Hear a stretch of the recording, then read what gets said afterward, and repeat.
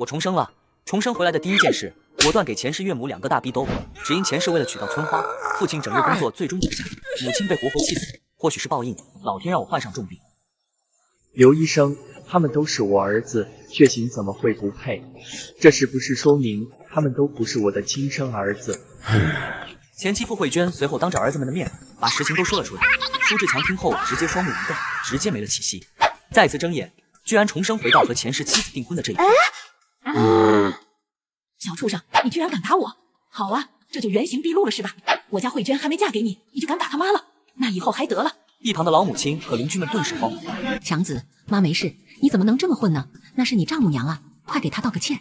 对，你丈母娘也是不小心推了你妈一下，这不是没事了吗？我可受不起她的道歉，强子，我是不可能把慧娟嫁给你的。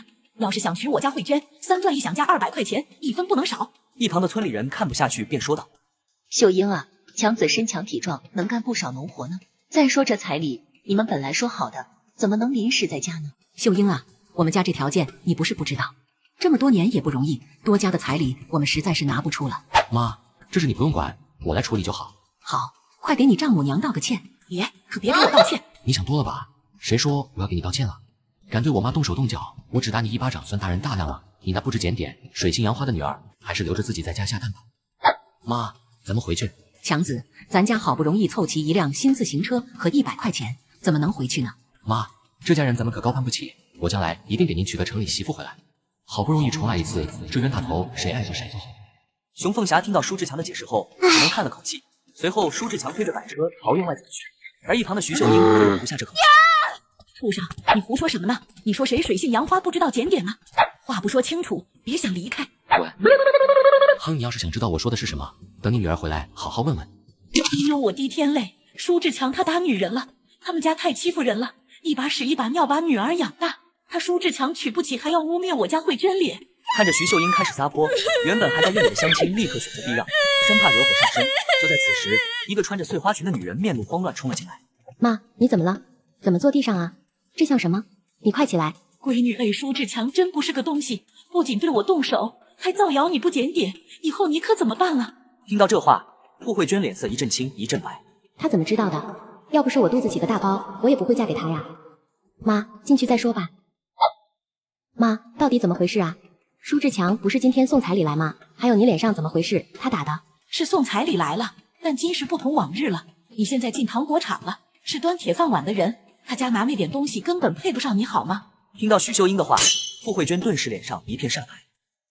我重生了，重生回来的第一件事，果断给前世岳母2个大逼兜，只因前世为了娶到村花，父母被我活活气死。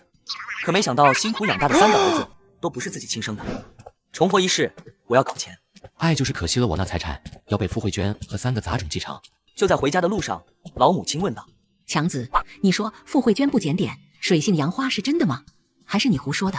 妈，我没胡说，那个女人确实不配做您的儿媳妇，要不到8个月，她就是当妈的人了。前世傅慧娟嫁给他1个月左右，就说怀孕，不到6个月就把孩子生了下来，还说舒志强一家没给补足营养，导致早产。奈何舒家一家子吃了没文化的亏，最后把傅慧娟当宝贝供着。那这个女人，咱们不仅不能要，咱们还得离他们家远一点。强子，你刚刚跟妈说的娶城里媳妇，是真的还是假的？好家伙，乡下姑娘的彩礼我都拿不出来，还真惦记上了城里姑娘。当然是真的了，还能骗你不成？不过咱们得多赚钱再说，只要咱们家有钱了，城里的姑娘才能看上咱，而且咱也不能亏待人家不是。对，难得你有这门心思。我和你爸苦点没事，但不能苦了人家闺女。看着老妈的模样，舒志强无奈地叹了叹气，上辈子真没让傅慧娟吃多少苦，就连丁字裤都帮忙洗，可到头来没得到一句好话。舒志强想到这里就暗下决心，这辈子一定不会再让这样的事情发生。妈，哥，你们回来了。看到弟弟妹妹的模样，舒志强眼泪夺眶而出。上辈子为了让自己顺利结婚，吃的苦比他还多，更是在小小年纪就付出了鲜活的生命。志国，你还活着，真好。哥，怎么了？没事，哥就是看见你高兴，看你瘦的，以后得让你吃胖点。妈，哥，这不是给慧娟嫂子的彩礼吗？你们怎么拿回来了？吹了，以后见到她，你们都离远点，明白吗？这时，大伯舒龙和大娘从房间里走了出来。凤霞、强子，你们不是去傅家谈婚事吗？怎么把这些东西搬回来了？秀英临时要把彩礼加1块手表和收音机，还有200块钱，咱家拿不出来呀。这娘们真是太过分了，这都谈好的，怎么能临时变卦呢？对于徐秀英的出尔反尔，谁听了都不舒服。不过舒志强觉得挺好，变卦就变卦呗，一个水性杨花的女人罢了，我可没打算做买一送一的买卖。留下一句话后，舒志强扭头就搬着缝纫机进了房间。嘿，你小子说的什么话？他要是变卦了，你上哪娶媳妇呢？还有你说的那什么水性杨花，买一送一，我怎么听不懂呢？强子，这话可不能乱说，你不能因为徐秀英临时加价而去污蔑人慧娟呐。而且村里大嘴巴多，要是传出去了，大队可是要治你罪呢。看着老大和他媳妇你一句我一句，熊凤霞也不得不担忧起来。这时，舒志国突然站在门外喊：“哥，大姐回来了。”根据前世的经验，大姐回来是给他送钱来了，更是因为这钱丢了命。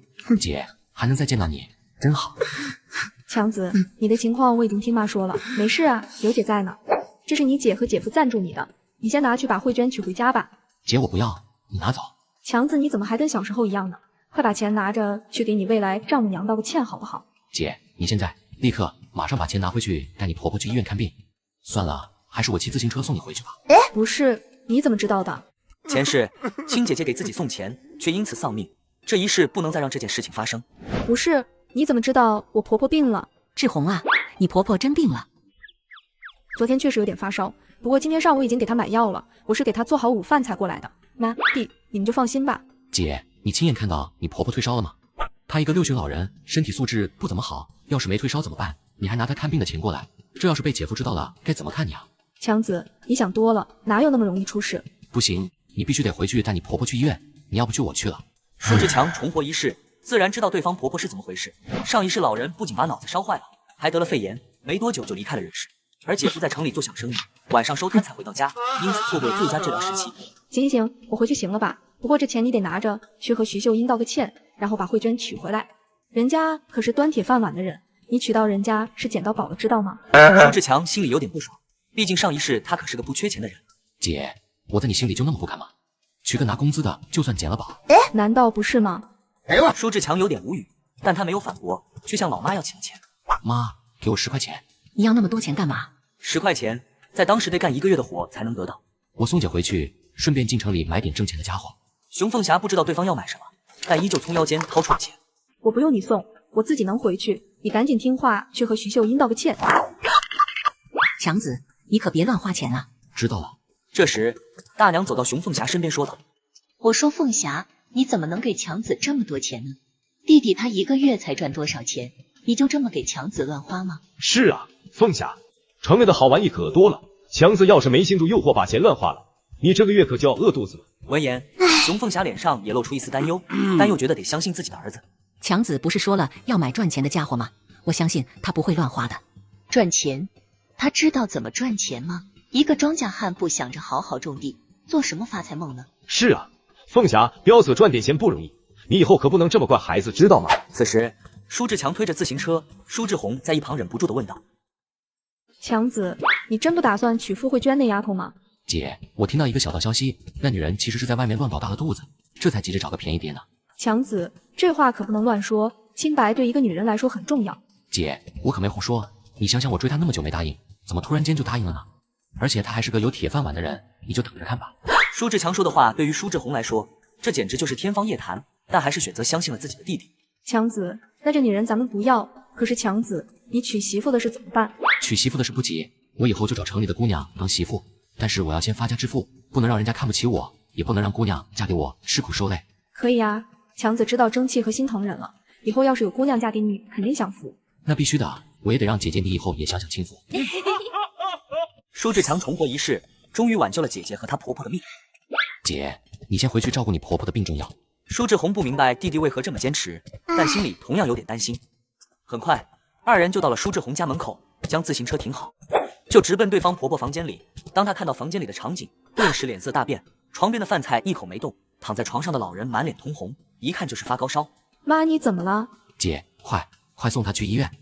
老人病得很严重，骑自行车是不可能了，只能背着去医院。好在刚出门就遇到一个大叔骑着3轮车走了过来。同志，麻烦帮个忙，送我长辈去趟医院。这个时代，只要你喊人家同志，不管你求对方办什么事，可以说是成功一半了。大叔看到舒志强这情况，立刻就点了点头。没问题。姐，你跟着去照顾你婆婆，我骑自行车跟着你们。10多分钟后，一行人终于到了医院。谢谢同志。陪着小伙子真讲究。大叔看着手里的2毛钱，忍不住轻笑一下。本来想着做活雷锋，没想到对方还给钱了。半小时后，经过一番折腾，舒志红婆婆终于看上了医生。不是我说你们这些当子女的，老人烧的这么严重，都不早点送人，要是再晚一会，脑子和肺都会烧坏的，知道吗？可是我在诊所给我妈买过药，吃个药就什么都能治吗？就能治百病吗？而且你妈当时烧退了吗？有情况还是要及时送医院，明白吗？舒志强可看不得姐姐受委屈，于是打断了对话。医生，谢谢你的提醒，我们以后一定会注意的。不知道我长辈现在的情况怎么样？体温已经在回归正常，等打完最后一瓶吊瓶，我再给你们开点药就可以回去了。还有，最近几天不要碰水，也不要吃生冷的东西，一旦有反复的情况，立刻送医院来。听到自己婆婆没事，舒志红终于松了一口气。将老太太送回家后，舒志强累得直接瘫坐在地上。这时，舒志红拿着喝的递给弟弟，他的眼眶突然水雾弥漫起来。强子，今天真是辛苦你了，要不是你的话，我婆婆真不知道会怎么样。原本今天是给弟弟送钱的，要不是弟弟不收他的钱，他又哪有钱带婆婆上医院？要不是这个弟弟，他真的会崩溃。姐，你这说的是什么话？我可是你的亲弟弟，只要你过得好点，这点事算得了什么？这不是没事了吗？别哭了。不过当弟弟的得劝你一句，我已经结婚了，以后得以家庭为重。我结婚这种小事，不值得你拿出所有积蓄来帮忙，知道吗？他的姐姐算是天底下最好的姐姐了，或许每个人都想有这样的姐姐，但是如果哪个男的娶了这样的媳妇，那可以说是倒了8辈子霉了。胡说什么呢？我亲弟弟结婚怎么能算小事呢？这种大事，我这个当姐姐的不帮忙，那我成什么了？舒志强顿时有些无语了。你就在这吃午饭吧，刚好我炒了一盘肉。好的，姐。对了，姐夫的茶水生意做得还好吗？还行，咱们家的茶水铺也算是老字号了，邻里闲暇的时候都会来喝一口，每天最少也有1块钱收入，好的时候有2块多。说起家里的生意，舒志红还是挺心满意足的，毕竟这个年代的铁饭碗也才30-40块一个月，而自己家最少也有30，多的时候还能有40-50。那还不错。这玩意赚大钱不可能，舒志强还是看不上。想到这，舒志红倒是先问了起来。强子，之前就听你说要进城买赚钱的东西，在路上又听你说要发家致富，你准备做点什么？现在改革开放了，国家也在大力支持个体户，所以我想做点生意，但是我现在没有本钱，我等会去百货市场看一下。话还没有说完，舒志红又掏起了腰包。姐，这刚跟你说的你就忘了，让你现在以婆家为重，不要动不动就把老本给掏出来资助我，要是我不争气把钱败了，你们的日子还怎么过？这不是你说没本钱的吗？我弟弟难得有这志气，我不得帮衬一下？本钱我自己有办法搞到，所以你不用操心了。如果我有什么赚钱的项目，到时候再让你入股。过了一会，舒志强吃饱饭准备离开。强子，你待会要去百货商场，要买的东西肯定不会少，钱我就不给你了，这些票你拿着。这个年代买什么东西都要票，没票的话都得议价才能买到需要的东西。谢谢姐。强子长大了，知道跟姐姐见外了，以后要是娶了媳妇，不知道会不会把姐姐给忘了。舒志强知道对方在跟自己开玩笑，所以只是哈哈一笑，就扶着自行车出了门。舒志强把姐姐和她婆婆安顿好，就去百货商场逛了起来。刚进门就看见摆满零食的柜台，舒志强想着给弟妹带回去点，于是走上前问道：“同志，这怎么卖？”听到舒志强的呼喊，那名售货员连头都没有回，依旧在和隔壁售货员有说有笑。这个年代的员工几乎都是仗着时代不能无故开除员工的政策，端着饭碗不干实事的人。舒志强微微一笑，抬手在柜台上敲了敲：“同志，手语会看吗？”听到他嘲讽自己是聋子，而且语气有些加重，售货员顿时翻了翻白眼，才慢悠悠地走了过来。要点什么？舒志强毕竟也是在这个年代过来的人，并没有在意什么。麻烦给我盛半斤桃酥饼和半斤椰蓉饼干。其实他并不想吃这个，但是想买给弟弟妹妹吃，最好也能让老妈也尝尝。很快，售货员慵懒地装好半斤桃酥和椰蓉饼干，然后递了过来。一共8毛。什么？8毛？没搞错吧？虽然对城里东西的价格没什么概念，但也知道5分钱就可以买一串冰糖葫芦。嘿，我都装好了，你还想不要吗？你这不是耍我呢？售货员的声音很大，把周围的顾客都吸引过来后，他不仅没有收敛，反而更猖狂了。大家快来看看啊，这人怎么能这样啊？闭嘴吧，你大嘴巴子在那叭叭叭叭叭的。谁说我不要了？找钱。见舒志强拿出了钱，售货员这才没有唧唧歪歪。舒志强也懒得和他计较，接过找回的零钱就离开了人群。几分钟后，舒志强来到渔具店。同志，你这有没有传心钩和编织渔网？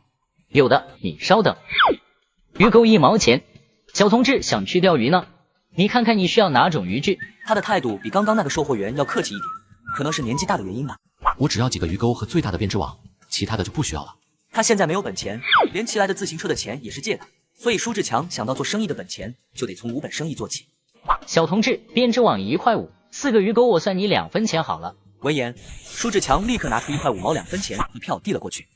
几分钟后，舒志强在一处修鞋匠的摊位上停了下来。修鞋大叔抬头看向舒志强：“小伙子修鞋吗？不修。大叔，你这有大力马绳吗？有，你要干嘛？钓鱼，能不能卖1卷给我？”修鞋大叔从修鞋箱里掏出一个和针线筒一样的东西，上面缠着的就是大力马绳。拿走，你给1毛钱吧。1毛钱有点溢价了，但这玩意不用票，所以舒志强自然就没有讲价了。1个小时后，舒志强回到了家里。可是，哥，爸好像回来了。如果知道这些桃酥饼花了1斤猪肉的钱，他可是会打你的。舒志国一眼就认出那辆车，所以就直接说了出来。那辆车是舒志红嫁人的时候，男方的彩礼送过来后，就一直是舒彪在骑。回来就回来了呗，估计去地里了吧？志国，你待在家里不要乱跑，爸妈回来问起就说去当上了。所谓靠山吃山，靠水吃水，舒志强立刻就想到了长湖大队附近的一湖，里面的水产可一点也不少。舒志强顺手拿起一旁的砍柴刀，准备去砍点竹子。然而刚出门就遇到一个中年男人气势汹汹地走了过来。哥，你快跑！跑哪里去？想到今天是儿子和亲家谈婚事的日子，他特意推了工作跑回来的。可结果呢？当然是跑荡上去，我去砍点竹子。砍那没用的玩意干嘛？不准去！听到儿子不务正业，鼠标心里更是气不打一处来。爸，我砍竹子可不是没用，那是我接下来赚钱最重要的一步。哎呦我的妈！重活一世，我为了退婚给了前世岳母1巴掌，可家里的老父亲知道后，却依旧让我带上彩礼去提亲。赚钱？你赚个屁！你要是能赚钱，那祖坟都会冒青烟。现在就给我换身衣服，把彩礼都送去。你未来丈母娘家给他道歉，我刚刚已经去谈好了。人家慧娟人美心善，不要3转1响就愿意跟你结婚。碰到这么好的姑娘，也不知道你上辈子积的什么德。老父亲的这番话，直接把舒志强说懵了。不行，这辈子绝对不会再娶那个水性杨花的女人，哪怕和父亲翻脸。积德，我看是造孽还差不多。我是不会去的，我也不会娶那个女人，买1送1的事还是便宜别人吧。听到他的话后，舒彪顿时抽出10几年的藤条过来。小兔崽子，人家一个黄花大闺女，你开口闭口就造人家的谣，要是让外人听到了，你是要进去踩缝纫机的。舒志强不愿再与父亲纠缠，留下一句话就拿着砍柴刀跑了出去。爸，你就大声喊吧，到时候全村都知道你在造福慧娟的黄谣了。闻言，舒彪立刻闭上嘴巴，不再大喊大叫，但却狠狠地回头看了一眼熊凤霞。那小兔崽子就是被你惯坏了，人家慧娟马上就要端铁饭碗，哪怕是学徒也有30块钱1个月，他舒志强一个庄家糙汉子，凭什么看不上人家，还造人家的谣呢？我看他是脚痒了，想踩缝纫机了。熊凤霞这时有些底气不足的替儿子狡辩起来。老叔，强子他有自己的想法，而且庄稼汉怎么了？你不也是吗？像你这样大呼小叫的，是不是想让村里人都知道那话是强子说出去的？舒彪气得不行，脸红脖子粗的看着老婆。行啊，我在外面累死累活的干，你们倒好，开始和那小兔崽子合伙跟我抬杠了。那以后他娶媳妇的事你也别找我了，就你负责好吧。熊凤霞一时哑然，她一个村妇拿什么帮儿子娶媳妇？大哥说他会赚很多钱，要娶城里的媳妇，还说要给我们都买新衣服呢。就他，大白天的就开始做梦，钱难赚，香难吃，他在外面混了那么久，他还不知道。不过这儿子也算没白养，至少还知道孝敬老子。就在此时，舒志强已经来到了湖泊边缘。舒志强并不知道家里后面发生的事，但他知道父亲生过气就不会有什么事了。这时，舒志强发现了一个好东西——蛇泡果。通俗点讲就是野草莓，学名叫蛇泡果、龙吐珠什么的。舒志强快速采摘，把采摘好的蛇泡果都放在布兜里，接着就去砍柴。舒志强拿起一根刚砍下的竹子打量了一下，不错，不老不嫩，无虫眼，节点也比较密，非常适合做鱼干。就在舒志强准备回家的时候，差点被脚下的竹笋绊了一下。嘿，你真是招嘎呀，急着想当你强哥的口粮。舒志强冷笑一下，然后挥刀就把竹笋给挖了出来，同时还顺带把对方兄弟姐妹一起挖。舒志强挖累了躺在地上，想到自己家所在的舒家村被其他几个村围绕在中间，大有困兽斗之势。这个地方的风水一看就不怎么样，必须得多赚钱，让一家人住进城里去。经过一番折腾，舒志强终于带着所有东西回到家。都过了这么久了，老爸的气应该消得差不多了吧？然后刚到门口就看到弟弟舒志国低头坐在凳子上，像是发呆。哥，你看我给你留了什么？说完，他将手心打开，里面装着一块桃酥饼和椰蓉饼。给我留的，其他你都吃完了吗？什么叫我吃完了？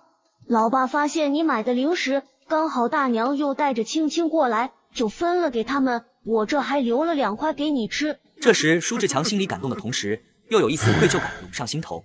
那谢谢你了，不过这饼还是你留着自己吃吧。还有，你看看大哥给你带了什么回来。哇，好多泡泡果。不过很快他就闭上了嘴，心想这要是被舒青青听到了，又得分走。乖，青青看到就看到了，咱们要懂得分享，知道吗？老爸想分给谁就分给谁吧，我也没必要为了几毛钱和家里翻脸，等明天赚钱了再给治国买就是了。舒志强走到一旁，就开始制作起接下来要用的工具。舒志强重活一世，依靠前世空军佬的记忆，准备赚第一笔启动资金。哥，你是准备去钓鱼吗？对呀，大哥钓鱼给你吃好不好？好啊好啊，我要吃鱼。好，明天我给你做鱼吃。舒志强微微一笑，对自己捞鱼的本事信心十足。哥，这是你做的鱼竿吗？对，喜欢的话送你一根。你这兔崽子，回来也不知道去地里帮忙，净搞这些没用的玩意。看到舒志强在家还搞了这些玩意，舒彪就气不打一处了。两个没出息的东西，读书比不上丹丹，姑娘都主动了，还不去娶进门，就知道搞这些没用的玩意。一旁的熊凤霞看不过去了，连忙出声替儿子辩解。说说就行了，儿子做这些也是为了打鱼赚钱，你怎么就不知道好歹呢？你说什么呢？两个儿子就是被你惯坏了，还不快去做饭，晚饭不吃了。熊凤霞没多说，放下农具转头进院子。舒志强拍了拍治国的肩膀，去帮妈烧火，我再做2个地笼，晚上去盐思湖放鱼。好，妈，等等我。舒志强再次坐下，把竹子整理了一下，开始做地笼。就在此时，一只满是老茧的手伸了过来。你妈给你的10块钱还剩多少？拿出来。舒志强抬头看了一眼父亲，明天我要去镇上卖鱼，需要零钱，明天下午或者后天还给你。舒志强想着依靠前世记忆，在水产丰富的湖水里来一波大丰收。等我有了本钱，我想做点啥生意不行？卖鱼？你的鱼从哪里来？你不会以为你搞这几根没用的东西就能钓到鱼了吧？别做梦了！就算你能钓到鱼，又能钓到多少？能把10块钱卖回来？要是被洪秀章当投机倒把抓进去，你可别说我是你老祖，我可丢不起那人。爸钓到多少，很快您就会知道了。至于您说的投机倒把，我觉得我有必要跟您科普一下。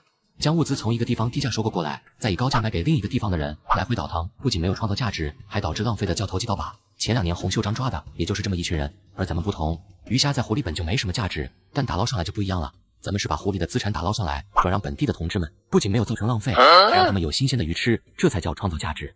老父亲被舒志强说的一愣一愣的，这小子不过小学文化，怎么比我高工头还能说了？你别跟我说那些有的没的，钱我可以不要，你钓鱼我也可以不管，但是慧娟那丫头，你明天必须去取回去，人家可是10里8村的一枝花，而且马上就是有工作的人，一个月可是有30块钱的，你一个庄稼汉去哪找这么好的姑娘？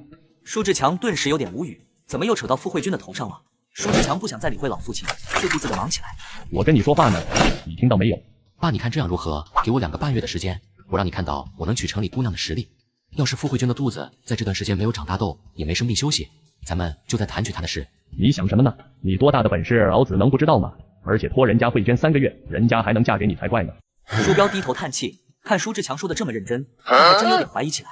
沉思了一会，突然询问道：“小兔崽子，你说慧娟那丫头肚子里头长痘痘的消息可靠吗？”爸，您就瞧好吧，只要那女人不做手术不吃药，3个月肚子定是长个大痘痘。不过您可别去大嘴巴，知道的人多了会出大事的。舒彪半信半疑的看了舒志强一眼，也就没再提这事。这时母亲熊凤霞喊吃饭，桌上没别的菜，空心菜2吃，也就是空心菜梗加青椒和豆豉，另外一盘也就是空心菜叶子。毕竟舒志强刚重生回来，有些吃不惯。妈，这爸在外面流血流汗，难得回来一次，你就做这个给他吃。母亲和弟弟都用诧异的眼神看着舒志强，不明白舒志强怎么突然间变这么好了。老父亲更是一愣，这个怎么了？能吃饱肚子就行了。有的吃就行了，与其吃得好，不如把钱存下来给你和治国娶媳妇。是啊，吃这个也挺好的，至少不用饿肚子。舒志强也没说什么，3两口把玉米糊糊喝完后，起身离开了饭桌。爸妈，我去盐思湖钓鱼，晚点回来。舒志强重活一世，依靠前世空军佬的记忆，准备赚第一笔启动资金。哥，等等我。舒志国背着鱼竿和地笼，一脸担忧的看着身旁的大哥。哥，要是让爸知道你拿走了家里的鸡蛋，他会发火的。发火？不可能，绝对不可能！等咱们满载而归的时候，他就会熄火了。这鸡蛋可是打窝和鱼饵的重要道具，要是不拿的话，就会影响今晚的收获了。就在2人即将通过一个路口的时候，村子里传来一道妇女的叫骂声。哪个缺德冒烟的，又在扒老娘墙角？上辈子没见过女人啊！哥，又有人偷看玉琴婶洗澡了。正常，不过跟咱们没关系。这时，一个黑色身影踉踉跄跄的跟在他们的身后。哥，是傅云山那老光棍。看到是这家伙，舒志强顿时想到了什么好主意，于是趁对方准备超过他们的时候，一把摁住对方。傅老汉，去哪呢？哎呦喂，干什么玩意？快给我撒开！玉琴婶，玉琴婶，父老汉在。话刚出口，就被傅云山打断了，面露惊恐地盯着舒志强说道：“你别瞎叫唤！傅老头，你拉屎又没擦屁股吧？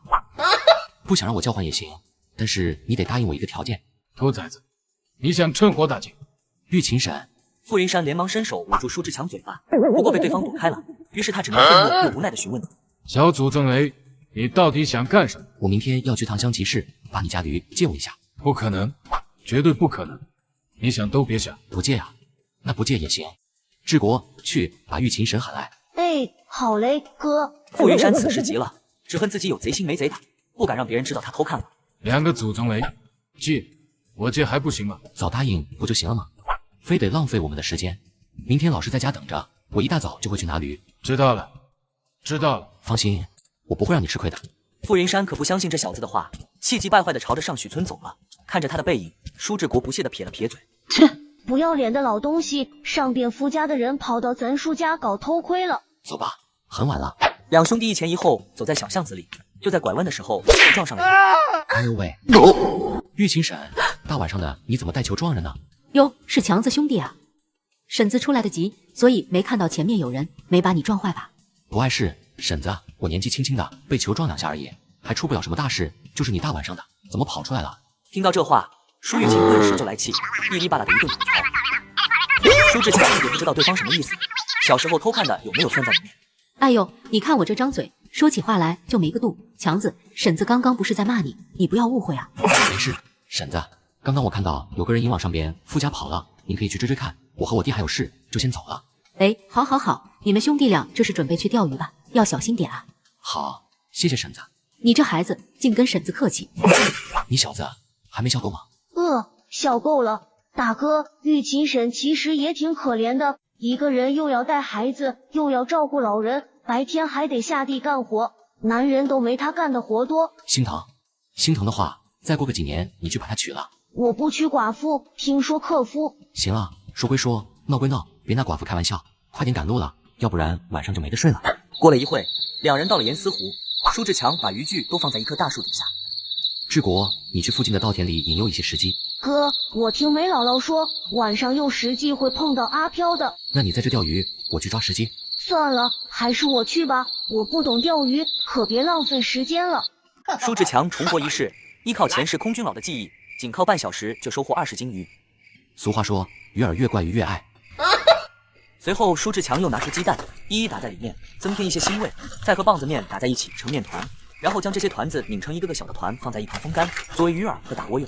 鱼儿们，今天给你们享受一顿自助餐，平时吃蚯蚓都腻了吧？来尝尝新鲜料。棒子团风干后，舒志强开始在湖面的水草附近打窝，随即丢了一竿在水草的附近，也就是最容易藏鱼的地方，又立即将棒子面撒在鱼钩附近。就在此时，鱼上钩了，舒志强连忙拉钩，一条手臂粗的草鱼瞬间脱离水面，开始挣扎。舒志强立即把草鱼丢进鱼篓里，舒志强脸上一喜，上辈子的经验果然没白费。就在此时，舒志国提着一兜的石鸡往回赶，眼前一亮。哥，你这是钓到多少鱼啊？小声点，别把鱼吓跑了，都在那里，你自己去看吧。哦，哥，这里是你要的石鸡。哥，这得有多少斤啊？不多，20多斤而已。什么？20多斤？这才1个多小时而已啊，就能钓到这么多鱼？你这是把鱼一家人都钓上来了啊？放在以前，他们一个下午也才钓到1、2条鱼而已。20多斤而已，这不算什么，再钓2个半小时，12点之前回家吧。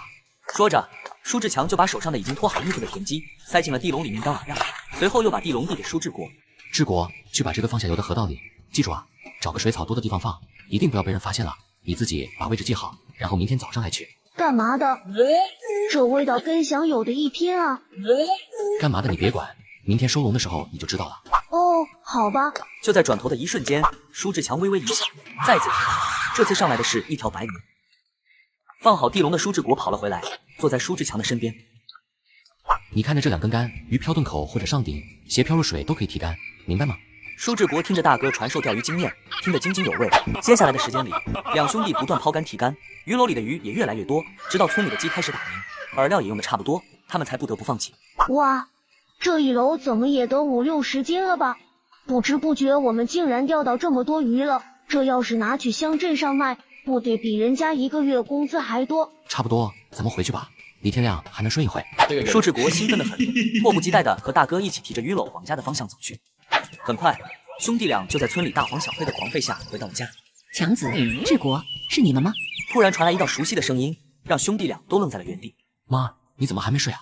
睡了又醒了。我看你们这么晚还没回来，心里放心不下。你爸呼噜打得响，里面又太热，所以我干脆就来外面等了。听到母亲的话，舒志强的心里顿时感觉到母爱的温暖。前世要不是我，要不是那个傅慧娟，母亲也不会走得那么早。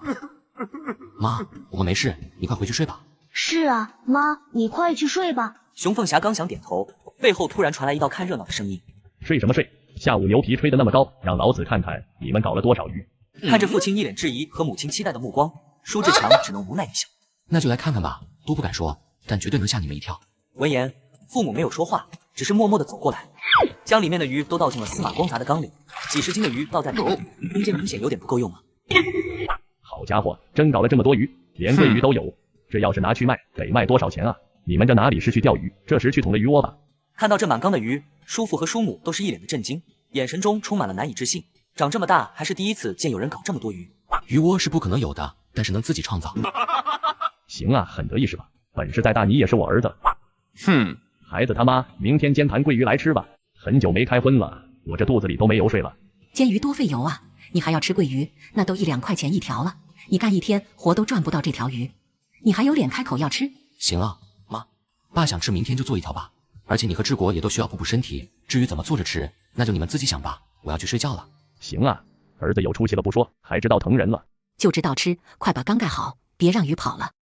第二天一大早，舒志强交代舒志国去取回昨天放的地笼后，提着一条鲤鱼往村长家走去。哟，强子，你这是上哪？你手里怎么提了条那么大的鲤鱼？强子，你这该不会是去给未来媳妇送的吧？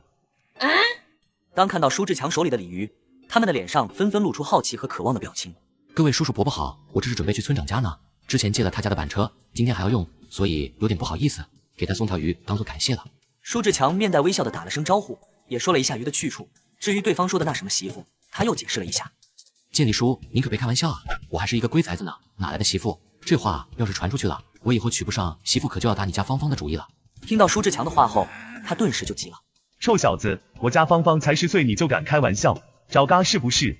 你未来媳妇不是富家慧娟那丫头吗？我可是听说你们彩礼都谈好了。就是，你爸这都特意回来帮你谈了，你还不好意思承认。强子你也不用不好意思，慧娟那姑娘确实也不错。一群人听到有笑话看，纷纷开口闹舒志强的笑话。我再强调一下，傅慧娟不是我媳妇，我不会也不可能娶她，你们要是再开她玩笑，当心人家告你们诽谤啊！我还赶着去借板车呢，就不陪叔叔伯伯婶子大娘扯了。舒志强提着鱼快步朝村长家走去，很快就来到对方家里，正好看到对方正准备开拖拉机。潮面叔，你这是准备去哪呢？叔潮面一愣，回头看了一眼，说道：“是强子，你小子找我有什么事吗？”叔，我想再借你家板车用一下。行，板车就在里面，你去拿吧。然而他话音刚落，院坝内就传来一个妇女的声音：“拿什么拿？不借！”舒志强二人都是一愣，回头看向那个拿着扫把从院坝里走出来的妇女，她就是舒潮面的老婆。但凡有什么人来找舒潮面帮忙，10次就有8次是他不同意。但舒志强早已不是之前那个舒志强，面对这种事还是有办法搞定的。于是他朝着送花季走去。哟，花季婶子，这是怎么保养的？怎么好像又漂亮了不少？听到这突如其来的一道马屁，舒潮面和他媳妇都懵了。在这个年代，可没人会这么夸一个妇女，因为多少有点耍流氓的意思。但这马屁拍的送花季很舒服。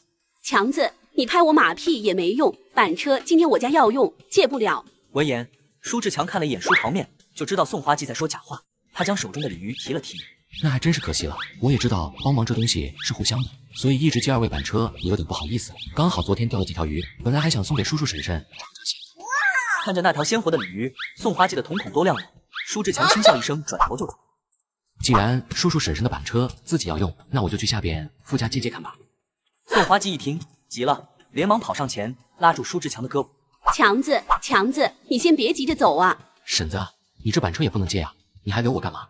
这鱼我可不能白给你，是要留着借板车用的。强子，你这说的啥话？什么鱼不鱼的？这板车我是过几天才用，如果你刚才说现在要用的话，婶子还能不借你吗？花了一条鲤鱼，舒志强这才把板车给借到手了。舒志国看到他回来后，立刻一脸兴奋地跑了过来。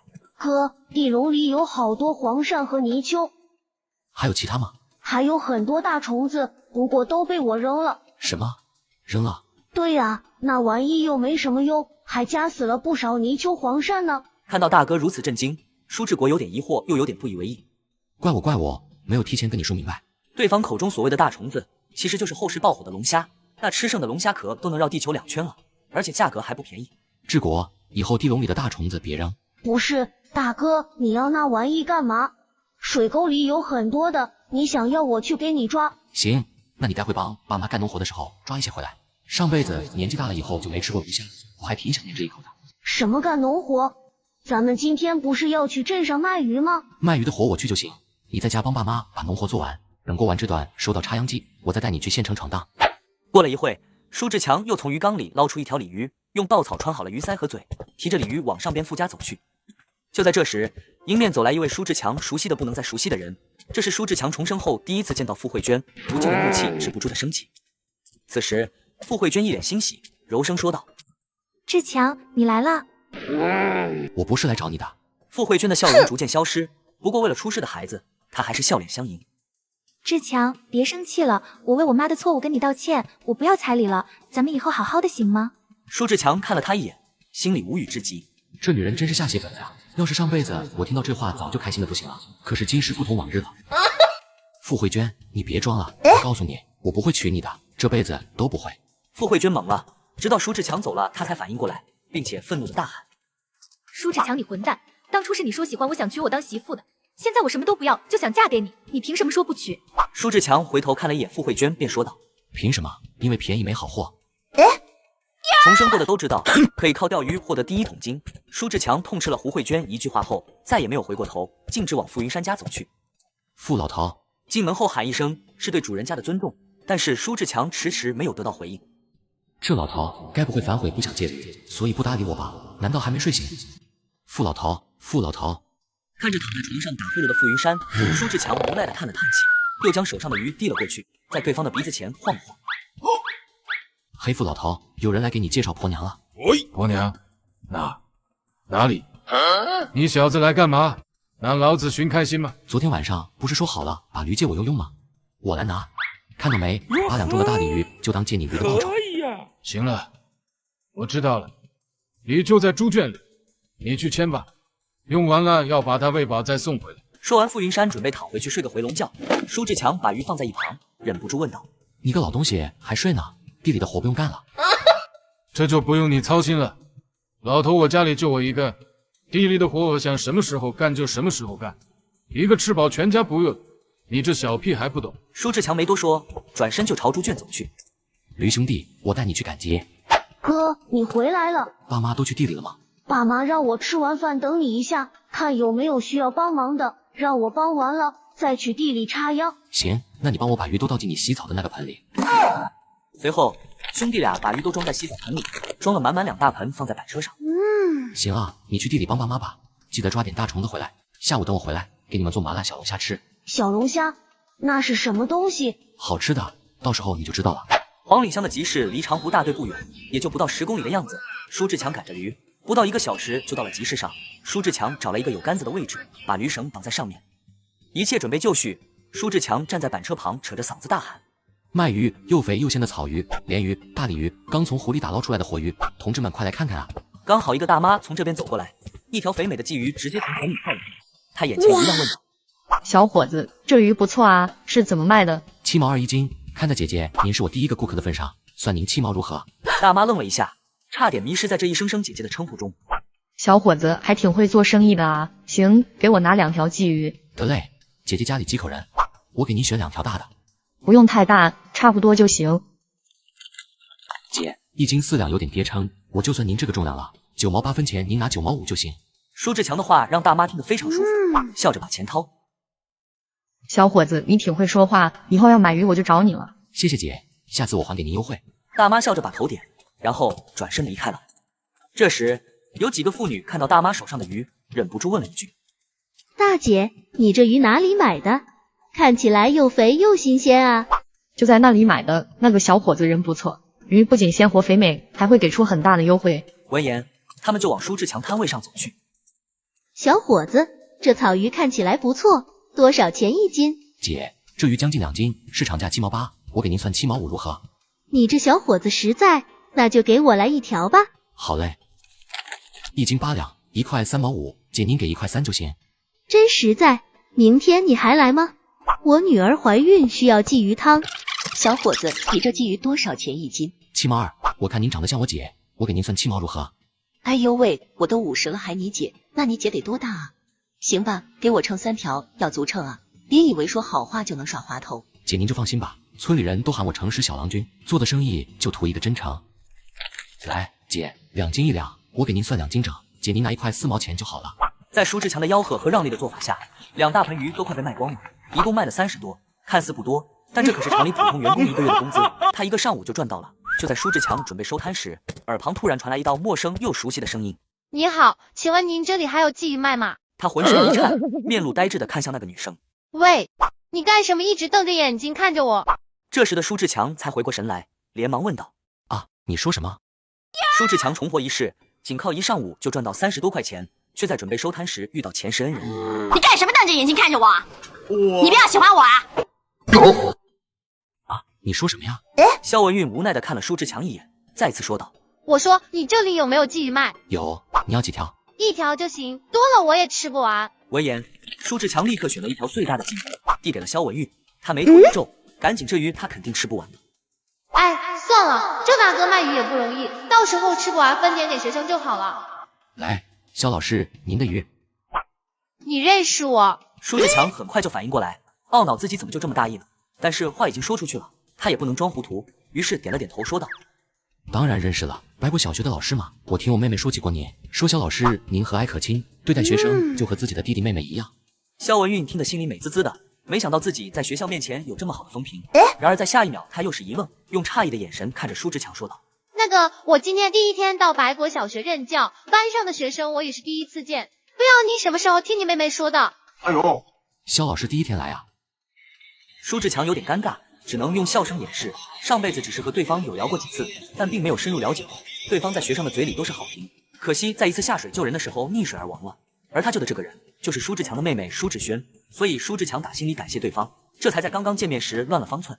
行了，我也不想听你解释，你就告诉我这里多少钱就是了。闻言，舒志强也将那份激动强压下去，逐渐恢复了情绪，面带歉意的说道：不好意思啊，肖老师，有些事情我没办法跟您解释，为了表达歉意，这条鱼我算您5折，给我4毛钱就好了。舒志强没有直接把鱼送给对方，因为知道他根本不会要。你不愿意说就算了，没有必要跟我道歉，我不能带头搞腐败贪污，所以不要你的优惠。说完，他拎着鲫鱼转身离开了。看着他的背影，舒志强看了许久后，突然喊了一声：肖老师，记得没事别去湖边转悠啊。真是个奇怪的人。这可是自己的恩人啊，我应该怎么报答他呢？喂，你这鱼卖不卖呀？卖，大哥，你要什么鱼？再次卖了几条鱼后，他将剩下的鱼放在板车上，然后来到肉摊旁。大哥，你这肉怎么卖的？你有票吗？这个年代资源匮乏，每种物资都是限量供应的，所以买很多东西都要票。舒志强拿出他姐给的票，只找到了1斤的肉票。大姐能把1斤肉票给他，估计已经拿出家里1半的肉票了。舒志强还是把票收了起来，向摊主问道：没票怎么卖的？虽然买什么都要票，但没票也不是不行，议价买就可以了。肥肉1块1一斤，剁刀肉9毛1斤，瘦肉8毛5一斤，五花肉8毛1斤。舒志强根据前世的记忆，知道家里已经很久没吃到肉了。上一世为了娶傅慧娟，真的是把全家都榨干了。这一世我一定要远离这个女人，让家人过上衣食无忧的日子。大哥，给我来2斤肥肉，1斤五花肉。摊主听到舒志强的话后，诧异看了他一眼。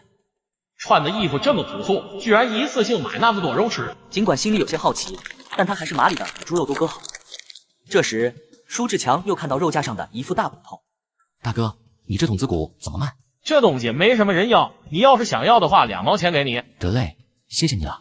舒志强随后又去了供销社，上次买的饼都分给大娘家了，轩轩没有吃到，所以他先去买了饼，又买了些大白兔奶糖，随后才去买了些生活用品。走出供销社，才发现刚刚帮忙看驴的大爷正目不转睛看着他这边。大爷，谢谢你啊。小伙子家里是来重要的客人了吗？买这么多东西？没有客人，主要是觉得自己以前亏欠了家人，现在有机会了，就想对他们好点。半小时后，舒志强回到了上店傅家，刚好到饭店的时间，村民们都对舒志强充满了好奇。哟，强子，你这驴哪来的？怎么有点像傅云山那老光棍？强子，你赶着驴去哪了？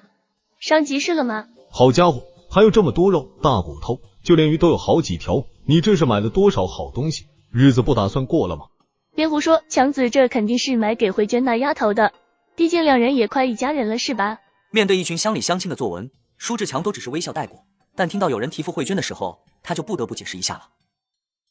各位叔婶，我和傅慧娟没有任何关系，我再把这事澄清一遍，我不会娶她，也不会和她结婚，大伙就当我配不上她，把这事接过去好吧？说完也不理会众人的惊愕，转头往家的方向赶去。这强子是疯了，还是在说胡话？慧娟丫头放着这么好的媳妇不要，估计是疯了，要不然也不会买那么多东西回来。就那些东西，没个10块钱下不来，谁家能这么造？你们别瞎说了，强子还是有自知之明的，他一个庄稼汉，确实配不上慧娟呢。听说慧娟明天就要去糖果厂了，那可是铁饭碗，30块钱1个月呢。舒志强重活一世，靠摆摊卖鱼走上致富路。怎么样，臭小子，鱼卖了多少钱？说着，他还斜眼看了一眼板车上的洗澡盆。舒志强轻笑一下，说道：“没卖完。”呵，我还以为你多厉害呢，也不过就这样。舒彪冷笑一下，准备嘲讽一下儿子。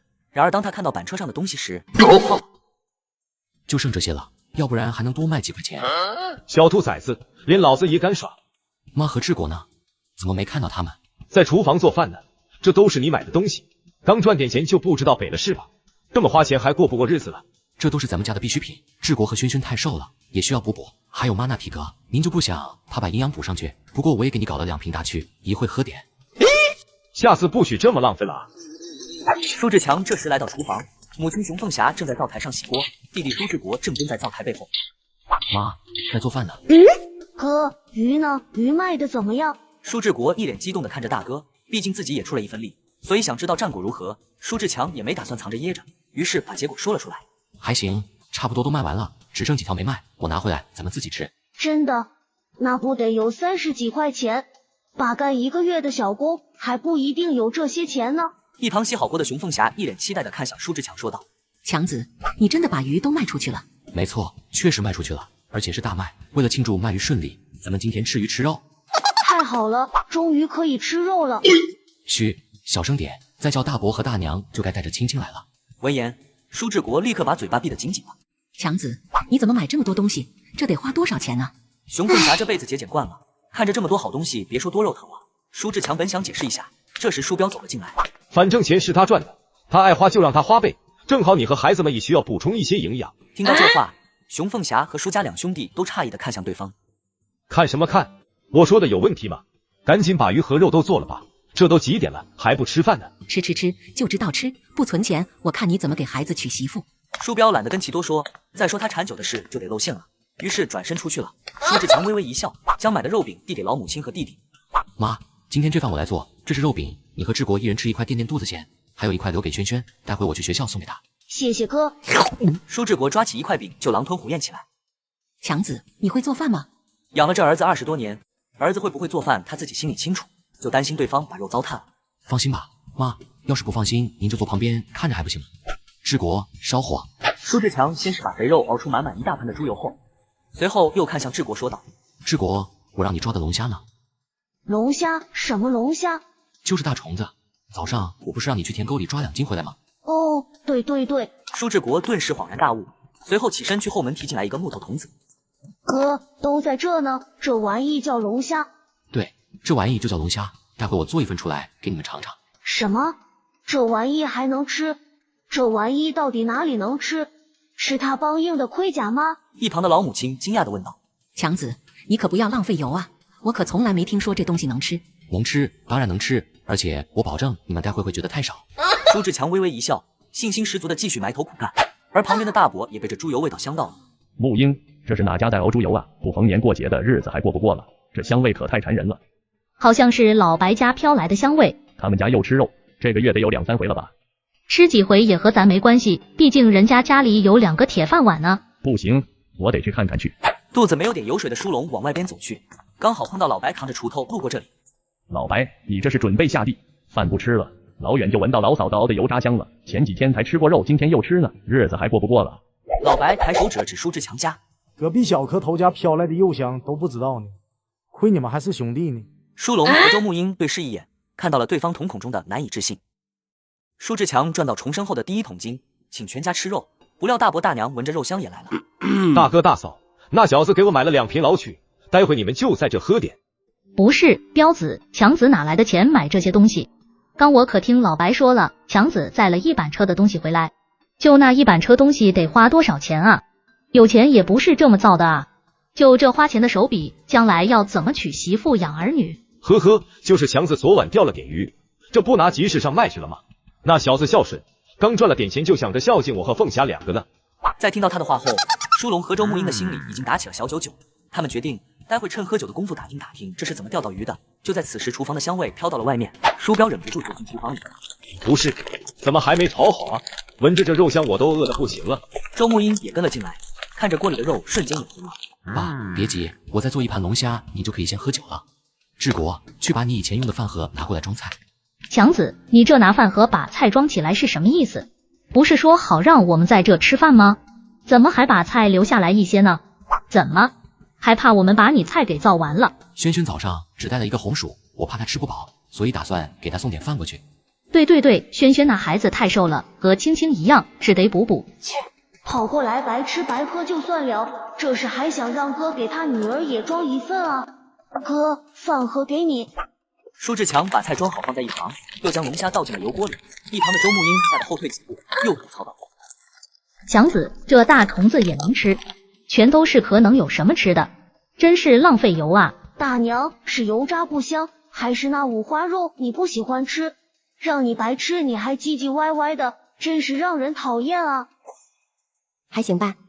哥，这大娘真的讨厌啊！讨厌也没办法，讲道理他不听，咱们也不能打他一顿。不过等哥赚钱了，就带你们去城里住，到时候眼不见心不烦。闻言，舒志国立刻点了点头，表示自己也会赚很多的钱。这时，浓郁的和鲜味弥漫开来，舒志国皱了皱眉头：“哥，你确定这玩意能吃吗？”好吗？这种还没有放调料就干闷的味道，确实不是很好闻。不过希望你待会不要跟我抢哦。舒志强轻笑一下后，将准备好的香料都倒进了锅中。不一会，一旁的舒志强就忍不住咽了咽口水。哥，香，确实香，我撤回我刚说的话。真香。然而就在此时，突然传来舒彪的呵斥声。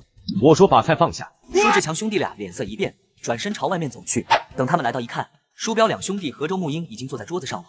2兄弟的脸已有些微红，桌子上也摆着2瓶舒志强买的大曲，而熊凤霞面露慌张，端着菜站在一旁。怎么回事？我在里面忙里忙外的，你们倒是先吃上吧。舒龙2兄弟还没开口，周木英直接来了个恶人先告状。强子，不是大娘说你吗？这你爸2兄弟还在吃饭呢，你妈倒好，直接把菜给端走，这让我们吃什么？闻言，舒志强看向母亲那边，才发现原本是盘满满的炒肉，但如今所剩无几了。强子，你爸和大伯他们吃菜太凶了，一口就是2块肉，我看你和志国还在里面忙活，怕你们待会没得吃，所以想给你们留着。熊凤霞感觉有点委屈，她委屈不是为别的，而是为孩子好，却被舒彪呵斥。这个当父亲的喝了2两白酒，居然直接开始撒酒疯。什么凶不凶？那菜不就是吃的吗？我和大哥难得坐在一起吃顿饭，你一个大老娘们看不懂眼色。见状，一旁的周木英也来劲了。就是凤霞，你也真是的，我刚刚都说了强子自己留了菜。听到周木英得了便宜还卖乖的话，舒志强顿时气不打一处来，双目凌厉地瞪着周木英。那菜打给谁吃的你不知道？谁给你的脸这么跟我妈说话？周木英顿时一愣，差点就被舒志强的语气给吓住了，于是他立刻怒斥道：“打给谁吃不是吃？还有我是你大娘，你妈的嫂子，长嫂为母说她几句怎么了？要我说你不就是舍不得那盘肉吗？要舍不得就别开那个口，让我们进来喝2杯。”这时的舒彪才反应过来，有人在点他，又有人打了他的脸。小兔崽子，你怎么跟你大娘说话的？赶紧给他道歉。闻言，周木英顿时冷哼一声，心里暗喜，脸上却露出一丝不屑。算了吧，我可不敢要他给我道歉，没看他的模样像是快要打我了一样吗？一旁的舒志国和熊凤霞一起不行。舒志强盯着周木英冷笑一声：“哎呦，我说大娘，你也知道您是我大娘，是我妈的嫂子呢。作为长辈，你吃着晚辈买的肉，喝着晚辈买的酒，还欠着我们家的钱，结果回头还说晚辈的不好，请问此举和那田间的白眼狼有什么区别呢？”舒龙眼见坐不住了，站起来骂道：“臭小子，你骂谁白眼狼呢？”大伯，你也别急着争论，今天吃的是谁买的肉，你不会装糊涂吧？还有你要知道，你这么做没任何好处，您只有2个女儿，咱们2家好呢，我赚了钱还能请您一块喝酒吃肉，您要是老了，不会还指望嫁出去的女儿给您养老吧？舒龙瞬间怂了，可一旁的周木英可没怂，他直接一巴掌拍在了舒龙身上。你个造孽的说话啊，怕他干嘛？咱女儿是大学生，她肯定能找个有钱男人，把咱们接大城市里去的。这时的舒龙沉声道：“走，跟我回去。”回去干嘛？你个天杀的，老婆被人骂了，你居然屁都不放一个。周沐英虽然抗拒，但还是被舒龙拉着走。或许是喝多了酒的原因，走到门口的舒龙忍不住放了个屁。妈，您没事吧？此时的熊凤霞泪眼婆娑地说道：“没事，我孩子长大了，能独当一面，我高兴还来不及呢。”舒志强这时才松了口气，看向那喝多撒酒疯的父亲，没想到竟然打起了呼噜。哥，锅里的菜好像烧了。我操！妈，志国，你们把爸扶房间里去睡吧。舒志强重活一世，坚决不娶不要彩礼还买1送1的前世妻子。慧娟，昨天舒彪夫妇俩不是过来和我们谈好了吗？咱们也说了不要他的彩礼，你能直接嫁过去。可那个舒志强怎么一上午都没来呀？来了，怎么没来？傅慧娟一想到那家伙对自己说的话，心里就非常的不舒服。难道他已经知道我肚子鼓大包的事情？来了？什么时候？我怎么不知道？许秀英一脸懵，怀疑自己是不是睡过头错过了什么。不过他已经得知自己女儿鼓大包的事情，所以也不在意彩礼这一事。就在此时，一个腰粗膀子宽的男人走了进来。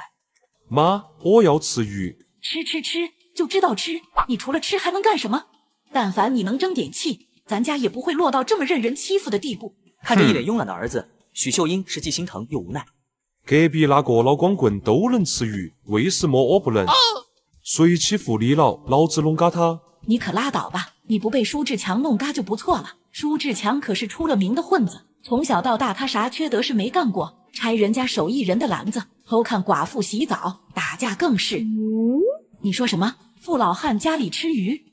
他一天到晚连地都不去，能吃得起几毛钱1斤的鱼？妈，我还能骗你不成？我刚从他家过，那老家伙确实在煮鲤鱼吃的。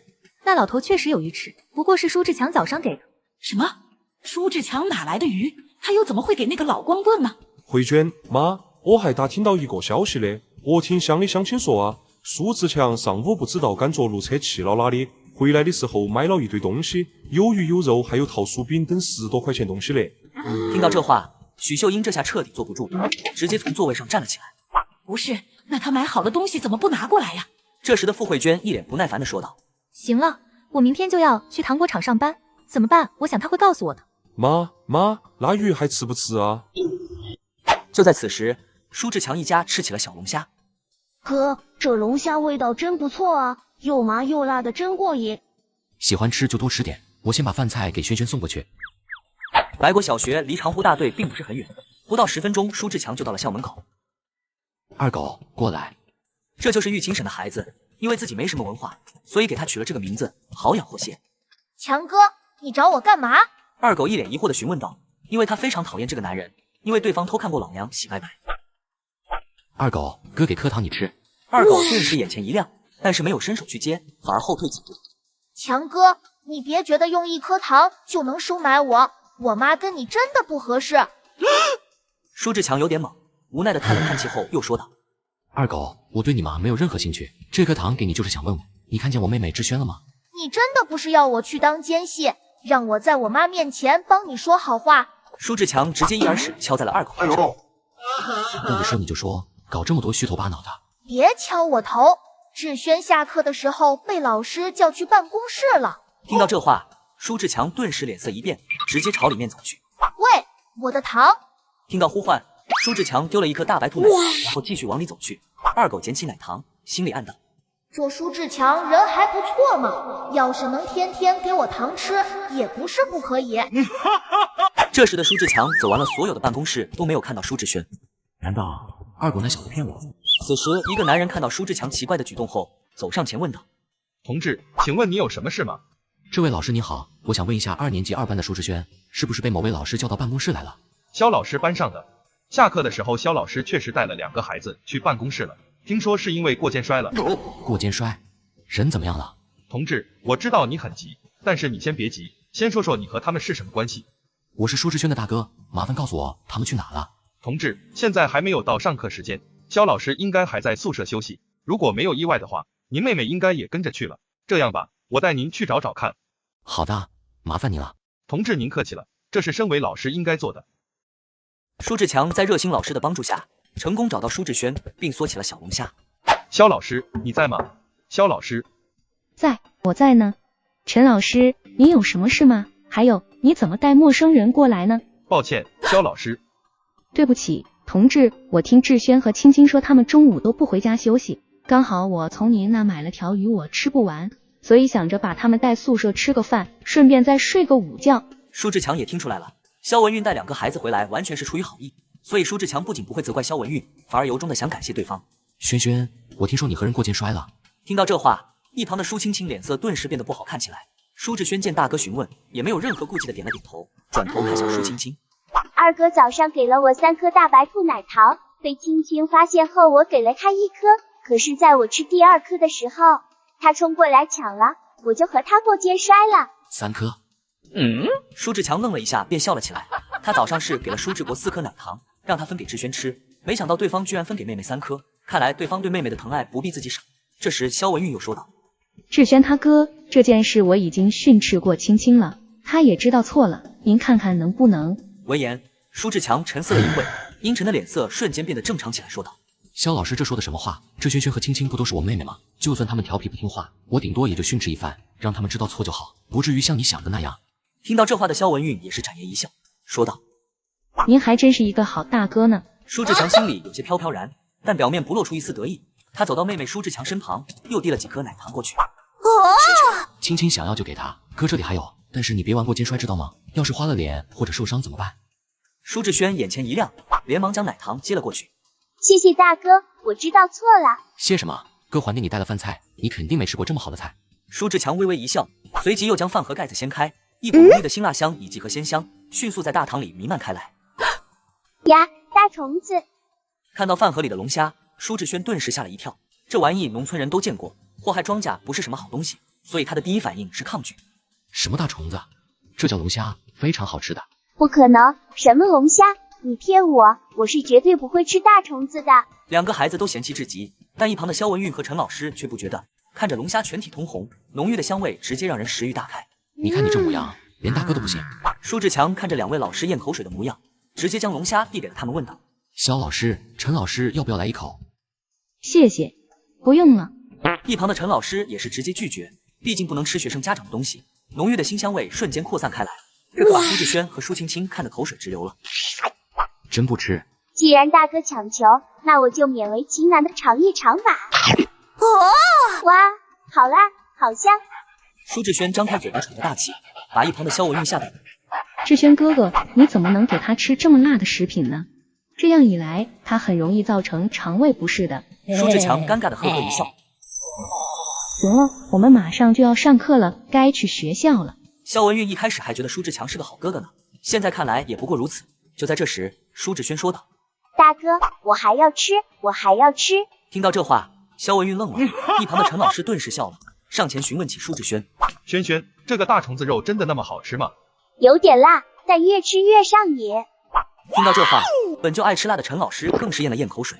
舒志强混了这么多年，也不是一个没有眼力见的人，他主动开口问道：陈老师，感谢您带我来找我妹妹，这是我做的龙虾，要不您尝尝看你的意见。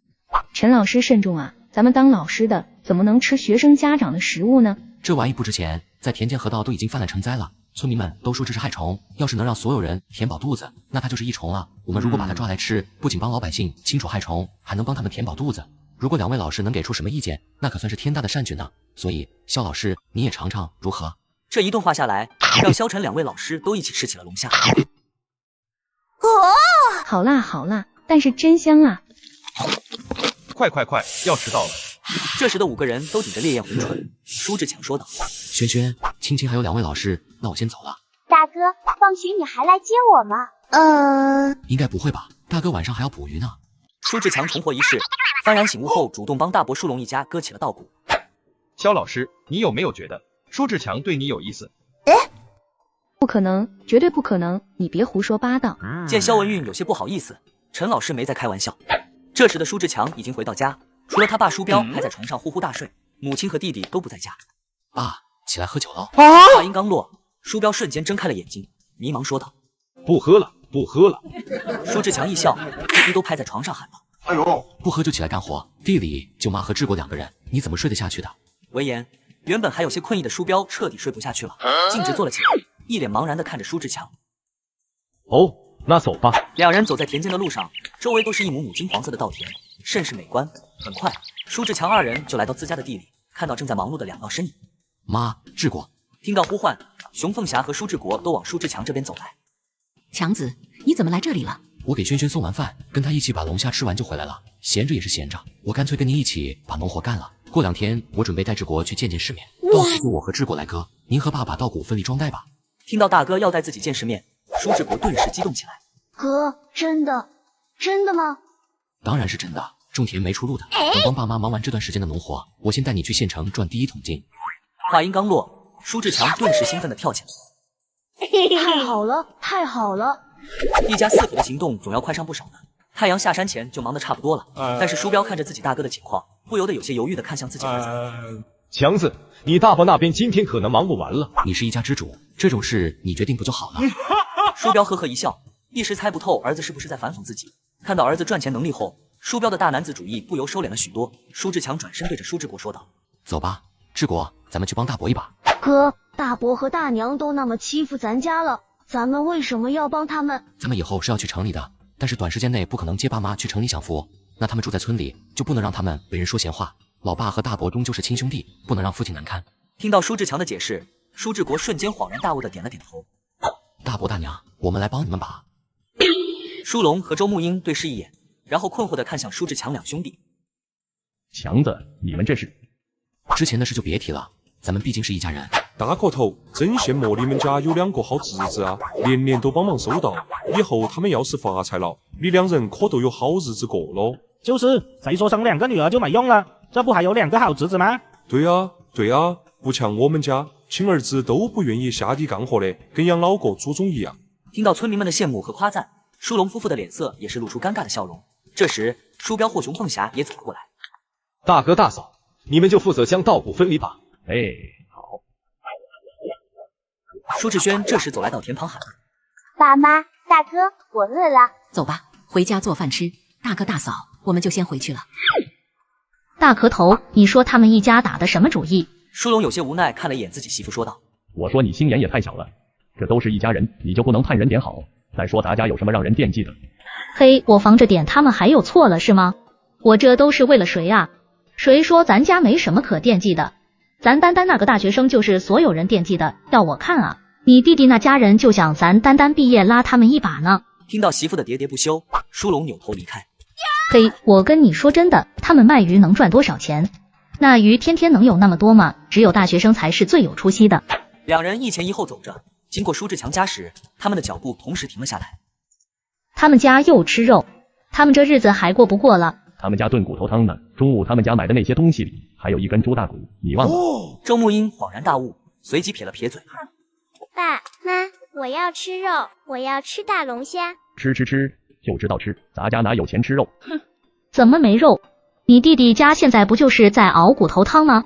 不过，青青，你说的龙虾是什么东西？舒志强重活一世，刚给大伯割完稻田，那不知好歹的大娘却跑上门要肉吃。哥，咱们晚上还做大龙虾吃呢。对于骨头汤，舒志轩还是更喜欢中午吃的麻辣大龙虾。上午卖鱼还剩几条，爸也说想吃桂鱼，我们还是煎鱼吃吧。大哥，你是不是因为肖老师不在，所以才不做龙虾吃的？话音刚落，一旁的舒志博和老妈脸上都透露着八卦气息。舒志强这时又解释起来：“别胡说八道，我中午送龙虾的时候，你不知道肖老师在啊。”原本以为这事就过去了，但一旁的熊凤霞压着捕捉内心的八卦，突然询问起来：“轩轩，你说的肖老师是怎么回事？”肖老师。舒志强见情况不对，他便打断了熊凤霞和舒志轩的对话：“妈，鱼熟了，饭好了没有？”“哦，我看看。”这时，舒志轩抬头看了看大哥舒志强，突然觉得气氛不对。“大哥，我错了，我再也不敢乱说了。”我告诉你，你要是跟家里人说肖老师的事，我以后绝不会给你买吃的。大哥，我知道了。大哥，我支持你哦。我觉得肖老师要比慧娟姐好很多很多，加油！这时的熊凤霞大喊：“开饭喽，快来吃饭了！”然而，当他笑着走出厨房的时候，却看到弟弟妹妹都站在一旁，而饭桌旁，大伯舒龙和大娘以及舒青青都来了。舒志强眉头一皱：“这家人怎么不知好歹呢？中午让你们白吃一顿肉，你们还反客为主，下午还帮你们收割稻田了，你们连句谢谢都没有。我们家开饭，你们闻着骨头味道又来了，属狗的吧？”尽管舒志强心里骂骂咧咧的，但是表面还是笑呵呵的打起了招呼。大伯大娘都来了哈。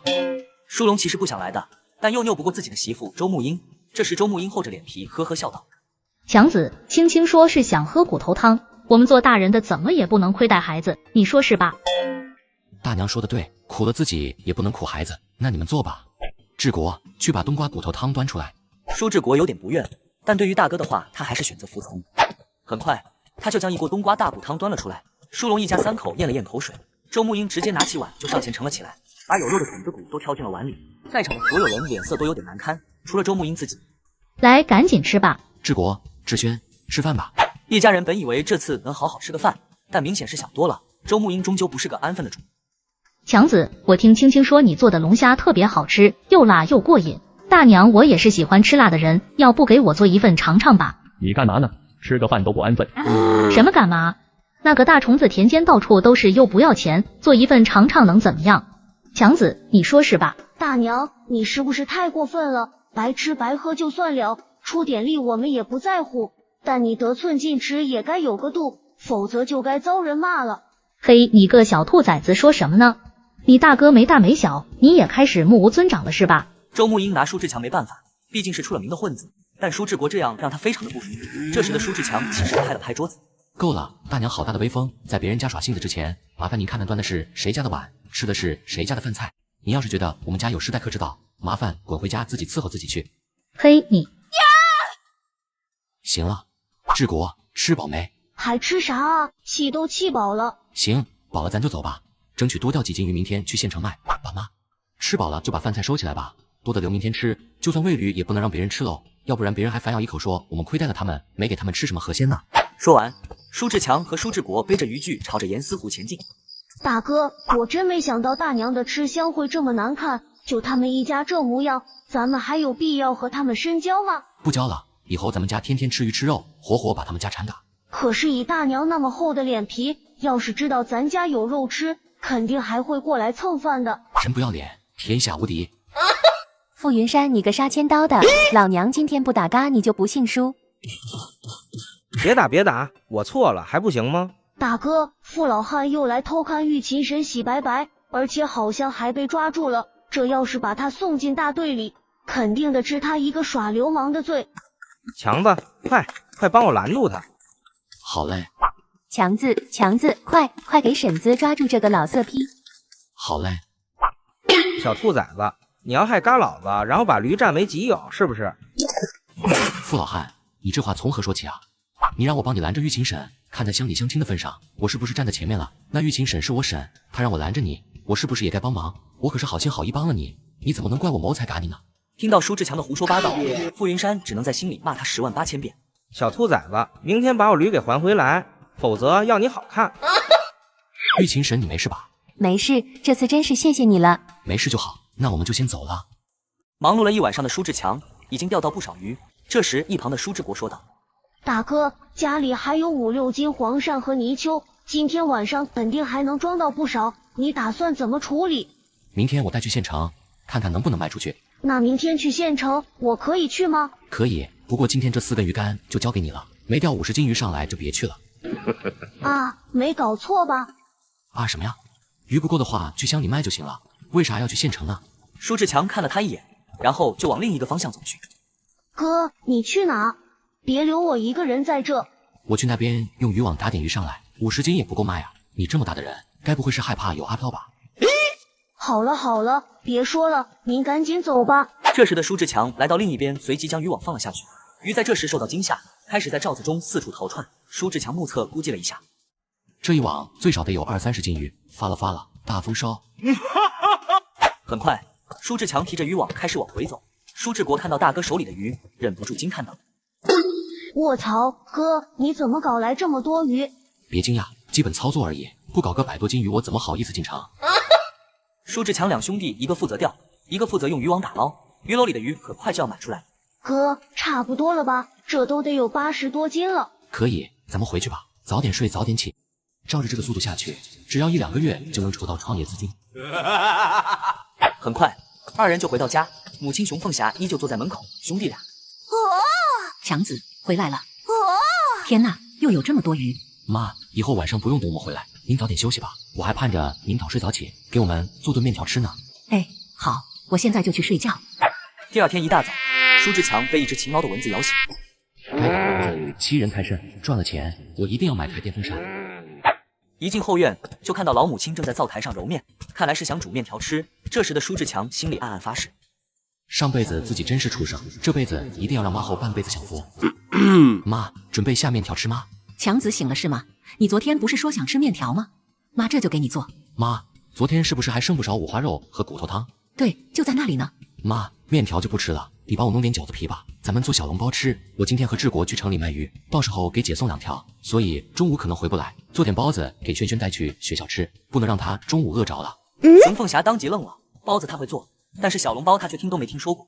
这时舒志国和舒志轩也醒了，一脸疑惑地走进厨房，看着熊凤霞和舒志强，一个在做饺子皮，一个在剁肉，三人顿时猜到了什么，瞳孔也瞬间亮了起来。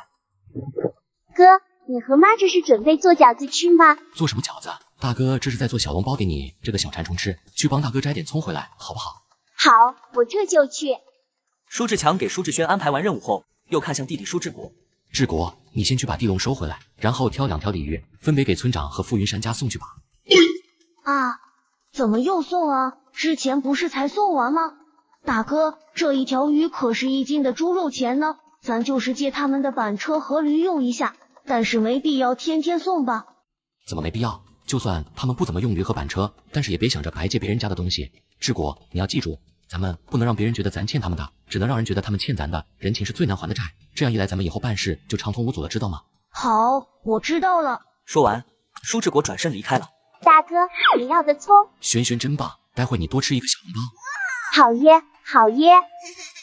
强子，你看这些饺子皮够吗？您继续做，我先包着看看。耶，有包子吃了，有包子吃了。妈，你不用急，稀饭还没好呢。我看这得有80多个了，而且你还煮了稀饭，再多的话就吃不完了。那这些够了，就这样吧。这时的舒志国送完鱼跑了回来，只不过脸上带着一丝不爽。哥，我刚刚看到傅慧娟骑着自行车不知道去哪里，还有那个傅老汉，那家伙真的是太过分了。他明明把鱼收了，却还开口让你把驴送回去，2条鱼啊，加起来2、3块钱呢。一想到那家伙的嘴脸，舒志国心里就非常的不爽。不用管他，那个老东西在因为昨天晚上的事生气呢，这话估计也就是气话。等咱们下午回来，我去找他谈谈。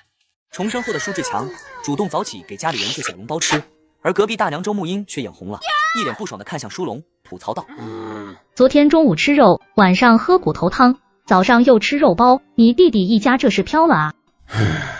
哎，这又是谁家在蒸包子吃啊？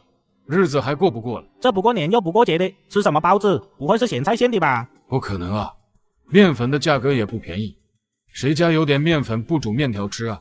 而且我闻到一股肉味，这绝对是肉包。一群准备下地的村民们纷纷停下脚步，循着肉包的香味使劲闻了闻。这年代舍得吃肉的人非常少，要是谁家吃肉，其他人就多闻闻，只要你闻到了，就跟吃到了一样。我昨天中午就闻到了炒肉的味道，当时我还奇怪谁家来客人了呢。结果你们猜怎么着？晚上的时候我又闻到了大骨汤的味道，这也不知道是谁家，一天到晚这么造是不打算过了。一个老人的脸上露出一丝肉疼，像是他家有人在败家似的。哎，我看那肉包子味好像是从小磕头家飘来。不可能，绝对不可能，他家穷的连媳妇都娶不上，怎么可能吃得起肉？不过我可听强子说了，他是不可能娶傅慧娟那丫头的。如果不娶媳妇的话，他家吃顿肉包子还是没问题的。对对对，我也听他这么说了。看着一群人纷纷附和，突然一个小伙子跑到面前询问道：叔，您说的是真的吗？强子那家伙真的说了，他不娶傅慧娟吗？这时候还能乱说吗？这些话都是强子在地里亲自跟我们说的。行了行了，我不跟你们说了，我地里还有不少活要干。对对对，赶紧下的把稻谷给收了，要是下雨就完蛋了。你可少说2句吧，当心我打烂你的乌鸦嘴。看着这群人的背影，刚刚那个年轻人突然松了一口气，脸上不自觉地露出一抹笑容。不行，待会干完活我还得去找强子问清楚。吃完早餐后，舒志强和舒志国把鱼都放在了板车上，回头对着熊凤霞说道：妈，弟弟的活别急，慢慢干，等我和志国下午回来就行。行，你们要小心点，知道吗？知道了。哥，带我一段路。好的，大小姐坐稳喽。三兄妹一起出去的一幕，正好被扛着锄头出来的舒龙夫妇看见了。大壳头的，你的大侄子怎么又搞了一车鱼去卖？盐丝湖里的鱼这么好抓吗？要不咱也去试试看吧？就那么2大盆鱼，这么说也得有几十斤，那可就是几10块钱了啊！我们一家种田种菜，得多久才能赚到几10块？地里的活就你一个人干是吧？那我倒是可以去试试看。舒龙以前也去过盐丝湖打鱼，但一天到晚最多也就1、2条而已，说是吃了顿好的，但也被周木英埋怨了一整天。你个没用的东西，嫁给你就没过过一天好日子。哼！舒龙无奈的看了一眼周木英，暗道：有好日子你是不珍惜啊！2个好侄子请咱吃1天肉，这种好事你非得闹上一闹。但凡你能给我生2个儿子，我也不至于看弟弟一家的脸色。驴车上，舒志轩一脸笑意的看着舒志强说道：大哥，你给我装20个小笼包，我中午吃不完怎么办？吃不完的话，那你想怎么办啊？我想分点给肖老师吃，这么好吃的小笼包，我想他一定会喜欢吃的。舒志强一愣，一旁的舒志国好奇的问向舒志轩，八卦道：轩轩，这肖老师是谁啊？这肉包子这么好的东西，你居然舍得分享给他吃？舒志轩看了大哥一眼，然后对着舒志国慢悠悠的说道：肖老师啊，他是前2天来任职的，不过他是我遇到最好最漂亮的老师，他会请我去他宿舍吃午饭，还会让我在他的床上休息，我真的好想好想让他当我的大嫂啊！嘿，你个小妮子脑子里想的都是些啥呢？舒志强有点无语，但舒志国像是听到了什么了不得的事一样，满脸八卦的看向舒志强。哥，你居然喜欢轩轩的新老师？胡说八道什么？我昨天才见人家第一面。哦，原来才第一次见啊！不过才第一次见面就能如此受轩轩和大哥的喜欢，看来这个肖老师确实有过人之处。滚蛋！舒志国和舒志轩对视一眼，随即哈哈大笑起来。很快白果小学就到了，舒志轩拎着饭盒下了车，走向舒志强面前。大哥你放心，当妹妹的肯定支持你。一旁的舒志国脸都快笑裂了，舒志强脸色一黑，呵斥道：还笑呢？我等会让你看看还能把我笑出来。舒志轩提着饭盒飞奔着进学校，不小心撞到一个人身上。哎呦！舒志轩抬头一看，惊呼道：肖老师，对不起，肖老师，我不是故意的，您没事吧？没事没事，你跑那么急干什么呢？有人追你吗？有啊，我大哥。你大哥？他追你干嘛？他早上一大早就起床做了1篓小笼包，说要来给肖老师您吃。我见他还有几10斤鱼要卖呢，就没让他来，结果他恼羞成怒了。舒志轩一本正经的胡说八道，又连忙将饭盒打开递给肖文玉。肖老师，这就是我哥起早做的小笼包，为了做这个给您吃，他晚上都没睡多久，您赶紧尝尝。听到舒志轩的话，肖文玉本就有些愣神，如今看着眼前的小笼包，他脸顿时就红了起来。重生不当接盘侠，舒志强靠摆摊卖鱼走上致富路。大哥，咱们要去哪里卖鱼啊？既然我们要卖鱼，那肯定是人越多的地方越好。等会我们就去县城最大的纺织厂家属楼那里卖。半个小时后，舒志强兄弟俩来到了家属楼楼下，周围也有不少摆摊的，但这些人都是佛系摆摊，脸上也没啥笑容。就在这时，一旁摆摊的大爷走来问道：小伙子，卖什么呢？大爷您好，我们卖鱼，又肥又鲜又大的活鱼。卖鱼啊？供销社就有，谁还来你这买鱼呢？卖鱼喽，又肥又大的活鱼，1斤左右的鲫鱼7毛5，2斤左右的草鱼8毛。走过路过不要错过，错过这个村就没有这个庙。想要的快来喽！突然的卖鱼口号把路人和一旁的摊主都吓了一跳。这家伙卖鱼就卖鱼，怎么还扯着嗓子喊呢？多扰民啊！见所有人都盯着自己大哥，舒志国脸红的不行，想找个洞钻进去。就在所有人都是错愕的神情看着舒志强这边，一位妇女却走过来。小伙子卖鱼啊，你这鱼新不新鲜啊？都多大的呢？闻言，舒志强立刻从盆里抓出一条1斤多的鲤鱼。姐，这鱼早上才从湖里捞出来的鹅，您看它新不新鲜？大妈听到这小伙子喊自己姐，心里先是一喜，随即看着对方手里不断挣扎的鱼点了点头。不错，这鲤鱼多少钱1斤？姐，这鱼7毛51斤，您是我今天第一个顾客，算您7毛。行，那就给我来这一条。得嘞。姐，1斤2两，8毛4分钱。我看大姐就像看到我姐姐一样，算你8毛好了。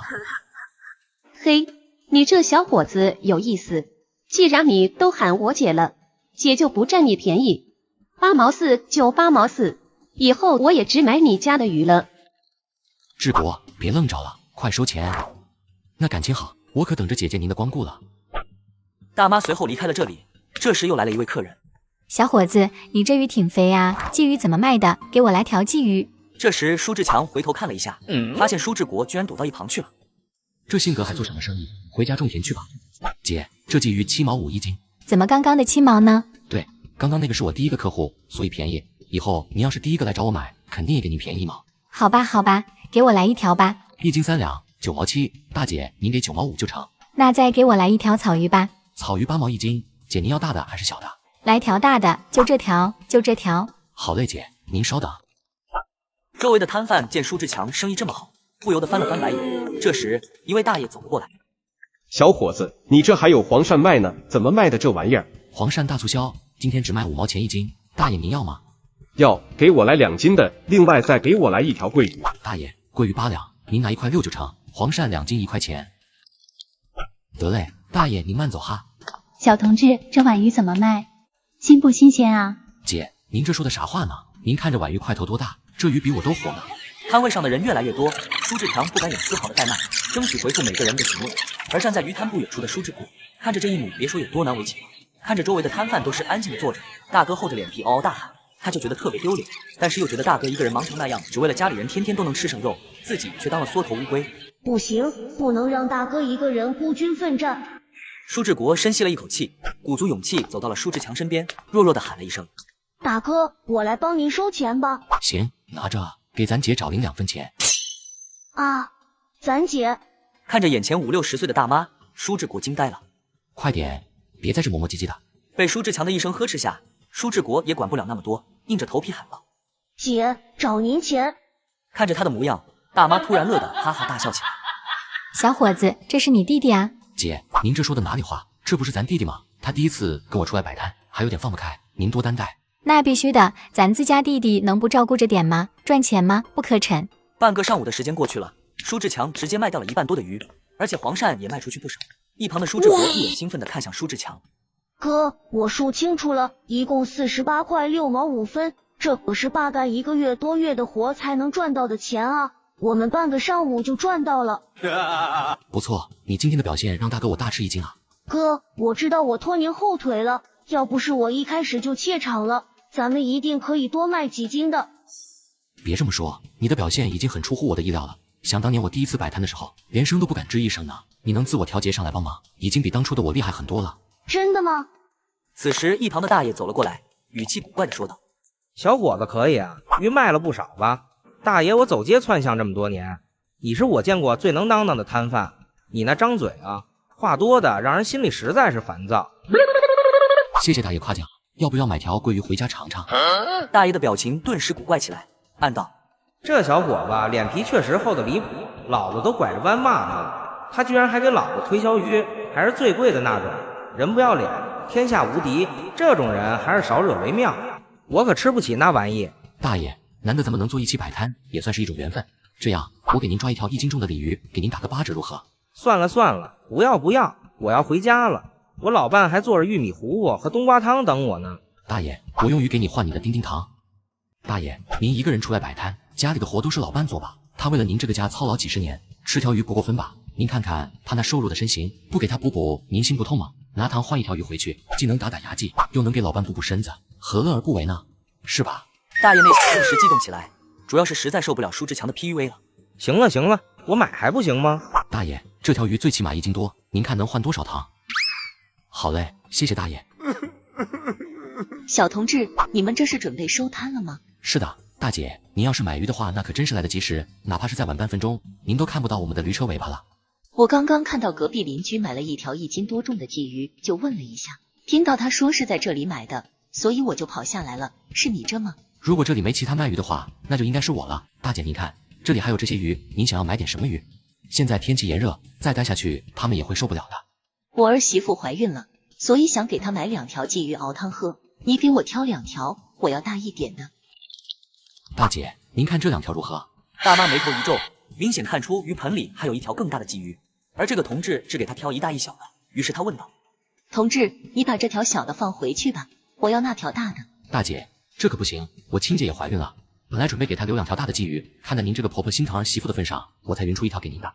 这样啊，行，那就这2条吧。得嘞，2条鱼一共1斤8两，1块3毛5，您给1块3就行。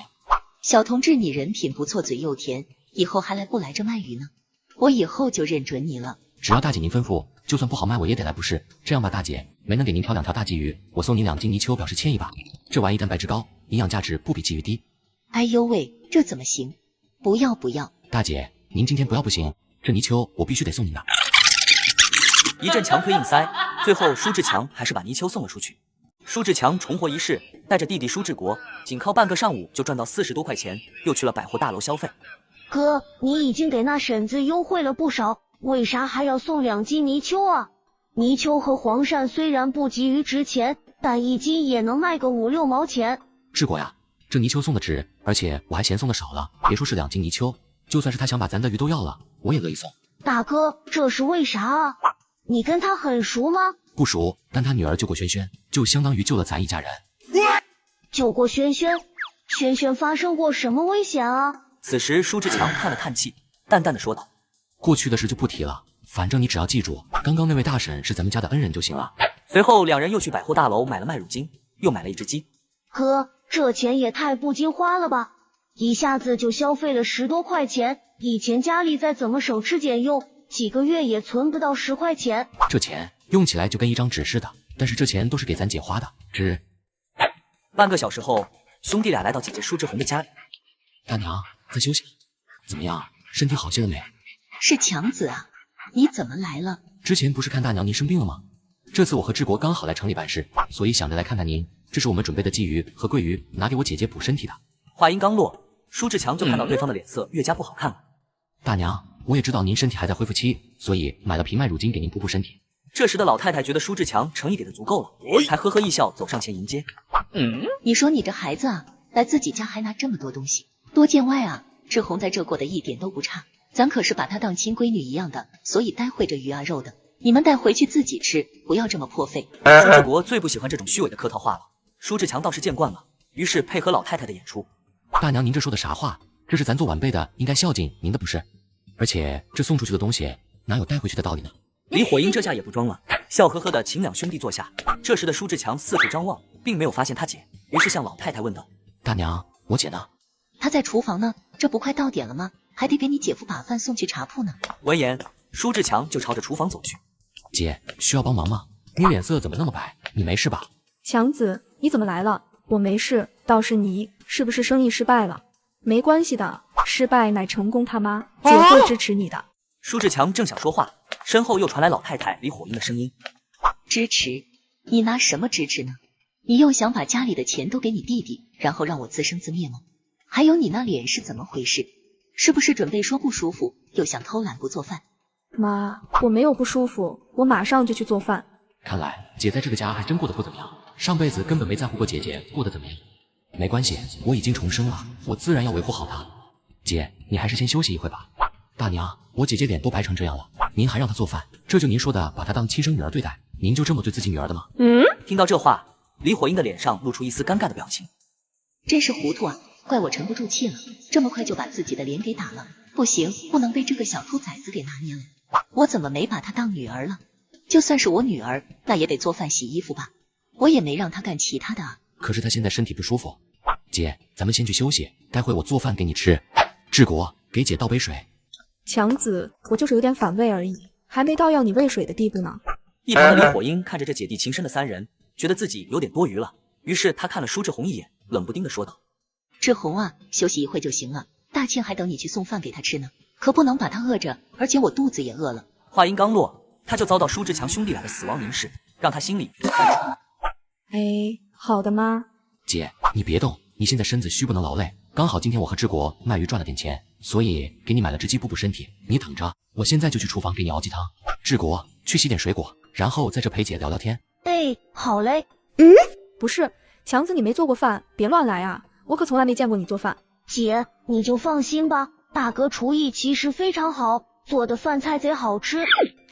小兔崽子，你可不要把我家厨房霍霍了。舒志强顿时眉头一皱，他第一次发现这个老太太原来这么让人讨厌啊！这么看来，她上辈子好像死得不冤。你不会做饭就别做，听到没？别把我家厨房给搞乱了。那要不你来？我可不做，让你姐去做。不做就闭上你的嘴。我姐现在身体不舒服，你要是再为难，怕我就把她接回娘家。我敢保证，你们全家都会后悔。老东西，要不是看在我姐的份上，真当我想搭理你啊？亏老子上次还送你去医院忙前忙后的，真该把你烧成二愣子。李火英被舒志强的眼神和声音吓到了，愣是一句话也不敢说。舒志强不知道李火英心里想什么，但也看得出对方没啥好心思。不过他现在只想给姐姐做顿吃的。舒志强随后给鸡做了一套全身 SPA， 再剁成一小块一小块，丢进高压锅里。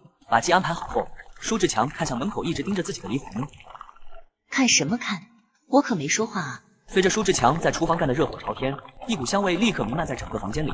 一直盯着舒志强的李火英心里冷哼道：还挺有模有样的，不过一个大男人居然会做饭，以后能有什么出息？这时他转身离开，不再关注舒志强。这边的舒志红和舒志国闻到厨房传来的香味，顿时眼前一亮。好香啊！原来强子真的会做饭呢。可是我明明记得他从来没进厨房做过饭的呀，平时调皮捣蛋啥都会。姐，大哥何止会做饭呢，而且做的特别好吃。您是不知道啊，就咱稻田的水沟里，那些祸害庄稼的大虫子，在大哥手里也成了美味。听到大虫子居然能吃，舒志红先是一惊，随后也对这东西的味道产生一种好奇的心理。这时，厨房传来舒志强的声音：志国，帮忙端菜。姐，来，先喝鸡汤吧。行啊，强子隐藏的够深啊，姐都不知道你还会做菜呢。以后要是哪个姑娘嫁给你，那可真是享福了。姐，先喝鸡汤。一旁的李火英看到碗里的鸡肉后，顿时脸色一黑。你怎么把这些都给我了？你和志国还在长身体呢，应该多吃点才对。姐，这鸡本来就是买来给你吃的，我可不吃。姐，你别再推过来了，我又不是一块都不吃，锅里还有不少鸡肉呢。你放心，其他部位我肯定会多吃一点，要不然这么热的天很容易就坏了。你要是吃不下，就给大庆送点过去吧。哎，好，我待会就给大庆把饭菜送过去。还待会再送？你看看这都几点了，大庆肯定饿得不行，你还是现在就给他送过去吧。这时，舒志强面露不善的站起身说道：大娘，你儿子饿得不行，我姐难道就不饿吗？他一个大男人身强体壮的，饿一会还能饿嘎不成？还有你别动不动就拍桌子，白脸给谁看呢？大娘，您儿子是儿子，但您儿媳妇也是我亲姐，我们照样也心疼。既然嫁到您家了，希望您能真心待她好。姐，你先吃，姐夫那里待会我帮你送饭去。哎，行，先吃饭吧。亲闺女又怎么样？亲闺女在家不照样得干活吗？还想让我做饭，想得美。吃饱了吧？现在可以去给大庆送饭菜了吗？我去送就行，刚好我找姐夫有点事要说。姐，要不你还是回家住一段时间。不行，外人会说闲话的。不回去也行，不过你得把怀孕的事告诉那老东西，这样的话，以后的日子他才不会这么对你啊。怀孕？什么怀孕？孕吐啊，一吃东西就反胃，很有可能是孕吐的反应啊。要不我还是带你去医院检查检查。我还是晚点自己去医院看看吧。关于怀孕的消息，舒志红本人也不是很清楚，但是弟弟却提醒自己，让舒志红很不解。重生不当接盘侠，仅靠半个上午赚到40多块钱，在回家路上遇前世妻子。姐，那我和志国就先走了。为了我的外甥，你一定要注意身体，知道吗？还有我给你带的鲫鱼，记得熬汤喝，对身体好。这时的舒志国却心虚地走进了李火英的房间，在里面翻找了一阵，终于找到那一罐麦乳精。老东西欺负我姐，还想吃我们买的东西，想得美，3块5一罐呢，你也不配吃。呸！一阵唾骂过后，他冲一脸惊愕的舒志红嘻嘻一笑，快步跟上舒志强。哥，这玩意太贵了，我觉得还是给妈和轩轩喝好一点。靠谱啊，小老弟。就在街道边，一个30岁左右的男人正在喝茶，他揉着自己的肚子，眉头紧锁，喃喃自语道：今天怎么回事？志红怎么还没有送饭过来呢？这都忙活了一天了，肚子都饿得不行了。不会又去娘家看他那个弟弟了吧？还是妈又发烧了？这时他突然看见2个年轻人牵着驴走了过来。姐夫，在午休呢。哎呦喂，稀客啊！我这不是来给你送饭的吗？顺便找你说点事。你去看你姐了吗？对，之前看她有点不舒服，今天来城里办事，顺便去看看。志红不舒服了，她怎么没跟我说呢？难道是我语气重了点，心里憋出病了？没搞错吧？自己老婆的状况都不清楚。不过也难怪，你们一家都在刁难我姐，她跟你说有什么用？刁难你姐？你这又是听谁说的？自从舒志红嫁进来，我虽然每当饱宠着，但是也不至于刁难啊。唯一一次呵斥她，还是因为老妈差点烧坏了脑子那次。姐夫，大娘平时怎么对我姐的，你清楚吗？我妈，她能怎么对志红呢？我知道她平时说话会难听一点，但绝对不会为难自己儿媳妇的。而且我在家的时候，他们婆媳关系看起来并没有什么问题，志红也从来没跟我提过我妈怎么对她不好。舒志强并不想听陈大庆为他妈辩解什么，于是直入主题。姐夫，我姐最近身体确实不好，时不时的就会反胃想吐。我听我妈说过，她当初怀我妹妹的时候也经常反胃，所以我估计我姐可能是怀孕了。但大娘还在让她洗衣做饭，难道不怕我姐操劳过度吗？你要知道，我姐怀的可是你陈家的孩子。什么？志红怀孕了？强子，你说的是真的吗？你姐真的怀孕了？舒志强眉头一皱，暗道：这家伙到底有没有明白我话里的意思啊？我不是很确定，毕竟我也只是听说怀孕的症状是会孕吐的，所以想请你带我姐去医院检查一下，还有别让她太过劳累。行，我马上带她去医院检查。别急，你先把饭吃了，我找你还有点事要说。行，你说吧。我想和你搭个伙，用这铺子做生意赚点钱。搭伙做生意？我这铺子一天也就赚个1-2块钱而已，你怎么会有想做生意的想法呢？你也知道我家里的情况，全家就我爸一个人在赚钱，所以我想赚点钱，能让家里人把日子过好一点。我这里太小了，平时赚的钱也只够一家人生活而已。你要是想做生意的话，我教你怎么煮茶，你再去租个店面吧。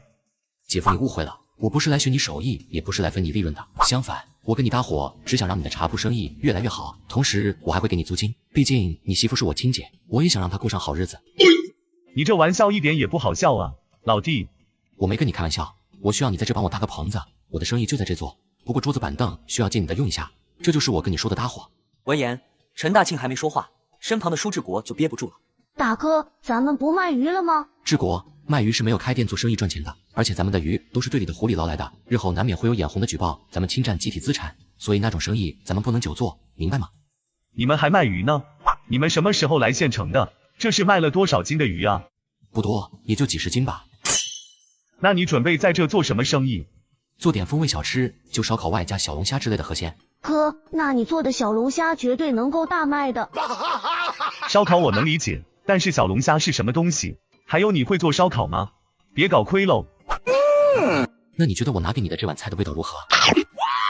不错，你姐的手艺真是越来越好了。可是这我做的。你做的？不可能！对，鸡也是我买的，特意卖给我姐补身子喝的。不过大娘不让我把好的留给她。行，那我这门外就交给你了。等待你姐去过医院，我就帮你搭个棚子。行，那就谢谢姐夫了。志国，走吧，咱们去买点东西。我们去买什么啊？去买钵钵鸡吃吗？说了你也不明白，到时候你就知道了。舒志强带着弟弟去了菜市场，买了一些八角、桂皮、香叶、茴香、花椒等清香香料，又买了胡椒粉、孜然粉、辣椒粉等7、8种粉类配料。志国，有了这些配料，煮啥都好吃。那老爸的皮鞋也能煮吗？买完所有东西，舒志强兄弟俩这才顶着大太阳往家赶去。哥，这烧烤生意真的能赚钱吗？我还没见过烧烤长啥样呢。赚钱当然赚钱了，而且非常暴利。不过和卖鱼相比，卖烧烤就得辛苦一点了。哥，只要能赚钱过上好日子，我不怕辛苦的。话刚说完，舒志国突然眼睛一眯，看着前方不远处惊呼道：哥，你快看，那个女人是不是傅慧娟啊？她身边那个老家伙是谁啊？这不就是糖果厂的生产经理李东？这难道就是我上一世大儿子的爹？这傅慧娟可以啊，这么老的都能下得去手。一顶绿油油的帽子扣在头上，让舒志强不由得恨得牙痒痒。哥，你怎么了？我没事，我只是对那个男人的身份感到好奇罢了。之前我不是听说傅慧娟肚子鼓大包吗？我猜会不会是这家伙的。舒志强在此时突然想起，李东在80年代末因为走失被抓进去踩缝纫机了，可傅慧娟第3个儿子却是在对方入狱后的第2年出生的。难道说老大老二才是他的儿子，而老三不是？哥，要不跟上去听听他们在说些什么？算了，咱们跟不上的，而且就算跟上了也听不见他们在说什么，要是太近的话就会被发现了。而此时傅慧娟这边，傅同志，为了弥补我儿子对你造成的损害，我已经把你安排到厂里工作了。现在他正是升副主任的关键时刻，你们应该保持距离。什么意思？那我肚子里的孩子他是不打算负责了吗？我不是让你赶紧找个人嫁了吗？等他当上副主任，我会对你们一家提供帮助的。我是想找个人嫁了，但这不是被我妈搞砸了吗？而且我总觉得那个糙汉好像知道我肚子里有娃了。你没有到处乱说的话，别人又怎么可能知道这事呢？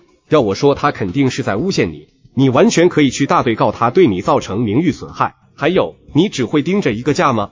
就不能在村里找其他的？什么？你儿子不负责任就算了，还让我随便找一个过日子呢？就算是找不喜欢的人一辈子，我也得找个顺眼的吧。还有，我不能去告他，这样一来，所有人都会说我肚子里有偷来的种子的。行了行了，我再给你200块钱，你就在村里传要嫁你喜欢的那个，不仅不要彩礼，还陪嫁200块钱。那个土老帽听到有200块钱，肯定会愿意娶你的。这样总行了吧？以后没什么大事，别来办公室找我了。还有，我儿子和他媳妇幸福美满，你也别再去找他了。说完，他便转身离开了。切，这么好的靠山，我凭什么不找？不找你们，我以后怎么过好日子？我就算不嫁人，也得把孩子生下来，然后耗着你们。哼！重生不当接盘侠，舒志强靠卖鱼摆摊走上致富路。哥，他们是不是发现咱们了？咱们该怎么办啊？发现了也没关系，李东又不认识我们。李东，大哥，你认识那个男的？不认识，我是说他们真不是东西。哥，那个家伙几副会捐钱是什么意思？而且看起来还不少。我怎么知道呢？李东和傅慧娟到底是什么关系，他还不清楚。但这一刻，他终于明白傅慧娟破格进糖果厂的原因。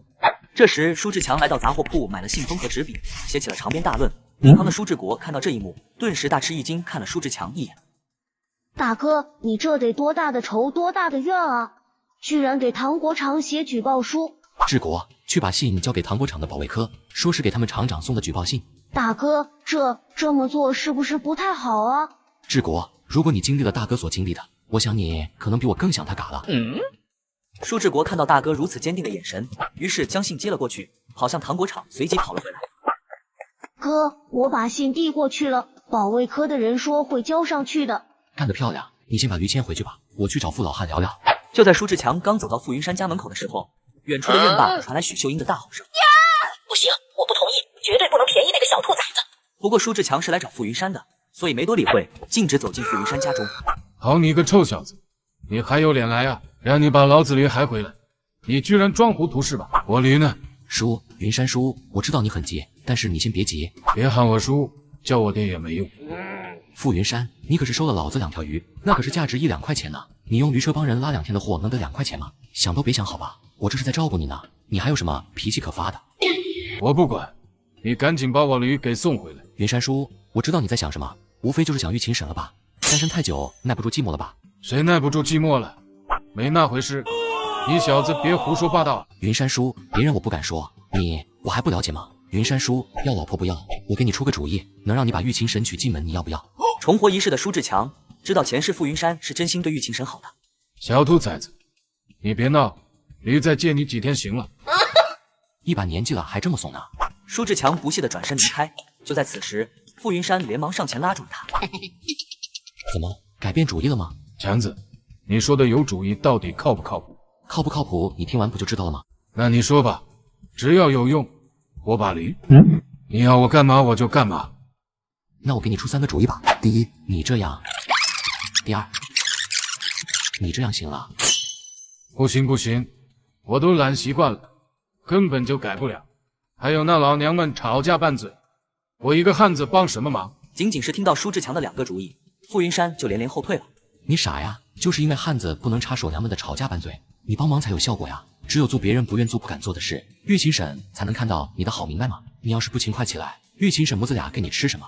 你总不能一个大男人让玉琴婶赚钱来养你吧？傅云山被舒志强说的一愣一愣的，沉思半天。对吗？既然你不要他养你，那你得养他们，对不对？先勤快起来，让所有人都看到你能有养媳妇的能力，然后再去帮玉琴婶娘俩获得他们的好感，很快你就能抱得美人归的。舒志强拍了拍傅云山的肩膀，语气中都是满满的鼓励。好，那我从明天开始我就下地干活，先让自己能吃饱饭。我要让玉琴看到，我不是一个只会偷看人洗白白的流氓。孺子可教也。强子，你能给叔出主意，叔很感激你。但你说给叔出3个主意，为什么只有2个呢？你瞧瞧，跟你聊的把正事都忘了。你说的这些我都知道，我还能不知道你的本事吗？假如我能让你赚钱，还能学一门本事，这事你干不干？就你，算了吧。你那编织菜篮的本事，我可不想学，根本就赚不到什么大钱。什么编织篮？我会拿那个不赚钱的手艺来忽悠你。修自行车算不算赚钱的本事？你会修自行车？修自行车在后世可能算不上啥本事，但在当时肯定是个赚钱的本事。修自行车而已，小意思了。云山叔，我就问你想不想学这门本事吧？你要是会，我肯定愿意学。不过就算你会修自行车，你也没这么好心的无缘无故要教我吧？那是的。其一呢，玉琴婶好歹是我房下婶子，我希望她过得好一点。二呢，让你学会赚钱，然后给点利润我就行。云山叔，两种方式，第一种是我出本钱和技术，你出力气，咱们82分成，也就是说赚10块钱的话，我分2块钱给你。第二种方式呢，就是你出本钱和时间，而我出技术，咱们73分成，时间为3个月。不是，为什么我除了本钱后的分成还是这么少？这门生意靠的是我的手艺，你不清楚吗？你去街上的修理铺看看，哪个师傅会给徒弟分成的？想学师傅的本事，你还得贴钱呢。我能给你分成，是看在玉琴婶的面子上。云山叔，你也别泄气，就算是2成，你得到的钱也不会少。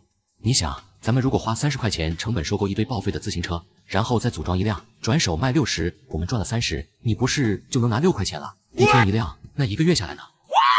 强子，师傅，您快教教我要怎么做。很简单，你明天开始就去走街串巷收购报废自行车。自行车只收报废的，但必须要有某个零件是可以用的，比如轮胎废了但齿轮和龙头能用的，或者龙头废了但轮胎能用的。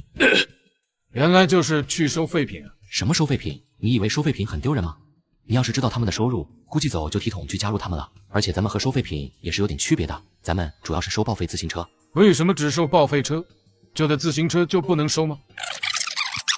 行，我明白了。那我明天就开始走街串巷收旧自行车去。不对，我没有驴车，我怎么去走街串巷啊？驴我还得用几天呢，怎么收你自己想办法吧。重活一世不当接盘侠，可前世妻子倒贴也要嫁给我。大哥，你回来啦？怎么回来的这么迟？哥，你热不热？要不要喝口水？行了，快说有什么事吧，我还得去砍竹子呢。不愧是我大哥，真懂我。哥，我问你一个问题，你会不会做京城烤鸭？你怎么知道京城烤鸭？我听肖老师说的，他说他读书的时候吃过京城烤鸭，形容味道的时候把我都说馋了。我知道我大哥是无所不能的，所以我来问你会不会做这道菜。这小家伙也不知道哪里学的油嘴滑舌。大哥，你到底会不会做啊？本来是不会做的，不过只要我妹妹想吃，那我不会也得会。治国，拿着去梅姥姥那里买只鸭子回来。大哥，拿5块钱去买鸭子，爸妈知道了不会喂我吃藤条吧？放心，他们不会让你吃藤条的，咱家又不缺那10块8块的。而且你看大哥我每天不都买10多块钱的物资回来吗？爸妈也没话可说呀。治国，轩轩，大哥赚钱就是为了让你们过上好日子的，吃一回鸭子而已，你不用有心理负担。好的，那我去买鸭子了，要不是吃条子了，你可得帮我挡着点。说完，舒志国就转身跑了出去，而舒志强则走进厨房，给上午卖剩下的桂鱼搓了澡，又给鱼来了个剖腹产。处理好后，这时的舒志国跑了回来。大哥，我回来了，快，我要抓不住了。大哥，梅姥姥说这只鸭子一共3斤2两，算咱们1块3一斤，这是她找给我的8毛4分钱，你拿好喽。轩轩，帮哥拿个碗过来。这时兄弟2人一起来到后院外，给鸭子来了一套全身大宝剑，一条龙服务到底。阿弥陀佛，阿弥陀佛。舒志强一愣，侧头看向闭着眼睛不断叨叨的舒志国。你在干嘛？嘎个鸭子你怎么还神神叨叨上了？没干嘛啊，我看村里那些姥姥姥爷们过年嘎鸡嘎鸭的时候都是这样的，我以为是什么仪式呢。给鸭子一条龙服务完后，立马给鸭子丢进锅里面泡温泉。这时一股浓重的味道扑面而来。你去淘米煮饭吧，待会我去煎个鱼吃。大哥，淘多少啊？以前家里都是吃玉米糊糊和红薯土豆的，也就这2天吃饭还是妈淘的米。拿咱们吃饭的碗2碗半就够。大哥，你煮的米饭比较香，还是你来吧，我还是给你烧火吧。不用生火了，那边有烧好的柴火，拿2根干柴去换过来，然后你去地里帮下爸妈的忙吧。志国，你哥去找傅云山那个光棍到底干什么了？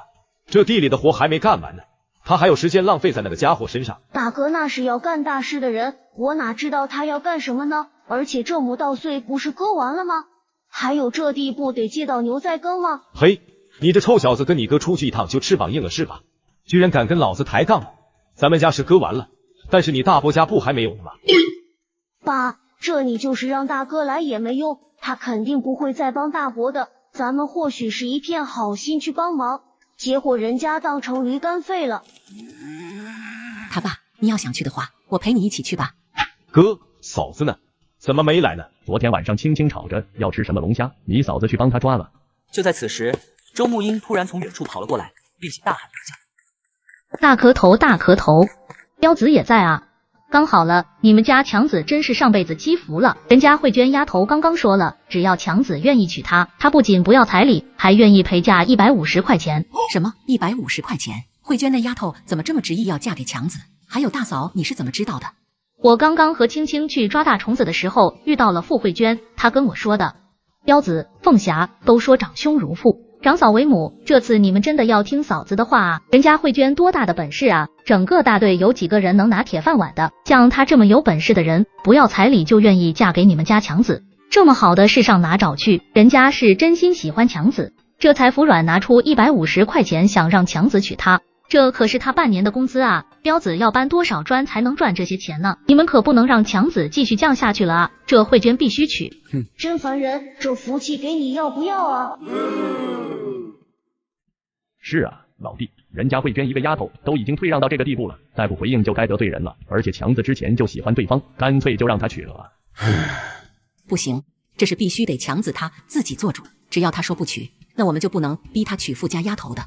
凤霞，你这说的什么话呢？当父母的怎么能这么由着孩子乱来呢？就算你心疼孩子，那你也得关心一下彪子没日没夜当小工的辛苦吧？150块钱啊，你有没有想过他得搬多少老茧？行了，咱们这就回去，让强子明天就去把慧娟娶过门。这么好的闺女，要是被别人娶走，大姐知道了又得啰嗦了。你干嘛呢？这地里的活还没干完呢。就算你拿了人家傅家好处，急着让侄的把傅慧娟给娶了，那你也得让弟弟一家帮忙把自家的稻穗割了吧？还干什么干？把这事办好了，顶你干几个月的活呢？这时，舒志强正在热火朝天的干活，一个男人走了进来。舒志强和舒浩两人是从小到大的玩伴，一起抓过鱼，掏过鸟窝，偷看过玉清沈洗白白，一起喜欢过傅慧娟。哟，浩子，你怎么来了？来找强哥商量点事。强哥，你这是在做什么菜吃？真香啊！红烧桂鱼，如何？强哥，你不厚道啊！去打鱼居然不带上我一起去，这桂鱼1-2块钱一斤，也就你舍得吃，要不待会一起吃一顿如何？好久没和你好好聊聊了。强哥，听说你要和慧娟结婚了，真是恭喜你啊！咱们争了这么长时间，最后还是你赢了。我听你这语气，怎么充斥着一股浓浓的酸臭味呢？强哥，你这不是明知故问了吗？你娶慧娟我虽然不服啊，但我也是真心来恭喜你的。浩子，咱们认识这么多年了，我还不知道你，就别装了，说吧，你是不是想打探我到底娶不娶傅慧娟？不愧是我发小，知我者之强也。不过你是真不愿意娶慧娟吗？说了不娶就是不娶了。说着说着，舒志强又忙活了起来，赶紧将煮好的鱼装盘，又撒了些叶子装饰。做完这些，又看了一眼鸭子，已经被卤水上好色，就等着煮熟再烤一遍。就在舒志强抬头时，发现舒浩正在咽口水。你怎么还没走呢？刚刚是谁说让老子留下来吃饭的啊？这才过几分钟，你居然就赶我走。不过强子，说实话，你要是不娶慧娟，我可就要下手了。到时候我把她娶进门，你可别怪做兄弟的不厚道啊。行了好了，我知道了。重活一世不当接盘侠，可前世妻子倒贴也要嫁给我。浩子，你是真留下来吃饭啊？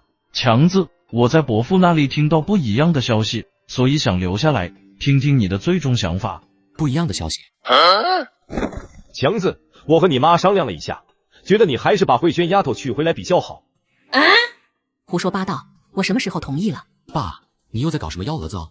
眼见事情到了这地步，舒彪咳嗽2声就把150块钱的事情说了出来。强子，你是不是给慧娟下了什么迷魂药啊？不要你的彩礼也就算了，还给你倒贴这么多钱。您可真是我的好父亲啊！150块钱就把我给卖了，您就这么蠢？不会想许秀英那个女人能同意傅慧娟这么做？她傅慧娟要是心里没鬼，她能做出这种事吗？还是说您见钱眼开，觉得我这么大个人就只拿150块钱？别说的这么难听，什么叫把你给卖了？你现在的生意终究是短暂的，那狐狸有多少鱼给你钓？所以你和慧娟丫头的铁饭碗没法比，知道吗？咱们也得见好就收。你最后还是要娶媳妇的，人家慧娟丫头哪里配不上你呢？行了，傅慧娟这么好，要娶你娶，我绝不当这个冤大头。饭桌上的一番争执，把舒彪气的不行，但没人同情他。舒志强还要去钓鱼，所以一旁的舒志国比他吃得还紧。只有舒浩有点坐立不安，直到熊凤霞给他递过去一碗饭，他才回过神来。耗子，让你看笑话了，赶紧吃饭吧。谢谢婶子。耗子，别顾着吃饭了，吃菜。我爸的话你不用在意，我绝对不会娶傅慧娟的，你放心大胆的去追吧。你说真的？话都说到这份上了，信不信就由你自己了。得到这些回答，加上吃了一顿饱饭，舒浩算是心满意足了。叔叔、婶婶，谢谢你们的招待，我就先走了。哥，要不我们也走去钓鱼？爸，当儿子的奉劝你一句，别听大伯大娘那两人的鬼话，咱们过得好不好他们不在乎，所以不会平白无故替傅慧娟当说客。傅慧娟的肚子肯定是藏不住了，所以她才这么急着嫁人。您要是想养个杂种孙子我不管，但我绝不戴绿帽子。您要是再在家里整这事，我带着老妈和弟弟妹妹出去过。强子，你又犯什么混呢？怎么跟你爸说话的呢？妈，碗筷就麻烦您收一下了。大晚上的，你们兄弟俩小心点哦。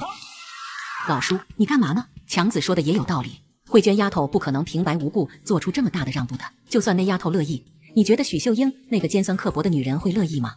我也明白这是有问题，我气的是那小子居然敢威胁我了，还说我再整这事就要跟我分开过，这是当儿子的人说出的话吗？这时的舒志强和舒志国往严思湖快步走去。大哥，我觉得你这么跟爸说话有点过分了。你倒是挺孝顺，知道体谅爸，但是谁来体谅体谅我呀？白天傅慧娟收那个男人的钱，你忘了？她中午才收完别人的钱，下午就说倒贴钱也要嫁给我，这里面绝对有问题的。那女人肚子里的孩子肯定藏不住的了，所以找她相好的拿钱，就是为了给孩子找个便宜爹呢。我要是娶了她，不仅头上顶着一片绿，就是下半生也不得安宁啊。哥，那这个你可不能听爸的啊。我本来也没打算听她的，傅慧娟我不会娶，谁来劝都没用。咱爸没什么文化，容易被人忽悠。大伯大娘那绝对是受了傅慧娟好处，否则他们会好心帮咱们吗？两人很快就来到严思湖，舒志国突然看着前面惊呼：哥，咱们昨天钓鱼的位置上有人。带着一丝疑惑，兄弟俩大步朝着那两道身影走去。文哥，那个地方真他地的好啊，那才半个小时咱们都钓上来30条鱼了，那要是钓一天的话，怎么也得几十条了吧？舒志强这个狗东西居然被他找到这么好的一块地，这只要钓一天，估计比别人1个月赚的都多，难怪他家顿顿吃肉，原来都是在这里钓到鱼，然后拿去卖。两道身影传来窃窃私语，走到他们身后的舒志强瞬间恍然大悟。张文、傅俊，原来是强子兄弟啊，我还以为哪家狗跑出来吓人了呢，瞧你那一声叫唤，把我兄弟都吓得跳河里了。马德狗骂谁呢？治国兄弟别误会，我可没有骂你们兄弟俩，我就……大哥，你给傅俊马杀鸡，是因为他是傅慧娟的大哥吗？不是，那家伙的话有点膈应人，我就是单纯的不喜欢被人威胁而已。这里你就不用管了，拿着地笼去放一些黄鳝和泥鳅吧，等你回来的时候，这窝打的也差不多了。卖鱼的生意最多还能做这几天，咱们尽量多钓一些。就在短短几分钟时间里，舒志强已经钓到10几条鱼，而湖的另一边，傅俊的眼中充满了嫉妒。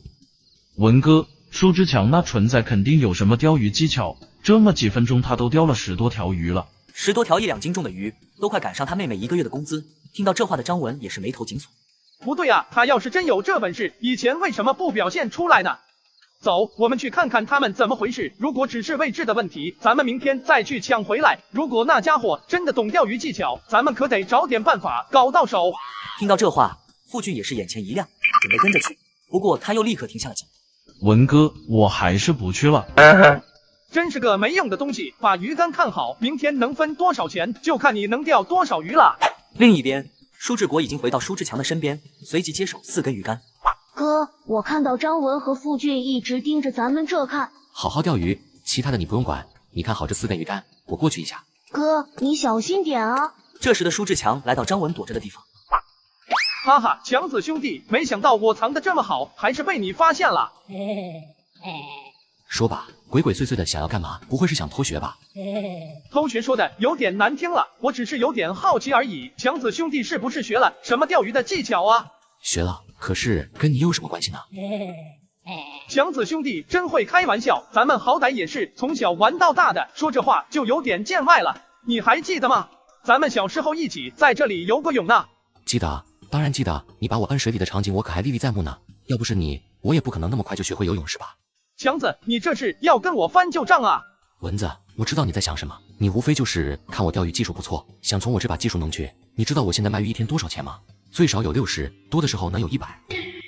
一天80到100，一个月就有2、3千了。普通的铁饭碗才多少钱一个月？光靠卖鱼一个月就能赚一个普通厂工10多年的工资，这不是躺着赚钱吗？想到这，张文一脸讨好的看着舒志强说道：“强哥，以前的事都是我为我自己的过错向您道歉。咱们好歹也是从小玩到大的发小，感情不在，情谊还在呢。您就大人不计小人过，原谅我如何？”蚊子，既然你都愿意放下面子道歉，我再拿以前的事不放，就有点说不过去了。对，我就知道强子兄弟不会这么小气的。蚊子，你不是好奇我是怎么钓鱼的吗？跟我过来看看。听到这话，张文顿时不敢相信自己的耳朵，面露纠结的说道：“强子兄弟，这不好吧？这毕竟是你学来的技术，是我能随便看的东西吗？”看着对方虚伪的面孔，舒志强心中不屑一笑。你说的对，那就不看了。早知道刚刚直接答应就好了，跟狐狸玩什么世俗套路啊？跟你开玩笑的，你怎么还当真了？走吧，去看看。强子，你真是越来越爱开玩笑了。这边的舒志国正在不断拉倒，好奇大哥怎么还没回来的时候，听到背后传来2道沉重的咳嗽声，回头一看，发现大哥还带了张文回来。大哥把他带来干嘛？该不会是来偷学技术的吧？这可不能让他给学去了。想到这，他连忙将鱼饵丢在一旁的草丛堆里，然后一脸淡定的看着水面。洗钩了，是鲫鱼。这一幕刚好被走过来的张文看见，心里直呼：好家伙，居然钓到这么大的鲫鱼！我一晚上虽然也钓到几条鱼，但没有这么大的啊！舒志强自顾自的走到鱼篓旁边看了看，说道：“不错，得有20多斤了。”什么？就有20多斤了？这2兄弟才来半个多小时而已，怎么就钓到20多斤鱼了？张文迫切的想知道答案，于是看向舒志国，对方明明刚刚提了几竿都能提上1条鱼，但这小子却不放鱼饵，又把鱼竿往水里丢。这是在搞什么呢？跟我玩姜太公钓鱼吗？强子，你弟这是什么意思呢？无饵钓鱼，这是不是在防着我呢？蚊子，你说的这是什么话？我防着谁也不会防你啊！舒志强随后使眼色，让弟弟把鱼饵拿出来。哥，谁不知道张文是什么货色啊？要是被他掌握了技术，我们就没活路了。拿出来，听哥的。当舒志国把鱼饵拿出来挂鱼钩抛竿的时候，张文愣住了。这玩意怎么那么像棒子面？这东西也能用来钓鱼吗？卧槽，真的上钩了！强子，你们这钓鱼用的鱼饵是棒子面？小子，你笑什么？志国，蚊子，这可不是什么棒子面，而是我调制的秘制鱼饵，只要把它丢进水里，立刻就会有一大群鱼过来争抢。刚刚你也看到了，鱼钩一丢下去，根本不用1分钟就有鱼咬钩。秘制鱼饵怎么调制的？难怪这畜生放4根鱼竿啊！这是要把盐饲湖里的鱼钓绝啊！我要是拥有了这秘制鱼饵，那一天不得几百斤鱼了，不用1个月，我就能在城里买房娶媳妇了。把鱼都给我！这可是我吃饭的本事，我能随便告诉你吗？舒志强，咱们可是发小，从小玩到大的兄弟啊！这么赚钱的生意，你居然不带我？蚊子，你特么活傻了吧？咱们是发小不错，但什么时候又成了兄弟？你知道这是什么？这是月入过万的技术，你口口声声说兄弟，换你能把这技术免费给老子吗？强子，这秘制鱼饵的方法，我需要付出什么代价，你才能给我？这时，舒志强抬起手伸向张文面前。什么意思？5000块钱，我手把手教你制作鱼饵，并且让你学会怎么才能吸引更多的鱼群过来。什么？5000块？你想钱想疯了？张文难以置信地看着舒志强，不敢相信对方怎么敢的。我想钱想疯了，我看是你才是吧？我拿不出这么多钱。没钱就回去吧。见舒志强如此态度，张文气得牙痒痒，却又拿对方没办法。1000，我只能拿出1000。舒志强头也没回，张文的脸色更加阴沉。2000，这已经是我家能拿出的极限了。舒志强倒是没想到，张文家居然能拿得出2000块钱。蚊子，我觉得我有必要和你再次强调一下秘制鱼饵的重要性。有了这个鱼饵后，我1个小时可以搞到40斤鱼，一天最少也能卖30块钱。假如你一个人用4根杆在这钓一天10个小时，你想想是多少斤鱼，又是多少钱？闻言，张文眼珠子一转，放下阴沉的心思，开始算了起来。于是他露出讨好的笑容，说道：“强子，要不再便宜点？我再去借点，3000块你卖给我行不行？4000。不行，我砸锅卖铁也只能借到3000。3500。行，成交。一旁的舒志国听到二人的讨价还价，再次笑出声来。合作愉快。现在我还拿不出这些钱，我需要几天时间去筹钱。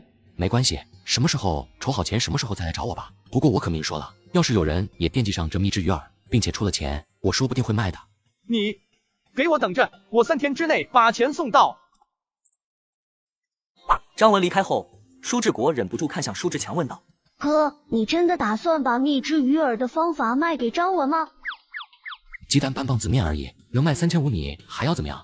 被那家伙耽搁了不少时间，你慢慢钓，我去那边捞几网鱼回来。另一边，张文脸色阴沉的走了回去。傅俊看到后立刻迎了上去：怎么样了，文哥？你有没有看到舒志强那畜生是怎么钓鱼那么快的？看到了。张文看了他一眼，然后就坐在地上沉思起该如何搞钱。文哥，那畜生到底用的什么方法？你快说啊！原本有些烦躁的张文听到催促，瞳孔突然亮了起来。傅俊，我问你个事，之前听说你妹妹要倒贴150嫁给舒志强，是不是真的？没错，一说那个我都一肚子的气。我那个赔钱货妹妹也不知道是不是哈，死活要嫁舒志强那个畜生就算了，居然说要倒贴200块钱，那还是我和我妈死活不同意的情况下才降到150的。傅俊，咱们是不是兄弟？好，那你听我说。听到舒志强钓鱼居然能月入过万，傅俊整个人都懵了。兄弟，你想办法把那200块钱拿过来给我，看在咱们关系好的份上，到时候我算你1成分成，1个月1万多块，你就能分到1000多。忽悠完张文后，舒志强兄弟俩在严思湖搞了7、80斤鱼后就回家了。这时的舒志强已经决定，等钱到手后就不会再卖鱼了。第二天一大早，舒志强来到后厨，正当他准备做面皮的时候，熊凤霞一脸疑惑地走进了后厨。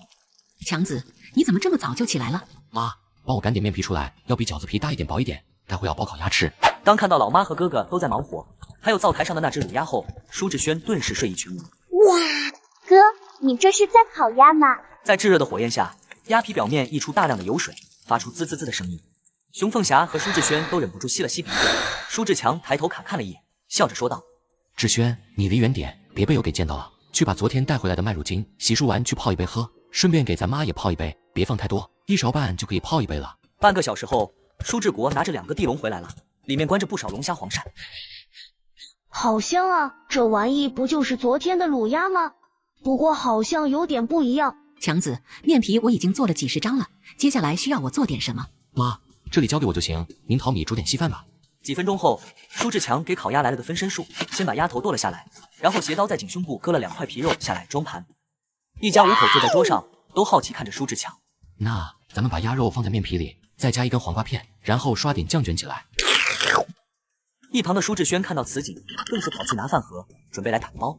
轩轩，你打包那么多烤鸭吃得完吗？我一个人当然吃不完，不过还有肖老师啊。大哥，您应该不会介意的，对吧？不介意，你想给谁吃都行，而且还是对你特别好的老师，我更加不会介意了。那我就说你喜欢我们肖老师，这下承认了吧？原来是带给大嫂吃的啊，那我也没意见。闻言，这兄妹俩立刻哈哈大笑起来。大哥、二哥，我去学校了，再见，你们路上小心。就在兄弟俩目送妹妹进学校时，一个中年男人推着一辆破旧3轮车过来。强子，2兄弟去县城卖鱼呢。云山叔，你可以啊，从哪搞到这么一辆3轮车？我大哥二哥那里借的，也不知道受了我那大嫂二嫂多少白眼，还不是你小子不把驴还给老子，要不然我有必要去找他们吗？强子，我能不能找回面子，就靠你了。放心吧，我绝对会让你过得比其他人要好得多。傅云山松了一口气，刚想开口，舒志强说要帮忙。不是什么大不了的，就是想请你帮我收一对3轮车的轮胎回来。毕竟舒志强现在用的还是村长家的板车，现在正是收稻谷的时候，要是再不还回去，村长老婆指不定怎么咒他了。行，我到时候帮你多问问。得嘞，那我先走了。这边糖果厂厂长办公室内，李东一脸忐忑地站在办公桌外，对于王厂长找他的目的感到疑惑。李主任，听说咱们厂新来了一个女员工，你知道吗？厂长，最近厂里来了不少女员工，不知道您说的是哪位？怎么，厂里还有很多托你关系进来的员工？听到这话，李东立刻明白对方说的就是傅慧娟那个女人。厂长，您说傅慧娟同志啊？没错，她是走我的关系进来了，她是从农村进城来了，不仅勤劳朴实，而且特别吃苦能干。我也就是看中了她这一点，才想着为厂里增添一个好员工的。是吗？这怎么和我听说的不一样啊？李东听到厂长话里有话，心里忍不住咯噔一下，面露惶恐的解释道：“厂长，您可不能听小人谗言啊！咱们国家的农民同志那可都是勤劳朴实的，傅慧娟同志完美的继承了这优良传统。”行了，行了。李东还想要狡辩，王厂长直接打断了，并且拿出了一个信封。李主任，你看完再解释吧。当他拆开信封，将里面的信都看完后，瞳孔瞬间扩大了数倍。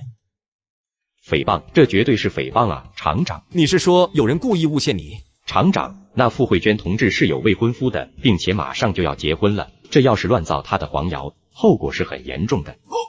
另一边，舒志强两兄弟再次来到纺织厂家属楼下，一旁的摊主依旧是上次的脸色，爱买不买的态度，在那里坐着。卖鱼哟，鲜活的大鲫鱼、草鱼、胖头鱼哦。随着舒志强的叫卖开始，一旁的舒志国忍不住深吸了一口气。这时，一个中年妇女走到鱼摊前，好奇地惊呼：“哟，两位弟弟今天来的够早啊！姐，您捧场也捧得够早的，弟弟心里感动的紧啊！我可不信，弟弟要是真感动的话，就送我2条鲫鱼怎么样？”舒志国脸色顿时一变，按道这女人有点厚颜无耻了，一大早才开摊就来找别人送鱼。没问题，当弟弟的送姐姐2条鲫鱼，那不是应该的吗？我给您挑2条大的。说着说着，舒志强就从盆里掏出2条大鲫鱼，称也不称就递了过去。弟弟，你来真的啊？姐跟你开玩笑的，我怎么能白要你的东西呢？赶紧把鱼称一下，我把钱给你。舒志强也没继续开玩笑，把鱼称了一下后，2斤收了对方1块钱，然后继续招呼其他顾客。桂鱼1块2一斤。得嘞，这条1斤2两。小伙子，这黄鳝怎么卖？大爷，鲫鱼7毛1斤，1斤以下的7毛5。得嘞，我给您挑2条大的。大姐，草鱼7毛5一斤，2斤重以上的8毛，胖头鱼6毛。什么？姐，你要跟我说媳妇？我可是住在乡下的。舒志强的鱼摊依旧客源不断，不少昨天来买过鱼的都来捧场了，所以仅仅半个上午，舒志强就卖出去大半的鱼，又赚了30多块钱。哥，咱们今天中午还去大姐那里吃饭吗？去，再带1只鸡去。就在2人聊天之际，上次那位恩人的母亲又走了过来。小伙子，今天有没有鲫鱼卖给我啊？舒志强连忙笑脸相迎，并且从盆子里抓出2条1斤多重的鲫鱼。大姐您看看，这2条鲫鱼够不够大？得嘞，2条鱼一共2斤6两，起毛1斤，一共1块8毛2，收您1块8。小伙子哪里人啊？这2天才来这卖鱼的吗？大姐，我黄林乡长湖大队的，乡里不赶集，所以我干脆来城里卖鱼了。舒志强没有隐瞒，而徐春芳听到黄林乡后突然沉默了起来，又有些激动地盯着舒志强说道：“小伙子，白果小学是不是在你们黄林乡啊？那可真是太巧了，我女儿就在你们白果小学当老师呢。”是吗？那你女儿叫什么名字呢？说不定教我妹妹那个班呢。好不容易和恩人的母亲聊上，舒志强也就装糊涂的聊了起来。重生不当接盘侠，舒志强靠摆摊卖鱼走上知福路。治国收工，咱们去姐家里。就在2兄弟准备出发去供销社买东西时，身后突然传来一道熟悉且急促的声音：“强子，儿媳妇，我儿媳妇要生了，我男人和儿子还没下班，我想请你先帮我送儿媳妇去医院。”治国，你先去姐家，我去帮个忙。大姐，咱们去红十字会医院，离得近。这时，舒志强喘着粗气，看着手术室的大门，不禁暗道：“我这也算是报答恩人了吧？虽然和失去女儿相比，送儿媳妇来医院算命，但至少也出了一份力。”几分钟后，徐春芳拿着2瓶汽水走了回来，满脸感激的说道：“强子，今天真是谢谢你了，要是没有你帮我把儿媳妇送医院来，我都不知道该怎么办了。”伯母您客气了，就冲咱们聊得来这一点，我也应该帮您，何况大家都在做好人好事，学习雷锋好榜样嘛。那我作为新时代青年，就更不能落后了。听到这话的徐春芳连连点头，看着舒志强的模样越加喜欢了。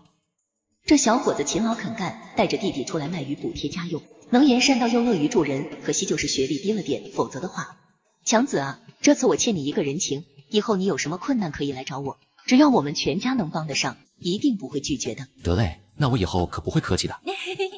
这时2个男人突然急急忙忙地跑进了医院。妈，我媳妇呢？他人没事吧？春芳，我儿媳妇呢？我孙子怎么样了？没事，小雪还在手术室呢，她一定会顺顺利利的把孩子生下来的。经过徐春芳一番解释后，萧家人都知道今天多亏了舒志强。强子兄弟，今天真是太谢谢你了，要不是你，我真不敢想我媳妇最后会怎么样。小同志，你这次的出手相助，可以说是救了我们全家啊，我们都不知道该如何感谢你。你有什么需要我们帮忙的，尽管说。放心，以我们一家的能力，还真没多少帮不到的事。舒志强一脸愕然，不明白到底哪来的底气，能说出这么自信又嚣张的话。不过舒志强也只是想报答上一世的恩情，所以没有要什么所谓的感谢。伯母，既然您的家人都来了，那我就先回去了。强子，你让我们请你吃顿午饭啊？不用了，你们现在也没时间，而且我还得去我姐家呢。舒志强没有回头，径直往大门走去。这时，肖文运的父亲肖仁义立刻掏出大团结，递给另一个男人。文豪，去把这些钱给他，人家救了我的孙子和你的妻儿，这人情咱们必须得还。看着儿子去追舒志强后，肖仁义这才看向徐春芳询问情况。就在二人交谈之际，肖文豪气喘吁吁地跑了回来，手里还攥着刚刚的大团结。肖仁义眉头一皱，沉声道：“不是让你把钱给他吗？你怎么又拿回来了？人家救了你老婆孩子，你连几百块钱都舍不得给吗？”爸，不是我不给，而是那小子不要啊！我硬塞给他，他居然还义正言辞地说我侮辱他的人格。您说我还能继续往他兜里塞吗？闻言，肖仁义顿时对这个小伙子有了几分兴趣，同时还非常欣赏他的性格。既然他不要钱，那就算了。你有没有给他留个联系方式？万一他以后有需要咱们帮忙的时候呢？闻言，肖文豪立刻点了点头。肖仁义这时才满意的坐了下来。另一边，舒志强来到姐姐舒志红的家里，当他看了一圈后，眉头却皱了起来。强子，你来了。刚刚我就听到门口有动静，我寻思是谁呢？话音刚落，房间里就传来姐姐舒志红和李火英的声音。是强子来了吗？哎呦喂，我的祖宗哎！你安心坐着，别乱动，别动了胎气。妈，我哪有那么娇气啊？听到这话，舒志强就已经猜到姐姐去做过检查了。这时陈大庆笑着邀请舒志强进去吃饭。志国呢？怎么没有跟你一起来？我就是想问这个，志国没有来吗？没有啊，他没有跟你在一起吗？陈大庆疑惑不解地看着舒志强。这时房间里的舒志红急得问道：“强子，志国不见了吗？”没事，我再去纺织厂的家属楼找找。姐，你不用担心，那么大的人丢不了。志红，你别急，我跟强子一起去找找看。强子，你和志国一起来城里卖鱼，怎么就只剩下你一个人呢？舒志强看了他一眼，将之前发生的事情说了一遍，但是并没有提肖家人的身份。听到小舅子居然做起了好人好事，陈大庆顿时欣慰不已。你把驴车和鱼盆都留给志国了，他应该拿不了那么多东西。你说他会不会还在纺织厂家属楼等你回去呢？很快，二人就跑到纺织厂家属楼，并且舒志国还是在原来的位置。姐，这2斤多重皖鱼7毛5真的不贵，要是在菜市场最少8毛5一斤啊。我知道7毛5不贵，但是你这鱼都腌了8鸡的，一看就快死了，你怎么也得便宜点吧。最终，舒志国还是受不了这种讨价还价的争论，于是以7毛的价格将鱼卖给对方。妇女提着2斤多重的皖鱼，心满意足的离开了。而舒志国低头看着澡盆里仅剩的几条腌了8鸡的鱼。志国，你怎么还在这呢？不是让你去姐姐家吗？闻言，舒志国立刻解释起没有离开的原因。可以啊，志国都能独当一面了。你姐夫我像你这么大的时候，还在吃家里的用家里的呢。不错，不过还得多学习，以后咱们可是得做大生意的，到时候你就是集团总经理，光会卖鱼可还不够。大哥，总经理是什么职位？总经理就是咱们未来的公司，如果有上万人，他们都归你管。一旁的陈大庆听到这话，心中惊讶的同时还带点不屑。这小舅子心比天高的性格又显露出来了，卖2天鱼就不知道自己是什么了，在做什么白日梦呢？大哥，我真的能当总经理吗？可以，多学习就行。重生不当接盘侠，舒志强靠摆摊卖鱼走上致富路。趁着闲聊的时间，舒志强和陈大庆商量了一下小吃店的后续工作。后天吧，我陪你姐2天半就去帮你把雨棚搭起来，那个很简单的，用不了几个小时就能帮你搞定。这时，舒志强又把小吃店的酒水生意交给陈大庆做，但听到舒志强的提议，陈大庆却犹豫起来。姐夫，你也知道我姐现在怀孕了，是需要用钱的时候，孩子出世也得用钱，将来读书也要用钱，你一个月几十块钱的收入根本不够，我作为孩子的舅舅，可不想到时候看着外甥吃糠咽菜。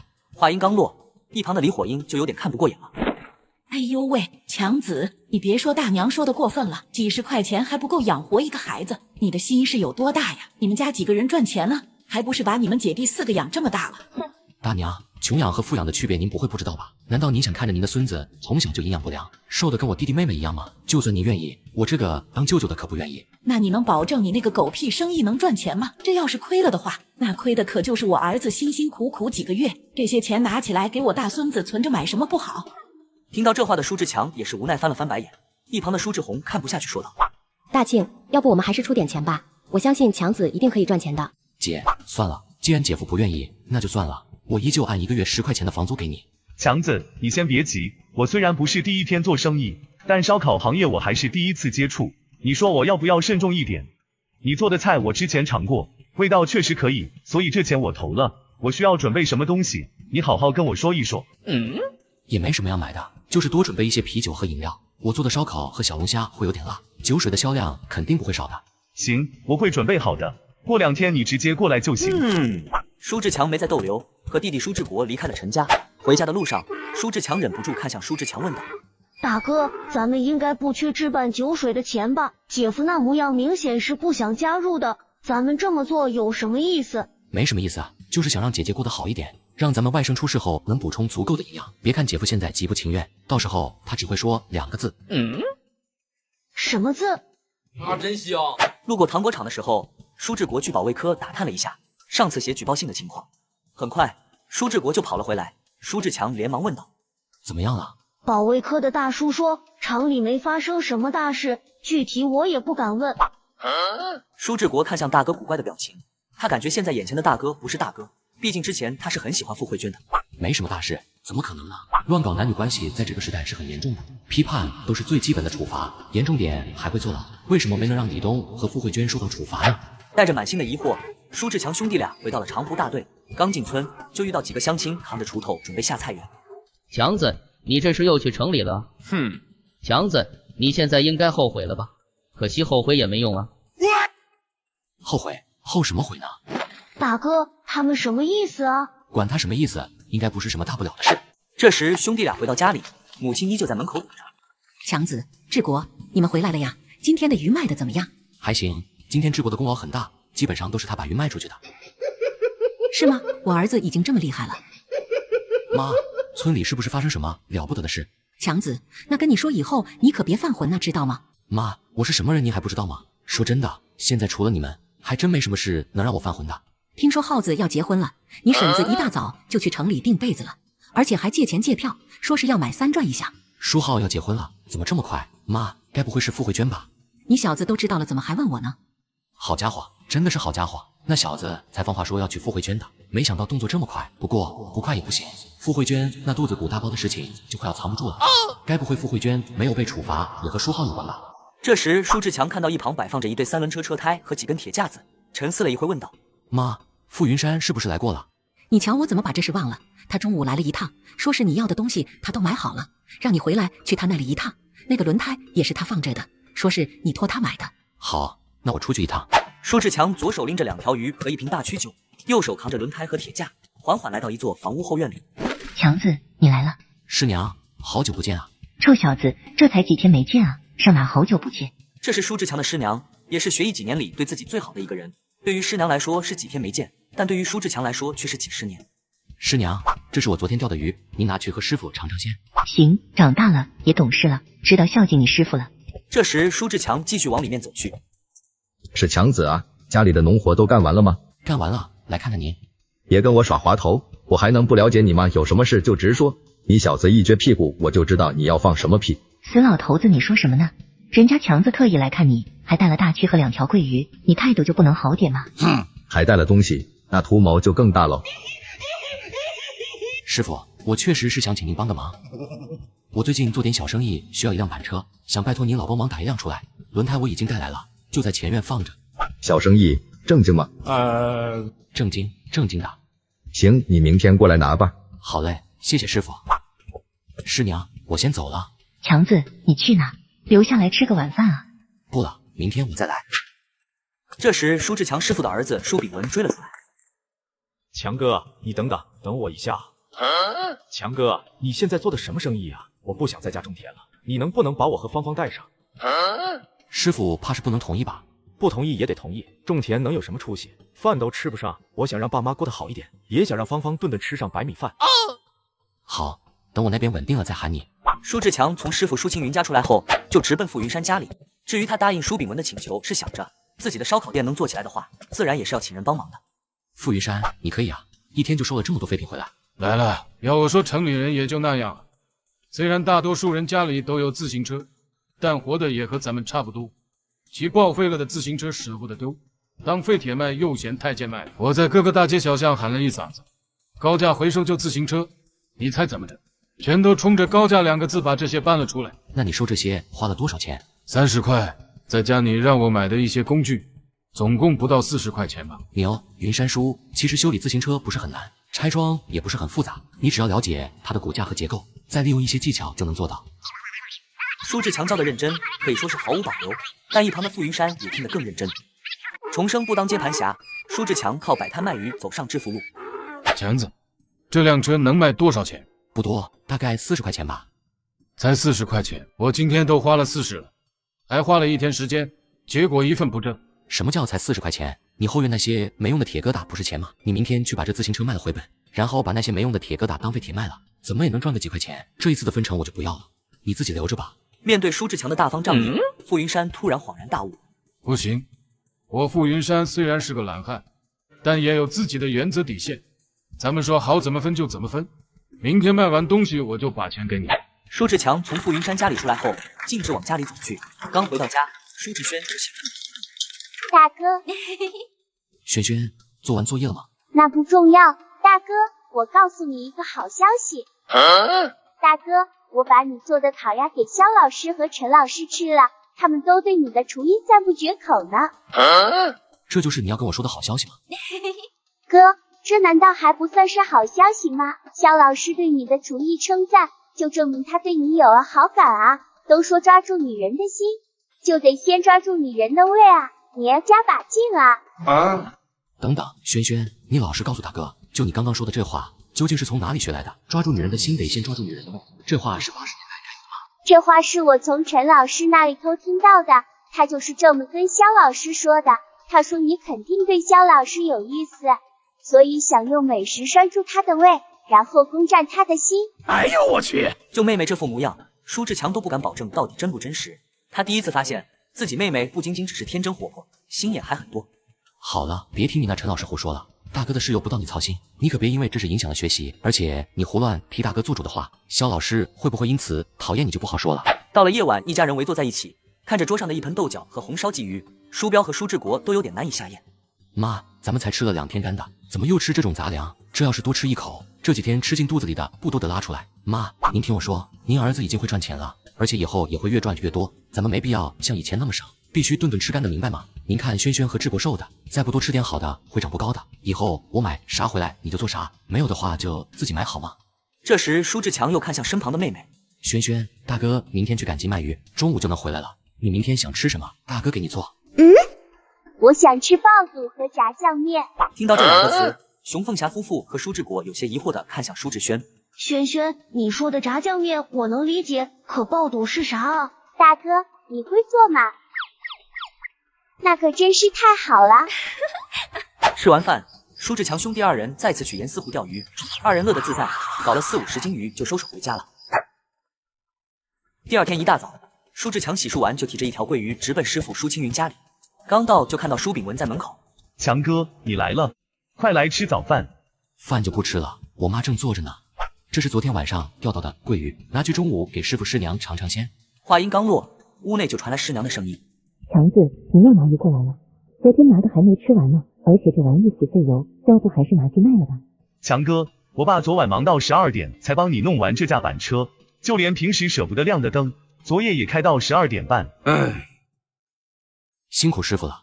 炳文，再等几天吧，等几天我就给你安排工作，工资不会比铁饭碗低。舒志强转身离开师傅家，直奔回到自己家。刚好舒志国提着地笼回来，当看到舒志强身旁的板车时，他眼前一亮。哇，大哥，这板车比村长家的好看多了，请申叔做的吗？待会把那辆板车还给村长，再给他带条鳊鱼表示感谢。又给他带鱼，前2天才给他送鱼，村长老婆还给我甩脸色，现在为啥还要白送一条鱼给他啊？治国格局要放大，眼光要放长远一点，人家毕竟是村长，咱们不能因为这点蝇头小利去得罪人家，知道吧？于是舒志国点了点头，就跑去送鱼和板车。2分半钟后，舒志国就兴冲冲地跑了回来。大哥，这感觉真爽啊！我刚去到村长家门口，村长老婆刚好就在念叨板车这事，发现我来了，拉着脸跟我在那笑呢。还说让我把板车拿回来再用几天。大哥，你是不知道，我把板车还给他的时候有多硬气，我到现在都忘不了那女人哭丧着脸的模样。行了，赶紧进屋里吃饭吧，吃完帮妈晒一下稻谷。大哥，你不带我去卖鱼了吗？一天就赚几10块钱了，顿顿都能吃上肉，我们还干啥农活啊？爸要借牛去把地耕出来，家里就只剩妈一个人了，你不得留下来帮忙啊！今天去集市卖鱼，我一个人就够了。这时的舒志轩往学校里跑去，再次撞上一个人。肖老师，您没事吧？轩轩，你怎么整天毛毛躁躁的？是想把老师撞残，然后要你哥照顾我一辈子吗？好啊，好啊。哎，轩轩，你今天怎么没带饭盒来？那你中午吃什么？老师，我大哥说中午会给我送饭菜的，他问我想吃什么，我说肖老师您喜欢吃炸酱面和爆肚，他想都没想就答应了哎。不是，你大哥问你想吃什么，你说我喜欢吃什么干嘛？你大哥没去卖鱼吗？去啊，不过他今天是去的集市，中午能够赶回来，所以才答应给我送饭菜的。顺便还让我问一下，肖老师您爱吃什么？这边的舒志强并不知道妹妹又在帮他泡老师，他到了集市后就开始吆喝起来。卖鱼喽，新鲜肥美的鱼，第一个来买的有优惠哦。来来往往的人听到第一个购买的有优惠，立刻被这话吸引过来。这时一个大妈走上前，看见舒志强的面容也是一愣。是你啊，小伙子，上次买了你的鱼，你第2天怎么没来了？你这的鱼确实又鲜又肥，而且价格还实惠。原来是你啊，大姐真是不好意思，之前不是赶集吗？第2天我就去其他乡镇了，为了表示感谢，这原价8毛5的鱼，我给您算8毛吧。哎，大姐，你怎么插队呢？你这是第一个买鱼的吗？什么插队？谁插队了？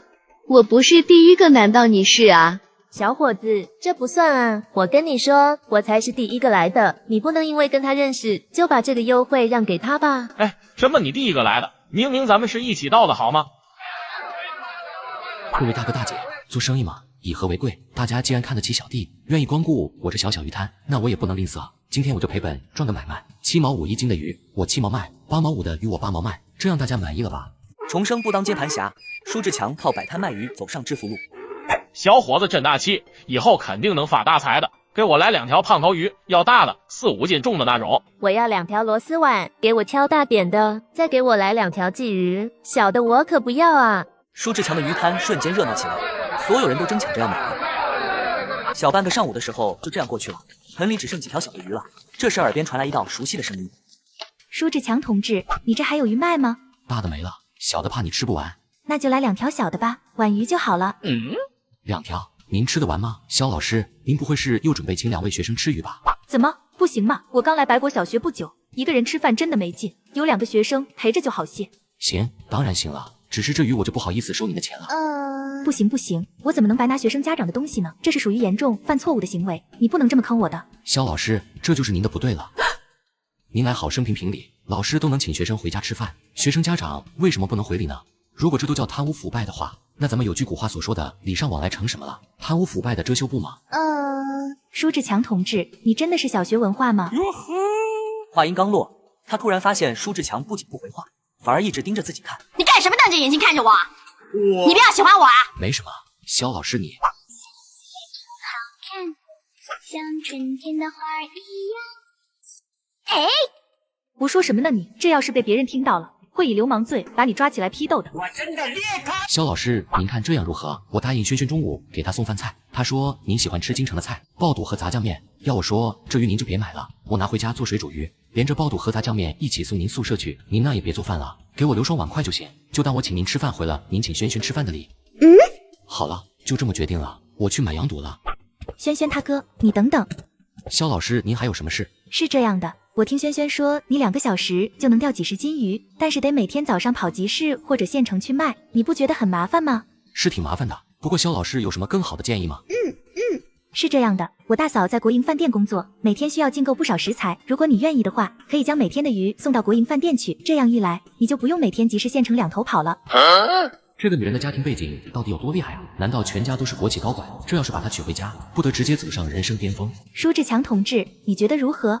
那当然好了，不过你这么帮我，让我怎么感谢你呢？你不用感谢我的，国营饭店本来就要收购一些食材，而且我也只是帮你跟我大嫂打个招呼，她同不同意我其实还不是很确定呢。必须感谢的。您能帮我联系就已经是帮我大忙了。您待会回去一定不要做饭，我会做好才送过去的。对了，肖老师，您还吃龙虾吗？舒志强同志，你还是看着弄吧。舒志强怎么也没想到，自己重生不久再次欠肖文韵一个恩情。这时，舒志强看着肖文韵的背影，不禁感叹道：“是心动啊，早。”买好所有的食材，舒志强就驾着驴车回家了。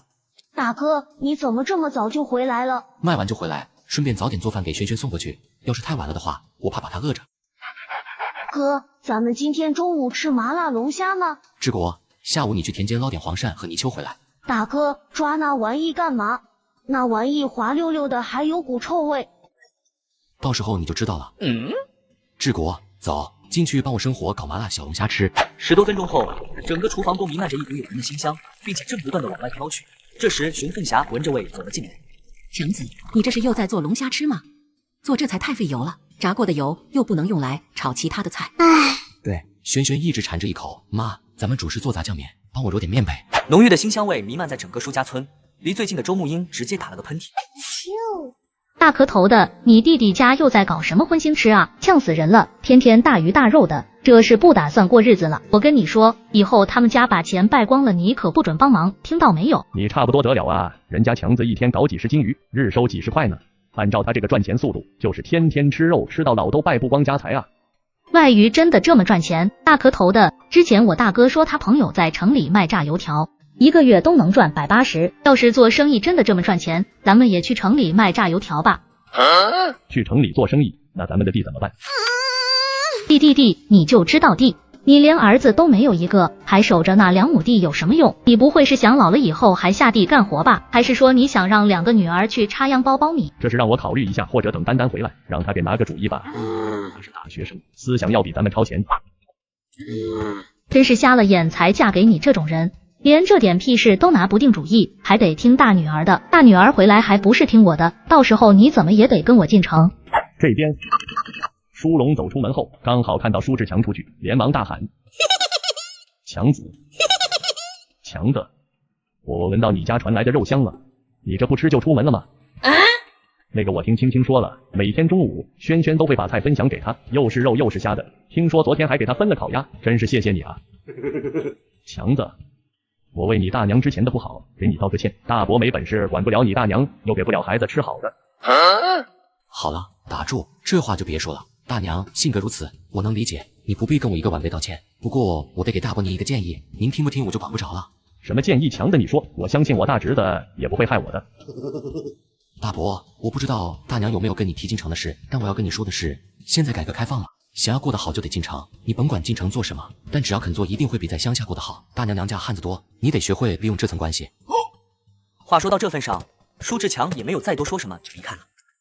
重生不当接盘侠，舒志强靠摆摊卖鱼走上致富路。哥，你怎么才来啊？我和肖老师都饿扁了。饿是吧？大哥给你带了好吃的小龙虾，杂酱面和爆肚需要煮一下，你先去吃龙虾吧。听到外面的对话，肖文韵和陈玉婷也从里面走了出来。当看到舒志强提着2个饭盒的时候，一旁的陈玉婷不禁或有一声：“我说肖老师今天怎么不做饭呢？原来是和情郎说好了。”陈老师，你胡说什么呢？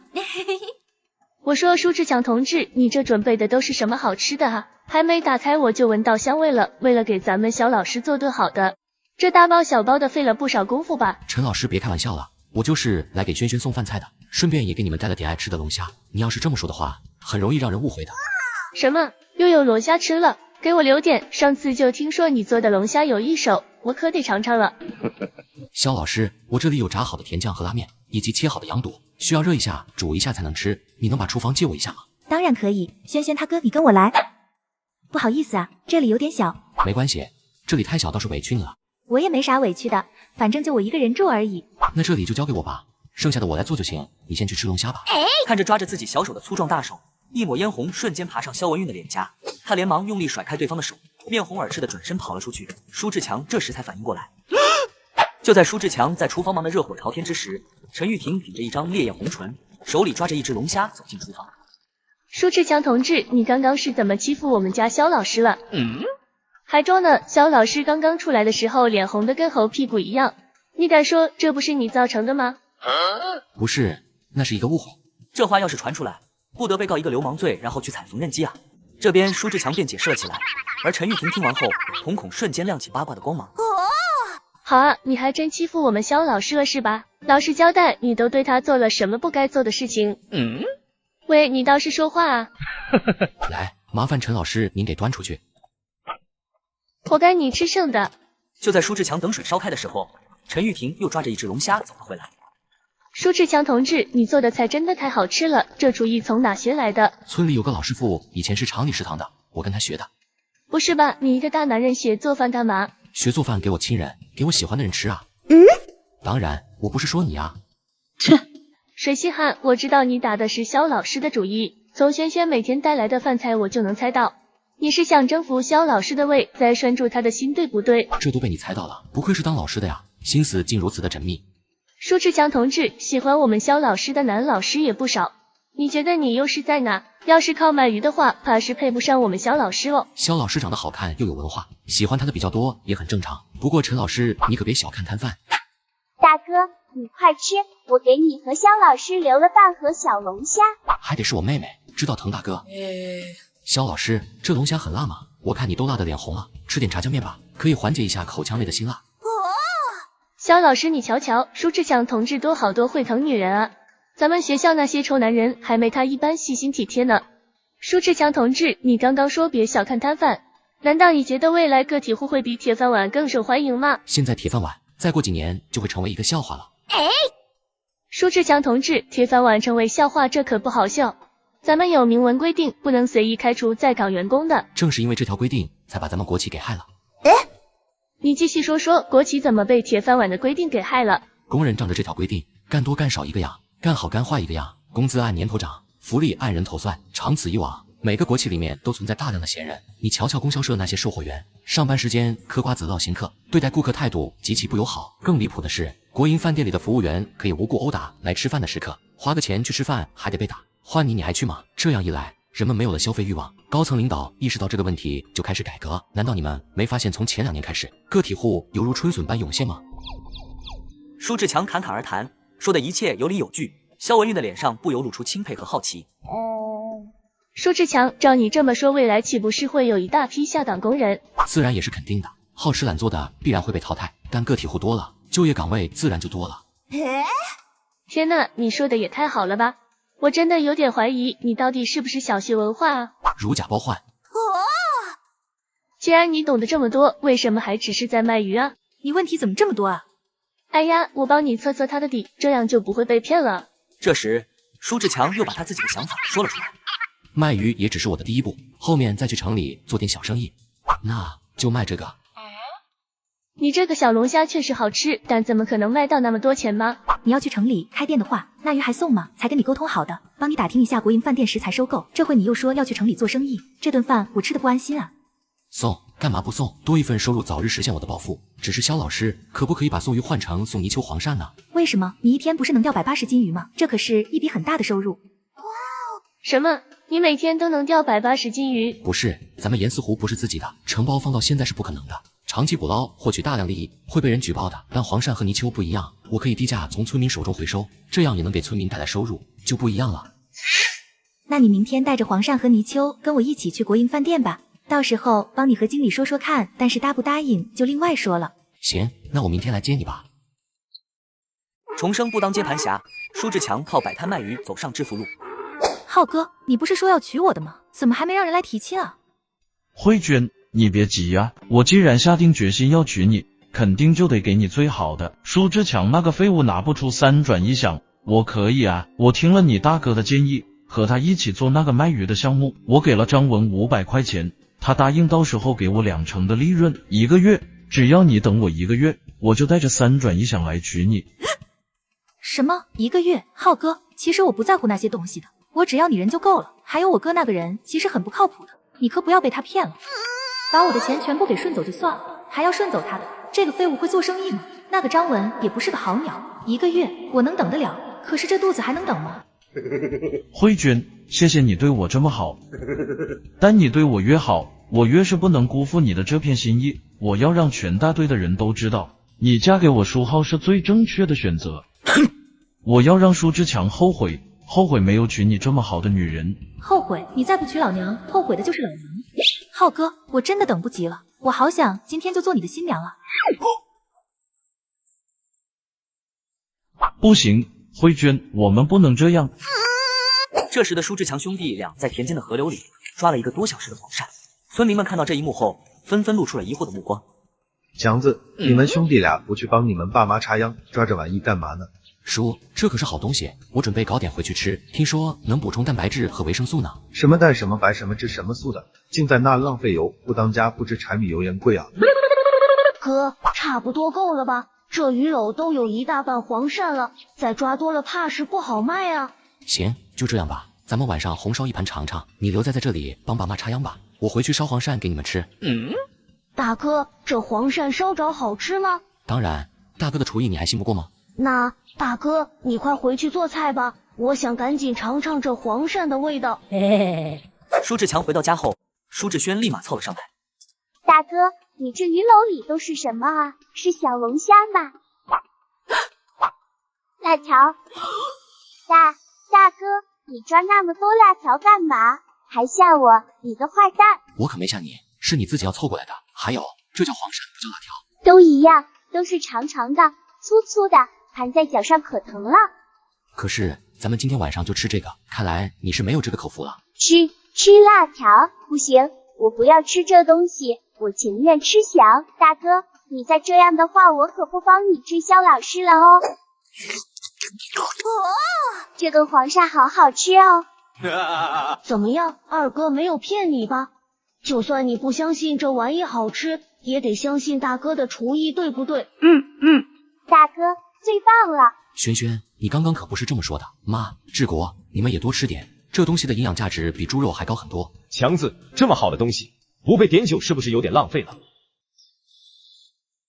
？1两，多1滴都不行。1两也太少了，2两才刚刚好啊！就在2人讨价还价的时候，舒龙夫妇提着一瓶酒走了进来。彪子，凤霞吃着呢。强子，你也在呢。大哥、大嫂，你们怎么来了？强子，彪子，我和你嫂子是来找你们商量一件事的。闻言，舒志国和舒志轩的脸色又不好看了。他们深知这个大伯大娘一旦说出这种话的时候，准没好事。志国、轩轩，给大伯大娘让座。不用，我们商量完事就走。切，我们不是来吃饭的，省得到时候有人说我们混吃混喝。嫂子，你这说的什么话呢？我们家什么时候说过这话呢？大伯，我猜的没错的话，你们这是准备进城了？什么？大哥你要进城？对，我和你嫂子商量好了，等青青读完这个学期，我们就带她进城里，然后在城里做点小生意，总比在乡下种田吃红薯强。那青青读书怎么办？你总不能让她辍学吧？这个就不用你担心了，我弟弟已经安排好了一切。等青青跟我们去城里，到时候直接让她读公立小学，城里的教学质量可是比乡下好很多的，这还得多亏了我弟弟。我和大壳头准备做的生意也是他安排的，1个月上百块呢。所以大伯大娘，你们今天是来告别的呢，还是来炫耀的？强子，你别多想，你大娘没那个意思。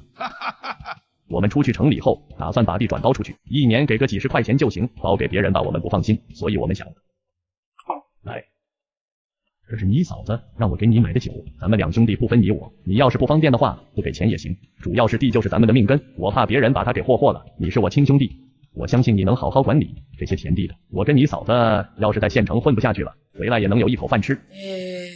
既然这样的话，爸，多大的能力干多大的事，这事你把握不住。过2天我就会带志国去城里，准备开店卖小吃，到时候我们能回来吃饭就已经不错了。干农活就别想了。您觉得就您和老妈2个人能种得多少田地呢？大哥，强子他说的也有道理，当弟弟的虽然有心帮你，但是真没那个能力。强子现在有能力赚钱了，我总不能把他留在村里跟我一起种地吧？强子没得商量吗？切。行了，不包就不包，咱们去城里还不一定会饿嘎。我弟弟说了，1个月最起码赚180块钱呢，还能活不下去还是咋的？强子，你说你大伯大娘进城能有活路吗？你还是担心你自己吧，要不了2年他们就能在城里买房了。他做什么生意2年就能在城里买房了？我不信。不信就等着看呗，反正人家用不了你操心。志国，走了，咱们去搞鱼。大哥，咱们明天不是要去卖黄鳝吗？家里还有50-60斤黄鳝呢，再搞几十斤鱼，怕是卖不出去吧？我明天要和轩轩的老师去一趟国营饭店，搞几十斤鱼当做样本。我明天去看看他们那边多少钱收。如果还有利润的话，我打算直接在村里收鱼和黄鳝。哥，这肖老师到底有什么背景啊？竟然认识国营饭店的人？管他什么背景，反正你只要知道咱们欠他人情就完事了。舒志国见大哥不愿提及这事，舒志国也识趣的没有再问什么了。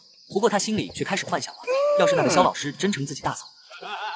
就在此时，他们身后传来一道熟悉的声音：“强子，你给老子站住！你小子，我不打招呼你就不来了是吧？我中午饭都没吃，就是为了多收点费自行车，下午早早回来等你了。你却不来找我，你拿7、8成的力还没我这个拿2、3层力的急是吧？”别，云山叔，下午我太忙了，直接给忙忘了。你收回来的旧费自行车又跑不掉，我人也跑不掉，别急啊。智者千虑，必有一失。这样，明天收获的钱我先垫了，等资金回笼了再给我吧。重生不当接盘侠，舒志强靠摆摊卖鱼走上致富路。文哥，苏志强那畜生今天会不会来？要不我们还是直接去他家里吧。不行，咱们拿钱和他换钓鱼技巧的事不能让别人知道。再等等吧，那小子不可能放着钱不赚的。文哥，我和舒志强认识这么久，可没听说过他还会什么钓鱼技巧的，应该不会被他骗了吧？这可是3000多块钱。他敢？这份钱里面可是有我大哥的份，他要敢骗老子，绝对会让他嘎得很难看的。听到三人的窃窃私语，走到他们身后的舒志强有些意外，他没想到舒浩竟然也跟张文混到一块去了。你们都来得挺早的哈，藏得挺辛苦的吧？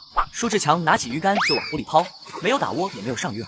张文三人没有说话，就这么死死地盯着他的鱼竿，试图从中看出什么。你们在看什么？不是吧？你们不会以为我没上鱼饵就能钓到鱼吧？好了，我没时间跟你们耗着，谈正事吧。张文，你把钱带来了没？这是1000块，剩下的2500在袋里，我要的鱼饵配方呢？你倒是挺心急的呀。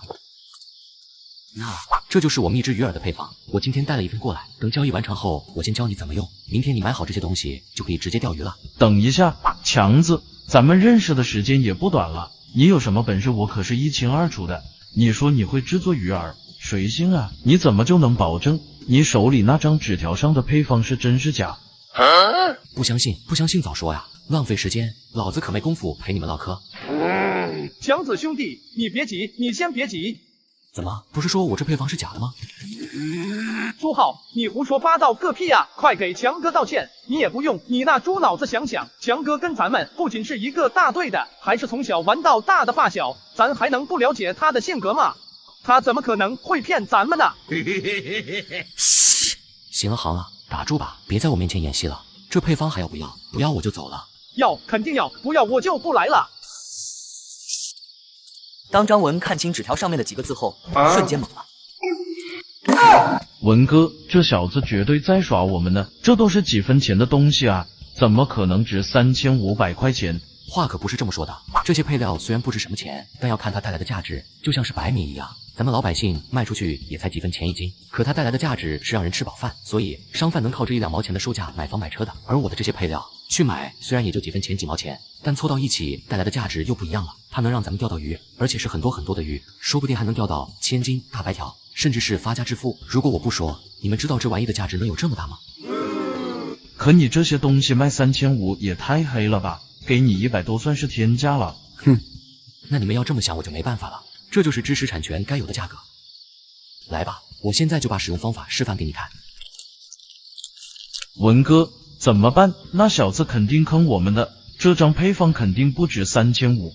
要是这秘制鱼饵真的有用就算了，要是没用，我会让他在村里待不下去。这个是打窝用的，你可看好了，要是后面自己还说不会，我可不负责。时间1分1秒的过去了，张文三人脸上的惊喜根本就藏不住。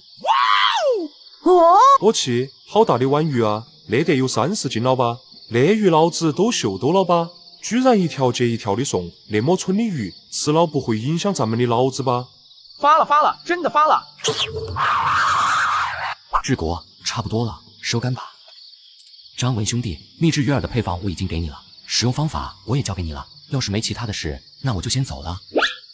文哥，那可是3500块钱啊，我们家10几年都赚不到那些钱。文哥，我们要不要把包抢回来？算了，大哥让我最近别惹事，现在我有了这个，我还需要在乎那点钱吗？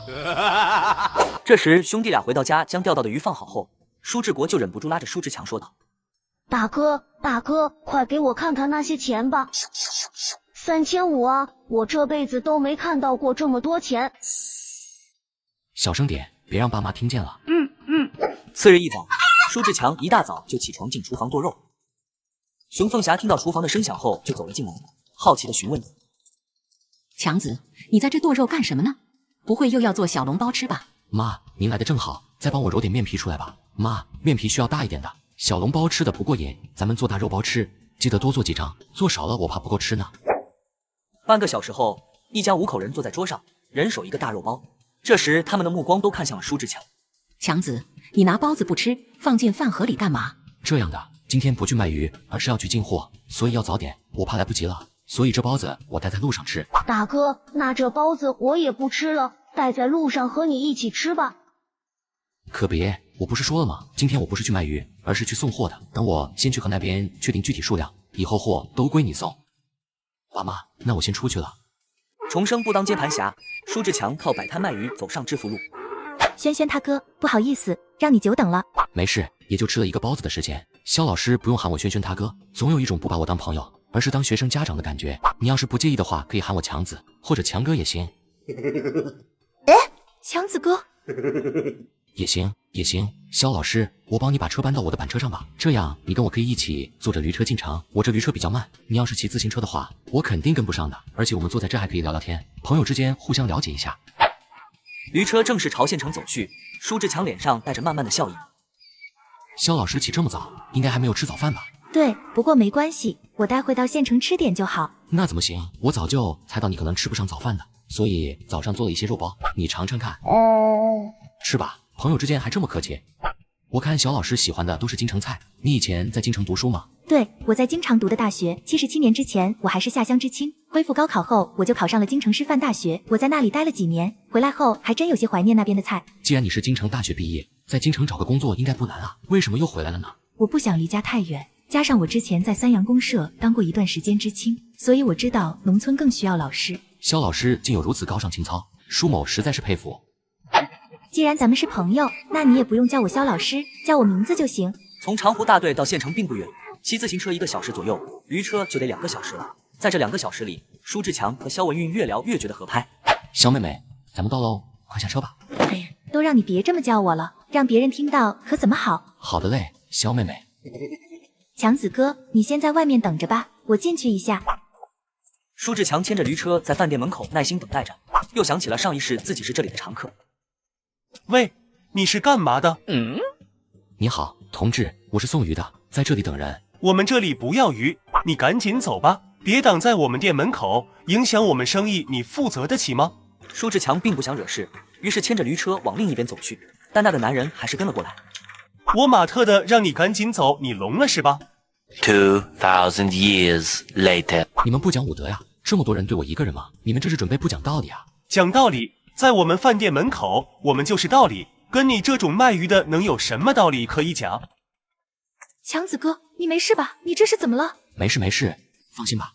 大嫂，你们这是土匪窝吗？你们怎么在饭店闹事？把话说清楚。经理，那小子牵着一辆驴车堵在咱们饭店门口，我态度友善的上前让他离开，他不仅不听，反而把我摔在地上，然后疯狂踹我。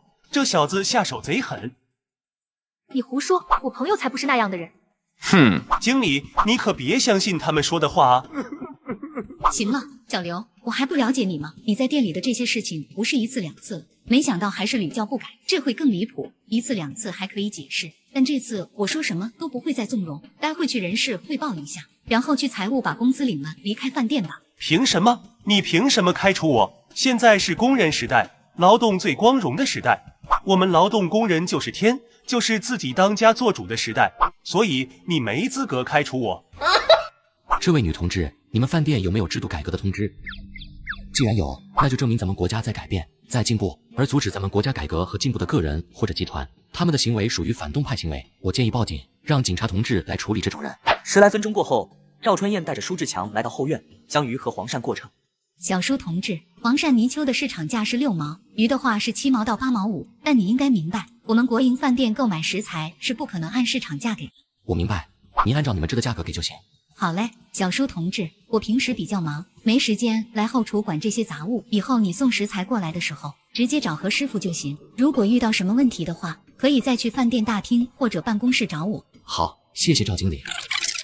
你胃口挺大呀，那你每天能弄多少斤黄鳝和鱼？黄鳝泥鳅，如果你需要的量大的话，我可以在村里收，一天最少几百斤，多的话上千斤也是有可能的。至于鱼的话，利润不高，量可能不会很多。食材的具体用量我不是很清楚，你可以和老何商量。老何他有什么需求，在不伤害饭店利益的前提下，尽量满足。强子哥，那我先走了，待会我还得回家，明天再回学校。你处理完这里就去忙你自己的事吧，不用等我。好嘞，你忙去吧。何大厨，你看我明天送多少斤黄鳝和鱼合适？小兄弟，你和我们经理什么关系？我们饭店的食材可是供销社专供的，这还是第一次收个体户的户。不能说，不可说。行吧，最近咱们饭店的生意大不如前了，所以食材需求也不是很大。黄鳝泥鳅的话，你每天送300斤过来吧。至于鱼，最好不要超过这个量，100-200斤左右差不多嘞。刚刚听到你是从村民手上收这些，你可以再收点蔬菜过来。咱们饭店对蔬菜的需求量很是蛮大的，毕竟工作餐每天就要几十斤蔬菜。与此同时，国营饭店的经理办公室，小月，你老实告诉大嫂，你跟那个舒志强发展到哪一步了？大嫂，你胡说什么呢？我和强子哥没有那种关系，就是普通朋友而已。普通朋友会叫强子哥，叫妹妹的。哎呀，我都说了没有那种关系了。行了好了，我不管你们到底是什么关系，但大嫂得提醒你一句，小月，你是京城大学毕业的高材生，普通人是配不上你的。还有你爸是线纺织厂厂长，大哥又是服装厂的副厂长，就连你二哥也是印刷厂的副厂长，咱们全家都是领导层，难免有人打着不怀好意的心思接近你，所以你交朋友一定要擦亮眼睛，知道吗？重生不当接盘侠，舒志强靠摆摊卖鱼走上致富路。强子，你来啦，要不把驴车放到后院去，然后在这坐会，准备晚上的事情。不用了，今天是不会开张了。我龙虾没带来，也没有买肉和竹签，我待会还得去把香料磨成粉，而且还得去找厂家制作一些东西。摆摊卖小吃没多少位置让客人坐着吃，大多数还是打包，所以现在舒志强得准备打包盒，他还想着直接找厂家做，能省下一笔。姐夫，那我先走了，我晚点再来找你。行，我今天就把酒水运回店里，你中午记得来家里吃饭。过了10多分钟，舒志强已经把香料都磨好了，又来到了城里的印刷厂。同志，请问你们肖副厂长在吗？我们副厂长在办公室呢，你可以直接去找他。同志，还有我这驴车能不能帮我看一下？那位同志，你是干嘛的？同志，我问你是干嘛的？你怎么不说话呢？您好，同志，我是来找肖副厂长的。找肖文豪，这人一身粗衣麻布的，一看就是普通的庄稼汉子，来找肖文豪干嘛呢？该不会来找肖文豪帮什么忙吧？现在厂子经济本就不好，还动私权帮自己的穷亲戚，要是被我抓到把柄，肖文豪你就等着下岗了。你找肖副厂长有什么事？一些私事，这我没办法告诉你。这位同志，我姓石，无论何时与你相识我都值。也是印刷厂的副厂长，肖副厂长现在有时不在厂里，所以你今天可能见不到他。不过你有什么事可以直接跟我说，能帮的我都会帮你。既然肖副厂长不在，那我改天再来好了。同志，等等，你有什么需要帮忙的，我真的可以帮你。要是你有什么急事，等肖副厂长来再说，不就耽搁了吗？听到这话，舒志强就已经确定对方和肖文豪有恩怨了。你很急，但是我不急，还是等肖副厂长吧。就在舒志强刚到厂门口，迎面走来一个熟悉的身影。强子兄弟，你怎么在这？我媳妇刚刚生产，为了多陪她和孩子，所以我来厂里的时间会晚一点。你要是再走快一点，今天就等不到我了。我还没恭喜你当爸爸了呢，嫂子生的男孩女孩啊？男孩，长得和我媳妇很像。说起来还要感谢你，要不是你送我媳妇去医院，后果我都不敢想。别这么说，嫂子吉人自有天相，就算我不在，也会平安无事的。好了好了，不说这个，你今天来找我是什么事呢？说出来听听，我能帮的一定帮。我是来找你帮忙的，但是我同样也给你带来一个业务，能让你们印刷厂订单不断的大业务。夸不夸大咱先不说，你先听听我的想法。这时，舒志强站起来，从办公桌上拿纸做出2种不同的打包盒。肖文豪看得一愣一愣的。这就是你说的大业务？这玩意做出来有什么用？谁又会买这种东西？肖大哥，这东西叫做打包盒，你可别小看它。从宣布改革开始，个体户每天都会多出成百上千，其中不乏有做饭店的、街边小吃的。但是你考虑过没有，如果客人吃不完或者想带回家给家人尝尝，他们怎么把东西带走？经过舒志强的一番解释，肖文豪瞬间恍然大悟。肖大哥，到时候不仅仅是早餐店、小吃店，就连饭店、酒店也会需要大量的打包盒。一旦咱们抢占了先机，其中的价值你应该能明白的吧？强子兄弟，那你觉得这打包盒的规格应该做成什么样的呢？肖大哥，打包盒的规格分很多种，厚度的话和这个玻璃茶杯差不多。至于容量，分大中小3个规格，不仅仅是纸碗，还有这个茶杯也可以用纸做成一次性的。强子兄弟，你知道吗？你这次简直就是帮了我大忙啊！之前你就救了我媳妇孩子，现在又帮我解决一个大难题，你哪里是什么鱼贩，简直就是我的贵人啊！强子兄弟，这可是利润巨大的商机啊！你要是拿去自己做的话，绝对能在短时间里实现财富自由的。你就这么告诉我，就不后悔吗？没什么可后悔的，我脑袋里能赚钱的法子多了去，而且我接下来的小吃店也需要用打包盒，给别人还不如给你。好兄弟，你要多少一次性打包盒，我免费给你，就当是测试效果，厂长也不会有意见的。是谁在门口偷听呢？应该是工人路过。强子兄弟，咱们继续说打包盒的事情吧。肖大哥，免费的我就不要了，你是公家的人，这厂子1分1厘都是公家的，你可不能犯错误。我要的打包盒该是多少钱，你就收多少。既然你这么说，那我就不勉强了。你把你需要的规格和数量告诉我，我让人去计算一下价格。舒志强继续把自己的需求慢慢讲给肖文豪听。肖大哥，你帮我在打包盒的盖上和纸碗的两边写几个字：一品烧烤小龙虾，纵享美食赢天下。好，没问题。不过强子兄弟，你真的是小学文化吗？这广告语绝了啊！如假包换，这个我没必要隐瞒。对了，肖大哥，麻烦你在广告语下面再写上一排小字：爱护环境，人人有责。好，我明白了。那你总共要多少量呢？纸碗先做2000个吧，大号和中号各1000个，打包盒的话做5000个，厚度一定要够，不能碰到水和热油就坏了。舒志强又沉思了一会，一再提醒对方要保证质量。肖大哥，你们厂是不是还有一个副厂长？你怎么知道？闻言，舒志强就将之前遇到的事情说了出来，并且说出了自己的疑虑。肖文豪也把自己和对方的关系矛盾解释了一遍。那些都是过去式了，就不提了。你给我的创意和商机已经能够让厂子起死回生了，还有可能超越印刷厂的巅峰时期。一旦让市里领导知道，我们厂里不仅不会被调离，甚至还可能升职呢。而这个办法是由我提上去的，你觉得他姓石的还能争得过我吗？舒志强一听，觉得还是有道理的，于是也没多说什么。强子，这都快到饭点了，要不跟我回去吃午饭吧？你嫂子可一直念叨着，咱感谢你救了他和他儿子呢。今天我妹妹学校放假，她可能会回去吃饭，跟哥回去吃饭，我撮合撮合你们俩。好家伙，我拿你当兄弟，你居然要我当你妹夫？还是算了，我上午和国营饭店商议好了，明天得给他们送300斤黄鳝泥鳅和100斤鱼，所以我下午还得在村里收这些，实在是没时间。国营饭店和谁谈的？不会是我大嫂吧？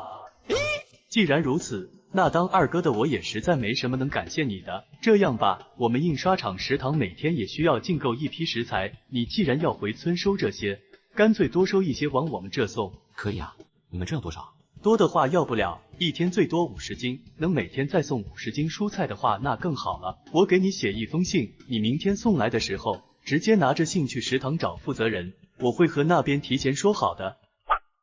和肖文豪商量好打包盒以及送食材的事情后，舒志强就离开了印刷厂，又去供销社买了一台骆驼牌电风扇，又去了姐夫陈大庆的店里。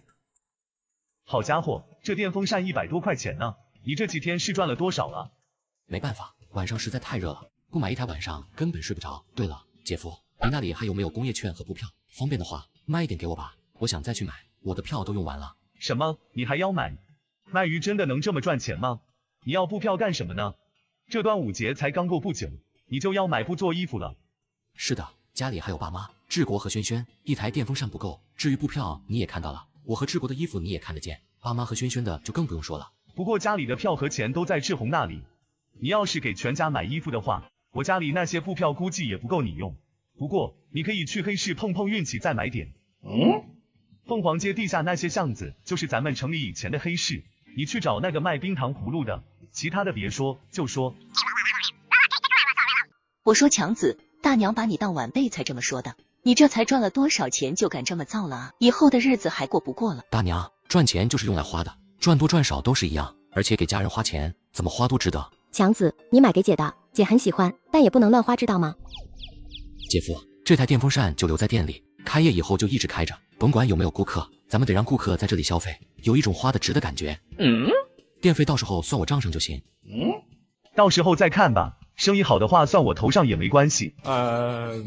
行，那我先回家里去了，等我忙好家里的事情，到时候再来。姐，你要照顾好自己。强子，跟姐回去吃饭再回长湖也不迟啊。不用了姐，我待会去买2块牛肉饼吃就行了。大庆，你妈我最近晚上热的睡不着觉，要不这电风扇晚上拿回去给我用，你早上再拿过来吧。妈，要不你晚上用我们房间那台风扇吧？那不行，我用那台你们用什么？我可不能把我孙子热坏了。要我说我就用这个，反正你们晚上也用不着，借我用怎么了？志宏，你说对吧？驴兄辛苦了，来吃块牛肉饼吧。怎么不吃呢？不喜欢吗？驴兄，要不我把你从傅云山那里买来吧？老这么接着，那家伙心里怕是会不痛快啊。老驴还是没有回话，但此时的舒志强心里已经有了决策。1个半小时后，舒志强回到了家里，老爸、老妈和弟弟3人在门口摘起了花生。大哥，你回来了，一早上不见，如隔三秋啊！去试试这风扇的效果怎么样？哇，电风扇哎，我只在供销社看到过，还没摸过呢。强子，你怎么连电风扇这么贵的物件都买呢？你这孩子一有钱就乱造，以后娶媳妇该怎么办呢？天太热了，买了晚上就能睡得着了。你儿子我能赚钱，娶媳妇的事你不用操心。爸妈，我给你们都买了套衣服，快去试试看吧。你这孩子不当家真不知道柴米油盐贵是吧？这才赚几天的钱，你就敢这么花？以后有多少钱够你败的呀？强子，这次我可站在你妈这边了，这些东西加起来的3、4百吧，这都够咱们家几年的花销了。就算你再怎么赚钱，也不能这么败啊！爸妈，你们多久没有做过新衣裳了？志国和轩轩又多久没做过新衣裳了？他们的衣服已经破得没地方补了。我这当大儿子的，赚了钱不得先孝敬父母吗？还有我这当大哥的，不得多照顾一下弟弟妹妹的，给你们买套新衣服而已。这才哪到哪呀？等着吧，再过一段时间，我就给你们在市里买轿车，买大别野住。强子，这些衣服一共花了多少钱？没多少，也就不到200块钱吧。这么贵？你这还是确实不知道过日子，你还不如把布买回来让妈做，反正家里也有缝纫机，就这些布料买回来，最多也就30、40块钱。好了，这买都买了，还能退了不成吗？我也没说要退，但我也没说让你们这就去换呢。给我把衣服都放下，不过年不过节的，穿什么新衣服呢？我说妈，您这真的没必要。您儿子我现在一天的收入也能轻易买下这些衣服，还能有剩，所以弟弟妹妹想穿，您就让他们穿着吧。经过舒志强的一番解释，熊凤霞4人听懂了，但还是有些难以置信。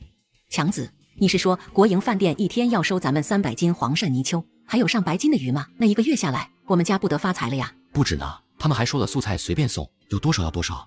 而且印刷厂那边我也谈妥了，各类河鲜还有蔬菜他们也要。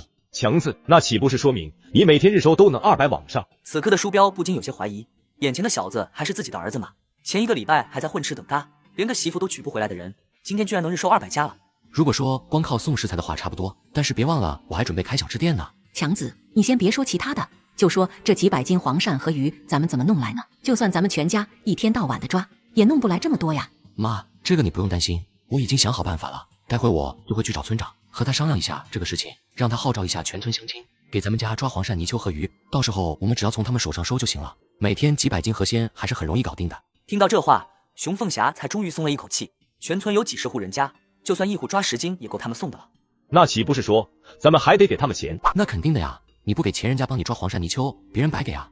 那你打算出多少让他们抓？黄鳝泥鳅咱们村里人都不吃，可以说是害虫，所以我打算以1毛钱1斤从村民手上收，鱼的话3毛，蔬菜不管是什么，一律按照半价收，到时候你们别把咱们卖给国营饭店的价格说出去，会惹麻烦的。放心吧，我和你妈又不傻。志国，你去干嘛呢？我去抓黄鳝泥鳅，不能把这钱给别人赚了。过了一会，舒志国和父母往田里去了，而舒志强则往村长家走去。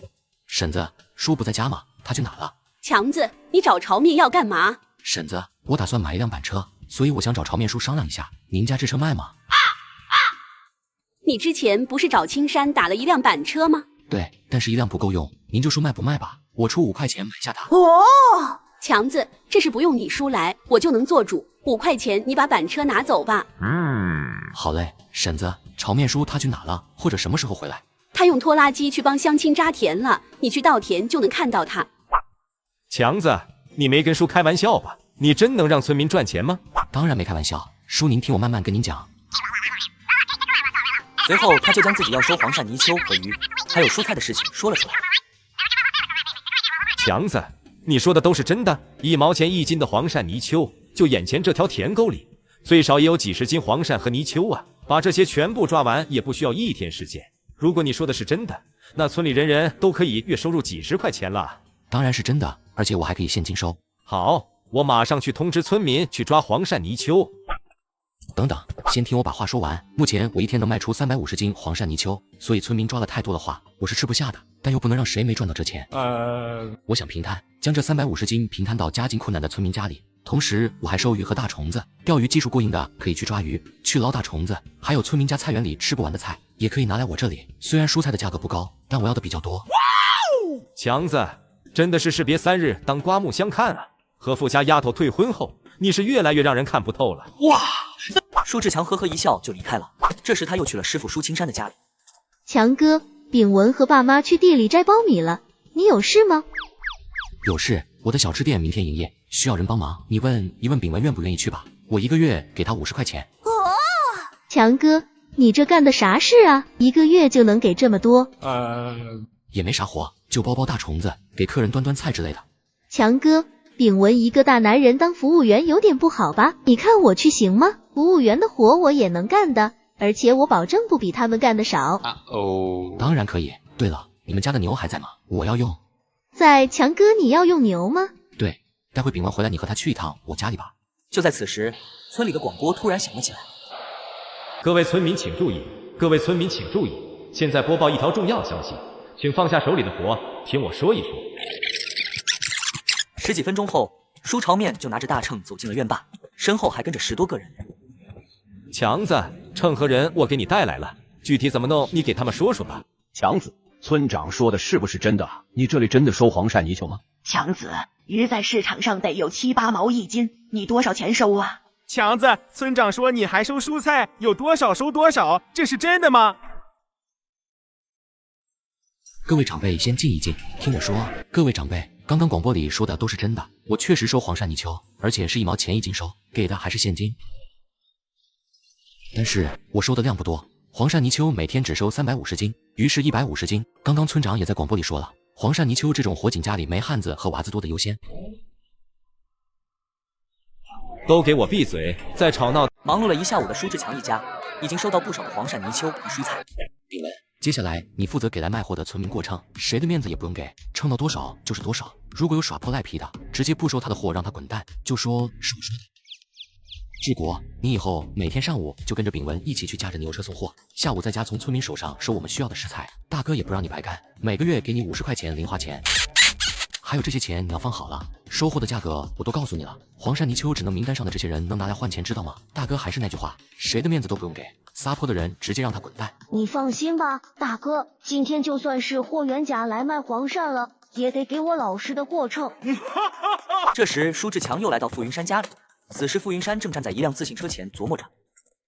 云山叔，琢磨的怎么样了？哟，大忙人来了，听到你们村里的广播，我还以为你今天又不来了呢。那不能，再不来你不能要了我的命啊！云山叔，可以啊，进步的很快嘛。我之前教你的，你自己都能动手了，最多1个礼拜，你就能出师自己摆摊了。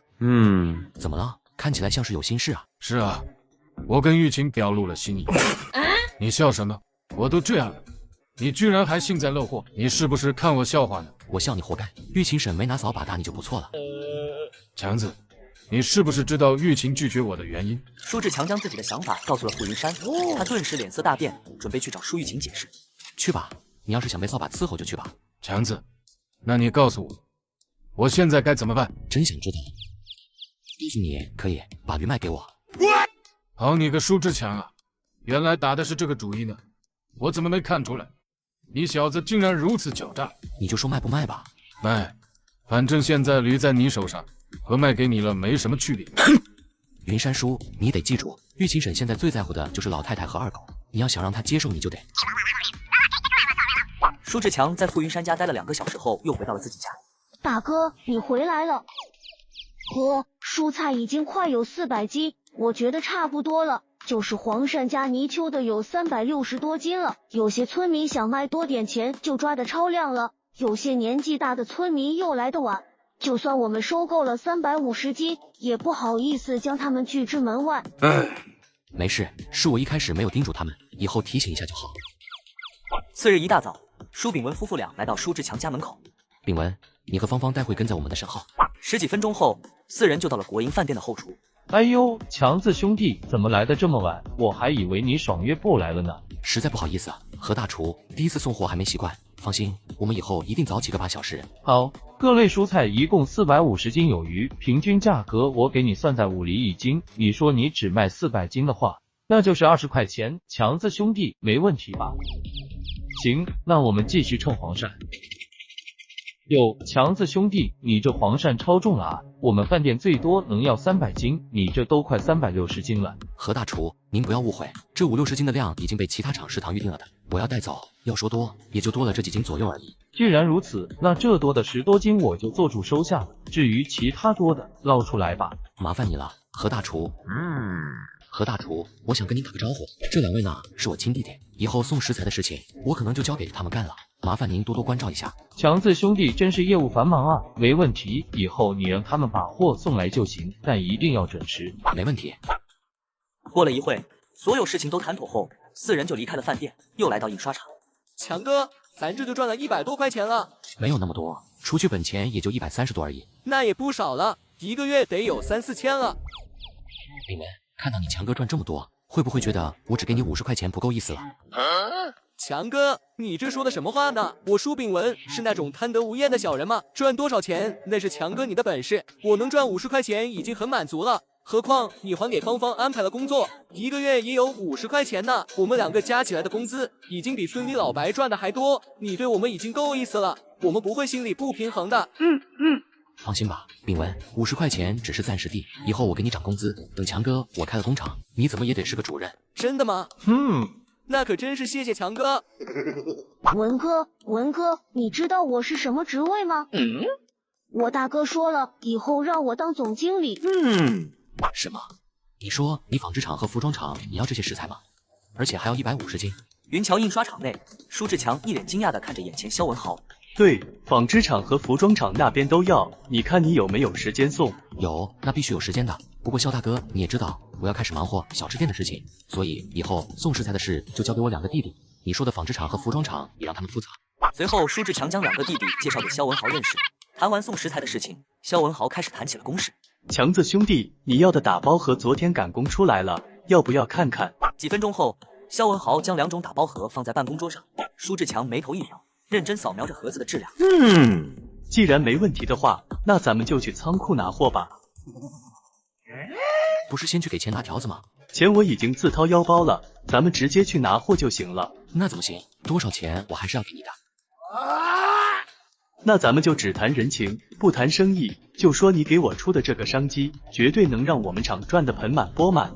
我接下来肯定也会得到上级表扬，这可是一个天大的人情。我就送你10几块钱的打包盒而已，不过分吧？你说咱不能侵占公家利益，我自己掏腰包没问题吧？杜副厂长将他们驱赶出去了，说他们牵着驴车和牛车待在这，影响厂区容貌。治国，炳文，是那个红毛男赶你们出来的？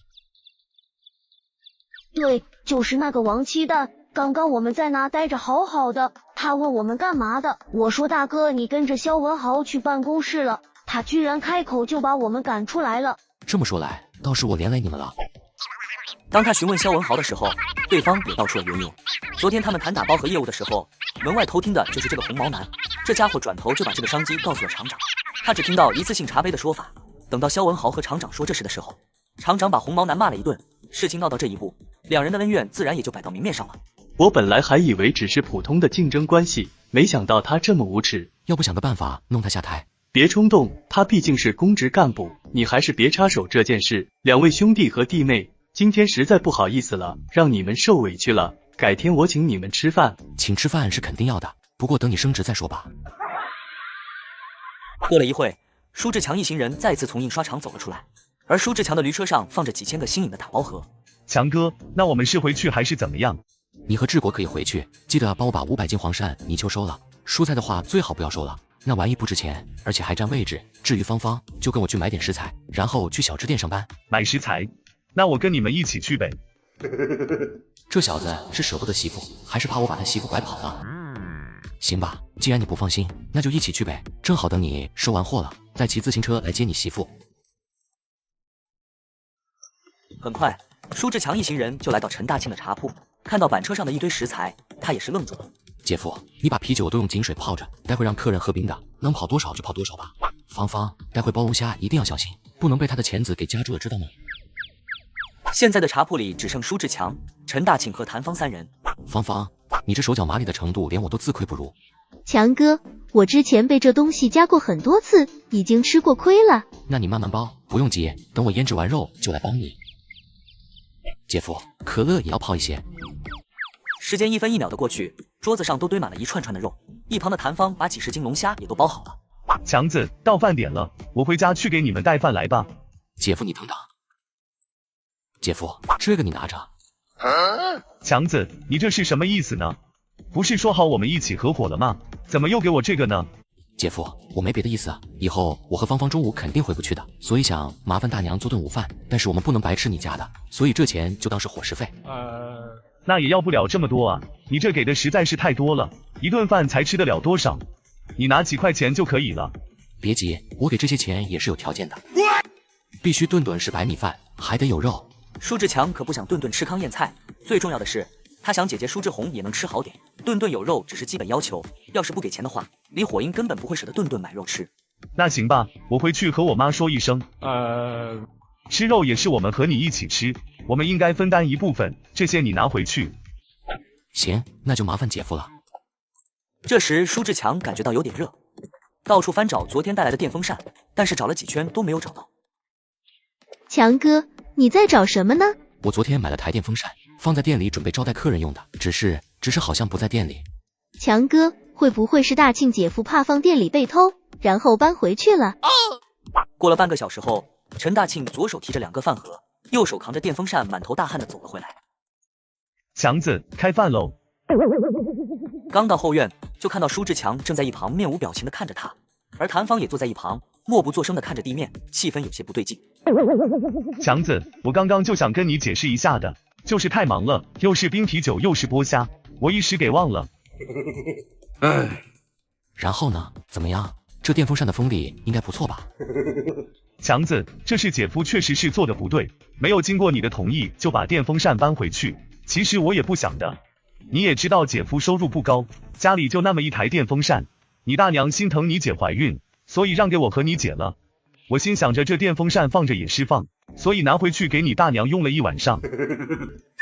舒志强看了他一眼，就知道这家伙说的话半真半假，拿回去给李火英用时肯定的，但是谁开的口还真不好说。一想到那个老太婆，舒志强心里就无奈的很。强子，你看这样如何？反正这电风扇晚上放在这也是放，你就每天借给我用一晚上，我们家白天供伙食，就当是租金怎么样？算了，钱你不用给我，电风扇你们晚上也可以用，但是我真的不喜欢别人不打招呼就乱拿我的东西。强子，你放心，以后我肯定先经过你的同意。先吃饭吧。三人吃过饭后，又开始在厨房忙碌了起来。重生不当接盘侠，舒志强靠摆摊卖鱼走上致富路。天哪，这烧烤怎么会这么香？这肉质好嫩好鲜香，一口咬下去全是油水。确实好吃，不过为什么要弄这么辣啊？老板，来碗毛尖。同志不好意思，今天这里只有啤酒和可乐，要不尝尝我们店新出的烧烤和龙虾？那就来瓶啤酒。这个什么龙虾，这东西给我来1份。这东西叫龙虾，小份1斤，2块钱1份；大份2斤，3块钱1份。今天刚营业，买龙虾送1份百香花生。听到这个价格，刚刚试吃过龙虾的人依旧是露出了犹豫，不过嘴里残留的味道和嘴角的油渍让他们心一狠，睁眼大喊：我来1份小份的，我要1份大的，能省1块钱吗？被烧烤的香味吸引而来的人越来越多，所有人都情不自禁的想要靠近这里。但凡走到跟前的，舒志强都毫不吝啬地送了2只龙虾。短短1个小时，陈大庆就已经卖了几箱啤酒和饮料出去。要是卖到晚上，他进的那些酒水饮料根本不够卖的。想到这，他连忙看向一旁的谭芳。芳芳，你帮我在这看着点，我再去买点酒水，很快回来。师傅，你这烧烤怎么卖的？荤串1块钱5串，素串1块钱8串，随便拿。这个时代的肉价都差不多，牛羊猪都在1块多钱1斤，至于素菜，那都是几厘几分1斤的东西。行，给我来10串荤的，16串素的，然后再给我来4瓶啤酒。老板，再给我来份龙虾，大份的。哎，强哥，龙虾已经没有了。正在烤串的舒志强侧目看了一眼，发现刚刚满满一盆的龙虾已经被抢空了，于是他微微一笑，抬头看向顾客说道：不好意思，各位，今天的龙虾已经卖完了，各位可以选择明天再来，或者点烧烤吃。冇搞錯吧？咁快就冇料，我等咁耐，你同我講冇料。听到所有人的抱怨，一旁的陈大庆和谭芳也是不知所措，他们没见过这种场面，甚至害怕这群人把他们摊子掀了。各位，实在不好意思，为了表示歉意，今天买烧烤送1荤1素。老闆，那給我來10寸分的和10、300、24寸數的。随着舒志强提出的优惠，现场的气氛再次热闹起来。6点半，舒炳文和舒志国骑着来到茶铺外，看着满地的狼藉，他们也是愣了一下。不过有了舒炳文和舒志国的帮忙，现场的狼藉很快就被清理干净了。随后几人就坐下撸着剩下不多的串和啤酒。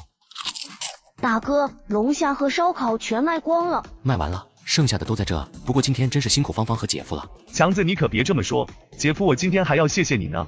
要不是你，我是真不知道卖啤酒原来这么赚钱。你这么关照姐夫，姐夫之前居然还不相信你，还想拒绝你。如今想想，我还真是不知好歹啊。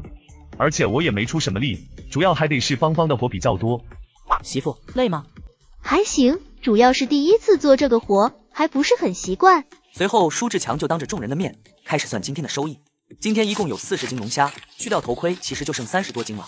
但舒志强不傻，卖的时候称重加了一些卤汁，补回了这个损失。1斤龙虾卖2块钱，也就是光龙虾的利润会达到80块钱。烧烤的话，荤串1块钱5串，1斤肉大概能有15、16串的样子，荤串利润最少也在140多往上。哇！天哪，一天就有200多，一个月就是6、7千啊！听到这个数字，舒炳文夫妇都被这个数字惊呆了。姐夫，这是你的酒水钱，剩下的就当是房租和感谢你帮忙的。不行，你都让我赚了这么多，我帮忙也只是应该的。行了，你拿着，有时间多给我姐买点肉补补身体。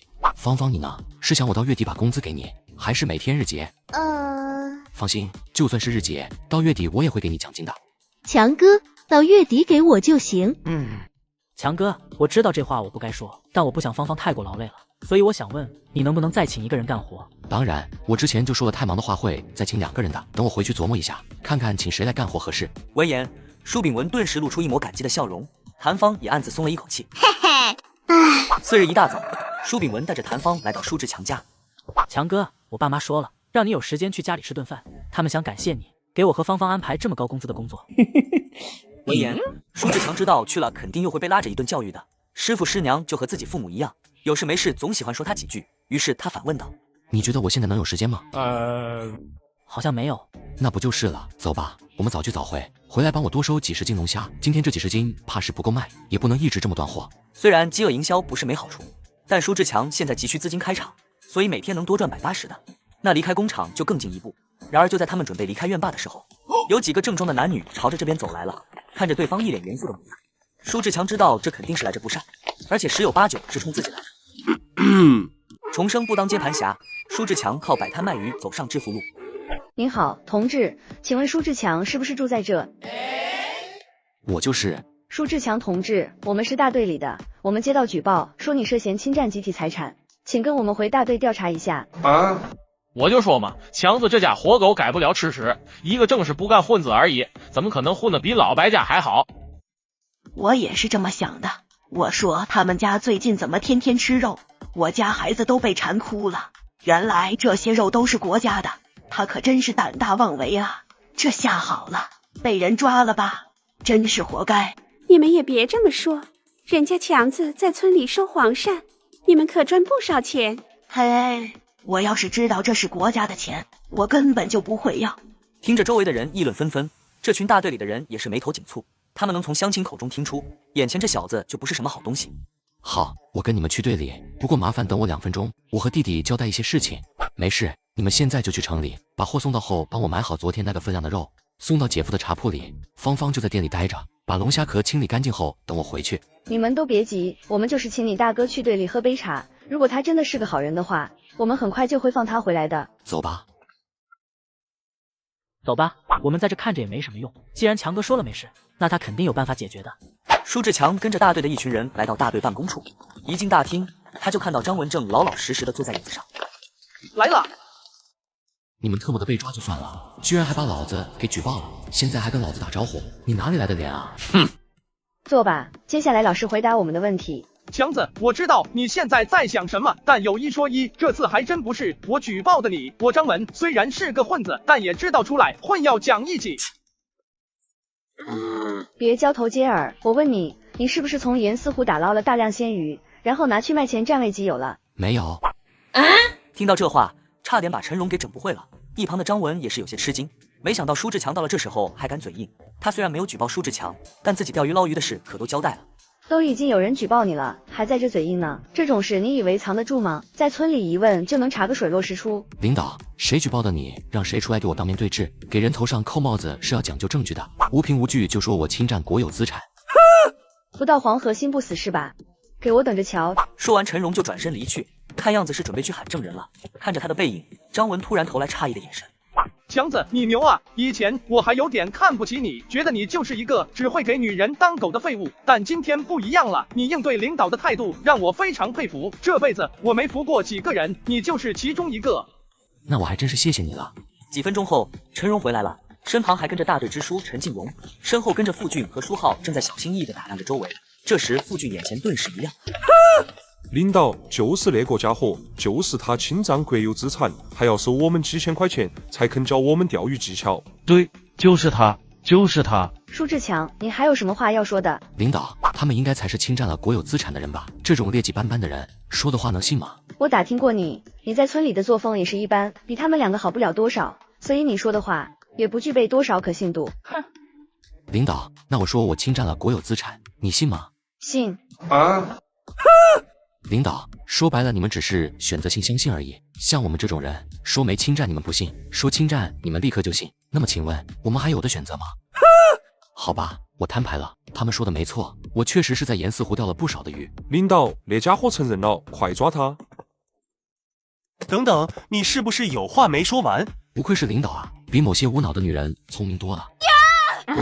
我说的有错吗？领导，我确实去盐四湖钓鱼了，但获得的利益我并没有侵占，我将钱用来打通市场，在几天里就打通了国营饭店、印刷厂、纺织厂以及服装厂的食堂。靠着这些渠道，我让舒家每户人家都去抓黄鳝泥鳅，如此一来，他们每家每户都能获得额外的收入，并且赚的不比工厂普通员工低。您说，我取之集体，用之集体，这也算违法吗？你说的都是真的？胡说八道！领导，他在骗你们啊！我根本没听说过他在帮村民赚钱啊！你有什么证据能证明你卖鱼赚的钱都贡献给了村民呢？这还不好证明吗？只要你们去我村里打听一下不就知道了。你们也可以把我村长叫来吗？这个是他替我召集的乡亲。行了，舒志强同志。领导，这话说起来可能会引起您的不适，我也不怕您笑话。带动村民发家致富这件事上，首先还得自己先富起来，主要还是打通市场。市场需要什么，咱就号召村民做什么。如果没有市场，咱们就创造市场。打个比方，比如咱们在县里创造一个罐头之乡的标签，将产品不断往外售卖，那么别说1-2个村，就是所有村庄种水果也能发家致富。陈敬荣听得眉头一皱一皱的，两人越聊越融洽，就像是多年未见的老友一般。这可把一旁的张文3人看呆了，不敢相信舒志强竟然这么能说。半小时后，舒朝面才匆匆赶来，身后还跟着一个人。陈支书，这是怎么回事？你怎么来了？轩轩跟我说你被人带到大队来了，他有点担心，冲动了，我不应该进来的，这么多人看见，我该怎么解释啊？领导，我出去和朋友说2句话没问题的。我是和同事换了课的，下节课之前我就该赶回去来了。既然你没事，那我就先回去了。小妹妹，你既然来了，肯定是想知道我出了什么事，你现在一个字不问就走，岂不是白来了？我还需要问什么？你现在不是没事吗？没事，怎么可能没事？这可是侵占国有资产哎，就算不被拉去吃花生米，拘留10年8年的也很正常啊。不过你不用担心，我其实很想知道，你来这里是因为轩轩的话，还是因为非常担心我，想来看看我有没有事？啊？当然是轩轩了，是轩轩他说担心你，才让我来这看看情况的。原来是这样啊，我还以为是你担心我呢。流氓畜生，这种人不抓进去改造，不知道多少女同志要遭殃。渣男！好了，不跟你开玩笑了，我没事，你等我一会，咱们一起走。重生不当接盘侠，舒志强靠摆摊卖鱼走上致富路。陈支书，我可以回去了吗？乡亲们的几百斤货还在等我送呢。可以，今天实在是委屈你了，我对同志们的鲁莽向你道歉，同时我也非常感谢你给乡亲们做了一件好事。舒志强不愿多聊，转身就离开了。就在他准备离开大队时，身后的突然传来张文的声音：强子，小心我大哥，他不会善罢甘休的。那3500块钱也有我大哥的一部分，如今还没回本呢，我们就被抓了。我大哥不会就这么算了的，肯定会找你麻烦的。谢谢。走出大院，舒志强就看到肖文运正扶着自行车不断朝这边看。舒志强微微一笑，大步走向前，没等对方同意，就一屁股坐在了后座上。走吧，小妹妹。哎，你干嘛呢？送我回去啊，我还赶着去送货呢。所以要回去骑自行车上城里呢。要是让我走回去的话，不知道要浪费多少时间，所以就麻烦肖妹妹了，送我一程吧。快下来，我带不动。听到肖文运有些生气的话，舒志强厚颜无耻的笑了笑，他长腿一迈下了车。你带不动的话，那就我带你吧。快点，再不上来我就把车骑走了。强子哥，你太过分了，我不做了。哼！肖妹妹，你怎么了？好端端的发什么脾气啊？我真不是故意的，你看看这乡间的路，到处都是坑坑洼洼的，我也没办法。你放心，等我以后赚了钱，第一个要做的事就是为农村修路。等到那时候，我再骑自行车带你的时候，就不会出现这情况了。强子哥，你别胡说八道了，修路就修路，带我干嘛？你自己跑回去吧，我要去上课了。舒志强呆呆站在原地，看着对方落荒而逃的背影，露出难以言喻的笑容。看来这救命之恩无以为报，只能以身相许了呀。就在舒志强浮想联翩的时候，身后突然传来一道熟悉的声音：强子，你小子有出息了。你小子老远就看到在耍流氓，要不是人家肖老师心善，怎么也得去大队里告你一状。朝面叔说的什么话呢？我这是正常搞对象。对了，朝面叔，我昨天又接了2个厂子的食堂单子，光每天的黄鳝泥鳅就得500斤，蔬菜要的就更多了。我们人手不够，实在送不来这么多食材。我有一个提议，你家那辆拖拉机不是扎完田就不用吗？干脆拿来帮乡亲送蔬菜吧，我可以帮忙收，也可以帮忙垫钱，蔬菜的利润我可以1分不要。你每天早上用拖拉机跟着炳文和治国他们进城送就行。强子，你说的话都是真的？舒志强微微一笑，点头表示每个字都是真的。蔬菜的利润并不高，1斤大概几厘钱，就算每次能送几百斤，也才20-30块钱的利润。过了一会，刚到家门口就有一群人围了过来。强哥，刚刚有一伙人在你家骂你违法犯罪了，婶子跟他们争论半天，最后争论不过被气哭了。是啊，强哥，这群乡亲真是太过分了，我们都拍着胸脯保证你肯定不是违法乱纪的人，但是他们不信，硬是胡编乱造的嚼舌根。这群人在搞什么鬼？背后嚼人舌根？小五，都有谁在村里造谣生事？把这些人的名字都说出来，待会村里广播一一批评。村长有英乐婶、小毛叔，还有春花大娘、东乡婶子，这么多人。小五、亮子，你们知道刚刚谁喊的最火吗？去找他们。强子，你别冲动。朝面叔，其他的你也别说了，我念在乡亲的份上，让他们能赚钱，过上好日子。可这群人不知道好歹，转头欺负到我家头上了。这种不知感恩的白眼狼，我不教训一下心里不痛快。舒志强嘎人了，快来人啊！舒志强要嘎人了。舒志强，你个畜生，你想干什么？强子，差不多就行了，别介了。老棺材，给我管好你的嘴！你要再敢在村里胡说八道，老子弄干你！强子，差不多就行了。难道你真的想把整个村子的人都得罪了吗？哼！朝面叔，是他们跟我作对的，我不会找所有人的麻烦，但这事必须要有人承担。还有，从今天开始，这群人的所有东西我都不收。这宁静的早上都被哀嚎声、骂娘声打破了。几点了？强哥，刚刚看了一眼小毛家的挂钟，快8点了。兄弟今天能帮忙，强哥很高兴。这样，我那个小吃店还需要2个人，就包包大虫子，招呼一下客人，1个月50块，给你们10分钟，回去决定一下让家里人谁去。但是你们不能去。我想要女员工，毕竟是招呼客人，长得太丑有点影响胃口。那我回去喊我嫂子。行，我等你们10分钟。你们今天的功劳我也记着。刚刚那群人卖黄鳝泥鳅的份额给你们。闻言，众人顿时兴奋起来，一家得2家的份额，1个月也能赚50-60块钱。重生不当接盘侠，舒志强靠摆摊卖鱼走上致富路。大哥，你终于来了。是啊，强哥，我们还以为你今天来不了呢。这不是亮子的大嫂万莹和小五的姐姐舒嘉欣吗？他们怎么来了？我都说了，我不会有事的。他们你们应该都认识了，我请来给芳芳搭把手的。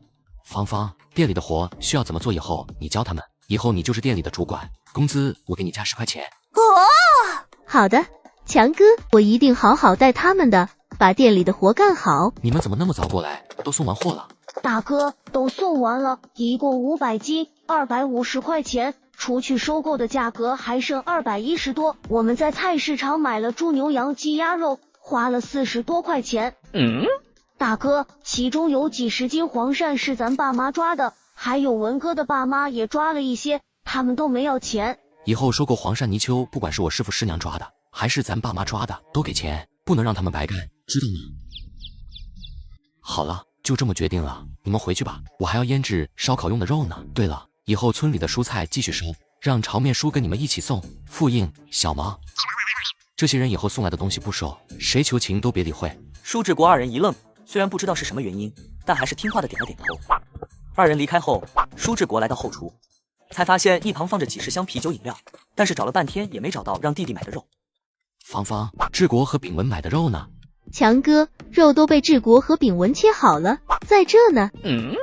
正在舒志强腌制完牛肉和猪肉的时候，陈大庆冰完酒水走了过来。强子，电风扇我带回来了，怎么不开啊？芳芳，你们包下开电风扇，别怕用电。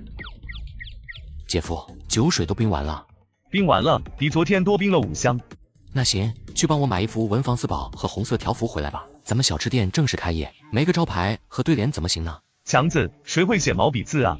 待会你就知道了，快去买吧。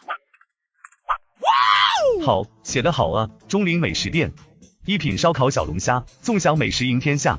这招牌和对联写得好啊，字也写得漂亮。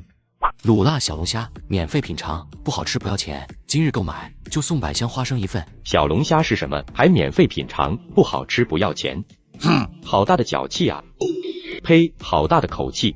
小份1斤，2元1份，大份2斤，3元1份。这龙虾究竟是什么东西？卖的居然比肉还贵。老板，你们这有免费品尝？有，芳芳给同志上份龙虾试吃一下。那个，要不你们还是先忙吧。没事，顾客就是上帝嘛。他们活了这么多年，还是第一次听到有人把顾客当上帝的说法。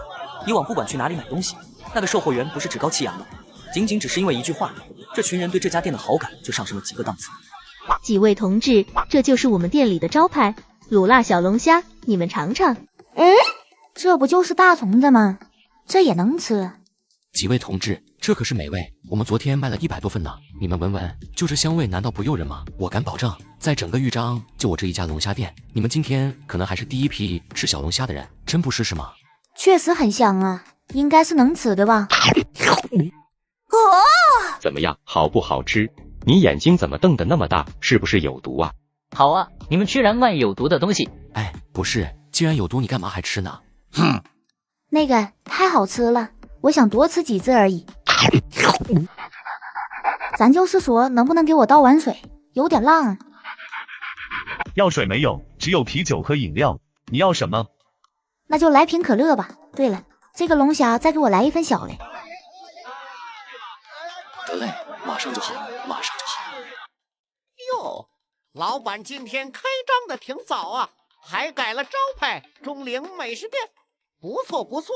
老板，给我来份龙虾，大份的。随着第一份生意开始，店里陆陆续续来开始进人了，大多数都是冲着龙虾来的，也有一部分是连烧烤也想吃的。中午的客人来的不少，但都是打包的。老板，还有没有位置啊？不好意思啊，大姐，没位置了，要不打包如何？唉，实在不好意思，要不您看这样如何？我给你们写一张优惠券，下次你们来就可以便宜5毛钱。要不打包一份去我家吃吧，能便宜5毛钱呢。那就打包一份大的吧。不过咱可说好了，下次我们来要便宜5毛钱。闻言，舒志强连忙拿出文房4宝，在众人震惊的目光下，撕下一张红纸，写上5毛优惠券。哇，老板，你这毛笔字写的可以啊，读了不少书吧？老板，你有没有媳妇？要不我把我妹妹介绍给你，她长得很客气的，还是高中生毕业的。我小学文化，配不上你妹妹。大姐，这券您拿好，以后能不能优惠就看她了。强哥，他们明明会打包的，干嘛还送他们什么优惠券啊？芳芳，我觉得强哥肯定有他的主意，而且优惠券送出去可不是没好处的，有优惠券他们下次就还会来，甚至谈到龙虾的时候还可能会拿出来炫耀一下，如此一来咱们不仅没亏，还得到免费的宣传呢。强哥是这样吧？嘉欣倒是很聪明啊。强子，给我来一份你们这的什么龙虾烧烤。你怎么有空来这里？你都不去我那我只有来你这了。实在不好意思啊，这几天太忙了，既然来了，那刚好尝尝我们店里的特色吧。芳芳，待会给云山叔打份2斤的龙虾和2份荤素串。什么意思啊？这好端端的递钱给我干嘛？昨天收的废旧自行车比较多，我组装了5辆出来，一共卖了240，再加上一些废旧材料我当废铁卖了，除去本钱后的3期分成你拿这些，那你要不要嘛？你看你，咱们都这么熟了还说这种话，说的那么好听，我还以为你会说不要呢。忙碌了一阵的舒志强5人准备到了尾声。媳妇辛苦了，今天累不累？还行，今天有莹莹嫂子和嘉欣帮忙，比昨天好多了。滚，快把这小子给我赶出去。重生不当接盘侠，舒志强靠摆摊卖鱼走上致富路。强子，咱明天要不要买几张桌子？就这么几张桌子根本不够坐啊，要是能把更多的客人留在店里吃龙虾烧烤，那我的啤酒饮料也能多卖不少。买现成的就不必了，太贵了，这钱给别人赚不如给我师傅赚，而且手艺也比市面上的精湛。强哥，你真是太够意思了，就冲你这讲义气的劲，我舒炳文这辈子不管死活都是你的人了。姐夫，你跟隔壁那家人熟吗？熟，很熟，我爸在世的时候就在这卖茶，我也接手10来年了，跟隔壁熟的不能再熟了。那麻烦你明天去帮我问问，看看他们家卖不卖。陈大庆听到舒志强的话后愣了一下，随即想到了什么。这小舅子是打算买下隔壁，然后把铺子扩大规模啊。好家伙，这才开张几天啊，就准备加大规模了。咱们这店面太小了，只能放下7、8张桌子而已，而且一带人家7、8个人一起的，这里就坐不下了。所以我想把隔壁买下来，后院还能做2个包厢，这样的话，中午咱们也能多做点生意。舒志强回到家后，就看到熊凤霞和舒志国都坐在门口等着他回来。你们怎么还没睡呢？不是说了以后不用等我吗？是不是太热了？你瞧我忙的都忘了。志国，你明天再买一台电风扇回来，这样就不用挤在一起了。家里有台电风扇就已经不错了，怎么还要买呢？我没睡是为了等你，不是因为热，毕竟你白天发生了那么多事。现在没事了，你就快去睡觉吧，明天还有的忙呢。次日一大早，舒炳文和谭芳就在门口等着了，旁边站着的还有舒朝面。强子，我没来晚吧？没有，我们也刚准备出发。志国、炳文，你们带着村长把菜送去国营饭店和几个厂子，我去找我师傅谈点事，待会骑自行车去城里，送完货你们帮我买好肉就行，不用等我。强子，你来了呀，快进来，中午在这里吃饭哈。师娘买猪蹄回来。师娘，我中午没时间回来啊，我来找师傅帮我打几张桌子，待会还得去城里呢。你师傅前几天接了隔壁张家的活，要打1套衣橱。听到这话，舒志强顿时有些犹豫。正当他准备转身离开，舒青山走了过来。强子，你要打桌椅板凳是吧？炳文都跟我说了，你要打什么样的告诉我就行。让你说你就说，这么多干嘛？师傅，我想做折叠桌，桌面用一张木板，支架用竹子或者木棍都可以，只要能够折叠起来，一收一放就行。折叠桌？没打过，你跟我说什么原理？闻言，舒志强立刻把折叠桌的做法及外观都清楚描述了一遍。行，你要多少张？20张，外加40个配套的凳子，一套我给您按15块钱算，您看行吗？既然这些是你用来做生意的，那我也就不跟你客气了。不过15块钱太多，你拿2块钱一套就行。明天我把我另外2个徒弟叫来，让他们帮忙。至于多久打好，我不确定，只能边打边送。这2块钱一套也太低了，连买材料的钱都不够，也不能让你们白干啊。行了，要我看就给5块钱一套算了。强子，5块钱一套不少了，20套可就是100块钱。你看我们2个老棺材多久能赚这些？何况你给炳文他们俩安排工作，我们还没谢谢你呢。和师傅师母谈好后，舒志强留下了10张大团结。离开师傅家后，他就直奔县城去了。就在他路过一处桥梁时，吉普车旁边站着一个身材魁梧的中年男人，正一脸着急的走来走去。同志，能不能帮个忙？大哥先别急，说说要我帮什么？同志，我爸生病了，但是我车坏了，所以我想请你用自行车把我爸送去医院。大哥，这里离县城还有不少路，就算我骑自行车去也得半个小时。如果带上你爸就不能骑，你还得扶着他。这样一来，1-2个小时都不一定能到得了医院。这样吧，我先帮你看看车是哪的问题，行吗？同志，你是修车师傅吗？不是，不过这年头只要是开车，那就得懂一点修车知识。那麻烦你帮我看看吧。同志，真是太谢谢你了，我先送我爸去医院，有时间再来感谢你。同志，你怎么称呼？舒志强。好嘞，我记住了。半个小时后，舒志强来到了店里。强哥，你来了。炳文和治国还没来吗？他们来县城就花了将近2个小时了。把国营饭店的食材送完后，炳文就把我送来店里了，然后他们3个人才继续送3个厂里的食材。那就先清理龙虾吧，我去煮卤水。姐夫，昨天让你去和隔壁谈一下卖房的事，你说了吗？你看我怎么把这事忘了？昨天实在太晚，所以我关门就回家了。我现在去吧。姐夫，记得买2包华子，有事没事，烟酒开路。知道了。人呢？有没有人？舒志强在不在？强哥，外面来了几个罗汉，凶神恶煞的，好像要找麻烦。没事，我去看看。来到外面，他见一个头顶锃亮的魁梧大汉正坐在椅子上。舒志强认识他，张文在道上的大哥，苏金光，很不吉利的名字。在他身后还站着几个二流子，其中一个面黄枯瘦，两眼漆黑，正对着舒嘉欣吹口哨。吹口哨属于耍流氓，被抓判死刑。有什么事？大白天的闯进我家店铺，收保护费吗？哼！我们是干那种见不得台面事的人吗？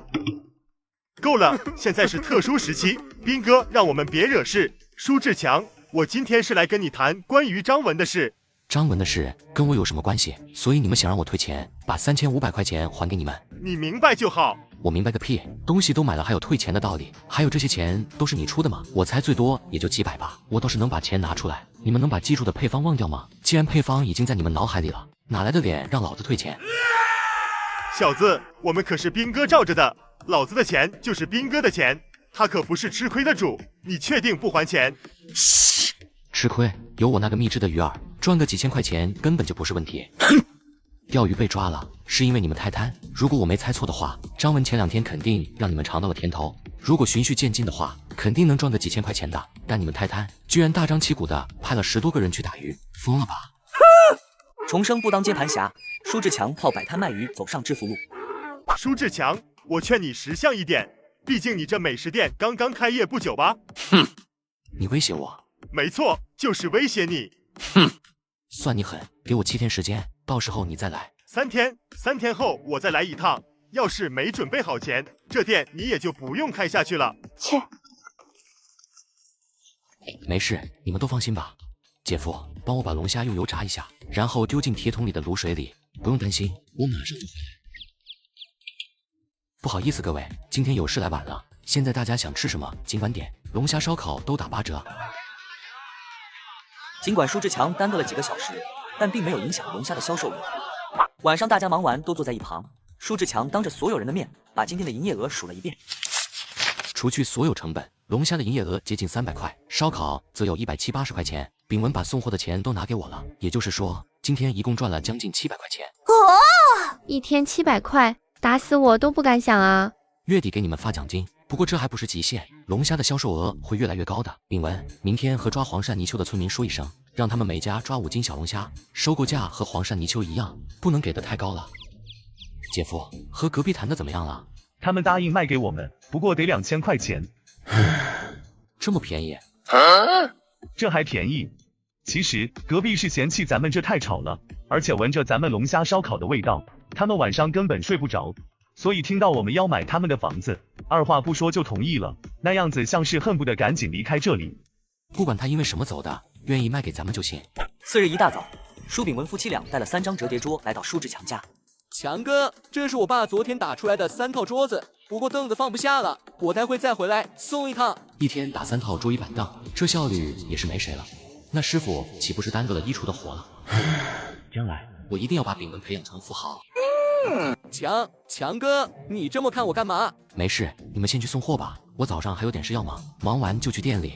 舒志强转身就来到了县城的公安局，光头大汉的威胁他时刻都不曾忘记，昨晚都没睡好，所以舒志强今天趁着早上的空闲，必须把光头和所谓的兵哥送进去。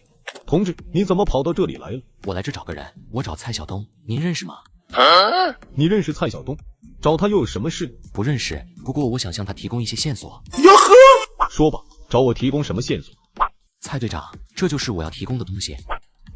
同志，你确定你没开玩笑？我不可能跑到公安局来开玩笑的，这些窝点都是我亲自跟踪半天才得到的，不会有错。不过我只知道几个头目地姓名，还有几个人的特征，基本信息就得你们去查了。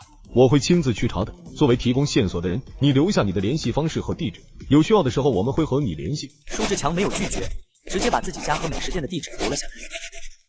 谢谢你提供的线索，同时也感谢你昨天的帮忙，要不是你帮我修好车，我爸可能就要出大问题。举手之劳罢了，助人为快乐之本嘛。蔡队长，你们去抓罪犯的时候可得小心，到了那种级别的黑恶势力，可能会携带枪支的呀。回到店里，陈大庆正在搬货。这2天酒水卖的特别快，一天最少也得卖10多箱的样子。强子，你今天怎么来的这么早啊？我有事就没和志国他们一起，刚刚办完事就来了。强子，隔壁的房子还买吗？买，当然买了，我钱都带来了。哼，走，找他们谈谈去。小伙子，这房子2000块钱我就卖给你了。我也知道就这地段，以后肯定会升值的。你占了大便宜，知道吗？大爷，您说的对，明天您拿着钱去青兰湖钟楼那里买套房子，以后肯定值几百万。你小子怎么还抬杠呢？这里是闹市，以后房子升值是必然，我还能骗你不成？大爷，感谢您能把房子卖给我，咱们就直接一点吧，这钱我已经带来了。哟呵，行，我这就去给你把房产证拿来。小伙子，我看你们店里最近的生意不错啊，每天人挤人，所以你买这房子是准备扩大你们的店铺吧？没错，我准备扩大规模。大爷要不要尝尝我们店里的龙虾？我请客。算了算了，我不吃辣。小伙子，以后这房子就是你的了，你放心，待会我们儿子就会过来，我们今天就会搬离这里。别急，您什么时候搬都行。什么？大哥，你把隔壁的房子买下来了，这样来说，我们不就也是城里人了？做生意需要而已，没什么大不了的，这只是第一步，以后咱们家还会在新区买别墅的。强子，现在隔壁已经是你的了，你接下来准备怎么做？把这堵墙打了，后院空间大一点，可以放点杂物，还可以堆放桌椅板凳，这样的话，晚上咱们做生意的时候，里外都可以摆放。姐夫，你怎么看？这墙也有你的份，你要是觉得有什么不妥，可以提出来。我能有什么不妥？我现在的收益比之前卖茶多了几10倍，而且还一天比一天多呢。拆堵墙而已，我能有什么不妥的？况且店里的规模越大，我赚的也就越多，这点我还是很清楚的。那行，后院的安排就这么决定了。那咱们也把大厅那堵墙给打掉。不用全打掉，那样太危险了。我们只需要在墙上打一个洞，安置上一道推拉门就行。这样一来，2个大厅既打通了，又不会出现承重墙崩塌的危险。那我明天就去找施工队。别，明天就是周2了，生意会比平时好上几倍，还是后天处理比较靠谱。至于到时候如何装修，就等施工队后天来了再说。大哥，那我先回去了。好，路上注意安全。重生不当接盘侠，舒志强靠摆摊卖鱼走上致富路。强哥，要不咱们中午就在店里吃吧？这些油炸完龙虾就不用，太可惜了。唉，我也觉得这主意不错，省得我妈天天闲言碎语说咱吃的太好。姐夫，我不是说了吗？我出钱，除了让大娘给我们做顿晚饭除外，还想让我姐吃好点。这饭菜我出的钱，她有啥好念叨的？如果她以后不给我们做饭了，她又做什么给我姐吃？强子，你误会了，主要是我妈这个人比较小心眼，她这辈子省惯了，看见别人大鱼大肉就会喜欢念叨。但你放心，她亏待谁都不会亏待你姐的，毕竟志宏肚子里还有他孙子呢。而且她现在知道我跟着你赚钱了，太过节俭的性格会慢慢改过来的。以后做饭的任务就交给你们了。放心，我给你们每人每个月加5块钱。决定好以后在店里做饭后，陈大庆就回去拿午饭，顺便和他妈说一声。这时就有几个人走了进来。老板，给我来碗大份的龙虾打包。老板，这是你给我写的优惠券，能优惠5毛钱对吧？当然算了，这份龙虾您给2块5毛就行。老板，给我来一碗大份的龙虾，这是优惠券。舒志强不记得自己送出去多少优惠券，但他检查了这些都是自己的字迹，于是大手一挥，几人端着龙虾激动地离开了。中午到了饭点，客人越来越多，很多人吃过龙虾以后，基本上就迷恋上这一顿顿都要。老板，你怎么不给我花生啊？花生呢？不好意思啊，同志，咱们花生开业前3天才送，现在不送了。您要是想吃的话，得花钱买，小份2毛，大份3毛。那就来一份大份的，快点的，再来2瓶啤酒。店里一直忙到下午5点多，这时来了2个让舒志强有些意外的。我去，强子兄弟，你店里生意这么火爆啊？哟，肖二哥，什么风把您给吹来了？早就想来看看你的这个美食店，不过一直在忙打包盒的事情，没时间来。趁着明天休息日，所以今天特意过来看看。没事没事，你先忙你的，我先尝尝你这的东西，看看到底有多好吃。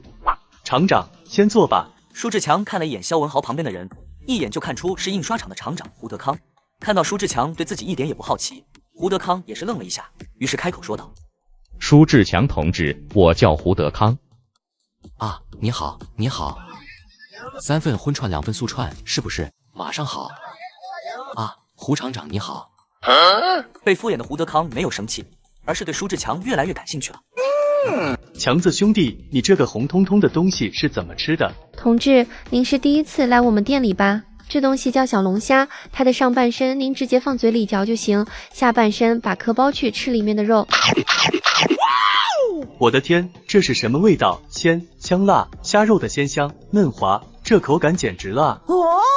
厂长，您快尝尝，这东西的味道简直绝了！同志，给我拿瓶水呗。饮料喝啤酒可以吗？还是饮料吧。舒志强同志，我今天来是想感谢你给我们厂提供打包盒的主意，有了你的这个提议，我们厂的效绩比之前提高了无数倍，说是起死回生都不为过啊。胡厂长客气了，这都是为国家做贡献，咱们作为公民应该做的。而且胡厂长您也看到了，我店里非常需要打包盒，但咱们中陵县甚至整个豫章省都买不到打包盒。文豪作为我二哥，我作为他兄弟，有这个想法自然先紧着他。谢还是要谢的，你放心，等我走了，厂长这个位置肯定是文豪。那我就提前祝贺胡厂长升职加薪了。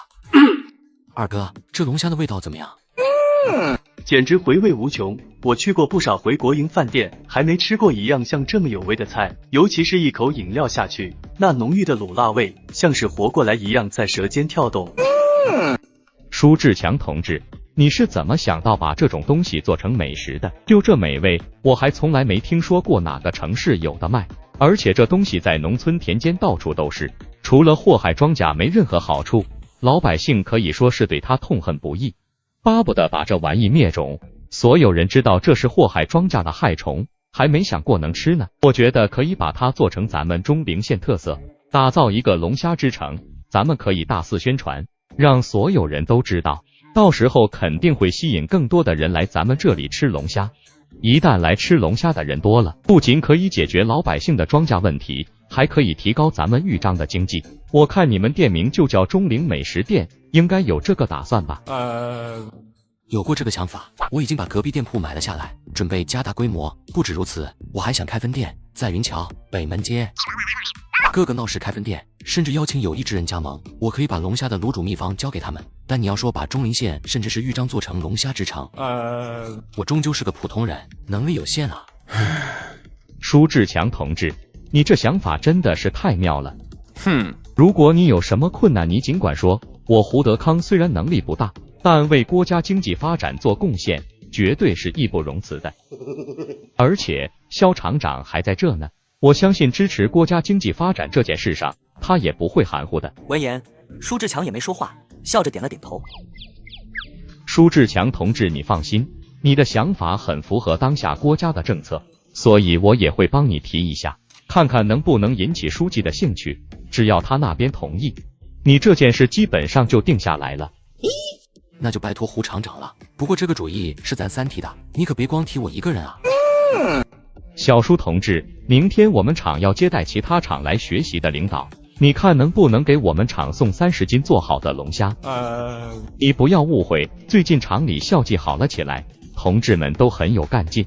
除了宴请各位领导以外，还想让底下同志一起尝尝，刚好也为你的美食店做宣传了，不是？胡厂长真是个好领导啊，没问题，明天正餐之前我就把龙虾给您送过去。胡德康点了点头，转身就离开了。而肖文豪明显和他不同路，于是目送着胡德康离开。重生不当接盘侠，舒志强靠摆摊卖鱼走上致富路。强子，你们刚才说的都是认真的吗？龙虾之城，整个中陵都卖小龙虾，那我怎么也要参一股啊？强哥，咱们还要开分店吗？先把咱们这个店的生意搞好再说吧，那个没这么快的。好好工作，如果真开分店了，我就把你们都安排去当经理，先把眼前的活干好，以后的事以后再说。次日一大早，舒志国将2个地笼收了回来，拿起一个螺递给了舒志强。大哥，这螺蛳咱们能不能拿去店里做成美食卖？可以，当然可以了。这2天都在为新菜苦恼，倒是把这个玩意儿忘了。那我回来的时候就和爸妈一起去捞。可以，不过明天咱们的美食店要和隔壁合并装修，需要几天时间，所以今天回来只收黄鳝泥鳅，别收龙虾了。等装修完的前1天，这螺蛳也按照1毛钱1斤在村里收。轩轩，你去干嘛？别妨碍你大哥做生意。还有你作业写完了吗？我去大哥店里写啊，我不会妨碍他做生意的。妈，我带他去认一下路，待会让他跟志国一起回来。店里忙得很，我确实没时间照顾他。就在舒志强一行人往县城方向走去时，途中遇到了肖文玉。大哥，是肖老师哎，你还不快去追？大哥真是太可恶了，有了肖老师又不要妹妹。哼！轩轩，你就等着吧，要是你大哥把肖老师娶进门了，你就有罪受喽。什么意思？肖老师对我很好的，大哥把他娶进门，他对我不是会更好吗？这你放心，以肖老师的性格来看，他肯定会对你特别好，只是这个好，怕你承受不来喽。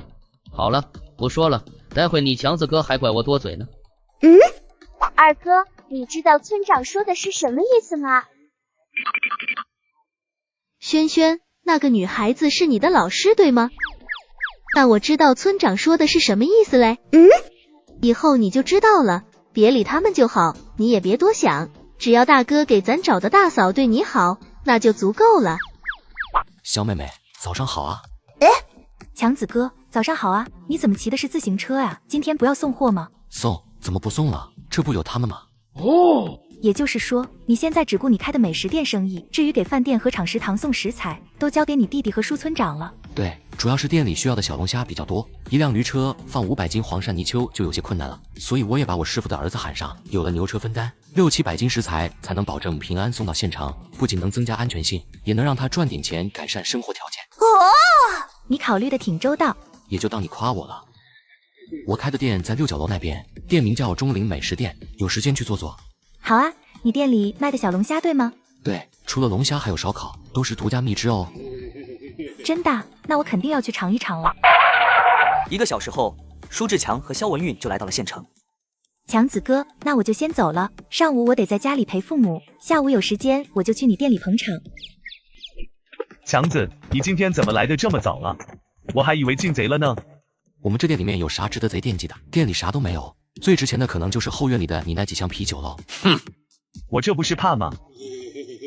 对了，强子，我给你介绍一下，这是我表舅李学工，做的就是装修行业。我寻思着明天咱们这就要装修，自己人总比外面的人靠谱，所以我把他喊来了，你看怎么样？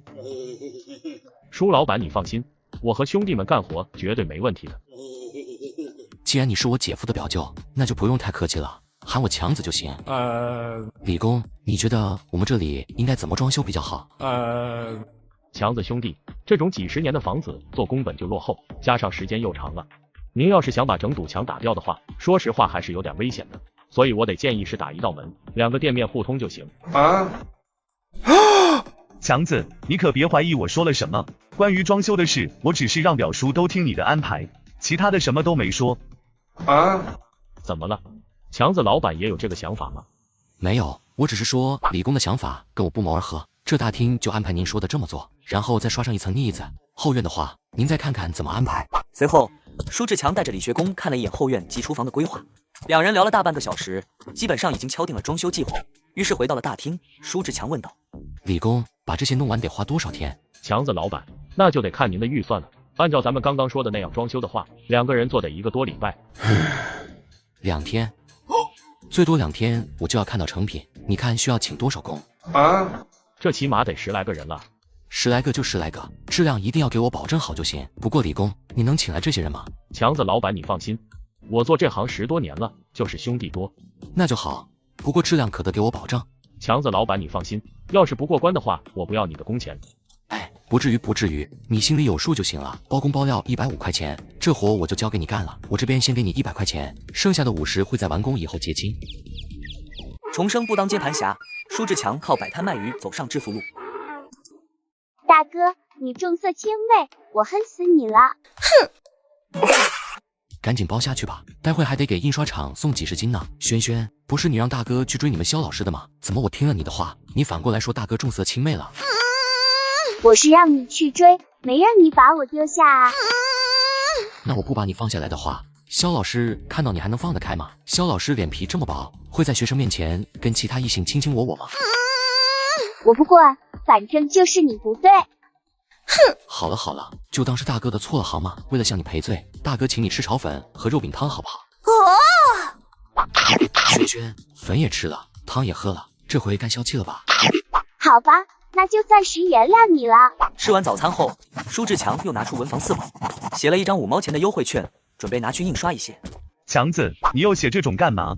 今天的生意还没开始呢，你就把优惠券写好了啊。明天店铺装修，今天肯定是要和客人说明一下的。为了表示对新老顾客的歉意，我们自然也要做出一些表示。送优惠券就是最好的方式，我们既得到了宣传，顾客又得到了优惠。既然要送，那肯定不是1张2张的事情了。哦。高，实在是太高了。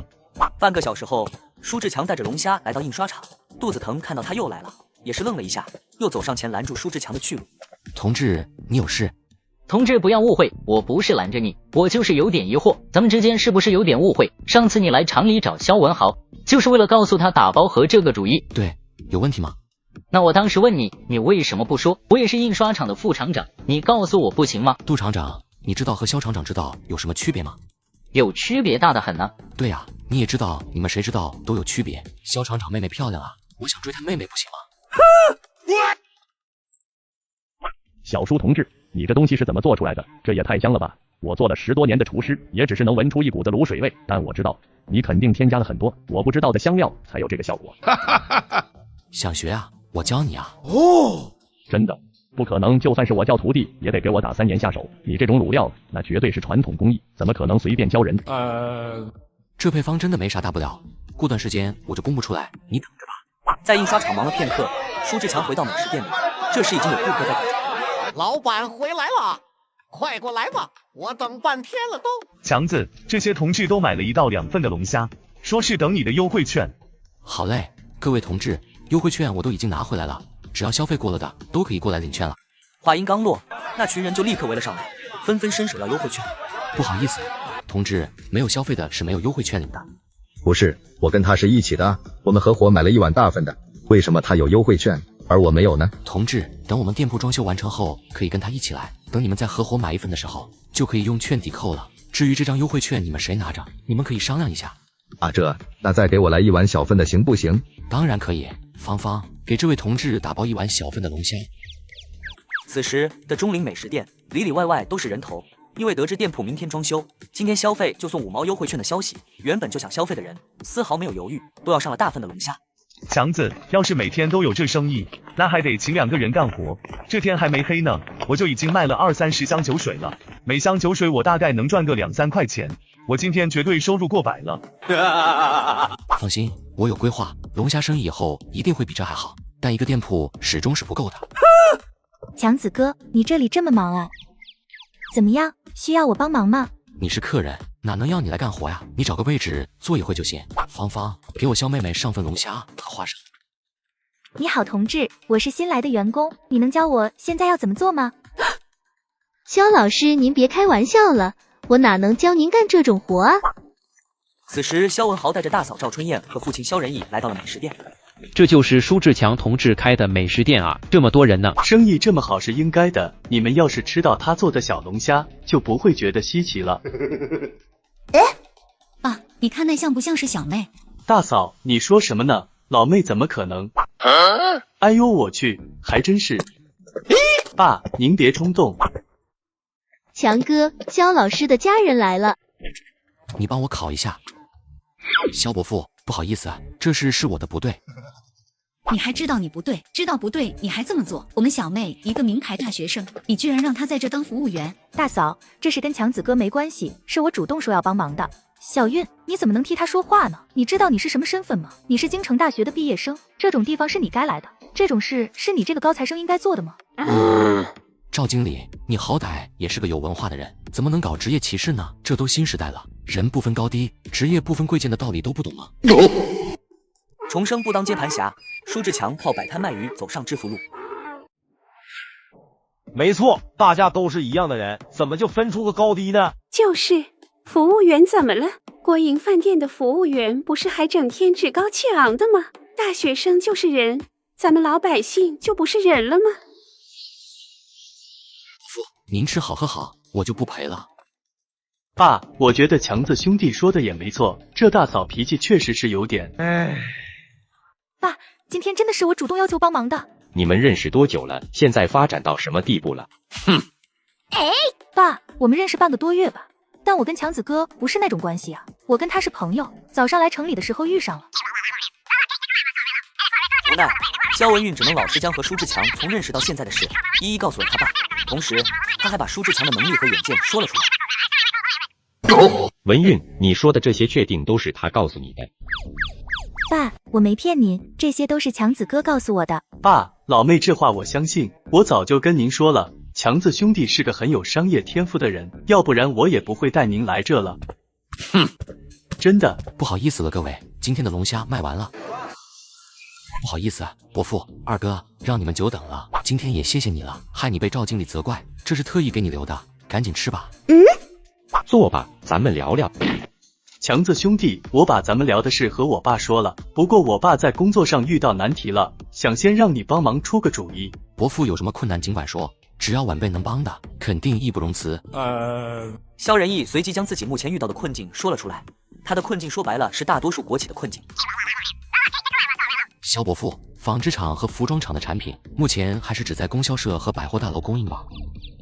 对，除了供销社和百货大楼以外，还有不少个体户想从厂里拿货，不过要的量不多，而且没票据，所以被我们厂的主任拒绝了。肖伯父，国家已经发布了改革政策，您这么做岂不是没一点改变？你觉得我应该把货给个体户？肖伯父平时应该看报纸，知道不少地方已经在取消票制，如今只剩下粮和肉还在被票限制购买，布票可以说是快作废了。没了票据限制，不少个体户就可以从其他纺织厂、服装厂进货，到时候把货往咱们中陵县一卖，您的产品还会有人买吗？咱们中陵县不比大城市，想要等到取消票制还得等几年，但也是迟早的事。可真等到那个时候，其他城市早就发展起来了，您的纺织厂也只能落个倒闭的下场。您现在还纠结这东西，能有什么用呢？哼！然后呢？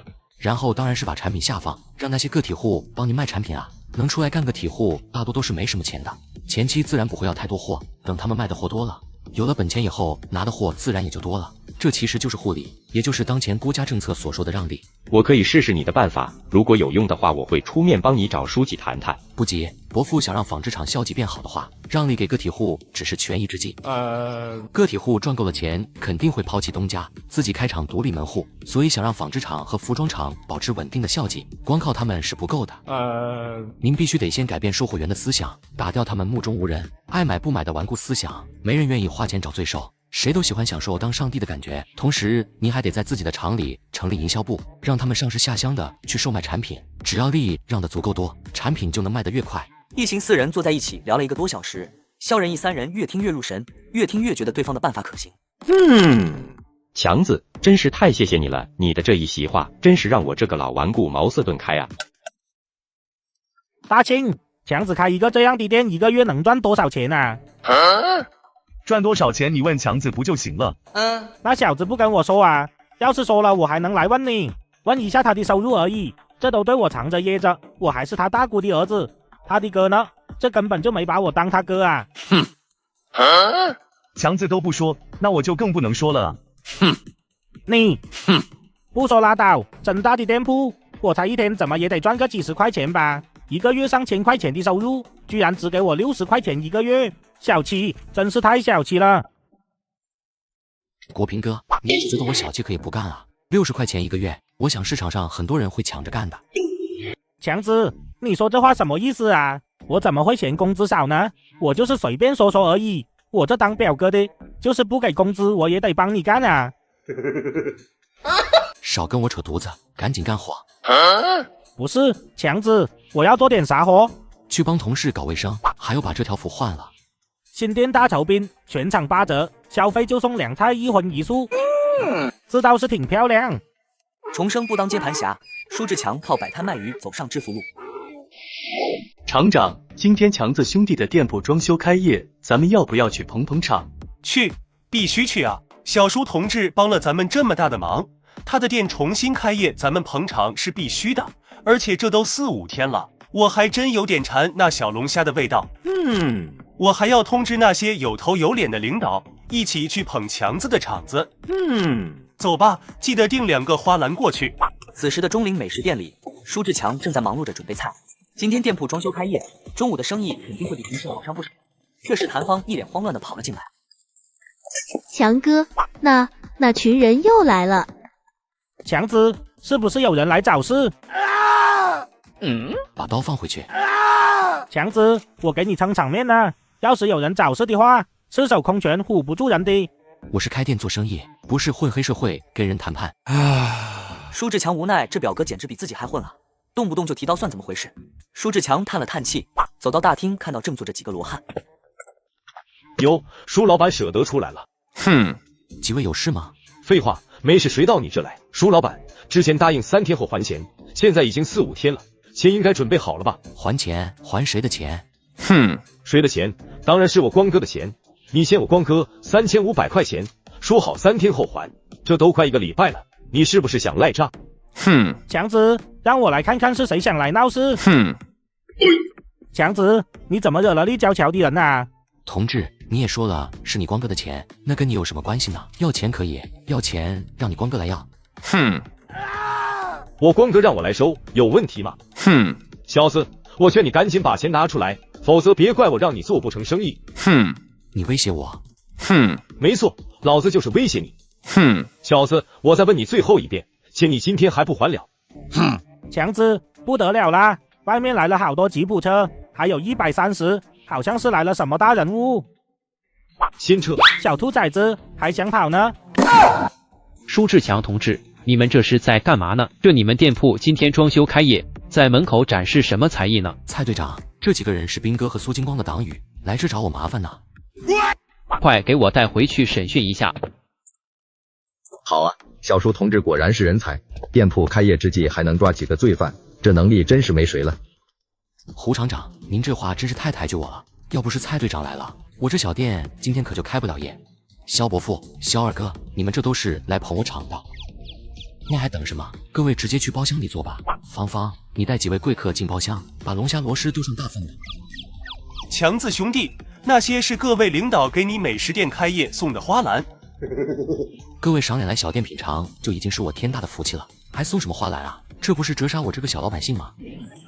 哎，那不是农机局的赵局长吗？他怎么也来这吃饭了？还有那个是报社的社长，我之前见过他。这店里的龙虾真是太有魅力了，把这2位领导都吸引过来了。不止啊，刚刚那个你没听到舒老板喊吗？又是队长又把人抓走，有可能是公安局的刑警队长呢。报社社长、刑警队长、农机局局长，这舒老板的背景真强啊！还有那个领头的几个，一看就不简单，估计比这些人身份还高呢。刚刚走进美食店的林建业听到人物的议论，无奈地看向身旁的2人。小厂长、胡厂长，咱们这算不算给舒志强同志当了一回门面？书记，这其实是在给咱们钟灵做门面呢。只要舒志强同志这个龙虾做得好，咱们钟灵离龙虾之乡的名号就近了一步。如果上面领导对这个结果满意，那各位能来此，真是让小店蓬荜生辉啊！刚才去厨房把灶上的菜处理了一下，各位尝尝如何？舒老板太客气，肖厂长和胡厂长一直夸你不简单，如今一看，确实让人大开眼界啊。来，快坐下。舒老板，今天真是谢谢你，让我们吃上这么好吃的美食啊。舒志强也是回以微笑，与之客套起来。在酒桌上谈事不先客套几个小时，根本就谈不到正题上。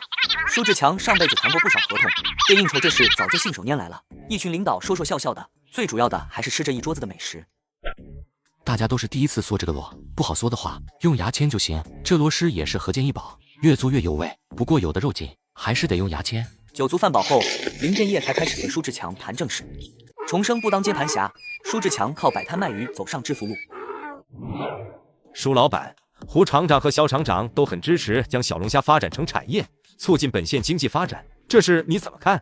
好主意啊，我举双手赞成来的。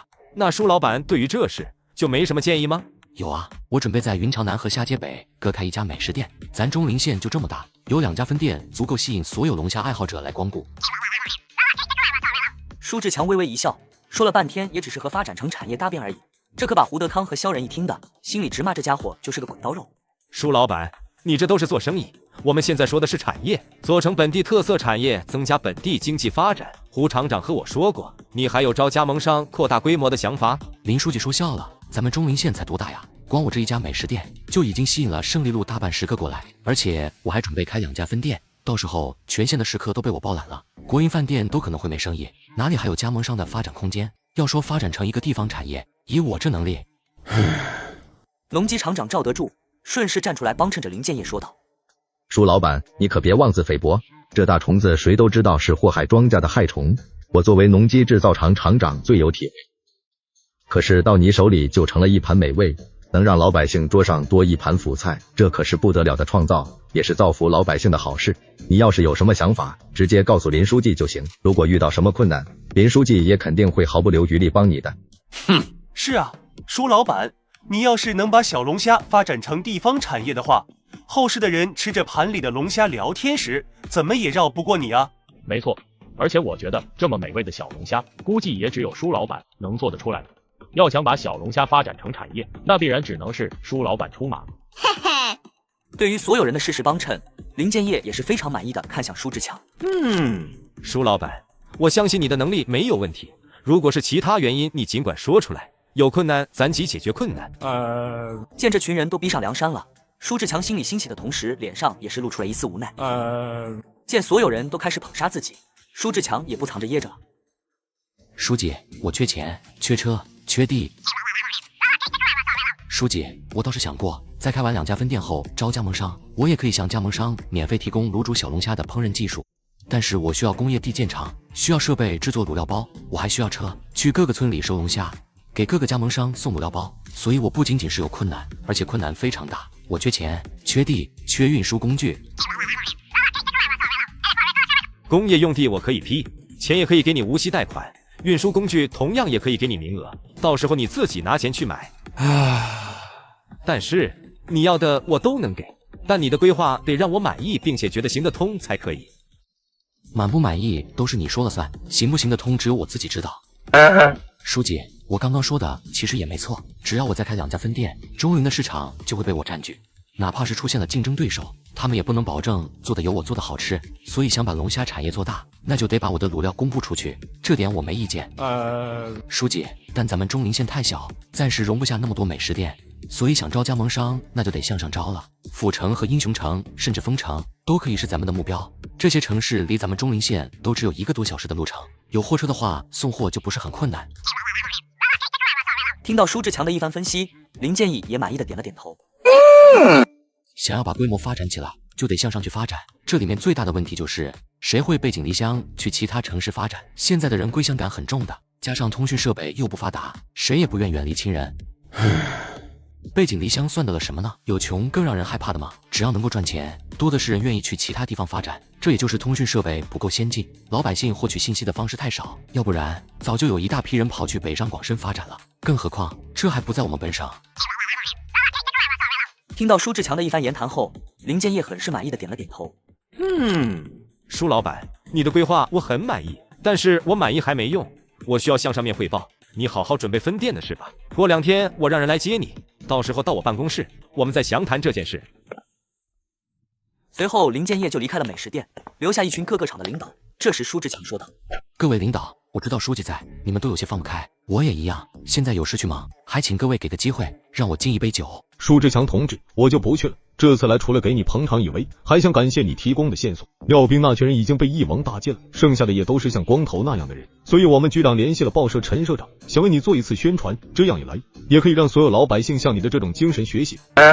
蔡队长，宣传可以，我拜托你们宣传的时候千万别把我带上，我还想安稳的过日子呢。你们可以说是。舒志强可不想当英雄，他只想赚点钱，让家人过上好日子。见舒志强态度坚决，蔡晓东也只好放弃为对方宣传。这时的肖文豪说道：“强子兄弟，你跟我妹现在是什么情况？”二哥就别扯淡了，这八字还没撇呢。哼。重生不当接盘侠，舒志强靠摆摊卖鱼走上致富路。肖伯父，纺织厂最近绩效如何？我就是想跟你说声谢谢的。我听了你的提议，让服装厂给个体户提供产品，目前虽然出货不多，但也算有了销售额。而真正让我们2家厂起死回生的是成立营销部，派人下乡推销。短短5天，服装厂就卖出上万件衣服，而纺织厂也卖出去不少毛巾布料。我是真的没想到，农村的消费能力这么大。谢就不用了，我也是为了小妹。我是为了国家经济发展做贡献吗？肖伯父，您可不要小看农村市场，他们并不是没有购买力，只是票据和距离限制了他们。如果我能上门推销，肯定会有不一样的收获的。有时间来家里吃饭，你伯母可是经常惦记你呢。还有，文清和他媳妇也想为上次的事跟你道歉。好，伯父要是请我吃饭的话，我肯定会去的。不过道歉这事就算了，我能理解赵经理当时的心情。好，你去忙吧，我先回去厂里了。美食店今天的生意非常好，中午的时候就已经坐满了人。或许是5、6天没吃烧烤小龙虾，这群人都馋坏了。强子，你还会弄烧烤呢？很稀奇吗？这是有手就行吗？强哥，龙虾卖完了，螺蛳也差不多了，就剩1、2份而已。强子，我给你送龙虾螺蛳来了。阿九，你怎么有空来这里啊？国平，在你弟弟店里干的还顺手吗？累，太累了。我原本以为这店一天能赚几十就不错了，但我承认我格局小了，从早上忙到现在不带歇一下的，中午饭还得轮流去吃，就我目前估计，这一天得赚好几百块了。很多宝子都在问小说在哪里看，打开番茄小说，搜索志强摆摊致富，第一个就可以观看。看着父亲震惊的目光，舒志强没有解释太多，而是继续去忙店里的事情。各位同志，今天的龙虾卖完了，感谢大家的光顾和支持。什么？就卖完了？我才刚来啊！活该，谁让你这么晚来的？你不知道今天老板装修开业吗？行了，我先回去，明天还要上班呢。笑得那么开心，看来今天营业额创新高了。50多箱啤酒全卖完了，饮料也卖了10多箱，光我酒水的盈利额就已经达到了近150块钱。150啊！之前我卖茶半年也才这么点钱而已。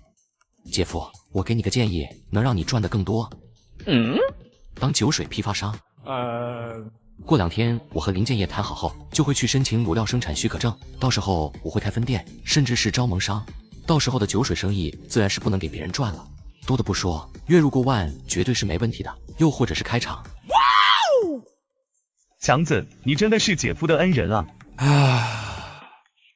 强子，你竟然这么有能力，姐夫以前还看不起你，跟你相比，姐夫才是那个废物啊！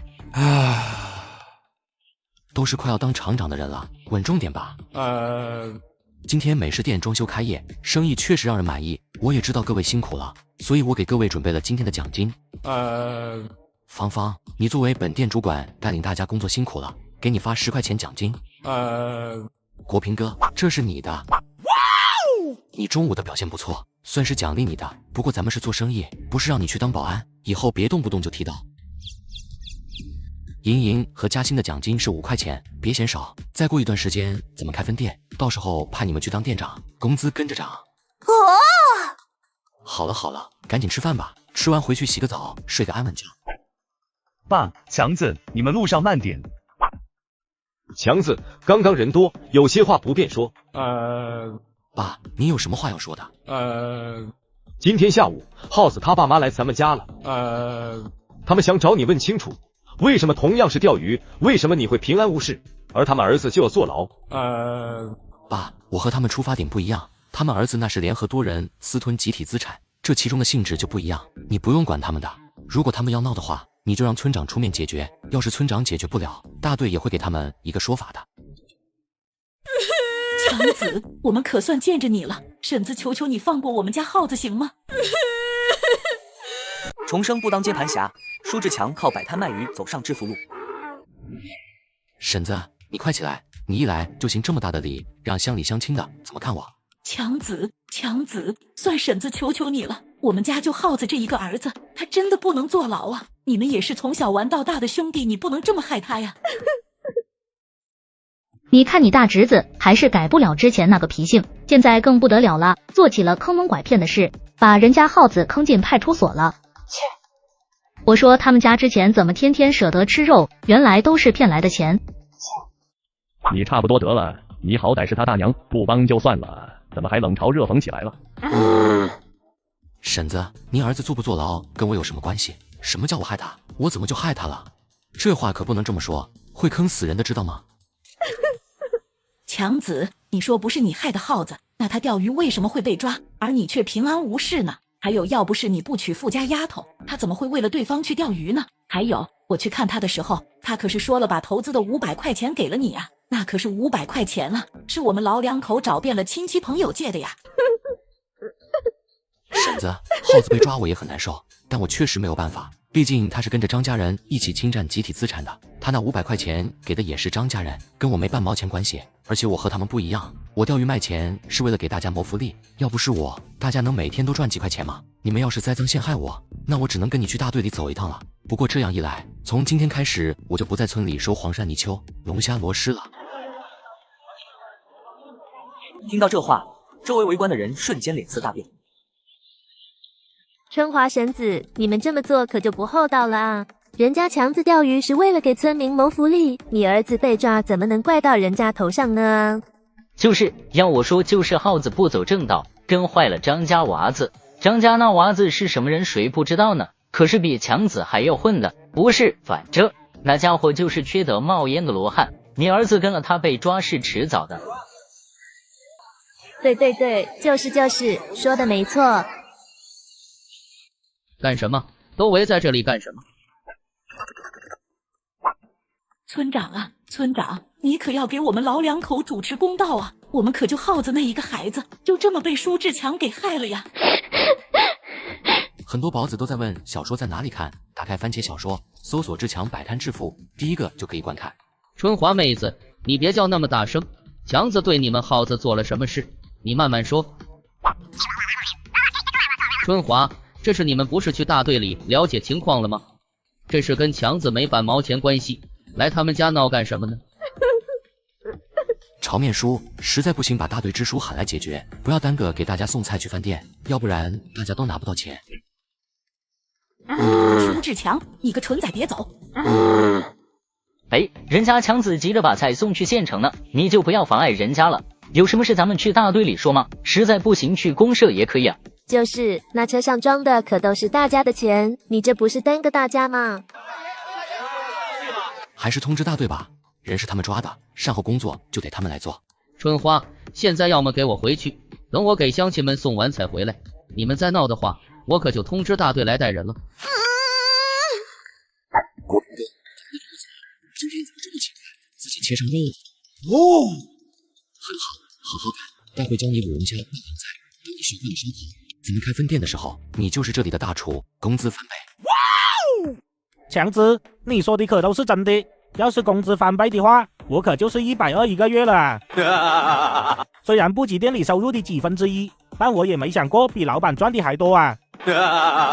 真的假的？等你学会了我的技术就知道了。哼！芳芳，你们早上在厨房煮点挂面吃，放肉放蛋都可以。这群人来得很早，早上肯定是没有吃饭的。我去送一下龙虾。同志，你是干嘛的？大爷，我是给食堂送菜的。你们社长昨天在我店里订了几斤龙虾，我特地送来。虽然有些疑惑，但大爷还是给舒志强放行了。这边舒志强来到食堂，没想到这里的大厨居然还认识舒志强，而且还主动打起了招呼。舒老板，您怎么还亲自给我们食堂送龙虾了？店里员工不够用，没办法，我只能亲自上阵了。舒老板真是体贴员工呀！不过您生意这么多，多请2个人也花不了多少钱，这样就不用自己操劳了。重生不当接盘侠，舒志强靠摆摊卖鱼走上致富路。员工哪有那么容易请到的？我倒是想请个大厨，可惜好大厨都被厂食堂请走了。对了，不知道大厨你有没有同行是待业的，可不可以帮我介绍一下？有的话肯定会帮舒老板介绍的。行，那我先走了，大厨要记得呀。舒志强也不啰嗦，拿着钱转身就走了。结果一转身就看到报社社长陈德胜站在门口，一脸古怪的看着他。陈社长来的够早的呀。是啊，要是来的晚一点的话，厂里的大厨就要被挖走喽。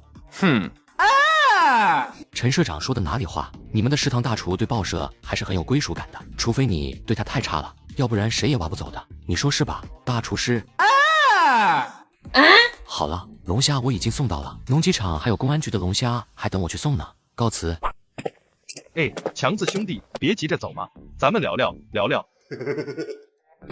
陈社长想聊什么？快点的，我还有2个厂的龙虾要送呢，耽搁了影响口碑的。看到舒志强如此急切，陈德胜也不拐弯抹角的，直接道明自己的请求。和大多数厂家面临的困境一样，改革没有任何头绪。在得知舒志强给印刷厂出了打包盒的主意后，就已经有些异动了。陈德胜就想让舒志强帮自己也出主意。强子兄弟，我知道我就这么开口让你帮忙有点冒昧，但只要你能帮老哥度过这关，你有什么要求都尽管提。陈社长，云桥印刷厂的模式得到了市里领导的认可，你也可以跟着干的嘛。连市里印刷厂都要学习的技术，你学了难道不能给厂子带来效绩？我这主业是报社，印刷厂只是顺带的。打包盒的市场就那么大，已经被云桥印刷厂牢牢占据了。在私企没有彻底油起色的时候，我就跟着制作打包碗，也不会有多大成绩的。报社，陈社长，我突然又了一个想法，不过得等几天。这样，你先别急，等几天我再来找你实验这个想法吧。强子兄弟，为什么还要等几天啊？我是一刻也等不了啊。我得先做个实验，才知道这想法靠不靠谱啊。要是行不通还坏事的话，你总不能跟着一起退休吧？很快，舒志强就来到了农机制造厂。舒志强直接去了食堂，把龙虾交给大厨后转身就走。刚走出食堂不远，就听到背后传来一道熟悉的声音：“舒志强同志。”陈支书，你怎么会在这？这话应该我们问你吧？这个时间段你不应该在村里吗？跑来农机制造厂干嘛？不会是想干什么坏事吧？哼！陈荣同志，怎么说话呢？工作期间不要带有个人情绪，你这样怎么能把村里的事办得公平公正呢？舒志强同志，听说咱们国家在研究新的收割机，这款收割机更加方便快捷，能够帮村民更有效率的收割稻谷。刚好队里没啥事，我就来问问情况，你呢？我就是来这里送一下龙虾而已。那什么，陈支书，您忙吧，我那边还有公安局的龙虾要送，我先走了。小舒同志，你等等，我知道你很忙，大虫子在县城里串得沸沸扬扬，你应该赚了不少吧？哦，也没多少，混口饭吃而已。你不说也没关系，小舒同志，你现在可以说是长湖大队的妇人之一了。既然你靠着相亲率先脱贫了，那就得承担起一定的责任了。所以我希望你能像之前在大队里说的一样，带领村民发家致富，明白吗？很多宝子都在问小说在哪里看，打开番茄小说，搜索志强摆摊致富，第一个就可以观看。老子承担个屁的责任，我是收购黄鳝泥鳅没给钱，还是白条村民抓的龙虾螺蛳嘞？烦死了！陈支书，你这就太看得起我了，我能让舒家村民改善生活条件，就已经是尽全力了。你还让我带他们发家致富，我自己还没富起来呢。烦死了！哼，为富不仁。陈荣同志，话可不能乱说，我再怎么样也让村民过上了有菜有肉的日子，不想有些同志占着茅坑不拉屎，身在其位不干实事就算了，还整天想着如何针对为村民谋福利的仁义之士，真是滑天下之大稽。王八蛋，你说谁占着茅坑不拉屎呢？哼！够了，陈荣同志，你还要我说多少遍？哼！陈支书，我确实还要给公安局送龙虾，所以我就先走了。要是耽搁可就不好了。你放心，如果我有什么能带乡亲们赚钱的业务，肯定去找你。说完也不等陈金荣回话，就朝着场外走去。看着舒志强的背影，陈金荣这才回头看向陈荣。你看看你像什么样子？他有哪里得罪你了？你这么针对他？他不是好人，他耍流氓。10分钟后，舒志强来到了公安局的食堂，和食堂大厨沟通几句后，就把龙虾给对方，然后拿着钱跑路。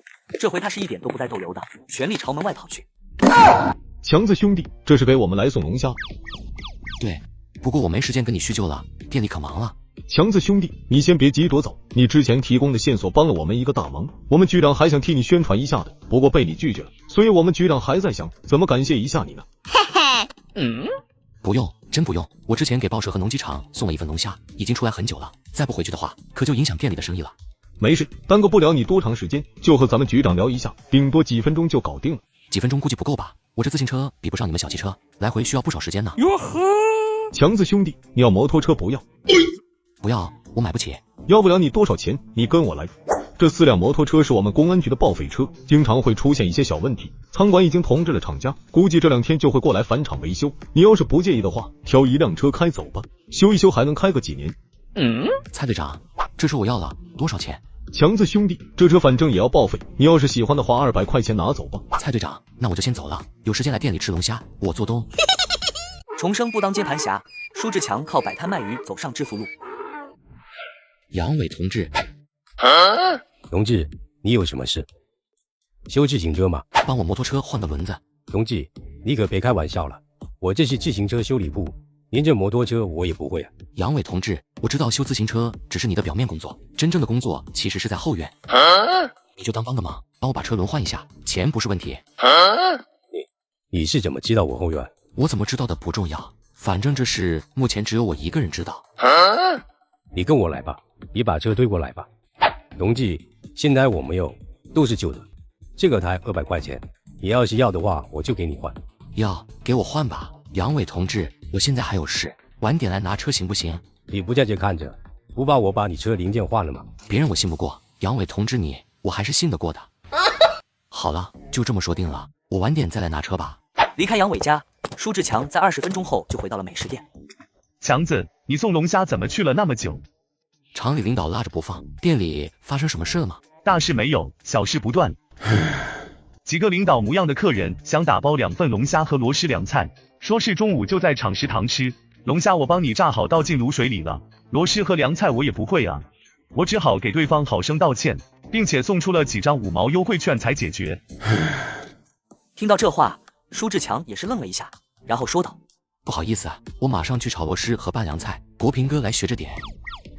老板，给我来1碗大份的龙虾，大份的螺蛳，凉拌耳尖、毛肚、木耳、藕片都来1份吧，还有再来1箱啤酒，米饭打8份。好嘞，同志，您要的菜马上就好，外面天热，各位坐包厢等吧，里面有吊扇，凉快得很。自从来你们这吃过饭以后，我就再也不想去国营饭店了，都是一群趾高气扬的家伙，赚着我们的钱还给我们脸色看，不像谭店长您每天都是笑脸相迎的，看着心里都舒服。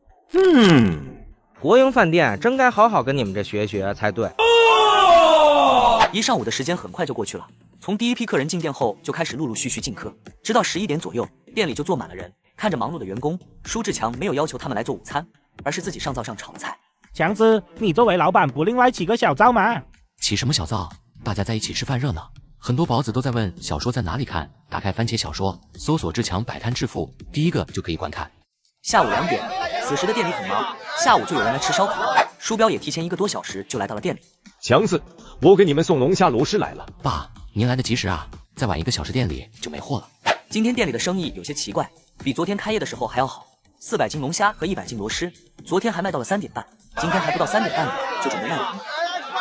老板，昨天我朋友跟我吹牛说，发现一家比国营饭店还好的美食店，当时我还不信呢，直到今天我来尝了尝才知道，你们这的龙虾确实太好吃了，不枉我们从云桥赶过来尝尝。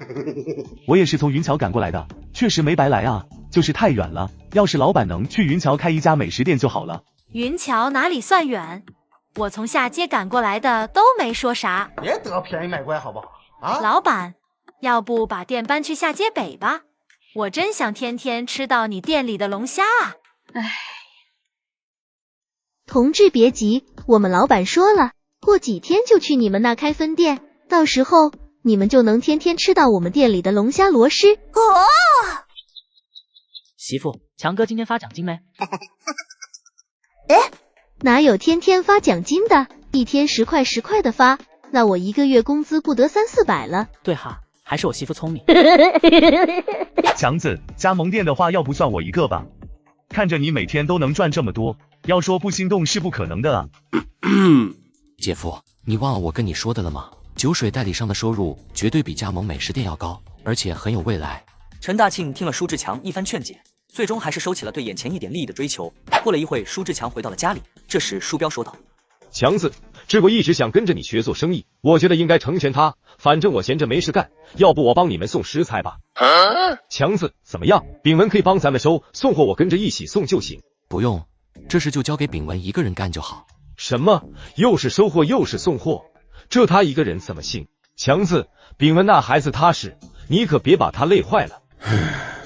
累不坏的，过2天我就买一辆货车给他开，以后送货就方便快捷了。以后其他加盟店的河鲜也由他送，差价我也会教他怎么赚的。帅气！爸，您别操心，我办事有分寸，放心吧。次日一大早，舒浩父母果然没有再来闹事，舒志强也图个清静。哥，今天星期六。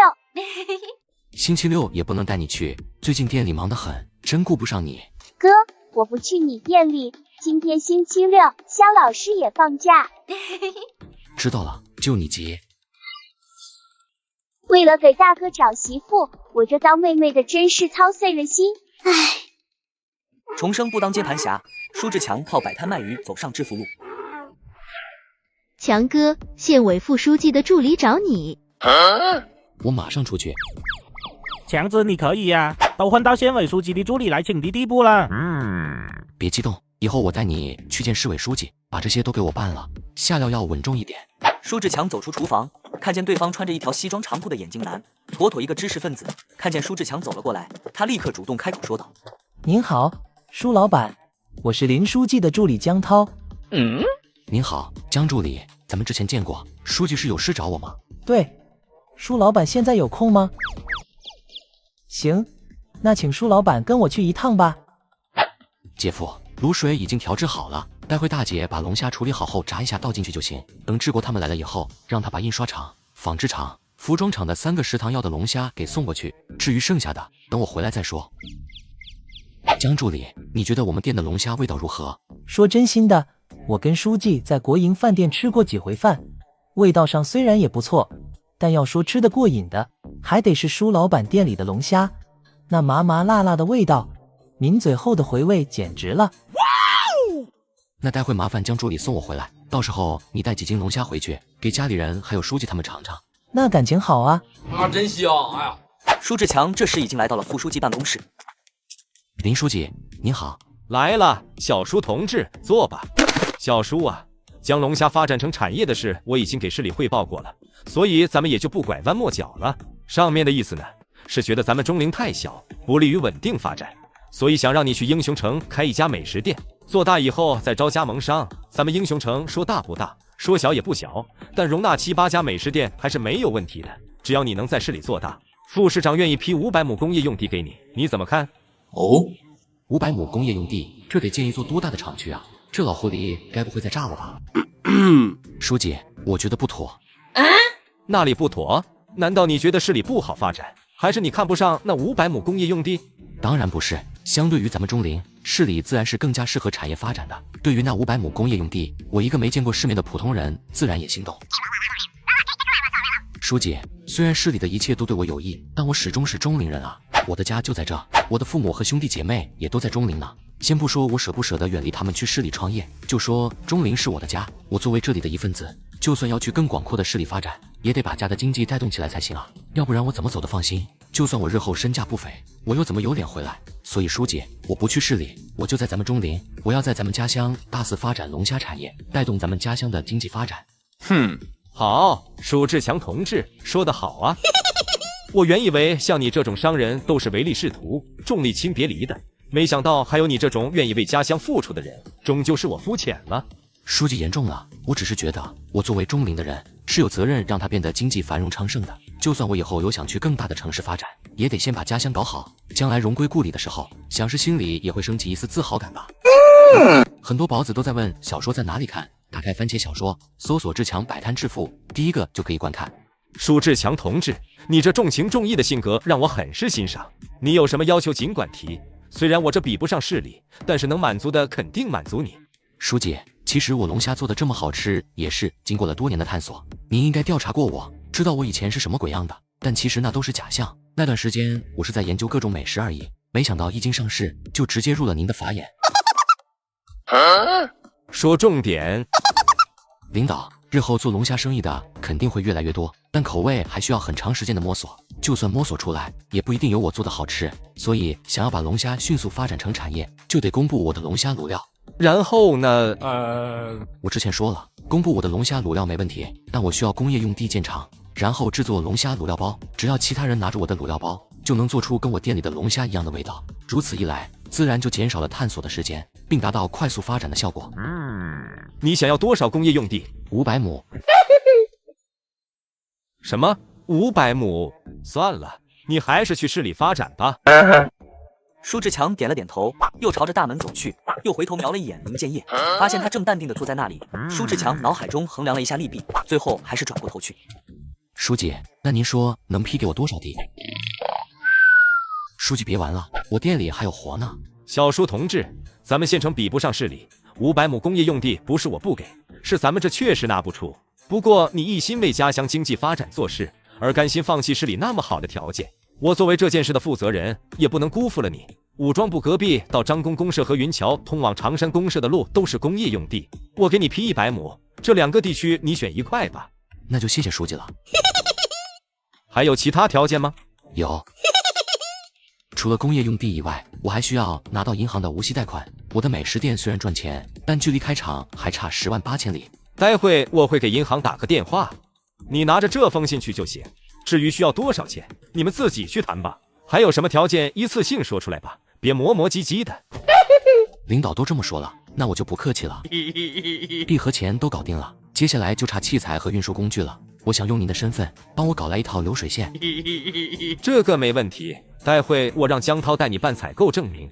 那就谢谢书记了。和林建业谈好后，江涛就带着舒志强去到各个地方办理手续。重生不当接盘侠，舒志强靠摆摊卖鱼走上致富路。哟，江助理，什么风把您给吹来了？周行长，这位是舒老板，是书记让我带他来找你的。舒老板好，江助理，有什么事去我办公室谈吧。银行大门口确实不是谈事的地方，于是2人直接跟着周行长去了办公室。几人坐下后，不等周行长开口，舒志强就道明了来意。周行长，其实我来是想向贵银行贷款的。不知舒老板要贷多少呢？那就要看周行长能放多少。能放多少，舒老板就要多少。我们银行上半年的放贷任务是100万，所以这也是我能放出去最大的款项。舒老板，你看，那就贷100万吧。这家伙是不是疯了？开口就要100万，江助理也没反应，那对方肯定要办什么大事。反正我的任务已经完成了。行，那舒老板跟我去办理一下手续吧。随后，舒志强办理了各种手续，再次回到了办公室里。舒老板是从事什么行业的？这笔钱准备用来做点什么？闻言，舒志强也没隐瞒，将自己是卖龙虾的，和要开厂的事简单一说。什么？最近爆火的龙虾原来是舒老板你做出来的？我老婆上次带回来一份，我吃了以后简直是天天都想吃啊！离开农行后，舒志强和江涛就回到车里。舒老板，咱们现在是去办理剩余证件，还是送你回美食店呢？去建行。我去那里贷款，100万不够用，麻烦您了。舒志强一连跑了3家银行，总共才贷出来300万巨款。舒志强又来到了自行车铺。杨伟同志，我的车修理好了吗？我还以为你忘了呢，修好了，跟我来吧。昨天我还等了你一天呢，等到半夜你没来，我就先睡了。不好意思啊，昨天忙到很晚才下班，我怕打扰到你们休息。这边的美食店里，每个人都忙个不停。我是来蹭吃蹭喝的哎，怎么还干起活来了？干活就算了，这怎么还要被指责啊？好了好了，待会让舒志强同志补偿你。魏同志，这都快11点了，这么多客人要的螺丝都还没有上呢，你们舒老板怎么还没有回来呀？舒老板回来了。刚看到舒志强回来，陈玉婷没有那么多顾忌，立刻跑上前大喊：舒志强！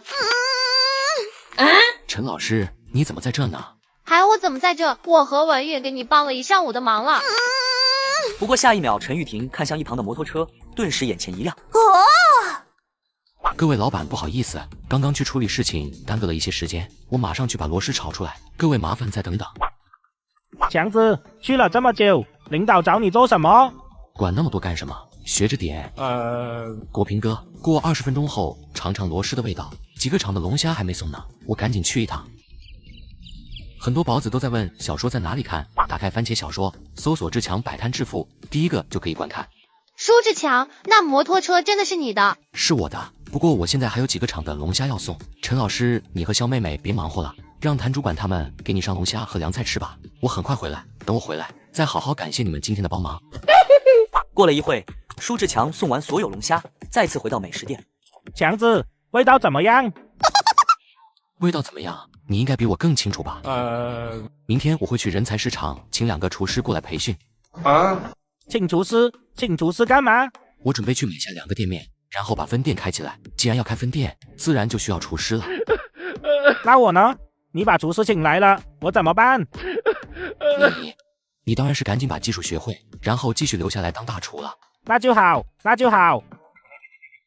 舒志强没有在厨房继续逗留，而是往肖文韵所在的包厢走去。刚到门口，就传来陈玉婷的声音：文韵，这龙虾还是这么美味，舒志强的手艺真是绝了，凉菜也很好吃。要是你以后嫁给他的话，我肯定天天去你家蹭饭。你怎么不说话啊？你该不会还在生闷气吧？不是，玉婷，你以后能不能别在人多的地方开这种玩笑啊？你难道没看到那群人看我的眼神吗？你让我以后怎么见人啊？哼，怕什么？反正你对舒志强也友好。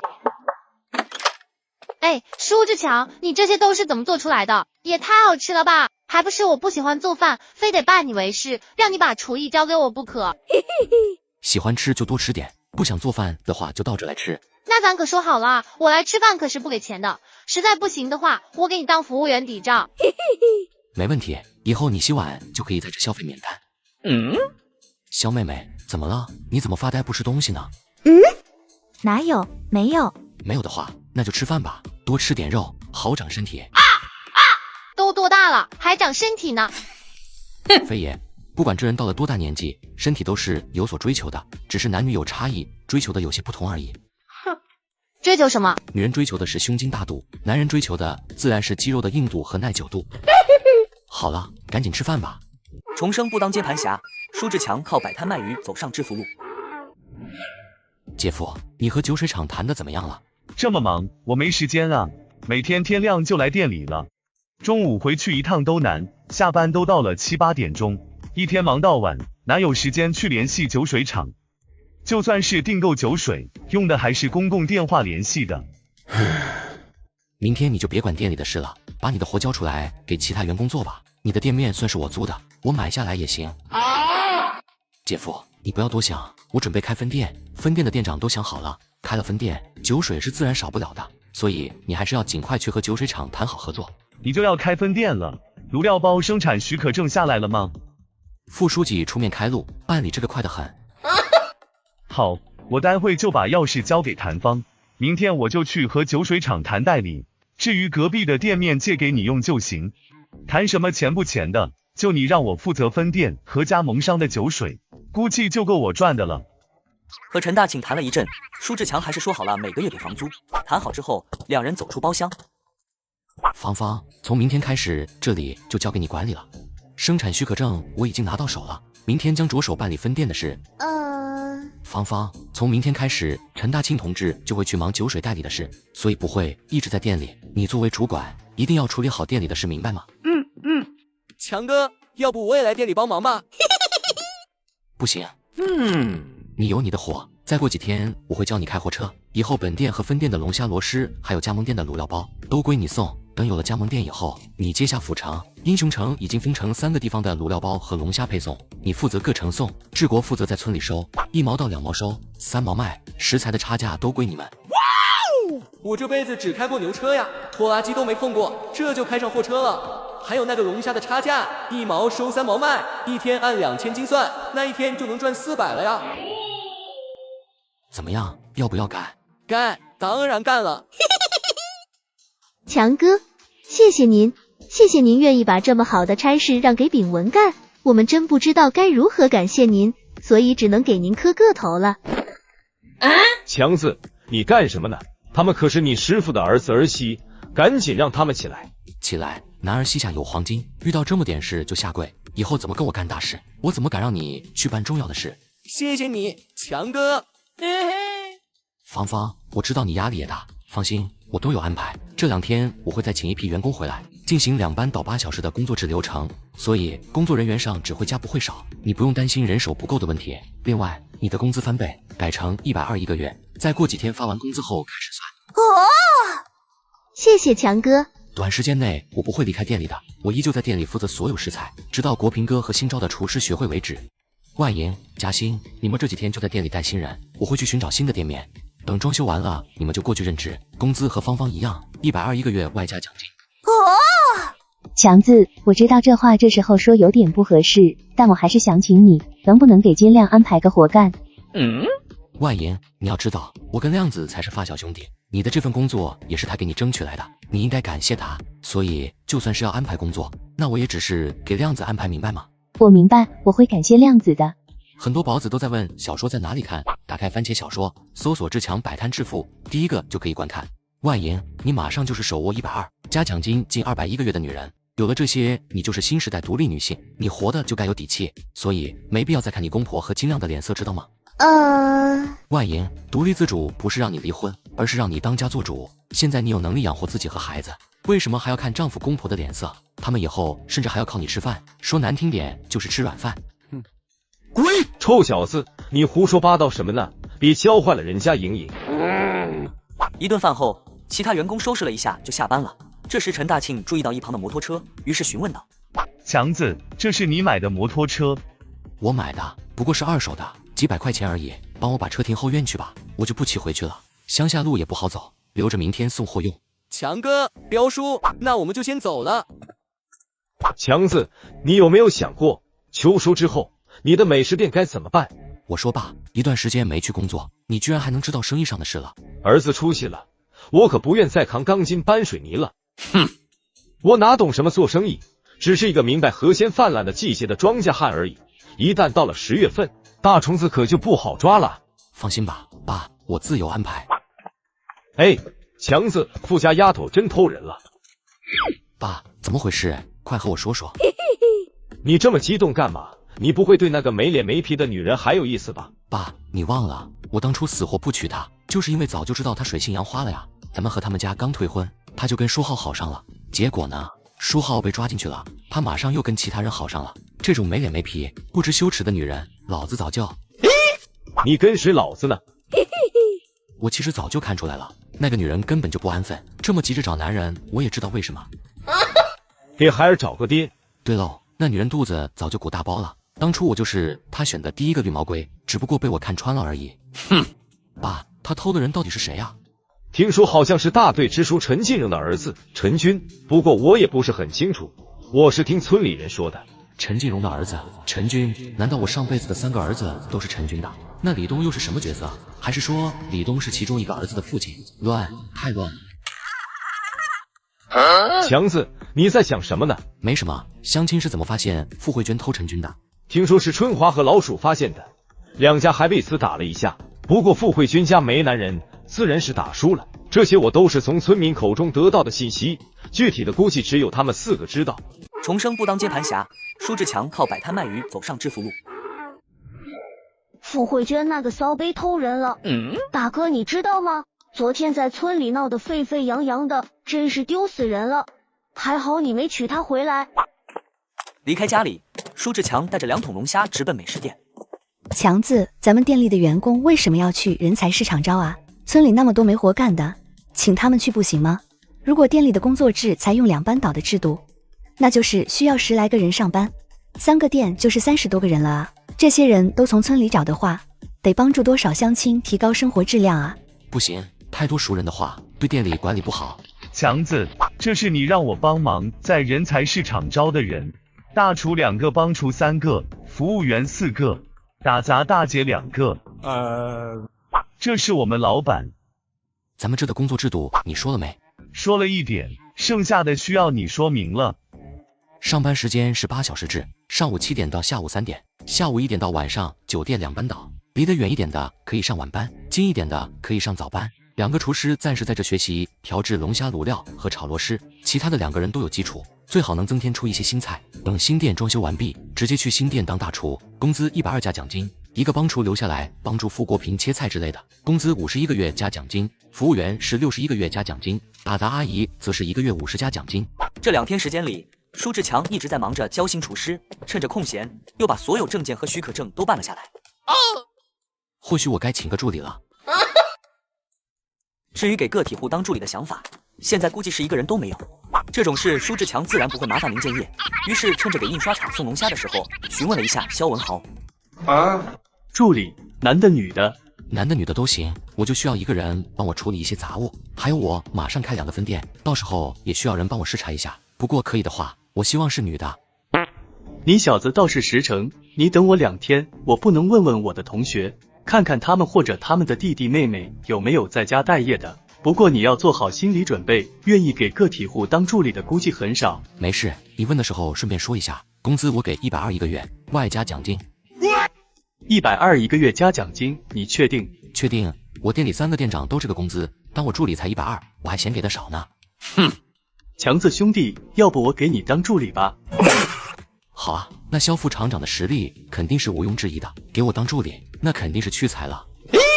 算了，我还是比较喜欢铁饭碗，既然你舍得出高工资，我想应该会有人愿意来的。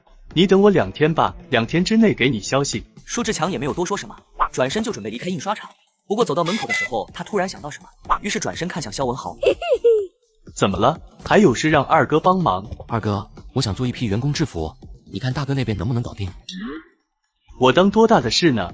这不是便宜咱大哥的好事吗？这样，你周6来咱们家吃饭，咱妈可念叨你念叨的紧呢。要不是你2嫂坐月子，她估计要跑去美食店找你去。还是下次吧，我除了教厨师调料，还得去找开分店的店面呢。工厂的地还在那摆着，连工都没动呢。行吧，我待会就给大哥打个电话，你直接去服装厂报肖文清的名字就行。舒志强没有墨迹，和肖文豪告辞后就直奔服装厂。很多宝子都在问小说在哪里看，打开番茄小说，搜索志强摆摊致富，第1个就可以观看。文清，饭店里的生意真的是一天比一天差了，今天又被领导骂，我感觉我快要下岗了，知道吗？怎么会呢？你想多了，那可是国营饭店，生意再差也不至于让你这个经理下岗的。其实都怪那个舒志强搞的那个什么狗屁美食店，我还是第一次听到客人在我们这吃饭讨论其他店里的美食呢。唉，强子帮了咱们家不少忙，你别老针对他，知道吗？好了，我这边有人找，有事晚上回家再说，请进。强子兄弟，你怎么来了？我来找肖大哥帮个忙。2哥没跟你说吗？有吗？我刚刚忙去了，可能没接着他的电话。强子兄弟，你来都来了，有什么事就直接说吧。我打算做一批美食店的工作服，不知道肖大哥你……工作服没问题啊，你要多少件，多少尺码的都告诉我就行。肖大哥，我要的工作服可能和你想的有点不一样，我给你们设计图，你们厂按照设计图帮我做一批出来就行。你还会设计服装呢？这家伙到底会多少东西？会做菜桶销售，还有极高的商业头脑。会一点点儿，有笔和纸吗？你这做给你们店里的服务员穿？对，肖大哥觉得如何？一般，人家国营饭店穿的都是洁白无瑕的工作服，让人看起来觉得干净，客人看见了觉得饭菜也干净，我觉得那样才正常。哼，肖大哥，你说的工作服其实让厨师穿就可以，那样的工作服也给我来一些。至于服务员的，就按照我这个做，大红大紫，穿在身上看着喜庆，客人看了也会觉得亲切不少的。你要多少件？白色厨师服先要20件，我设计的这个衣服给我先来50件，等加盟商招好了再加。布料一定要用高级的，劣质的我怕毁了员工皮肤。你开了2家分店，还要招加盟商啊？对呀，有问题吗？没有，衣服你过几天来拿吧。重生不当接盘侠，舒志强靠摆摊卖鱼走上致富路。老板，明天应该发工资对吧？对。不过我说2句啊，谭主管几人的工资明天结清以后，从下个月开始每个月5号统一发工资。等下个月5号，我会把3个大姐和玲玲以及国平哥的这个月干活的工资结清，能明白吗？老板，那这5天的工资是不是就不发了？发？怎么会不发呢？先是这个月干了几天，5号的时候就把这几天工资发给你。要是你不干了，就可以连着这5天的工资一起结清。这样一来的话，以后不管是老人走新人来，都不容易出乱子。行，只要不扣工资，老板您说怎么发就怎么发。第2天一大早，舒志强就拿着几张大团结递给了舒志国。大哥，这是给我的。这个月辛苦你了，60块钱是工资，20块钱是奖金，至于剩下的20块钱，就当是大哥给你买零食的。谢谢大哥。想买什么就买什么，但有一点很重要，不要太张扬，也千万别干违法乱纪的事。大哥，我也要工资。轩轩，你知道10块钱买一袋冰汽水要找多少钱吗？一袋冰汽水2分钱，10袋2毛钱，100袋。大哥，我不要那么多钱，我吃不了那么多冰汽水的，你还是给我1毛钱吧。那大哥给你5毛钱，你想吃什么就买什么，要是不够的话，晚上再告诉大哥好吗？好，谢谢大哥。这时的舒炳文几人已经在门口等着舒志强。炳文，这是你这个月的工资。95块，炳文1个月的工资竟然就有这么多钱了。我一个一村之长，1个月也才20几块钱而已，我居然还不如一个给舒志强送货的。强哥，这是给我的吗？对，芳芳的晚上和其他员工一起发。过了一会，舒志强来到美食店的后厨，说道：国平哥，你去调一遍卤水，我看看。可以，这凉菜就这样。2位大厨，如果可以的话，我希望你们也能拿出一些拿手菜，作为回报，我可以适当给你们加工资，甚至给出部分分红。没事，我不强求，在我这只要做好自己本分的事情就行。老板，你听我说，我看您这卖的菜品都是河蟹和凉菜为主，我们不一样，我们学的是大锅菜和给领导做的精致菜，不适合您这。在美食店忙了片刻，舒志强就出去找分店的店铺。这时来到一个店铺门口，舒志强观察了一会，发现人流量还是不错的，于是走上前问道：大爷大妈，你们好，我能问一下，这2个铺子都是谁的吗？他骑摩托车来的。领导，这铺子是我的，你有什么事吗？大爷是这样的，我最近接到政府的指派，就是要为怎么中陵县的经济发展做点贡献，但我需要一些店铺。刚刚我考察了一下，觉得您这个店铺就不错，您看您有没有意愿将店铺卖给我？政府不会亏待您的。一个破房子而已，领导您要是需要，直接拿去用，只要能响应政府号召，为提高什么经济发展贡献1点力，这都不算什么。大爷，您有这个觉悟，我们很是欣慰，但是我们不能随便拿老百姓的东西，您看这样如何？我出2500块钱，您把这个铺子卖给我。经过一番推脱，大爷还是接受了舒志强的2500块钱。很多宝子都在问小说在哪里看，打开番茄小说，搜索志强摆摊致富，第一个就可以观看。然而大爷却非常自豪地拍了拍胸脯，说道：老头子，我有4个儿子2个女儿，他们都在城里上班，也都孝顺得很。要不是我舍不得和老伴一起过了几十年的地方，我早就跟他们住一起去了。听到这话，舒志强也放心不少。随后他又问了一下大爷，隔壁那间铺子的拥有者认不认识？认识，隔壁房子就是刚刚坐我对面那老妹的，都几十年的老邻居了。那大爷，你觉得他会愿意把铺子卖给我吗？他不好说，而且就算要卖，他那个混蛋儿子估计都悬。要不我先帮你去问问吧。春梅大妹子，你在家吗？喊什么喊？我妈买菜去了。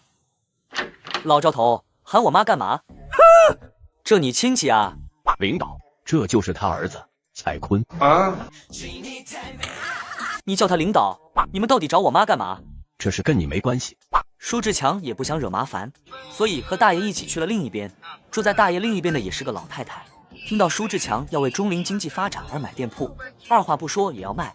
于是舒志强拿出和大爷一样的价格，2500买下了这间店铺。然后就在他们准备离开时，刚刚那个叫蔡坤的小伙居然迎了过来。老赵头，这位领导，我知道你们要干嘛了。所以呢？所以我们家也卖啊，我们家空间大，而且位置好，很符合您的要求啊。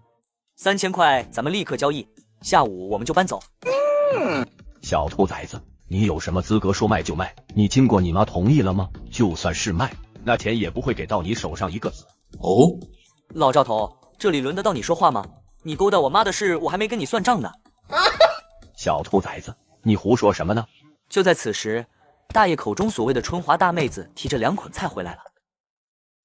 赵大哥，我儿子是不是又说了什么不该说的话？没事，小事而已。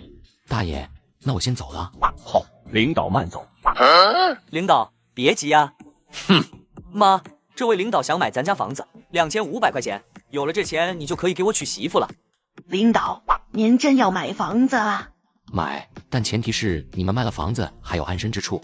领导你放心，我可以带我儿子租房子住。之前我朋友给我儿子介绍了一个对象，就差3转1响了。所以领导，只要您出得起钱，这房子我们就卖。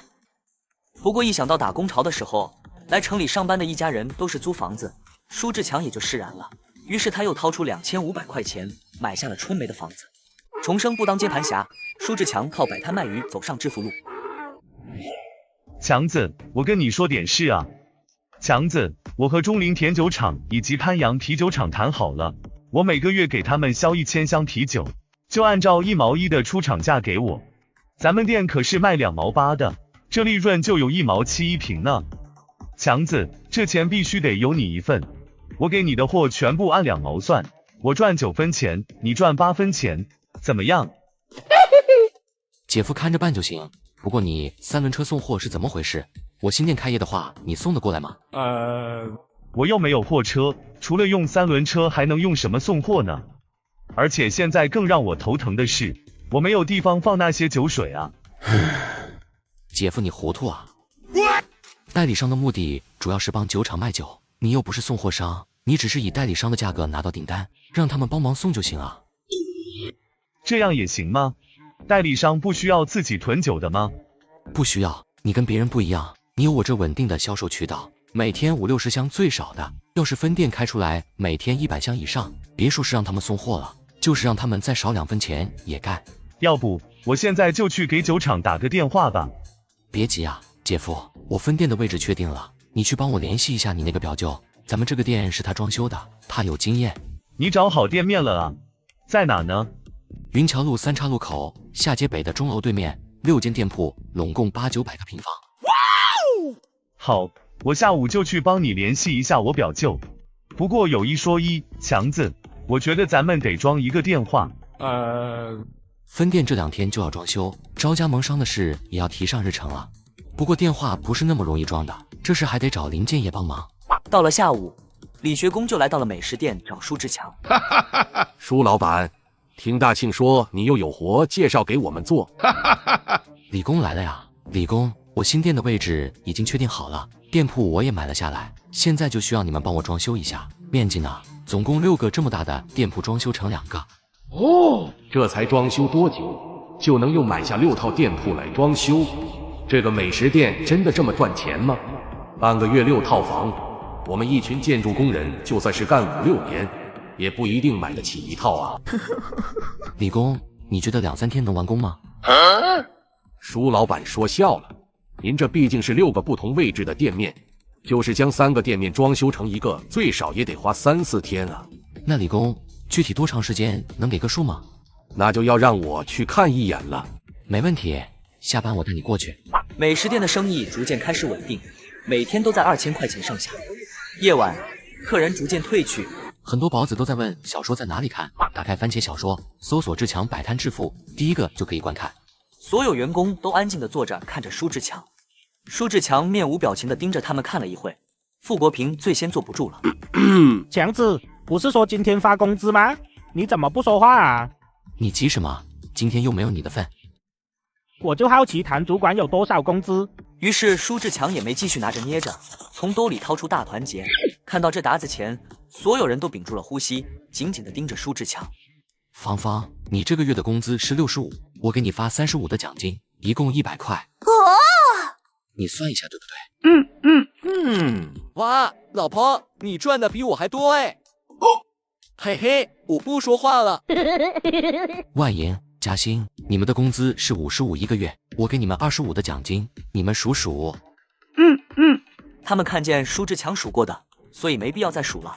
1个月的付出终于有了回报，他们的心是激动兴奋的。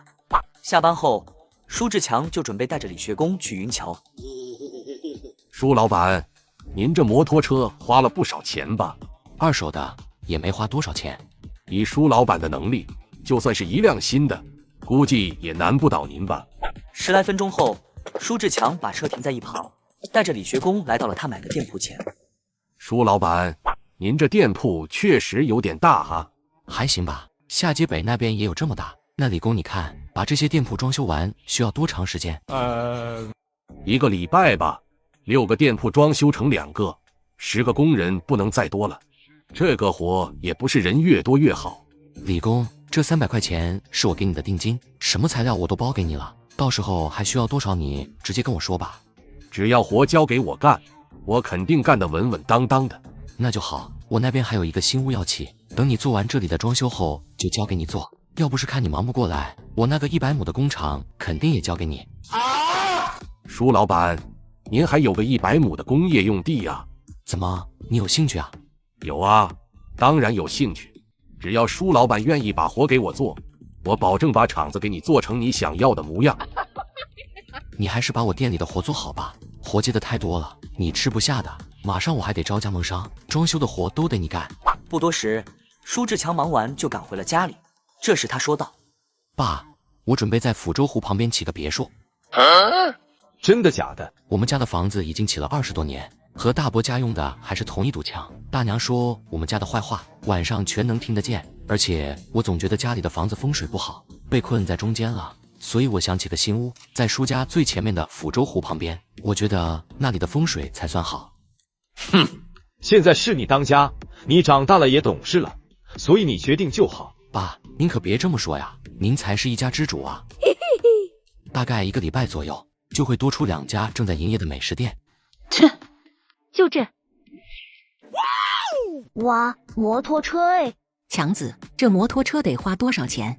你那自行车才买多久，怎么就换摩托车了呀？妈，没花多少钱，二手的。你没看那个外壳和轮胎吗？都是旧的。二手的也贵呀。唉，听说这玩意新的要几千块，旧的不也得好几百块钱吗？自行车在村里已经算是稀罕物件了，多少人家都没有呢。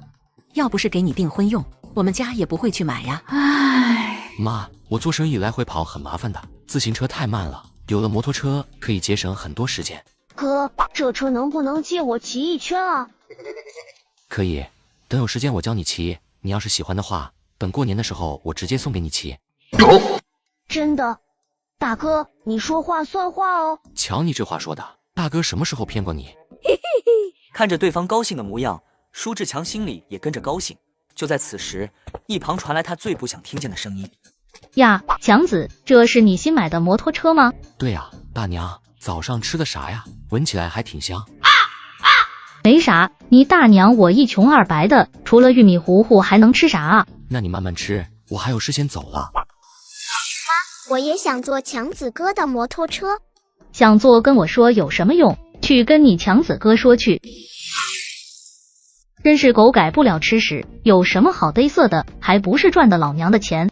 切，要不是我们一家抓的黄鳝龙虾，他能买得起摩托车吗？哼，妈，我也要坐摩托车上学。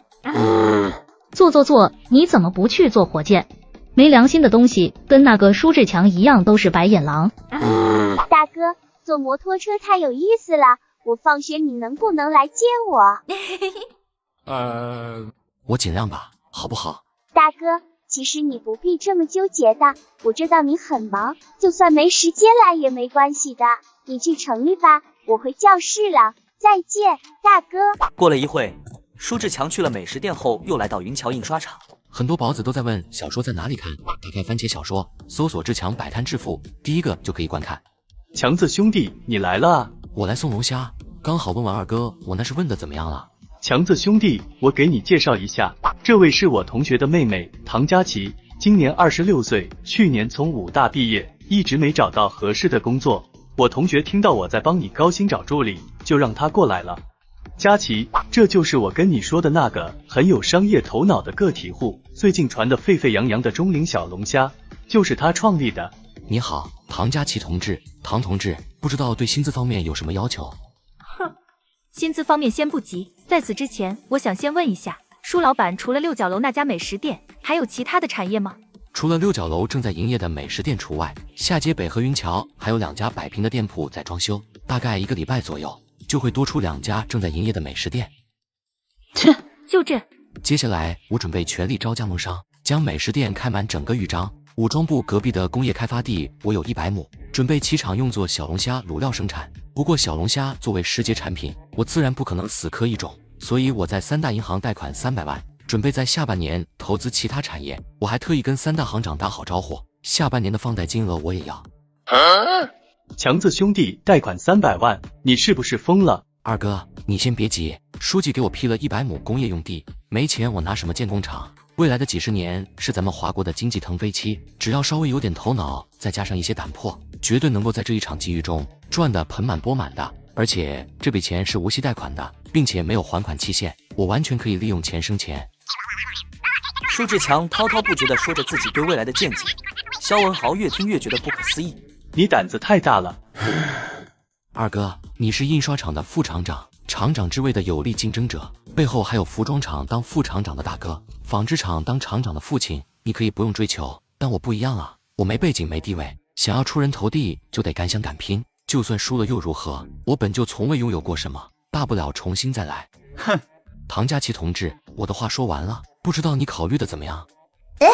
唐佳琪同志，接下来我的100亩工厂的建造计划可以交给你处理吧？可以，不过我话说在前头，如果你失败了，或者我觉得你前景不行，我都会随时辞职离开的。哼，本该如此。唐助理，薪资待遇的话，二哥应该和你说过吧？说过了，就按照那个标准来就行。老板，您现在可以给我安排工作了。我的工厂急需动工，你去找一个施工队，按照我的要求先把厂房建造出来。那你去吧，我还有龙虾要送呢。二哥，谢谢你帮我找了个好助理，我就先走了。佳琪，你觉得强子兄弟如何？还行啊，魄力很大，能从政府手里拿到100亩的工业用地，就能看出他的能力是被认可的。加上贷款300万巨款，内心却毫无波澜，也能看出他的心性强大。最关键的是，他对自己很自信，仿佛什么都在他的掌控之中。我对他很感兴趣，也很想知道他到底能不能成功。是啊，要是他没什么闪光点的话，我老妹也不会对他有好感了。我也很好奇，我这位兄弟到底能走到哪一步？肖老师，欠你的我已经还了，既然你现在没事了，那我就先走了。离开印刷厂后，舒志强直奔报社，在食堂忙了片刻，转身朝外面走去。舒老板，强子兄弟。哟，陈厂长这么晚还在食堂转悠呢，报社的活这么轻松吗？强子兄弟别开玩笑了，也就是在这等着你呢。等我干什么？强子兄弟别开玩笑了，之前你不是说给我出个主意，需要等2天吗？这都这么长时间了，应该可以告诉我了吧？陈社长，你有没有想过用报纸给个体户的产品打广告？打广告？强子兄弟，这个广告怎么个打法？又能给报社带来多少的收入呢？陈社长，你这话说的，能带来多少收入我怎么保证得了？至于广告怎么打？哎呦喂，强子兄弟，你就别藏着掖着了，赶紧帮老哥一回吧。只要你帮老哥度过这关，以后你需要什么我都无条件帮你。虽然是画饼，但舒志强知道对方拿不出什么，所以等的也是这句话。于是他咳嗽2声，一本正经地说道：陈社长，你这说的什么话？以咱们的关系，我说什么也得帮你一把。再说了，我是那种要好处的人吗？我就是在想一个完美的规划而已。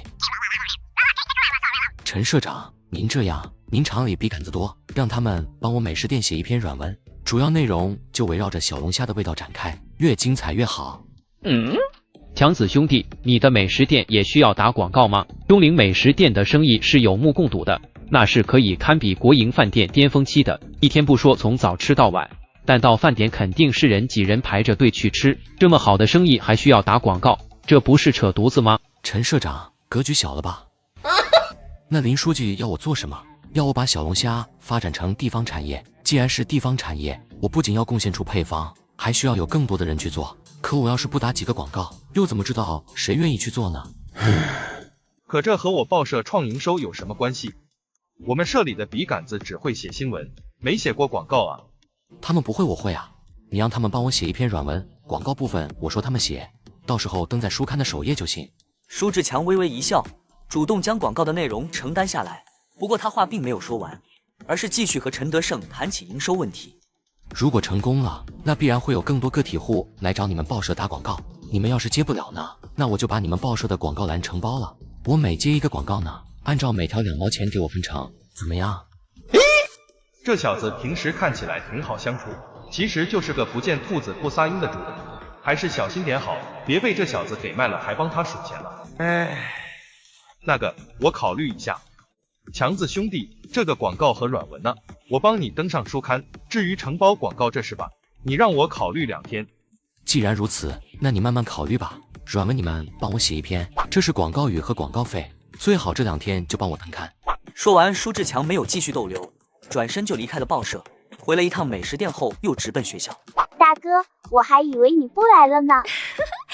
怎么会呢？大哥答应你的，肯定得做到。只不过是给你买吃的，耽搁了一些时间而已。好了，小花猫，咱们回去了好不好？我要嘎了吗？窒息的感觉好难受啊！爸妈，强子哥。文艺，你干嘛啊？人家舒志强舍身救了你，你反手给了人家一巴掌，这算什么？忘恩负义吗？肖文韵意识刚刚回归，整个人都还有点懵。刚刚为了救一个落水的孩子，自己却被水里的水草缠住了。再次醒来，他只知道自己被耍流氓了，熊被摸了，嘴被亲了。就在这时，肖文韵的一位见死不救的追求者站了出来。打得好，肖老师打得好啊！这个畜生对肖老师您是又亲又摸的，纯属耍流氓。哼呀！姓王的，你个王八蛋，胡说什么？那是人工呼吸。什么人工呼吸？摸人家肖老师胸口和强吻是不是事实？哼！肖老师，欠你的我已经还了。既然你现在没事了，那我就先走了。我大哥拼命救你，你居然这样，你是个坏老师，不理你了。看着兄妹俩的背影，肖文玉脑海中还在不断环绕着他们的话。他不明白刚刚发生了什么，只能看向陈玉婷。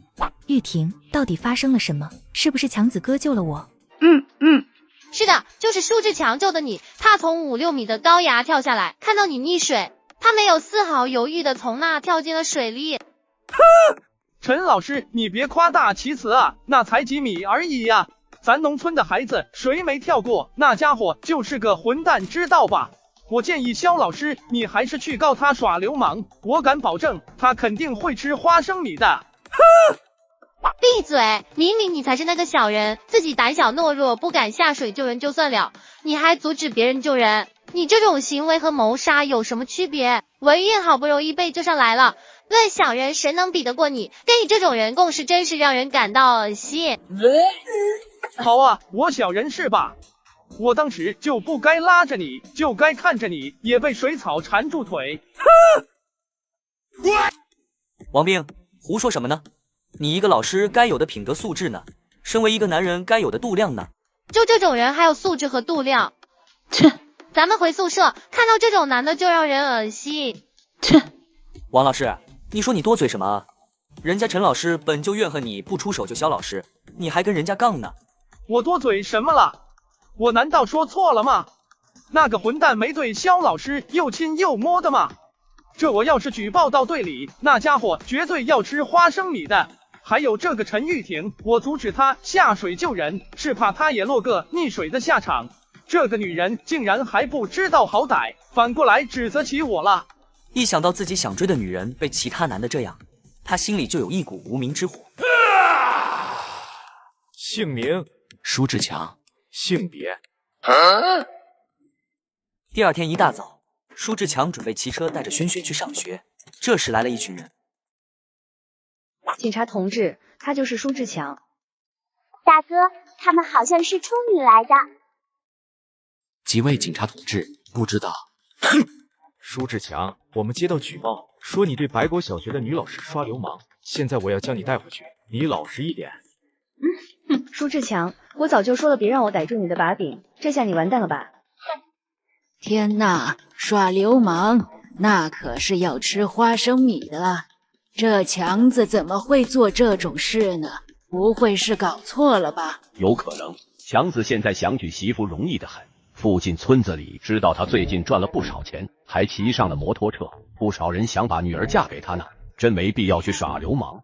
也说不定啊，人家白果小学的女老师个个长得很客气，说不定强子一时没忍住，做了什么流氓的举动呢？听到警察对舒志强的逮捕原因后，让不少村民都惊掉了下巴，而他们的反应也各有不同，有的相信，有的不相信。我大哥没有耍流氓，你们不能诬陷他。这谁的女儿？赶紧拉开，别妨碍我们执行公务。警察同志，是不是搞错了？我儿子可是很遵纪守法的呀，怎么可能会做出耍流氓这种事呢？遵纪守法，遵纪守法会耍流氓，有人去了大队举报，还能有错吗？陈荣同志，你真的很让人讨厌，你更让人恶心。警察同志，我跟你们走，不过让我跟我家人做个最后的道别，没问题吧？轩轩，别哭也别急，你去学校找肖老师和陈老师，现在只有他们能证明大哥的清白，知道吗？同志，可以走了，不过可不可以宽容一下，别按着手刑不行？不行，警察同志，这个家伙坏得很，必须押着他走。陈荣同志，我没得罪你吧？是没有，但我最讨厌的就是你这种对你同志动手动脚、耍流氓的混混。肖老师，陈老师。轩轩，你怎么到这来了？肖老师，我大哥被警察抓走了，现在只有你能救他了，求求你赶紧去给他证明清白吧。两位老师，我们还是边走边说吧，再晚我就怕来不及了。姓名：舒志强。性别：问你话了，装什么愣呢？舒志强同志，请你老实回答，你昨天是不是对白果小学的女老师耍流氓了？不是。不是，那我们昨天晚上接到白果小学的老师举报，说你对人家女同事耍流氓了，你怎么解释？我们没有昨晚就去答应，是想给你家人留点情面，我希望你也能给自己留点情面，老实承认自己的错误。警察同志，我只知道我昨天见义勇为，救了一名溺水的同志，如果学习雷锋精神，见义勇为也叫犯罪的话，那我认罪。对着人家女老师又摸又亲，算什么见义勇为？在派出所还敢耍嘴皮子，你是不知道耍流氓罪的后果是吧？我告诉你，耍流氓最严重的话可是要吃花生米的。你要是主动承认了，我还可以算你有自首情节，说不定法官看你态度端正，判你10年8年就出来了。警察同志，我希望你也能搞清楚，在没有任何证据的情况下，不要随意给别人定罪。你在叫警察办事，我看你是不见棺材不落泪。我现在就让证人来跟你对质，看你还有什么话可说。王兵同志，你看看是不是这个人对你们女同事耍流氓？没错，警察同志，就是他。昨天下午在严思湖岸边镇，我女同事溺水昏迷，对他又摸又亲耍流氓。警察同志，你们也听到了，那位女同志是溺水昏迷了，我当时是在救她，人工呼吸，你不会不懂吧？怎么？你觉得就你懂？我没那个意思啊。没那个意思就老实一点。来人，把他给我关进留置室等待处理。干什么？这都解释清楚了，我是在救人，凭什么还要关我？救没救人我不知道，但你对人家女老师耍流氓却是事实。既然你自己也承认了，就得负法律责任。我说错了吗？这时，肖文运被请到审讯室内，陈玉婷作为目击证人也坐在一旁。肖老师是吧？你就是这件事情的受害人？没错，是我。那么请问，你知道昨天对你耍流氓的人是谁吗？警察同志，没有人对我耍流氓啊，你是不是误会了？肖老师，你昨天溺水昏迷了，所以对过程不是很清楚，这很正常。不过没关系，你同事当时就在一旁，他亲眼看见舒志强对你有过耍流氓行为。你要知道，一个女性被男性耍流氓是多重要的事情，所以只要你还有一点印象，完全可以告诉我们。好啊，我就知道是王斌那个王八蛋来举报的。警察同志，你们误会了，昨天我也在场，事实根本不是王斌说的那样。肖老师昨天不小心溺水昏厥了，多亏了舒志强见义勇为，他才侥幸得救。也就是说，舒志强确实对肖老师做出了什么耍流氓的行为。对，舒志强是做出一些出局的行为，但那又怎么样？人家舒志强是肖老师对象，两人是正常男女关系，抱一抱亲一亲怎么了？警察同志的思想该不会还留在上一个世纪，处对象不让有身体接触吧？肖老师，舒志强是不是你的对象？你们是不是在搞男女关系？唉，是，舒志强是我对象。你干嘛？快放我下来！你干嘛啊？肖老师，今天谢谢你了。没事，本来这事就因我而起。喂，舒志强，我们家文玉以后就是你的人了，你态度能不能好点？舒志强，你该不会以为文玉给你做个证就能平安无事吧？那个警察只提你的行为不提目的，明显是有意针对你。哼，文玉说你是她男朋友，情侣之间有点肢体接触很正常，那个警察这才没了办法，才把你放出来的。哼。虽然你没事了，倒是文玉的清白可就毁了。加上昨天你虽然是救他，但确实也是亲了摸了。你作为一个男人，难道不应该负责吗？舒老板，你不是被警察抓了吗？你没事吧？蔡队长，江助理，你们怎么来了？我去你店里装电话，顺便告诉你车已经到了物资局。听到你们谭店长说你被抓了，书记知道后让我过来看看情况。我看到你们店里发的招加盟商广告，所以想给我那不争气的弟弟搞一个名额。得知你因为耍流氓被派出所抓后，我第一个不相信。感谢蔡队长的信任，现在我已经没事了。不过我想请您帮个忙，蔡队长您看方便吗？舒老板，蔡队长现在已经荣升副局长了。哦，真的吗？恭喜你啊，蔡局长。这还不是多亏了强子兄弟吗？我才有机会立大功。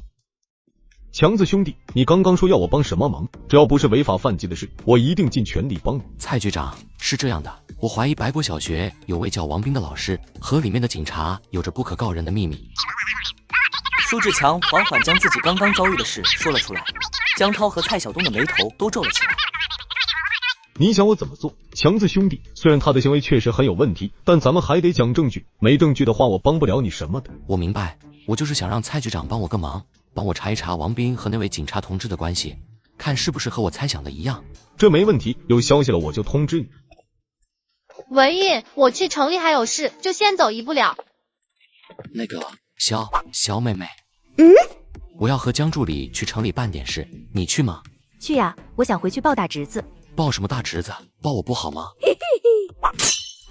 你干嘛？快放我下来！你干嘛啊？去城里啊，我又没车，所以想请你用车载你对象一程。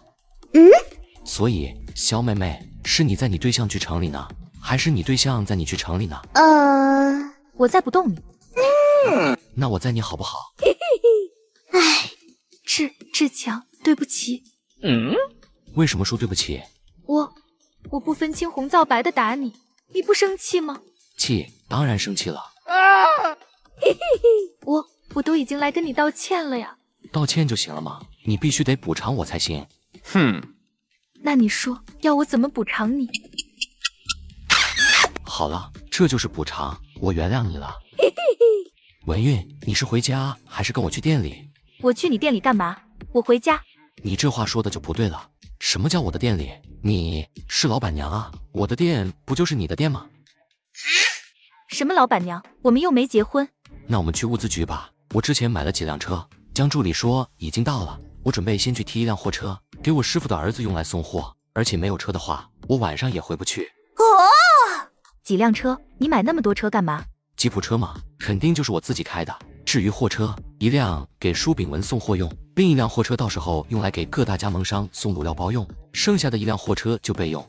舒志强也没藏着掖着，和肖文韵解释了2分半钟。过了一会，两人就赶到了物资局。舒老板，你来了啊！江助理刚走不久呢。这小伙子命真好，赚那么多钱，还找个这么漂亮的媳妇呢。是吗？江助理等了很久吗？江助理在离开派出所后就来了物资局，想着帮你完成交接工作，不过等了你1个多小时没见来，他才离开的。路上耽搁了一些时间，我待会再过去找江助理吧。我现在可以去提车了吧？刘局，我能不能先提这一辆？明天我再来提吉普车，剩下的2辆我过段时间再来提走。可以，不过时间不能太长，我这里还要放其他货，不能放太久了。过了一会，肖文运就回家里抱大侄子去了。舒志强回到了美食店里，又直奔长湖大队村长家。强子，你可回来了？怎么样？是不是没事了？早上看到你被佛伯卡带走，可把我给吓坏了。我也有去所里了解情况，不过听到是关于你的事后，人家根本就不搭理我。说到底，还是我这个村长的地位太低了。没事，目击证人看错了而已。朝面叔，其实我想跟你商量个事。你也知道，我们家和大伯家有些不和，愣是说不到一块去。可你看我们家那房子，跟我大伯家用的还是同一堵墙。晚上大娘说我们坏话的时候，那是清晰可见的。所以你想新起一套房子？对，我和志国都还没结婚，将来娶媳妇也得用房。趁着我现在手头有点钱，所以我想起几间新屋。起屋是好事，我肯定支持你。强子，那边可都是山坡和农田，一到下雨就和泥潭一样，你要在那起屋子，不是折磨自己吗？叔，我就要那块地，而且还要大一点，最好能批个1-2千平方。那么大，你是准备起宫殿吗？起皇宫不至于，我就是想起个现代4合院。志国娶媳妇要一间没问题吧？到时候我姐回来也要有地方住吧？轩轩将来也要嫁人。舒志强喋喋不休地说着自己的规划，舒朝面越听越起劲。好，这块地我给你批了。强子，尽快把这房子起好，我看看。放心吧，我先找人修个12米宽的水泥路再说。强子，你不要赚2块钱就忘了在哪买过的苦日子啊！离开村长家后，舒志强转头去了亮子和小五家里。哟，这不是强子兄弟吗？吃饭没？进家里吃一口吧。吃饭就不必了，我找亮子谈点业务上的事。走吧，咱们去找小五，我跟你们谈点赚钱的生意。亮子，好好听你强哥的话，知道吗？强哥，亮子，你们找我有什么事吗？小五，强哥说带咱们做点赚钱的生意。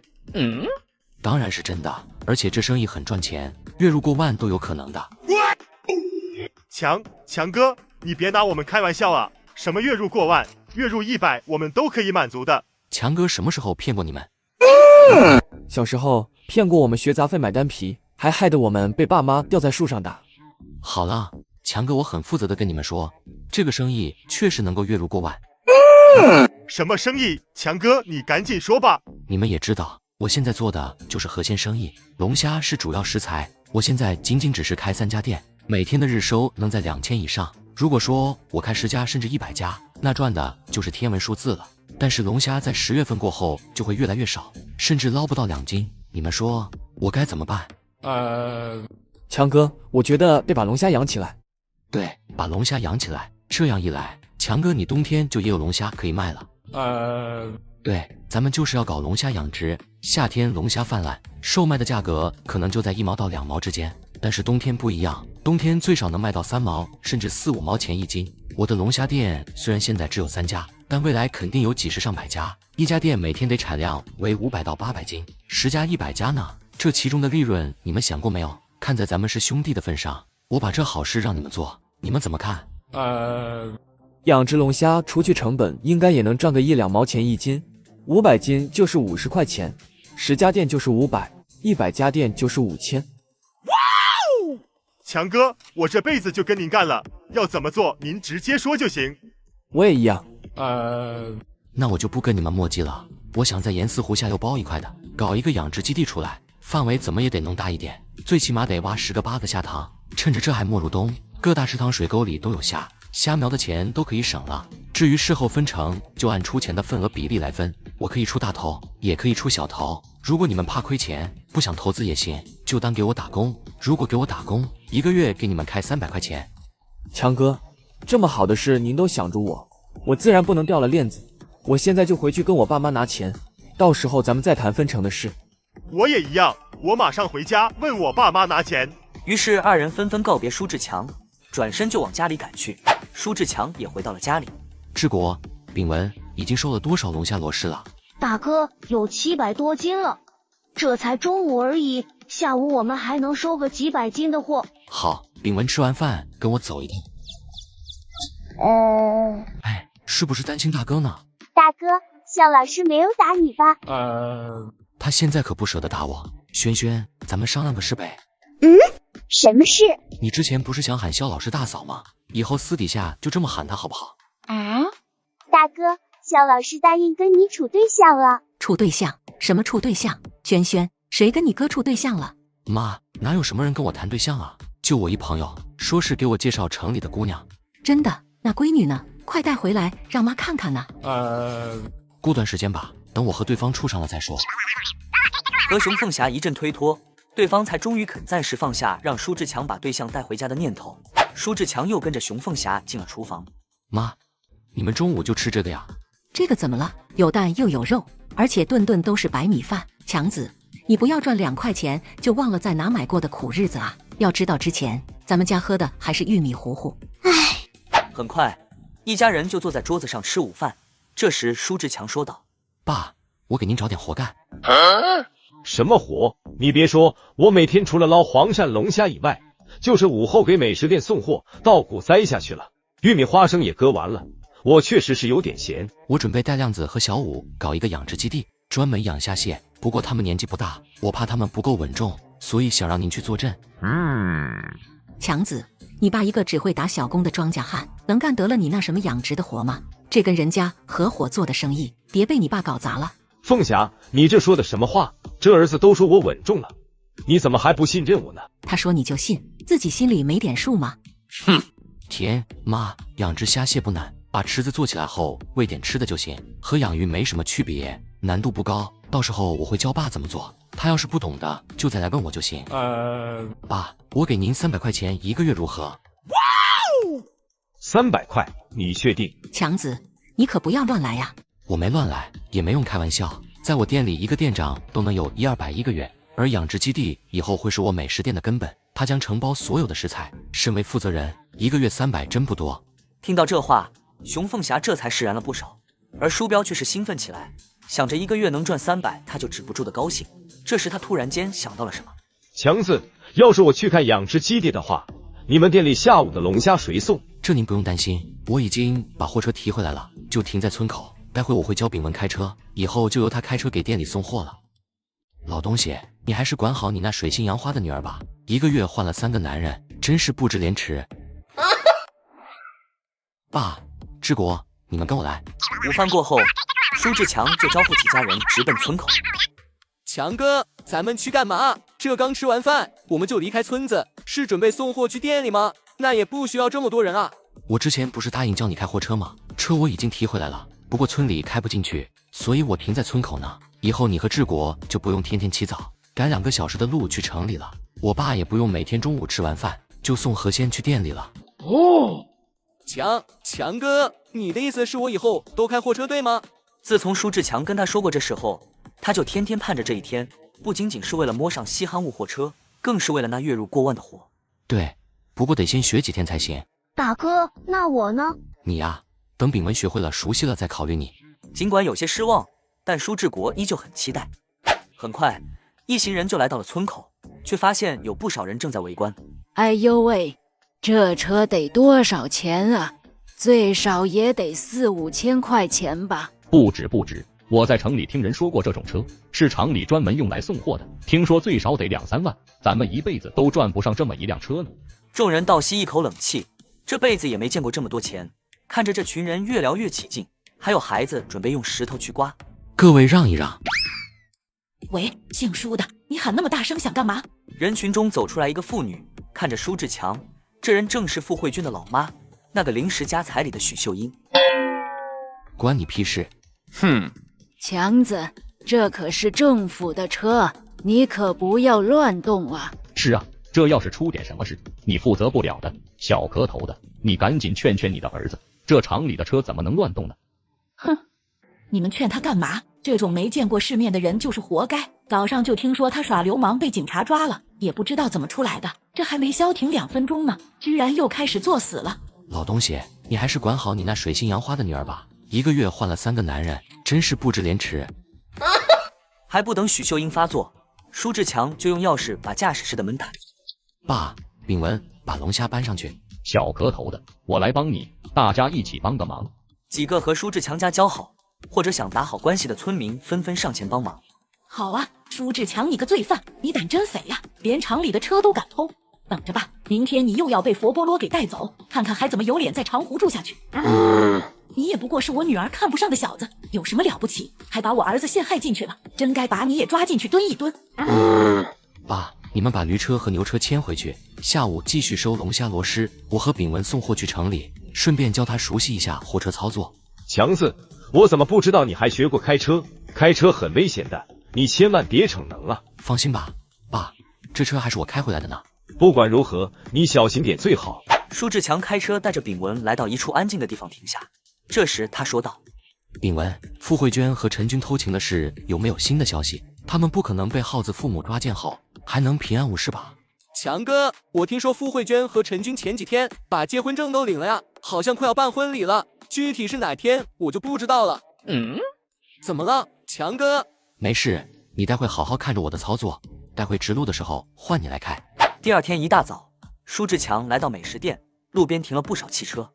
这时舒志强才想起来昨天给这些人打过电话，约他们来吃午饭，没想到来得这么早。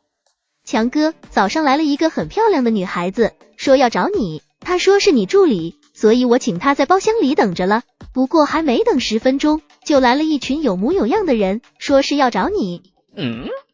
他们人呢？这里坐不下，唐助理给他们领后院去了。那你们忙你们的。唐佳琪同志，你要是在舒老板这干的不顺心，可得通知我一声啊！我那副局助理的位置可为你留着呢。是啊，自从你在食品厂离职后，不少人可惦记着把你请去单位干活呢。黄局长开玩笑了，我这才刚上任，您可不能咒我下岗啊！周厂长这话说的，咱中龄人才济济，想给各位干活的可不少。我一个脾气古怪、刚工作1年的小姑娘，可经不起您这么夸呀。后院内，一群衣冠楚楚的男女正在有说有笑。舒志强猛地咳嗽2声，大步走进后院里。不好意思啊，各位，刚学开车不久，不敢开太快，所以来晚了。强子兄弟做得对，这刚拿到车，确实得开慢一点，安全第一呀。要说还是我们来得太早了，说是吃午饭，结果早上就来了。唐助理，你怎么来了？我昨天看到你发的招加盟广告了，想着这2天就会开始的，厂房那边已经开工了，你这个老板也不去看看。辛苦了，各位。首先，大家对小龙虾的热情我看到了，这也是对我们美食店的认可。大家都是为了加盟店而来，我也就不废话了。此次加盟美食店，我有2种方案，各位不妨先听完再考虑一下。首先，第一种方案就是500块钱加盟费，我提供给你们中龄老卤龙虾的品牌使用权和技术培训。阜城、丰城、英雄城每个市的加盟商名额都是10个，旗下每个县城的名额是2个，所以这个名额还是很足的。舒老板说的对啊，绝对不能让一颗老鼠屎坏了一锅粥。市里面招加盟店就算了，就连旗下县城也不放过，这是准备同一时间里开出几10家龙虾店吗？各位先别急，听我把话说完。如果名额给的太少，各位肯定有人要败兴而归。既然大家来了这，那就是对我和美食店的信任，所以我得对各位负责，让拿到加盟店的合作伙伴能赚到钱。所以我得把摊子铺大，让各位拿到名额的同时也能赚到钱。各位觉得强子我说的可对？对，舒老板说的对，这是舒老板对合作伙伴的态度，我们才能更加放心。所以英雄城的名额我要1个。嘿，我还以为你要夸舒老板呢，结果不讲武德了是吧？我可不管，英雄城的名额我也要1个。舒老板，我们厂可是你美食店的老顾客了，这个面子你不会不给吧？既然如此，那我就要阜城的名额。500块的加盟费，普通人听了多半已经放弃了加盟的念头，但这群领导可不在乎，他们能看出小龙虾给他们带来的利润远远不止这500块钱。各位既然是加盟店，那么服饰风格和店铺装修风格我希望是差不多的，像我店里的字画和服饰，我到时候会免费送一部分给大家。除此之外，既然大家都是用中龄老卤龙虾这个品牌赚钱的，咱们一荣俱荣，一损俱损，所以我也得给各位立个规矩，我希望各位能用心经营，我会时常派人去检查各位店铺的经营情况，如果有和之前的国营饭店一样偷吃顾客的菜品、殴打顾客这种有损品牌名誉的恶劣行为，我会当即放弃这位合作伙伴，到时候不仅不会退回加盟费，还会追究该合作伙伴的名誉损失费。这和苏子强加盟合作，居然还有这么大的风险，加盟费收不回来就算了，说不定还得赔钱，算是怎么回事？无规矩不成方圆，我不能让一家加盟店的恶劣行为影响整个品牌的名誉，到时候不仅仅是品牌名誉受损，所有合作伙伴都会因此受到牵连。对，舒老板说的对啊，绝对不能让一颗老鼠屎坏了一锅粥。没错，这规矩立得好，省得有人不长记性，把我们都给害了。无规矩不成方圆，老一套的经营手段已经过时了，所以我也同意舒老板的话，有损大家利益的必须严惩。苏老板，你刚刚说有2个加盟方案，现在也只是说了1个，还有1个呢，怎么不说出来让我们考虑一下？行，既然大家想听，那我就说说。第2个方案，不要任何加盟费，就能参加技术培训和管理培训，不仅能学到技术和管理经验，还能赚到比12级员工还多的钱。哪有加盟商不给加盟费就能学习技术，还能得到丰厚的财富的？不信，听我说完，你们就信了。其实这个方案很简单，说直白点，就是以合作的关系去经营一家新店，我出店面和技术，合作人出人和时间，也就是说，我买下一家店铺，并且装修到能营业的地步，再给合作人培训技术和管理经验，让他去担任厨师和店长，所有成本都归我出，合作人只需要帮忙经营就行，而工资没有，拿的只有3%的股份分成而已。如果这位店长能培育出新的店长，也就是把技术和管理经验传授给下一个人，那么他就有资格投资下一家店铺，拿到5%的股份。我还以为苏老板免费帮我们开一家店呢，原来只是拿3%的股份啊！想什么呢？舒老板又不是慈善家，会直接把钱送到你手上。其实我觉得已经很不错了，同样是打工，别的地方也只能拿几10块钱1个月，但帮舒老板打工却不一样，还有3%分成拿呢。说是股东也不为过，不花钱就能当老板。一群人对着舒志强第2个方案争论了一番，最后确定了这其中的好处是巨大的。最关键的一点就是不用怕亏本，非常适合没什么资本的普通人搏一搏。各位，我出本钱的店面为直营店，暂时只会在3个市内展开，名额不会超过10个，所以市场还很大。各位加盟商也不用怕被抢了生意。强子兄弟，我们什么时候可以派人来技术培训？你们应该还没开始准备，所以培训先不急。想要把生意做好，开店的位置非常重要。这样，你们先让人去选址，然后把厨师服务员请到位。厨师是请人还是自己动手，你们自己决定。确定了就让他来培训。装修一家店铺很快的，到开张营养也不过5-6天的时间。桌椅板凳我会按最低价给你们安排好，统一的服饰第1批我也会免费提供，你们只需要把店铺装修好，厨房用品买好，等培训完毕就可以直接营业了。舒志强看着众人一顿输出，可以说是把左右事情都安排得仔仔细细的。蔡晓东等人听后很是满意，交过加盟费后就离开了美食店。这时舒志强给林建业打了一个电话过去。喂，林书记，我跟您汇报一下招加盟商的情况。随后舒志强就将自己的想法和行动措施汇报给林建业，而林建业听到这个进度后却是眉头一皱。才15家，是不是少了点？阜城、丰城、英雄城加起来上百万人口了，不说开个100家加盟店，30-40家总是要有的吧？舒志强同志，这摊子铺大了，才能让钟灵龙虾迅速被人熟知吗？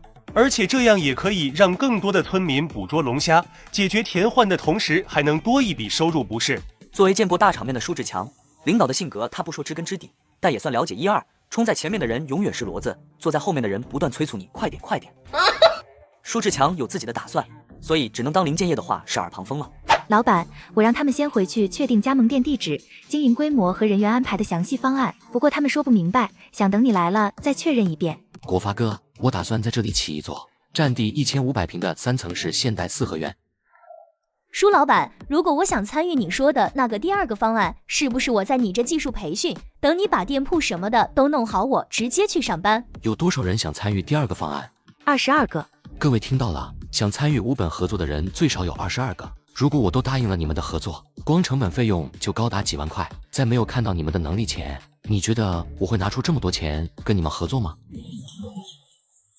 舒老板，我觉得我能力足够，就算能力不够，我也可以学，所以还请给个机会，让我参与第2个合作方案。没错，我也可以学，我保证能把舒老板的店经营好。各位，有自信是好事，但只是嘴上说说的话，那就是盲目自信了。各位要觉得自己有能力的话，先把唐助理说的要求做到，再来跟我谈合作吧。机会是留给有准备的人，天底下没有掉馅饼的好事。将所有人打发走后，舒志强看着唐佳琪说道：“唐佳琪同志，以后这加盟合作的事就交给你对接了。”老板，你这是把我当牲口使唤啊！如果交接加盟商这事的话，那我可就走不开了。还有卤料厂那边的监工活，谁来管啊？唐助理，我相信你做事不会这么没分寸的。每个建筑队都是有头的，监工这种活当然是交给他们干。要是那群建筑工人没口碑的话，你也不会找他们了吧？哼！谭主管，接下来要是有人来谈加盟的话，让他明天上午赶早；如果是来递文件策划的，让他3天后上午提早来这。至于文件，你收好，等唐助理来了再交给他就行。好了，这下你不用时刻待在店里了。好家伙，你真的是书扒皮啊！算了，这次就不跟你计较了。走吧，带我去看看卤料厂的进度如何。炳文，送我们去物资局。老板，我自行车怎么办啊？放店里就行，我带你去提小汽车。对了，你当过助理应该会开车的吧？会，吉普车、小货车我都会开。那就好。很快，舒志强带着唐佳琪来到物资局，于是他说道：“我家都是泥巴路，这车开不进去，放路边容易被糟蹋了。你先开着，等我把水泥路修好再还给我。”两人很快就到了动工区。唐助理，您来了。赵工，这是我现在的老板舒志强。舒老板您好。你好，赵工，你们现在是在砌围墙对吗？没错，唐助理跟我们说了，先把舒老板您的厂子砌墙围起来，然后把生产车间做出了一线容纳流水线，以防流水线到了没地方放。这2天我们已经在给您规划的位置做3通1平了，各单位听到是咱们建厂都很给面子，第一时间就给咱们批了。通水通电以后，我们第一时间就在砌围墙和打地基。按照我们日夜赶工这个进度，不出半个月肯定能把第一个上产车间做出来。赵工头，工作效率高是好事，但是质量也得给我抓稳了。这要是出现什么问题，我在上面那边可不好交代。舒老板您放心，我们做这一行都几10年了，不少国企的厂子都是我们做的，质量绝对没有问题。舒老板，反正您可以放心，质量我用人格跟您担保，绝对帮您做的和国企厂房一样，只是这第1期的工程款。唐助理。赵工头，这里袋子一共有5万块钱，你把所需的材料和人工所需的费用列张表格出来，到时候我再给你批剩余款项。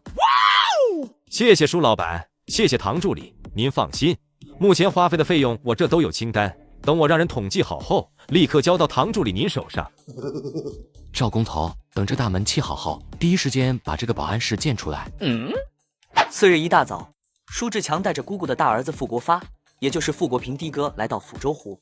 国发哥，我打算在这里起一座占地1500平的3层式现代4合院。不过在此之前，你先让人在这边修一条10米左右宽的水泥路，直通大道。至于这下面的河流，咱们也不堵，做一个拱桥就行。听着舒志强说了一大堆，傅国发的思绪却只留在对方第一句话上。盖个1500平的3层4合院，这得花多少钱啊？你家兄弟姐妹加起来才4个，搞那么大的房子养老鼠呢？国发哥，你听到没有？听到了，听到了。你的意思是在家门口搞一条直通大道上的水泥路吗？那也没必要那么宽啊，10米比城区的街道还宽了。想要富，先修路，自家门前的大道一定要宽，才能揽回8方财富。说的还挺像那么回事。强子，你老实告诉我，这些天你究竟赚了多少钱？店里的员工最少5、61个月，你可真舍得。那你能不能做了？不能做，我立马换人了呀。能做，当然能做了。不过这工钱，市场价多少我给多少，什么时候人员到位，我什么时候给初始资金。要不是赶时间，我那个养殖基地的工程也能给你做。什么？你还搞了个养殖基地？听到舒志强还要搞养殖，傅国发顿时坐不住了。他敢确定自己这个表弟最近真的是赚了不少钱。还没开始呢，只是先跟你打个招呼。这是我给宅基地规划的设计图，你就按照这个给我做，材料什么都给我拿好的，别跟我搞出个豆腐渣工程出来。强子，你就放心吧，这活交给表哥，我肯定给你把房子做得漂漂亮亮的。重生不当接盘侠，舒志强靠摆摊卖鱼走上致富路。强哥，我们把钱都带来了。强哥，这是我家里给我凑的500块钱，您看我能拿多少股份？强哥，这是我爸妈还有我姐给我凑的500块钱，您看。一个是父母凑的，一个是父母和姐姐凑的。舒志强沉吟了片刻，问道：你们前天和昨天怎么不来？我们俩的父母足足花了2天时间才把这钱借到，毕竟我们都有兄弟姐妹的，家里的存款都是紧着哥哥结婚先用的。你们把嫂子和姐姐的钱都拿来了吧？所以你们打算给他们多少股份？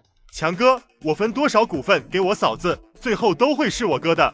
强哥，我姐出了80块钱，如果可以的话，你分一些股份给她吧。所以你们也同意给你们嫂子和姐姐分股份，对吧？我拿出1500块钱和你们股份制合作，初始资金为2500块钱，你们2个持20%，我不和你们算技术的事，就用1500拿60%的股份。你们的嫂子和姐姐都出了80块钱，从你们俩的股份里占股3.5%。至于后期需要加大投资的话，外按投入来增减股份。想要合作长久，分账明确才是唯一的关键。虽然亮子和小五愿意吃点亏，但他们的父母不愿意，所以舒志强也没打算让他们吃亏，甚至自己还愿意让点力。很快，一行3人就来到了乡政府，申请承包手续。书记，来了3个同志，说是要承包20亩土地搞养殖。谁要搞养殖？20亩，那可是1万多平方米，养什么要那么大的地啊？3个自称是长湖舒家的同志，说是准备搞河鲜养殖。走，带我去看看。强哥，20亩是不是太大了点啊？咱们舒家那个藕塘不过100多个平方，里面最少有几千斤龙虾啊。是啊，强哥，我感觉咱们只要承包个10亩地，下半年的龙虾就足够用了。咱们只要池塘吗？办公地、仓库、空电室、机器这些东西，你们觉得不占地方是吧？哦，同志，你懂得挺多啊。还行，跟专业人员学过一段时间。看来同志你不是盲目投资，而是准备充分啊，这样也好，算是给咱们民和镇的乡亲们做个榜样。同志言重了，不知道我们这地没问题，不过这承包价格就……办理人员正想和舒志强谈一下承包年份和价格，而就在此时，吴立明从门口走了进来。是哪位同志要承包20亩土地搞养殖？书记，就是这3位同志。3位同志，你们好，我是民和镇政府书记吴立明。吴书记好，我是长湖舒家的舒志强，这2位是我的发小，舒银亮、舒习武。小舒同志，咱们坐着聊。几人入座后，吴立明直接询问起舒志强3人承包土地的作用。舒志强也不藏着掖着，将准备培养龙虾的打算说了出来。而吴立明听到这个想法后，眉头却是一皱。小舒同志，我个人是很赞同你们带头创业的，只不过这个创业的选对方向，咱们也没那么多钱糟蹋。养鸡、养鸭、养鱼，我觉得不行。不是，你怎么知道我们没选对方向啊？2位小同志，我不是那个意思。你们看啊，这龙虾在咱们10里8乡的农田里是不是都有？这乡亲们抓都抓不完呐，你们还要自个去养，这不瞎折腾吗？你们要是想赚钱，直接去田沟里抓不就完了？既满足你们的要求，又能替乡亲们清理一下田患，何乐而不为呢？最近龙虾在中林传得沸沸扬扬，吴立明自然也听过，所以他觉得这3个年轻人肯定是听到龙虾火了，所以想借此赚钱。不得不说，吴立明确实是为舒志强3人考虑，舒志强也听出来了。书记，我能听出您是为了我们考虑，我也谢谢您。但龙虾养殖也是需要时间的，一般最少也得2-3个月才能捕捞。现在已经是7月份了，再过一段时间，田沟里的龙虾就会大幅度减少，到时候城里美食店的龙虾去哪里收？您想过没有？书记，城里的美食店还有2家分店，分别在下街和云桥，如今已经装修的差不多了，这2天估计就得开业。他们的龙虾销售量1天就得几千斤，假如10月份后只有我们有龙虾卖。小舒同志，你打听得这么清楚，连中岭美食店分店的位置都知道。书记，我话已经说到这个份上了，不知道这地能不能批？小舒同志已经做好了详细的调查和准备，我自然不会不同意。那么你要哪里的地，又要多少亩呢？严思桥附近的地最好靠着严思湖，20亩。严思桥旁边的呢？这小子不仅做事稳妥，眼光也是非常的精准啊。严思湖是鄱阳湖的活水，不管是养鱼还是养虾都非常的适合，而且严思桥左通县城，右通英雄城，交通非常的便利。要是在这附近开一家养殖场，水源和交通问题都不用担心了。没问题，这地我批了。不过20亩够吗？够了。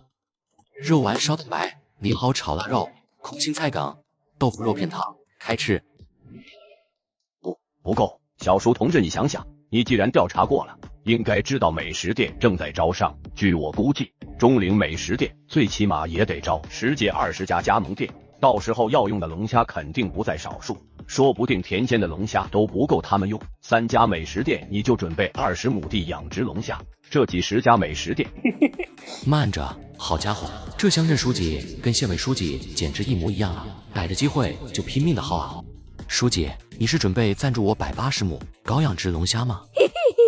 小叔同志，这我肯定赞助不了，不过我可以在承包价格上给你一些优惠，还有政策上的一些支持嘛。要是你资金不够的话，我也可以给你出个主意。什么主意？召集10里8乡的村民一起投资，大家都出一些钱，这样一来，你不就有了资金吗？书记，我一个普通百姓，可担不起带领大家发家致富的重任。既然您不同意，那我就去其他地方想想办法。小叔同志，有话好好说，我也没说不同意，只是希望你能多承包一些土地，这样也能给咱们民和镇的乡亲们带个好头，让更多人创业致富吗？书记，起个头没问题啊，只要不承担什么责任就行。那我承包个50亩地的话，书记能给我多大的优惠？来，小叔同志，这个我们慢慢说。经过一番讨价还价，舒志强最终和吴立明确定了承包方案。1亩地的承包价格为5块钱1年，50亩也就是250块钱1年，签了一份5年不涨价、不添加无理要求的合同。小叔同志，那我就在这预祝你龙虾丰收大卖了。丰不丰收我不知道，但肯定能大卖。有信心是好事，以后有需要尽管来找我。书记，我还真有事需要你帮忙。有什么需要直接说。我需要您跟供电所打个招呼，尽快给我们供电。挖水塘很快的，挖出来了我就会把虾苗丢进去，所以我需要氧气泵，10个氧气泵。没问题，这些我都帮你搞定，到时候你来拿就行。谢谢书记了。3人刚走出大厅，亮子和小五就忍不住上前询问起来。强哥，这交了1000多的承包费，剩下的1000多还够咱们建养殖基地吗？是啊，推调研思桥旁边的山坡还得一大堆费用呢，养殖基地的各种办公场所还有大棚都需要不少的费用，剩下的1000多好像还真不怎么够用啊。会想事情了，不错。不过你们放心，这些钱足够咱们养殖基地培育出第一批龙虾了。只要入冬之前能把第一批龙虾培育出笼，咱们的本钱就回来了，甚至还有钱过个肥年。听到这话，小五和亮子心里顿时放心不少。随后，舒志强骑着摩托车带着他们回到了长湖舒家。小五、亮子，你们去找施工队，先把50亩地先推出来，在这个位置挖出10几个养虾蟹的水塘，等水塘挖好了再盖大棚，大棚盖好了就可以把虾苗丢进水塘了。至于办公室和仓库，先把水塘和大棚盖起来再说。强哥，我们要不要带钱过去？听到这话，舒志强直接拿出100块钱递了过去。找到施工队先把这100块钱给他，让他们先动工，然后我会按照工程进度给剩下的钱，明白吗？亮子点了点头，然后就拉着小五一起去了城里。见2人离开后，熊凤霞就走上前说道：强子，你妹妹估计放学了，你去接她回来呗。好，不过我们中午就不回来吃了。不回来吃？那你们去哪里吃？去那姑娘家吃。那你快去吧，记得千万别空手去啊。知道了，妈。对了，下午国发哥要是带人来的话，您把钱给他，让他直接动工就行。肉丸烧蛋白，梨蒿炒腊肉，空心菜梗，豆腐肉片汤，开吃。好香啊！开吃吧。文韵，其实我想请你帮个忙。有什么直接说就行了，请啊请的，听起来好像把我当成了外人。就是我才需要请你帮个忙呢。这不放暑假了吗？我想另外找点活干，存点钱留着入秋买新衣服穿。只是我不知道我能做点什么，所以我想问问舒老板，能不能在你店里找个活？陈老师，你一个高材生去干餐饮业服务别人，是不是有点屈才了？别，您可别抬举我。什么高材生，一个学期下来挣不到180块钱，就得想买件新衣服而已，还得趁着暑假去干点其他的活。舒志强，你就给我腾个职位呗，工资多少我都无所谓的。听到这话，舒志强顿时沉思起来。端盘子招呼客人这种活，让拿笔的人干属实不合适。这时肖文玉突然开口说道：志强，你店里不是在招加盟商吗？跟加盟商谈合作，以及接电话听他们的每日工作汇报，这个岗位应该还没人做吧？坐办公室接电话的活干不干？可能会很忙，你得接待每一位来电寻求加盟的合作伙伴。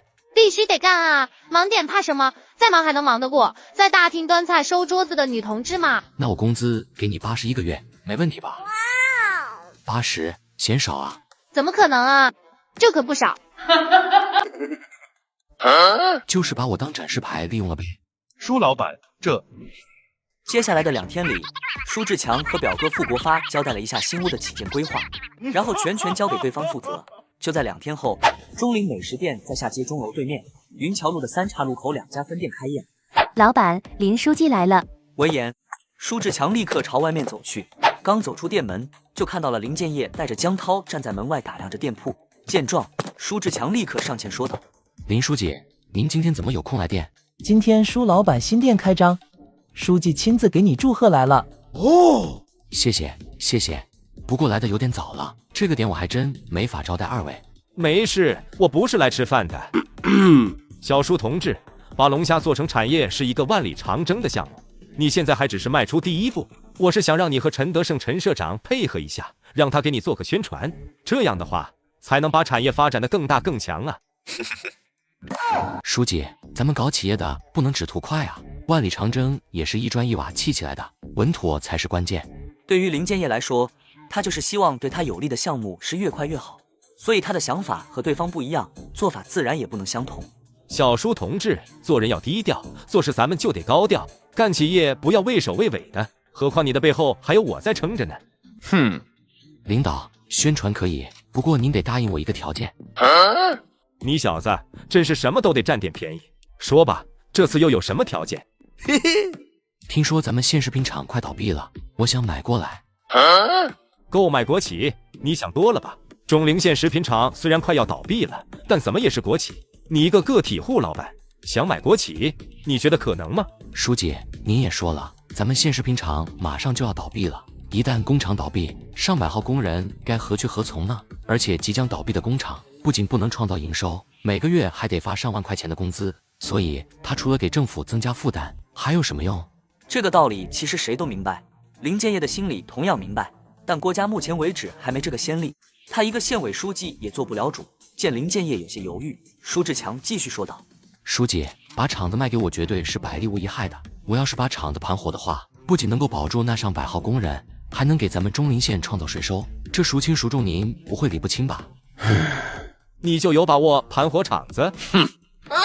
我觉得呢，而且把握很大。咱们国内的食品种类还很缺乏，而且卖的还很贵，比如供销社卖的那个桃酥饼，1块钱也只有不到10块的量，有那个钱，人家情愿来吃我店里的龙虾，半斤还有10几只呢。如果现在市场上能出现一种新的食品，并且便宜又好吃，那么肯定会受大众的喜欢。而且我现在还有几个想法，如果实现的话，肯定能直接将食品厂盘活。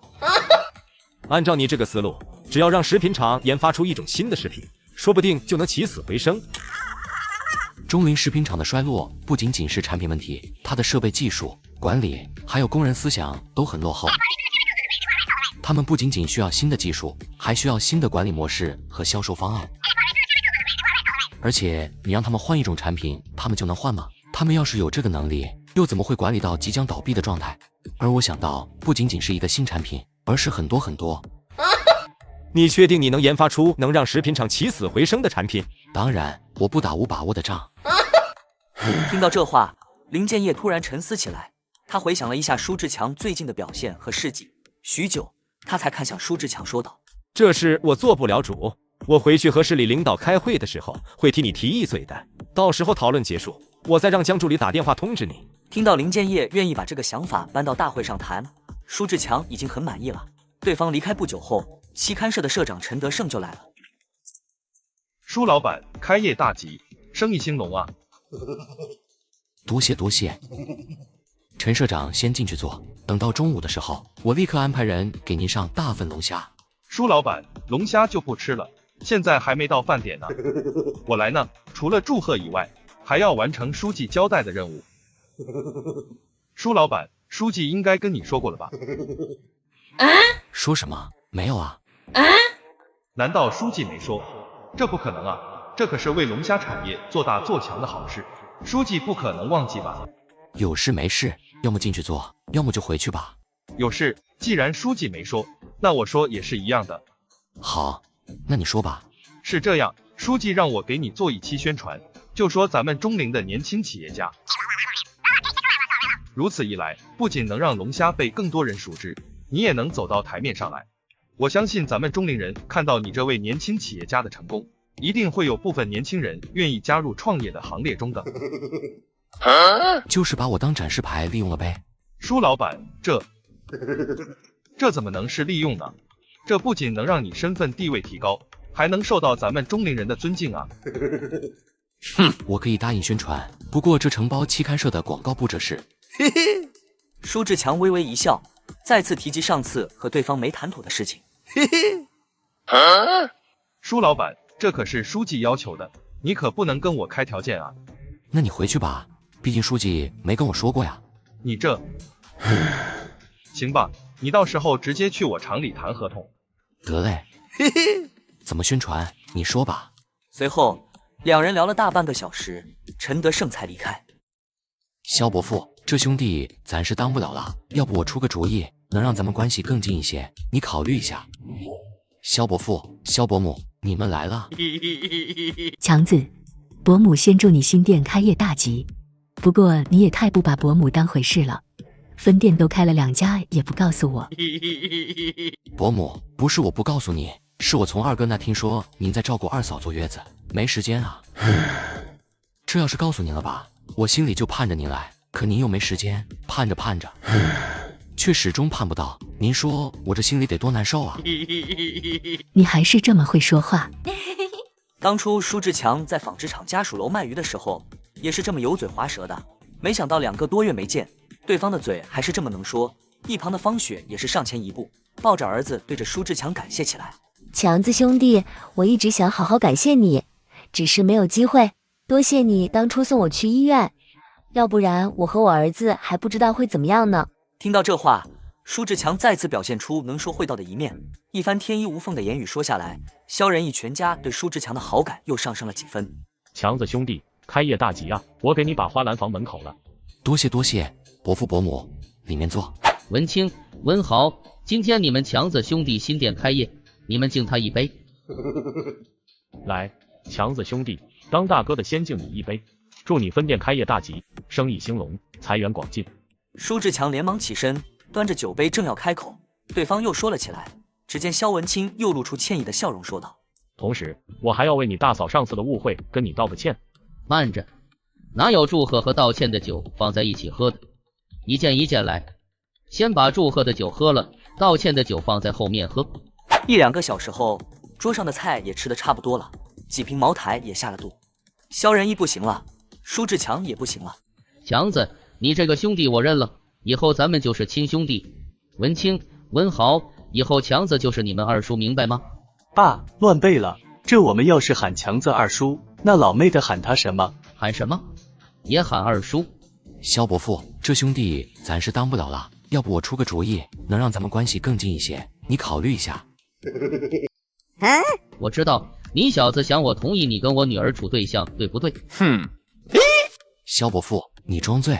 什么装醉？就这2瓶白酒还想把我喝醉？你当我陪领导喝几10年酒都白喝了是吧？没醉就好。那萧伯父，咱们还要不要继续喝？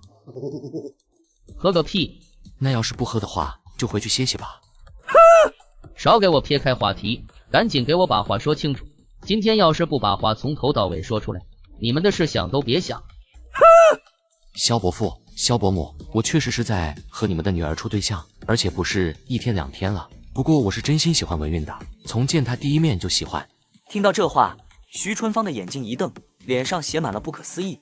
萧文清几人也是大眼瞪小眼，而赵春燕很快就反应过来，对着萧文玉说道：小妹，我就说这家伙接近你是有目的的吧？强子，那你在纺织厂家属楼楼下卖鱼是故意的？确实是故意的，不过不是因为您，和萧伯母相遇完全是巧合。知道您是文韵母亲，我也很意外。我去纺织厂家属楼卖鱼，只是因为那里人多，做生意容易一点而已。要说是故意的，也可以。舒志强的一番言论，很快就得到萧文韵一家的支持，或者说大部分的支持。比如本就看好他的徐春芳，萧文豪早就盼着自己老妹和舒志强在一起，而他两平也因为感激舒志强，自然就没有反对。萧家所有人也就只有萧仁义和赵春燕是保留意见了。这顿饭吃了几个小时，萧仁义歇息片刻就提出了告辞，而徐春芳则满脸欣慰地说道：强子，你和我们家文韵处对象，伯母是没有意见的，你伯父也不是不同意，只是心里有点不平衡而已。等我回去跟他好好聊聊，等你来咱们家的时候，伯母保证他不会再有意见。谢谢伯母，您放心，我肯定会对文韵好的。徐春芳想听的不多，只有这么一句话而已，只要对方能对自己女儿好，那就足够了。萧家人纷纷上了车，只有孝文清看着舒志强欲言又止的笑了笑。强子兄弟，我想请你帮2个忙。大哥，咱们马上就是一家人了，你这么见外的话，是不打算同意我跟文韵的事啊？是这样，我觉得你给服务员设计的这个工作服理念不错，所以我想让你大嫂给国营饭店的服务员也定制一批。不过这设计毕竟是你想出来的，所以没问题，随便用。这种服装设计是非常普通的，而且又没规定只有我一家店能用。萧大哥你自己可以做主的嘛。听到这话，孝文清瞬间松了一口气，这还只是说了第一件事，说起第二件事的时候，他更犹豫了。强子，这另外一件事呢，大哥有点难以启齿，不过为了你嫂子的前途，我还是得提一提。是这样，自从你这美食店火爆起来后，国营饭店的生意就一天比一天差了。照这样下去的话，你嫂子迟早得下岗。所以我们一寻思，想着你能不能把这龙虾的配方传授给国营饭店的厨师，这样一来，国营饭店也有龙虾卖了，就不至于倒闭。萧大哥，你可能是在国企待久了，以前大家都是给政府做事，一荣俱荣，一损俱损，所以你觉得一个龙虾配方而已，给大嫂也没什么大不了。但我是私企，不可能平白无故给自己培养出一个竞争对手的。要说你和大嫂想去其他地方另外开一家私人美食店，我加盟费都可以不要，龙虾配方直接免费传授。但要说我把龙虾提供给国营饭店，倒是我考虑不周了。瞧瞧，双标了不是？次日一大早，期刊社再次发布了1本1厘米厚的期刊，而期刊的封面赫然印着舒志强的半身照。老板，您现在可是咱钟陵县的名人啦！钟陵新晋年轻企业家，小龙虾吃法开创者，新型连锁商业开创者，这个陈德上真是恨不得把所有头衔都往我头上扣啊！一下把我推到风口浪尖上，摩托车怕是不能骑了。老板有什么感想？感想？我在想，我要是拿这个去市里的分行贷款，他们能给我多少？哦，你同意陈社长给你宣传，就是为了贷款？对啊，至少目前是。可你现在每天赚的也不少，还贷款做什么？陈玉婷昨天在店里上了1天班，除了接加盟商的电话以外，也知道了美食店1天的收入。除了优秀2字，她都找不到什么词来形容舒志强。以后你就知道了。舒志强微微一笑，没有过多解释。陈玉婷翻了翻白眼，没有多问。这时，舒志轩和肖文韵走了过来。大哥，今天的作业写完了，你带我去玩吧。好啊，轩轩想去哪里玩？去百货大楼买吃的行不行？行，只要是咱们公主需要，那就没有不行的。陈老师，那这里就麻烦你看着了。客运车站这边走出来1对年轻男女，他们先是深吸了几口气，压抑的气息瞬间得到了解放。乐哥，你累不累？要不咱们先找个地方歇歇吧。乐哥，咱们先去书店坐一会吧。丹丹，县城离你家还有多远？也没多远，要是走路的话，3个多小时就到了。什么？3个多小时？乐哥，待会咱们去天桥上等等看看有没有回长湖的拖拉机或者牛车之类的，到时候坐在板车上会比坐客车舒服很多的。舒丹丹解释过后，看着周围读书的人，也想找点书看。他起身在书店走了一圈，突然看到门口书架上的1本期刊。钟陵新晋年轻企业家，连锁商业领军人物。同志，你认识他吗？你说舒老板啊？当然认识，咱们钟陵县3家美食店，那可都是他开的，生意堪比国营饭店。怎么了？他舒志强是我堂弟。他是你堂弟，你确定吗？胡月有些质疑，这年代能被报纸通报都是非常光荣的事，何况是期刊宣传。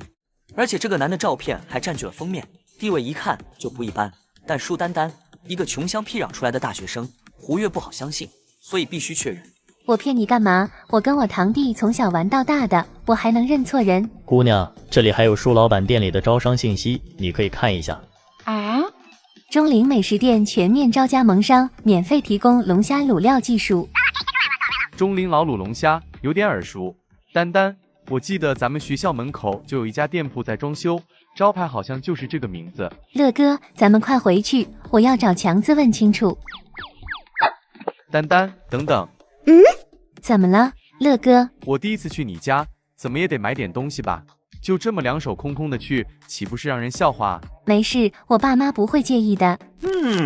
他们可以不介意，但我不能不买啊。走吧，带我去百货大楼给你家人买点东西。大哥，我要吃这个。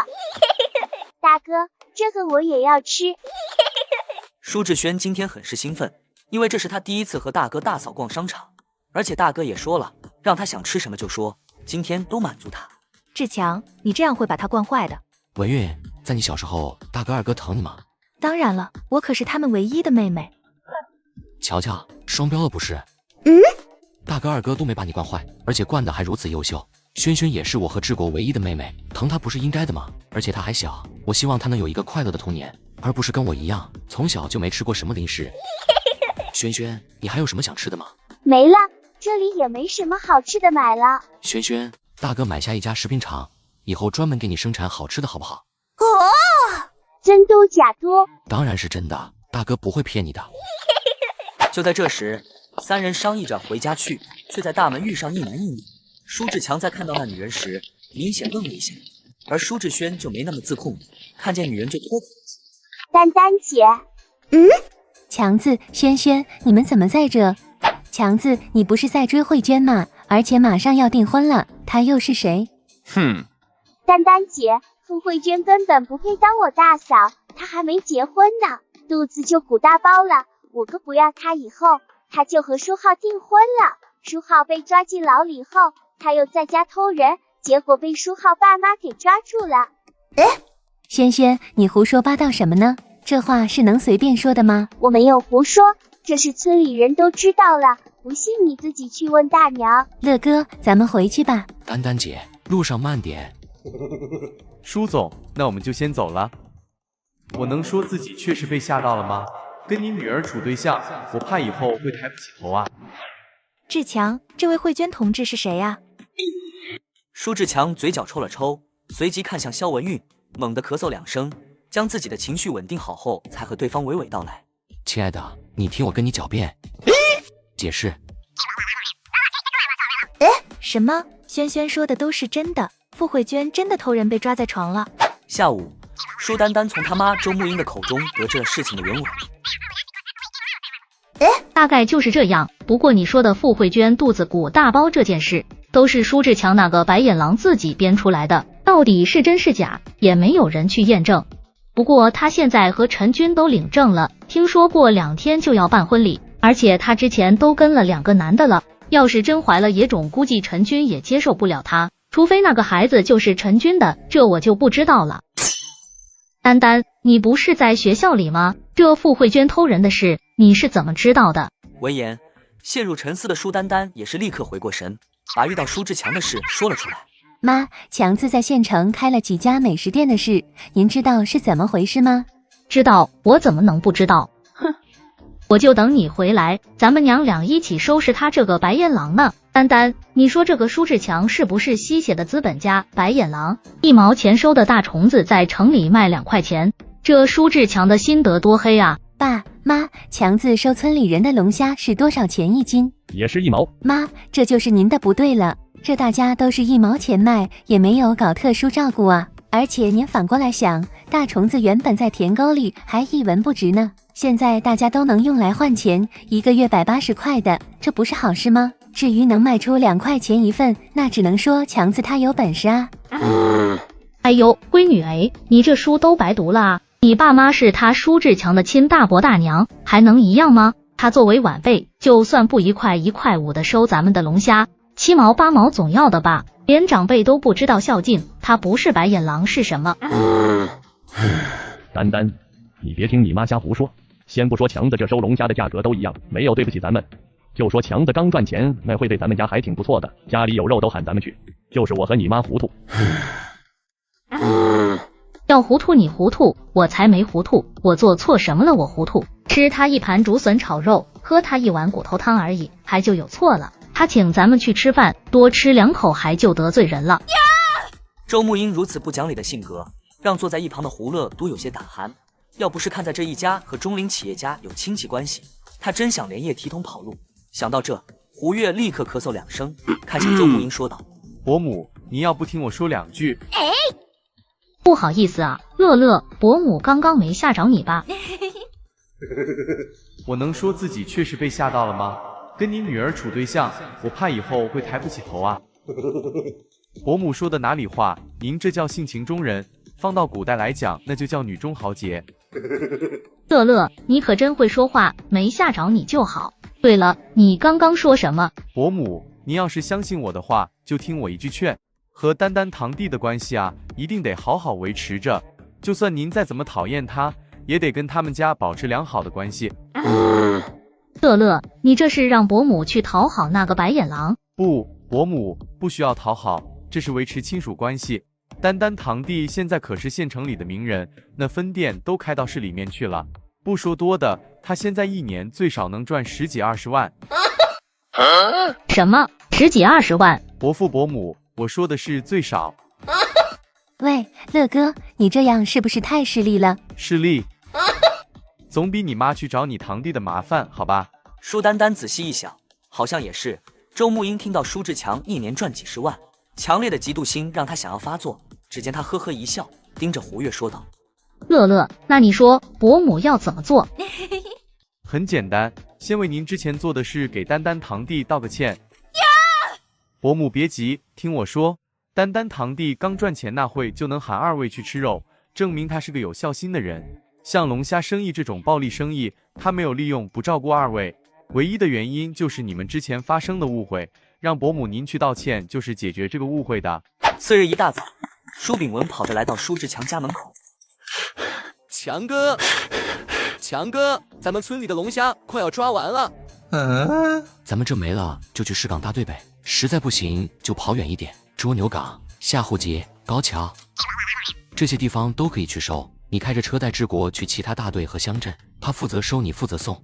不是啊，强哥，我说的不是这个，我的意思是，咱们舒家的乡亲现在没有钱赚了。国营饭店那边前几天开始就不收我们手上的黄鳝泥鳅了，国营饭店的生意消耗不了这些河鲜了。原本咱们舒家的乡亲就算不抓黄鳝泥鳅，还能抓龙虾捞螺蛳，但现在呢，龙虾和螺蛳都被抓的差不多了，我怕这些乡亲没钱赚了，又得生事端。你的意思是让我给他们找点赚钱的活？不是我，是村长。乡里乡亲赚不赚钱和我没关系，强哥你说什么我就做什么。不过昨天村长找了我，让我跟你说一下这件事。村长什么意思？强哥，村长来了。如果刺头太多的话，我就让他回家养老，工资照发，1个月几千块而已，我还负担得起。那就祝你好运。朝面叔，你是希望我把所有村民都拉入伙？没错，强子，既然你都能把亮子和小五带上，干脆把所有村民都带上吧。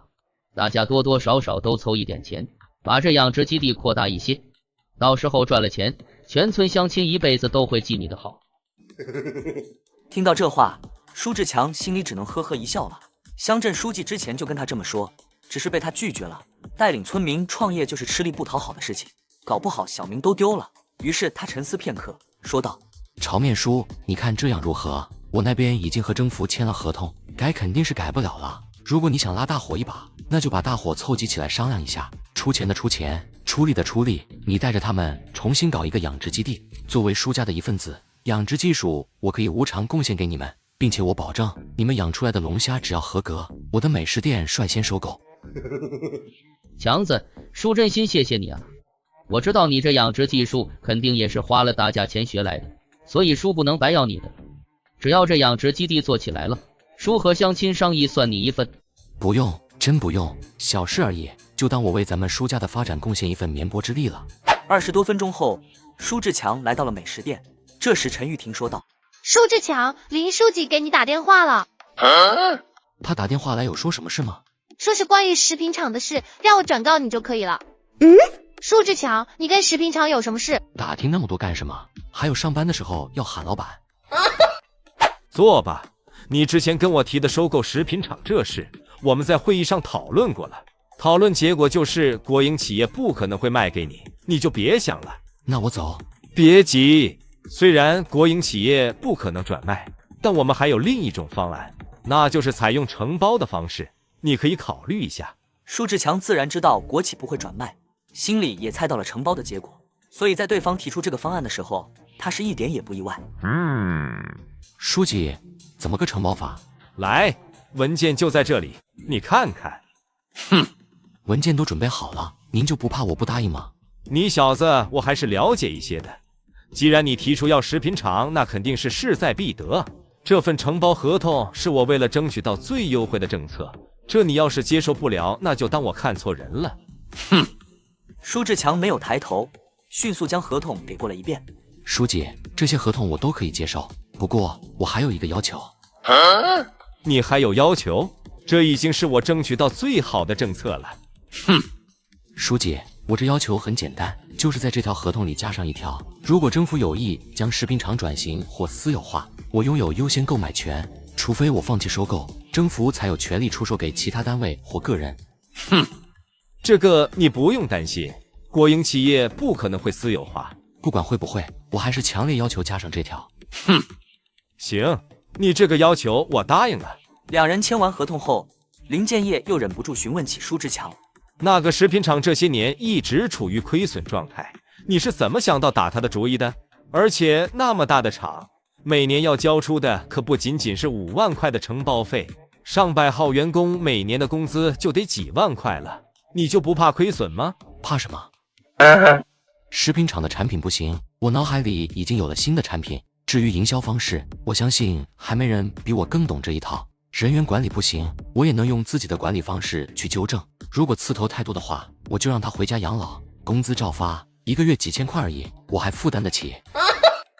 那就祝你好运。随后，舒志强就跟着江涛去办理了一下手续和证件，一直到快中午的时候，他才回到美食店。舒志强在办公室喊道：“轩轩，快过来！大哥，你回来了。快过来，快看看这是什么？”中陵县轩轩食品公司。哦，大哥，这怎么是用我的名字啊？大哥不是答应过你吗？要为你开一家食品厂啊。大哥，这真的是给我开的食品厂吗？当然是真的，没看到厂名用的都是你的名字吗？太好了，那我以后是不是想吃什么都有了？没错，只要你想吃的，大哥都让厂里给你生产出来。哦，太好了。志强，据我所知，咱们县食品厂的工资好像都要发不出来了，你先把它承包下来，不会亏损吗？亏损不至于，你放心吧，亲爱的。我虽然想让轩轩有个开心的童年，但还没到乱来的地步。这食品厂我不仅不会让他亏损，反而要让他在我手上大放异彩。不说成为国内第一的食品厂，但绝对要屈指可数。舒志强上辈子没登过顶，对于把企业做到国内第一，他没那个底气。但要说屈指可数都做不到的话，那他也算是白重生一回了。那你接下来打算怎么做？不急，我上午已经和他们厂长交接过了，让他通知一下厂里的员工，给他们1-2天适应。有什么需要帮忙的，一定要告诉我。就在此时，桌上的电话突然响起。志强，你这是要带我回家吗？对呀，我妈催了我很多次了。喂，这里是中陵美食店，我是舒志强。舒老板，调料厂的生产车间完工了，你们那个生产线也运来了，你要不要来验收一下？我下午去趟调料厂。大哥，我也要去看看你的调料厂。不行，外面太热了，你呀，还是跟你大嫂在一起吧。要是觉得无聊的话，让大嫂带你去玩。到了下午，舒志强去了一趟调料厂后，又回到了美食店里。这时肖文玉说道：“志强，我考虑了一下午，要不你也给我找点事情做吧，做什么都行，只要能时刻跟在你身边就可以了。我以前有空都是在家里人的厂里帮忙的，不过现在和你确定了关系，我就时刻都想和你在一起。早上监督轩轩写作业，确实可以打发掉一些时间，但是下午看到你忙碌，我就觉得我应该要工作，一份能帮得上你的工作。亲爱的，我并不想让你太过劳累，虽然我也想天天和你在一起，不过你既然提出来了，我也不拿拒绝。我仔细想了想，你要的这份工作除了助理，可就只有秘书了。好啊，秘书就秘书。老板，我什么时候可以上班啊？明天吧，我去接你。家里来客人了。来什么客人啊？这都是你大娘拿过来的。你大娘说想为之前的事给你道个歉，希望咱们能原谅她。强子，你说她是不是脑子不正常了？别管了，明天我看看她想干啥。妈，我3个舅舅最近在干嘛？应该在家种地吧？怎么了？我调料厂少个车间主任，我准备让舅舅去做，熟人我放心。他们应该在家，明天你去找他们吧。爸，你想说什么？现在养殖基地50亩地已经推平了，一共挖了15个池塘，现在已经在盖大棚，就是想问问你，这些池塘要不要开始加水放虾苗？我明天跟你去看看先。第二天一大早，屋外就传来一道让人讨厌的声音。丹丹回来了。是啊，婶子，我听说这段时间我妈跟您有点矛盾，我替我妈先向您和叔叔道个歉。哎呦喂，这可使不得。爸妈，他要道歉，你们就接着，慌什么？强子，你胡说什么呢？这是你堂姐，咱村里的大学生。唉，你爸妈，我们就是一普通的农民，怎么能受他这种礼？爸妈，大学生也只是普通人，你们觉得他们就高人一等？这种普通人以后会越来越多，甚至还不如在外打工的强，所以他们做错了事该道歉道歉，你们承受得住。强子，你这话什么意思？就这个意思啊，跟你解释你也听不明白。过几年你就明白，我说的可都是事实。有什么事你就快说吧，我很忙。强子，昨天我刚回来，就听我妈说你们之间发生了一些矛盾，我跟她重新捋清了一些道理，她也明白过来是她的错。咱们不管说什么也是一家人，打断骨头连着筋。你看，看在钱的份上，周慕英也是深吸一口气，就露出虚伪的笑容。只见他嘿嘿一笑，上前看着舒志强说道：“嘿嘿，强子，经过你堂姐的教育，大娘充分意识到自己的错误。以前有什么得罪你的地方，大娘跟你道个歉。你看你，别跟大娘一般见识行不行？”嘿嘿。如果你没有其他诉求的话，今天这道歉我接了。如果你们想要我帮什么忙，那你们就可以回去了。哼，舒志强的话很直接，周慕英一家人都听懵了。周慕英气得不行，倒是舒丹丹懂大局，连忙说道：“我们没什么诉求，就是希望咱们一家人能接触误会。叔叔婶子都是我父母以外最亲的人，关系不能淡了。既然强子你能接受我们的道歉，那以前的事就这么过去了吧？”好。爸，我去城里接个人。等我回来以后，我们直接去养殖基地。叔叔婶子，既然咱们一家的误会解除了，那我们就先回去了，家里还做着早饭呢。丹丹，叔这里蒸了肉包子，带一些回去吃吧。那我们就不客气了。小壳头的强子虽然现在出息了，但毕竟是个泥腿子。咱们家丹丹可是读了大学的，生意上遇到难题还得请教他，所以咱们一家以后可要多来往啊。切，好，我去给你们拿一笼包子。舒志强不知道家里后来发生了什么，骑着摩托车就直奔城里。美女，在等你的心上人吗？是啊，我在等一个流氓。那就没错了，我就是流氓。几分钟后，肖文运发现摩托车开往的方向不对劲。志强，你这是要带我回家吗？对啊，我妈催了我很多次了，让我早点把对象带回家。你不想跟我回家？不是啊，我没有不想，只是你都不跟我商量一下的，我什么都没有准备好啊。要不你送我去供销社吧，我去给叔叔婶子买点东西。志强，你到底想干嘛啊？说好了等做好准备再见家长，结果我就见到你爸了。我跟你开玩笑呢，在没和你商量之前，我怎么可能会私自做主把你带回家？咱们现在是去养殖基地视察，你现在是我秘书，不得跟去看看？真的？滚蛋啊！你……好了，我以后不跟你开这种玩笑了。不过志强，那你什么时候带我去见父母？我自然是巴不得越快越好，只要你愿意，咱们晚上就回去吃晚饭。只要你征得我爸妈同意，我也随时都愿意。那行，我明天就去岳父岳母家拜访。养殖基地上，书彪和亮子以及小五都站在一旁。这时，一个戴着白帽子的男人说道：“彪子，咱们也做了好几天，工钱以咱们的交情晚几天没关系，但这些材料都是跟商家赊的，你得尽快给一下了。”没问题，老刘，我昨天跟我儿子说过了，他答应待会就带钱过来。老彪，你在看什么呢？哟，郝俊的后生和闺女你认识啊？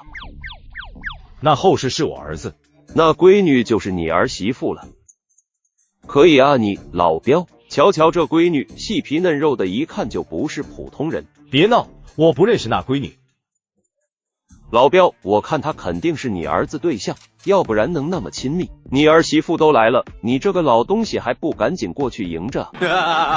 兄弟们，你们快来，老彪儿子和儿媳妇来了。强子，你来了，这闺女是……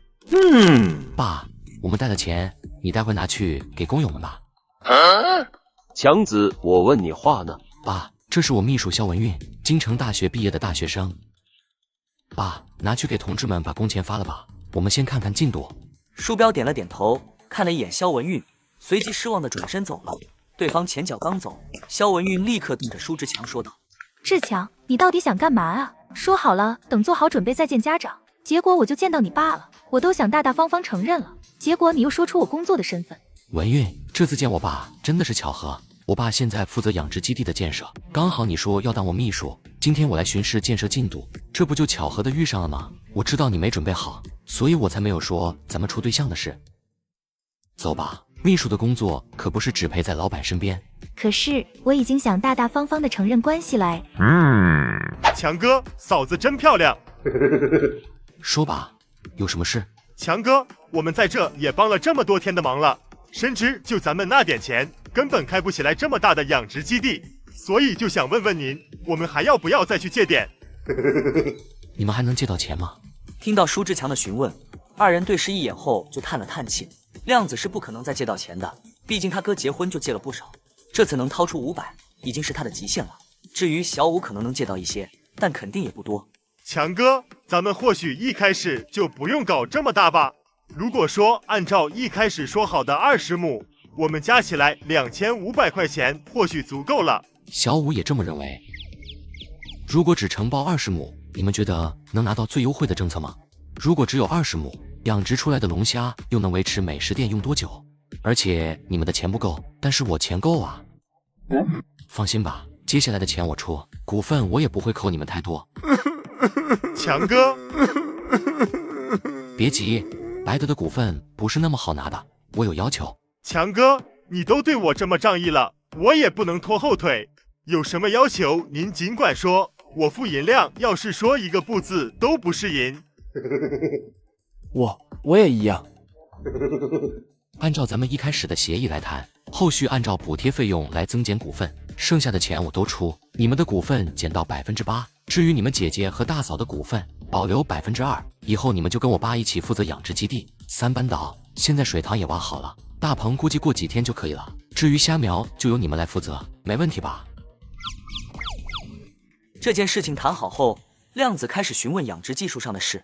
他看向舒志强说道：“强哥，咱们给虾准备什么吃的？养殖准备开始了，饲料也该开始收购储存了。那边野湖里有很多水草，你们到时候捞过来铺盖一些在咱们的水塘上面，这盐丝湖就在旁边，每天捞一些鱼上来给咱们的虾吃就行。”什么？捞盐丝湖的鱼给咱们的虾吃？强哥，舒浩他们可都是因为捞鱼才被抓进派出所的，咱们这么干，到时候也被抓进去了怎么办？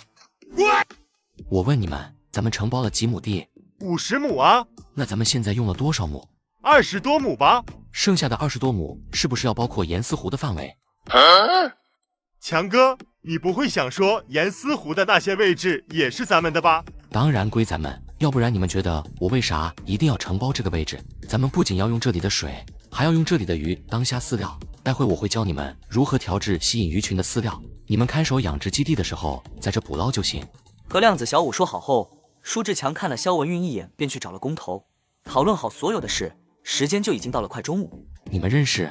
当然认识了，佳琪是我大哥同学的妹妹，我们从小一起长大的。小肖，你饿了没？那走吧，上我家吃饭。怎么了？不去行不行？行，咱们回店里吃。刚好分店昨天的汇报我还没看呢，顺便去看一眼。志强，我这秘书是不是当得很失败？没有啊，非常棒，第一次当秘书就能做到这地步，已经是前无古人后无来者了。说的太夸张，就显得很假哎。我下次注意。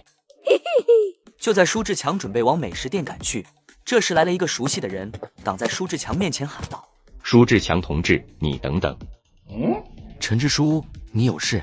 怎么回事啊？这才几天没见，就跟我有仇似德。我找你也没啥大事，就是你和肖老师这事。陈支书，你好。肖老师好，你和舒志强同志这事。我们在处对象。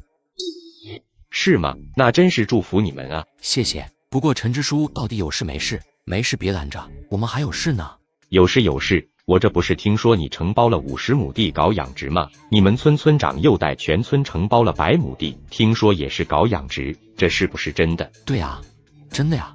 不是，舒志强同志，你这有点不厚道了。当初我们就说好的，你要是有什么带领全村民赚钱的业务就去找我的，结果我等了这么久，等到的却是你自己村里人搞起了养殖，这不是放我鸽子吗？陈支书，你说这话就有点过分了。看在你是领导的份上，我还没找你算账呢。之前我为了打通村里和城里食堂的市场，被你们的人抓走一回，咱大人有大量，就不跟他们计较了。而就在不久前，我因为下水救我对象一回，结果呢，第2天早上就被你们的人举报，直接抓进派出所。要不是我对象去的及时，老子都被喂花生米了。你们的人这么办事，我还能跟你们合作吗？那我也得赶啊。陈进荣瞬间懵了。最近这段时间，他一直在处理儿子跟傅慧娟的事情，要不是处理的及时，他儿子肯定得进去。至于舒志强被抓进派出所，他是真不知道。看舒志强说的这么气愤，他仔细一想就猜到是陈荣办的好事。舒志强同志，你放心，等我回去立刻追责陈荣，一定给你一个交代。交代就不用了，希望陈支书用人能谨慎一些。陈进荣尴尬地笑了笑，于是他便提出告辞，临走前又说道：舒志强同志，另外我儿子6月15节婚，到时候你一定要来。志强，陈支书儿子的结婚对象，那他儿子岂不是？改明带你一起去蹭饭。随后两人有说有笑地回到了美食店。天哪，1年不见，文玉你漂亮了好多呀。哪有，你也不赖嘛，这身材简直像是练过的。还有你这身打扮，完全就是大城市来小城市体验生活的千金大小姐。你们认识？当然认识了，佳琪是我大哥同学的妹妹，我们从小一起长大的。那你们呢？佳琪你怎么会在这里？他是我助理，二哥给我介绍的。唐助理，直营店的事都搞定了吗？老板，这是下街分店和云桥分店，已经咱们店昨晚的盈利了。我统计一下，一共7254块。好，辛苦了。几个合伙人在府城和英雄城选的地址我都看了，确实不错。我与那些店铺老板沟通过，最后也只是买下4家。至于另外1家，我选在了其他地方。见舒志强与陈玉婷聊完，唐佳琪放弃和肖文运叙旧，便从包里掏出一些文件，朝舒志强递了过去。老板，李学工在收购店铺的当天就去开工了。现在府城的2家直营店已经装修完了，他们在今天就去了英雄城。咱们直营店已经装修了2家，其他加盟商也有不少装修完的，估计他们这2天就要准备开业。这个调料包的问题，这个你不用担心，生产车间我已经验收过了，流水线也已经搬进去了。下午我会去找一个车间负责人以及司机，你去把原材料采购回去就行。对了，让你和塑料厂谈的包装问题，你谈好没？老板，我谈过了，他们说听不懂你的设计，而他们厂里也没有那个技术。塑料厂是不是也要倒闭了？哦，老板，你怎么知道？那就算了，先去玻璃厂订购一批包装应付一下吧，尽快把这2件事办好，咱们明天卤料厂开工。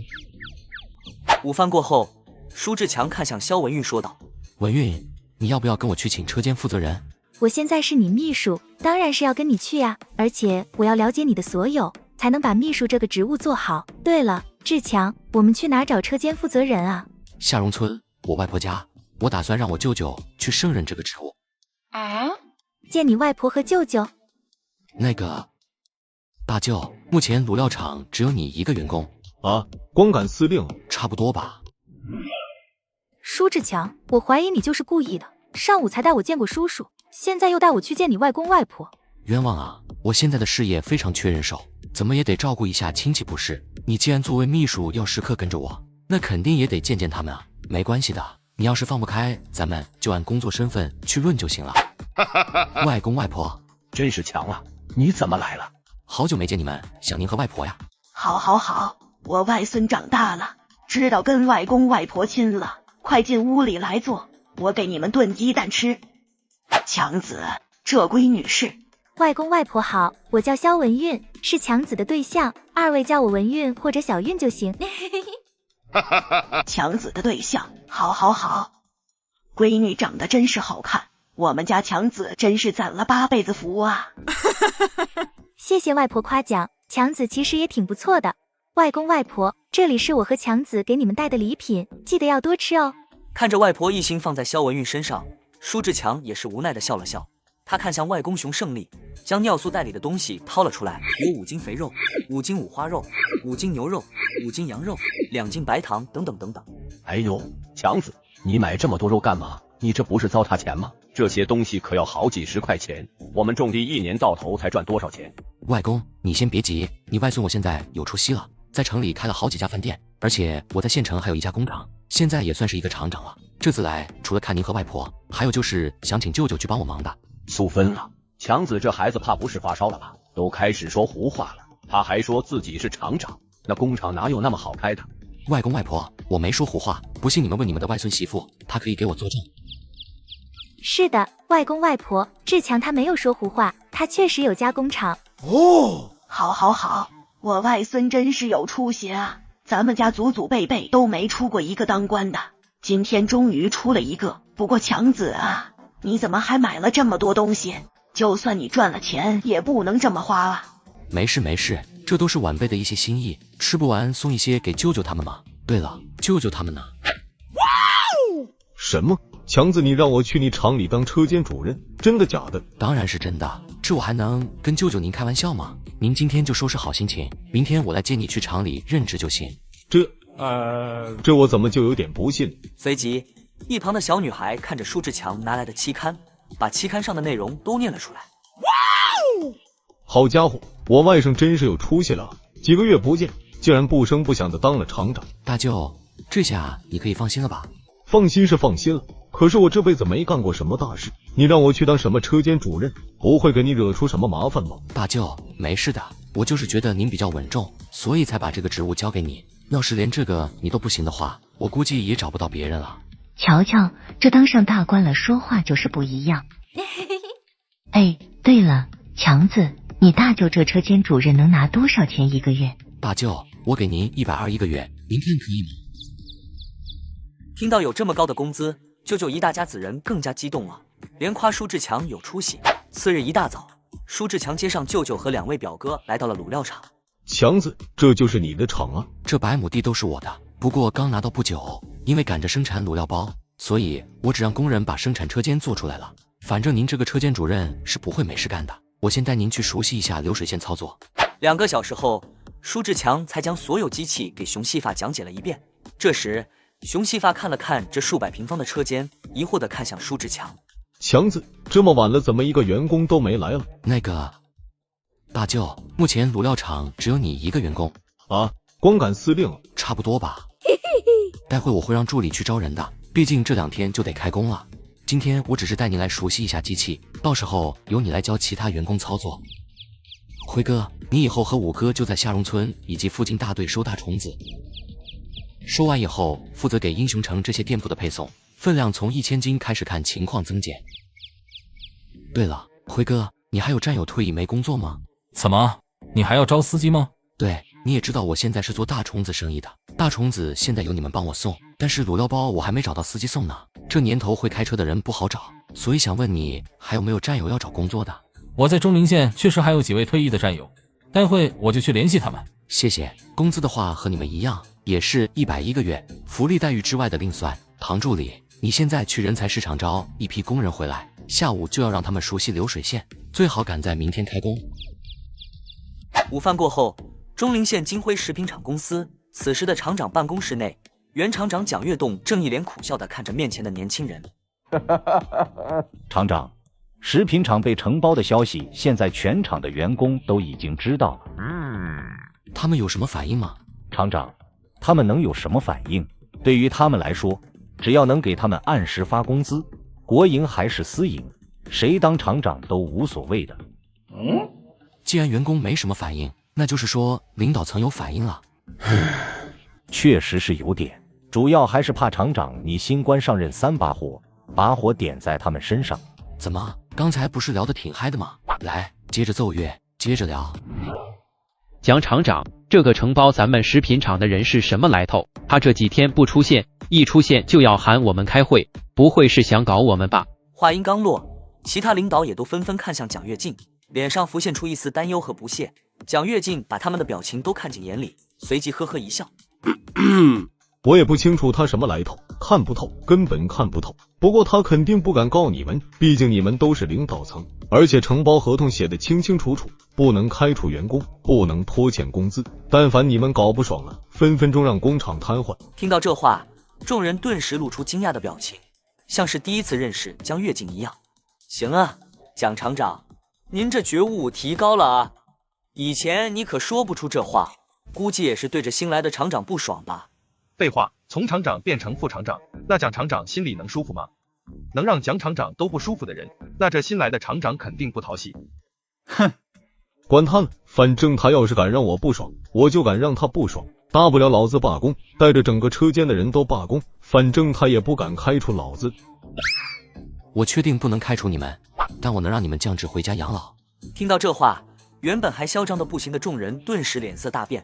只见舒志强缓缓走进会议室，脸上带着戏谑的表情看着这群人。蒋跃进见状，立刻起身将位置让给了舒志强。怎么，刚才不是聊得挺嗨的吗？来，接着奏乐，接着聊。都不说是吧？那我可就说了，在这里我先做个自我介绍，我姓舒，是承包这家食品厂的个体户，从今以后也是这里的厂长。厂长你好，我是4车间的车间主任李朝阳。您如此年轻就能承包下食品厂，一定是能力非常出色吧？厂长，怎么了？不好意思啊，李主任，你很像我一个朋友，一时以为看见活人了呢。是吗？我也很乐意和厂长交个朋友的。各位，这次召集大家，除了想认识一下以外，我还准备了一个惊喜。那就是我觉得管理层太辛苦了，准备加点工资。听到这话，在场众人顿时惊喜不已，于是众人纷纷放弃对舒志强的偏见，简单认识了一下管理层后，舒志强就让他们离开了。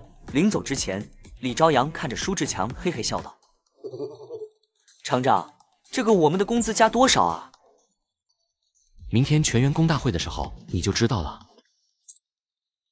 蒋厂长，你等等啊！我想问问，你那里有这个李朝阳的详细信息吗？有，我现在就去拿给你。志强，这个李朝阳真的很像你朋友吗？算不上，只是有点面熟而已。李东，李朝阳的父亲是李东，那个可能跟傅慧娟有一腿的老东西。舒志强眼睛一眯，没想到承包食品厂还能有意外收获。舒志强上辈子根本没见过李朝阳，只见过李东。难道是因为李朝阳和傅慧娟的关系，当父亲的李东才出面？那为什么不要傅慧娟肚子里的孩子？难道是因为李朝阳有老婆孩子，而且他老婆的背景比他还大？蒋厂长，这个李朝阳的生活作风如何？麻烦你实话实说，这个关系到厂子的未来。李主任在食品厂工作有些年头了，不过工作态度一般，对于自己的本职工作很是怠慢，只是厂里这种人不少，所以也没拿他怎么样。至于生活作风这种事，只是听说他很喜欢找女同志聊天。李东肯定是为了解决儿子的隐患，才把傅慧娟安排到糖果厂了，真相大白了。志强，怎么了？我还想问你怎么了呢？从刚刚开始你就不对劲。没事，想事情想得有点入神了。对了，蒋厂长，记得通知所有员工，明天早上开全员工大会。依旧是在美食店吃晚饭，晚饭过后，舒志强准备送肖文韵回家，这时肖文韵突然拉住了舒志强的手。怎么了？舍不得我？我能感觉到你要对付那个李主任，你们是不是有什么仇？亲爱的，你的感觉肯定出问题了。我和李朝阳这是第一次见面，怎么会有仇呢？不过他的眼神有问题，居然敢一直盯着你看，而且在看到他的档案后，对这人的厌恶也提高了一个层次。咱们食品厂不能有这种工作懈怠、生活作风又有问题的领导，所以我在想一个公平公正的办法，拉他下马。那你悠着点，也别太过分了。放心，都说了是公平公正的办法。那我回去了。喂，你听说没？这个新来的厂长要给咱们涨工资。你想多了吧？那主任是说给他们领导层涨，有你什么事啊？不过这厂子都快倒闭了，裤头都亏得底朝天，他怎么还想着涨工资啊？不知道，说不定这个新厂长有能力把厂子盘活呢。估计悬，那仓库里的饼干面包都要发霉了。别说了，别说了，蒋厂长来了。我还是那句话，能者上，庸者退。如果你们觉得自己坐在位置上就可以高枕无忧了，那么抱歉。大家好，我是你们的新厂长舒志强，从今天开始咱们就是一家人了。听到舒志强说他们是一家人，不少员工的心里突然有了一股别样的感觉。不过也有很多人不屑一顾，觉得舒志强在说笑话。舒老板，既然你说我们是一家人，那给我们涨点工资吧。就是，我们都是一家人了，涨点工资不过分吧？各位都想加工资？没问题，那我就给你们加。从今天开始，所有工人职务每个月保底工资加10块，中层干部20，经理以上的加30。随着舒志强的话音一落，原本还在起哄的众人顿时安静下来。这种不可能发生的事情突然发生了，不少人就产生了质疑。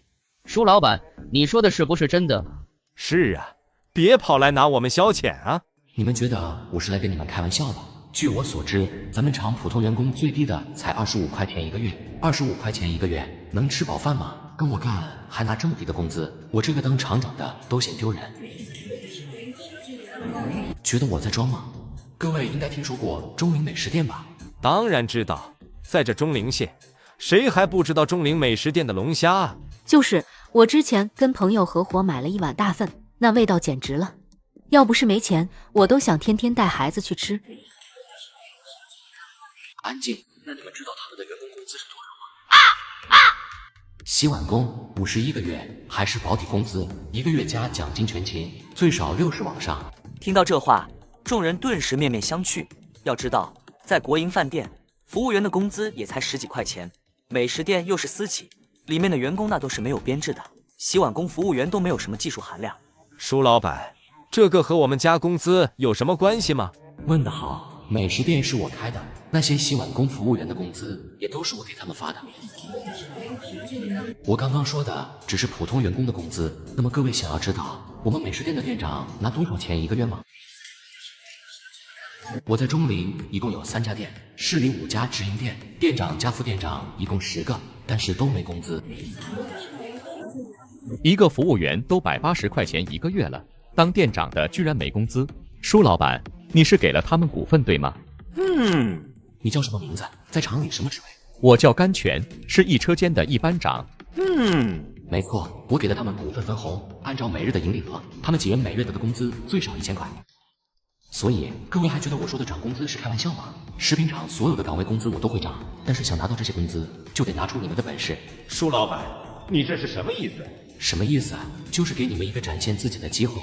我刚来食品厂，对大家并不了解，所以大家想从我这拿到高工资，就得拿出你们的本事。从现在开始，我要拿出一个颠覆你们认知的规章制度，你们拿的将不是死工资，而是做的多赚的也就越多。只要你们有本事，也能拿到和蒋厂长一样，甚至更多的工资。每个车间都会立一个展示牌，将你们所有的付出记录在上面。排在展示牌前几名的，我会拿出高额福利金奖励给他们。总之就是一句话：能者多劳，多劳多得，不劳不得。简简单单的一番话，在场的所有人心里掀起一阵滔天骇浪，而那些好吃懒做磨洋工、一直消极怠工的员工则一脸惶恐。舒老板，现在厂里绩效非常的不好，工资都快发不出来了。你现在说多做多得，要是到时候我们做了你不给钱怎么办？员工上个月的工资没发吗？上个月的发了，这个月的就说不准。同志，你放心，只要你干活，不管产品能不能出去，我都会给你钱。就算食品厂破产了，我也会拿美食店的钱来给你发工资。至于你信不信，干1个月就知道了。此话一出，大部分员工都将心中的质疑给压了下去。既然大家都没话说，那我现在就宣布第2条消息：从现在开始，厂里所有的岗位都采用竞争的方式上岗，不管副厂长、车间主任、后勤部长、班长等管理职务，还是普通员工，只要你觉得自己能力足够，就可以参与竞争。我还是那句话，能者上，庸者退。如果你们觉得自己坐在位置上就可以高枕无忧了，那么抱歉，给我拿着最底层的员工工资回去养老吧。放心，保底工资到月来领就行。啊！我抗议！凭什么你说给我们降职就降职？没错，我们在食品厂干了10几年，凭什么你一句话就能给我们降职了？我不服，我不同意参与岗位竞争。舒志强的2个决定，可以说触及到太多蛀虫的利益了。原本他们可以占着茅坑不拉屎，整天摆烂摸鱼也能拿工资，所以他们不可能会同意，甚至不惜站起来与舒志强对抗。抗议？看来几位对自己很没信心啊。不过我这人一向民主，喜欢听大部分人的意见。你们问问其他人，看看他们愿不愿意支持我的这项决定。我们愿意支持竞争上岗。没错，我也愿意支持多劳多得，公平竞争上岗。我等这一天等了5年，整整5年。你们知道我这5年是怎么过的吗？我终于等到这天了。谁要抗议，我跟谁急。几位，其实我也很想让你们抗议成功，但是没办法，我是一个很民主的人，大家说支持，那我也只能继续实行这个决策。你们抗议无效，竞争上岗2天后开始，所有人好好考虑一下，下到普通员工，上到副厂长，你们都有机会。就这样，散会。对了，二哥，我这还有个让你印刷厂大火的商机。蒋厂长，咱们食品厂现在一共有哪些食品？厂长，咱们厂里的食品种类不多，桃酥饼、椰蓉饼、乙型面包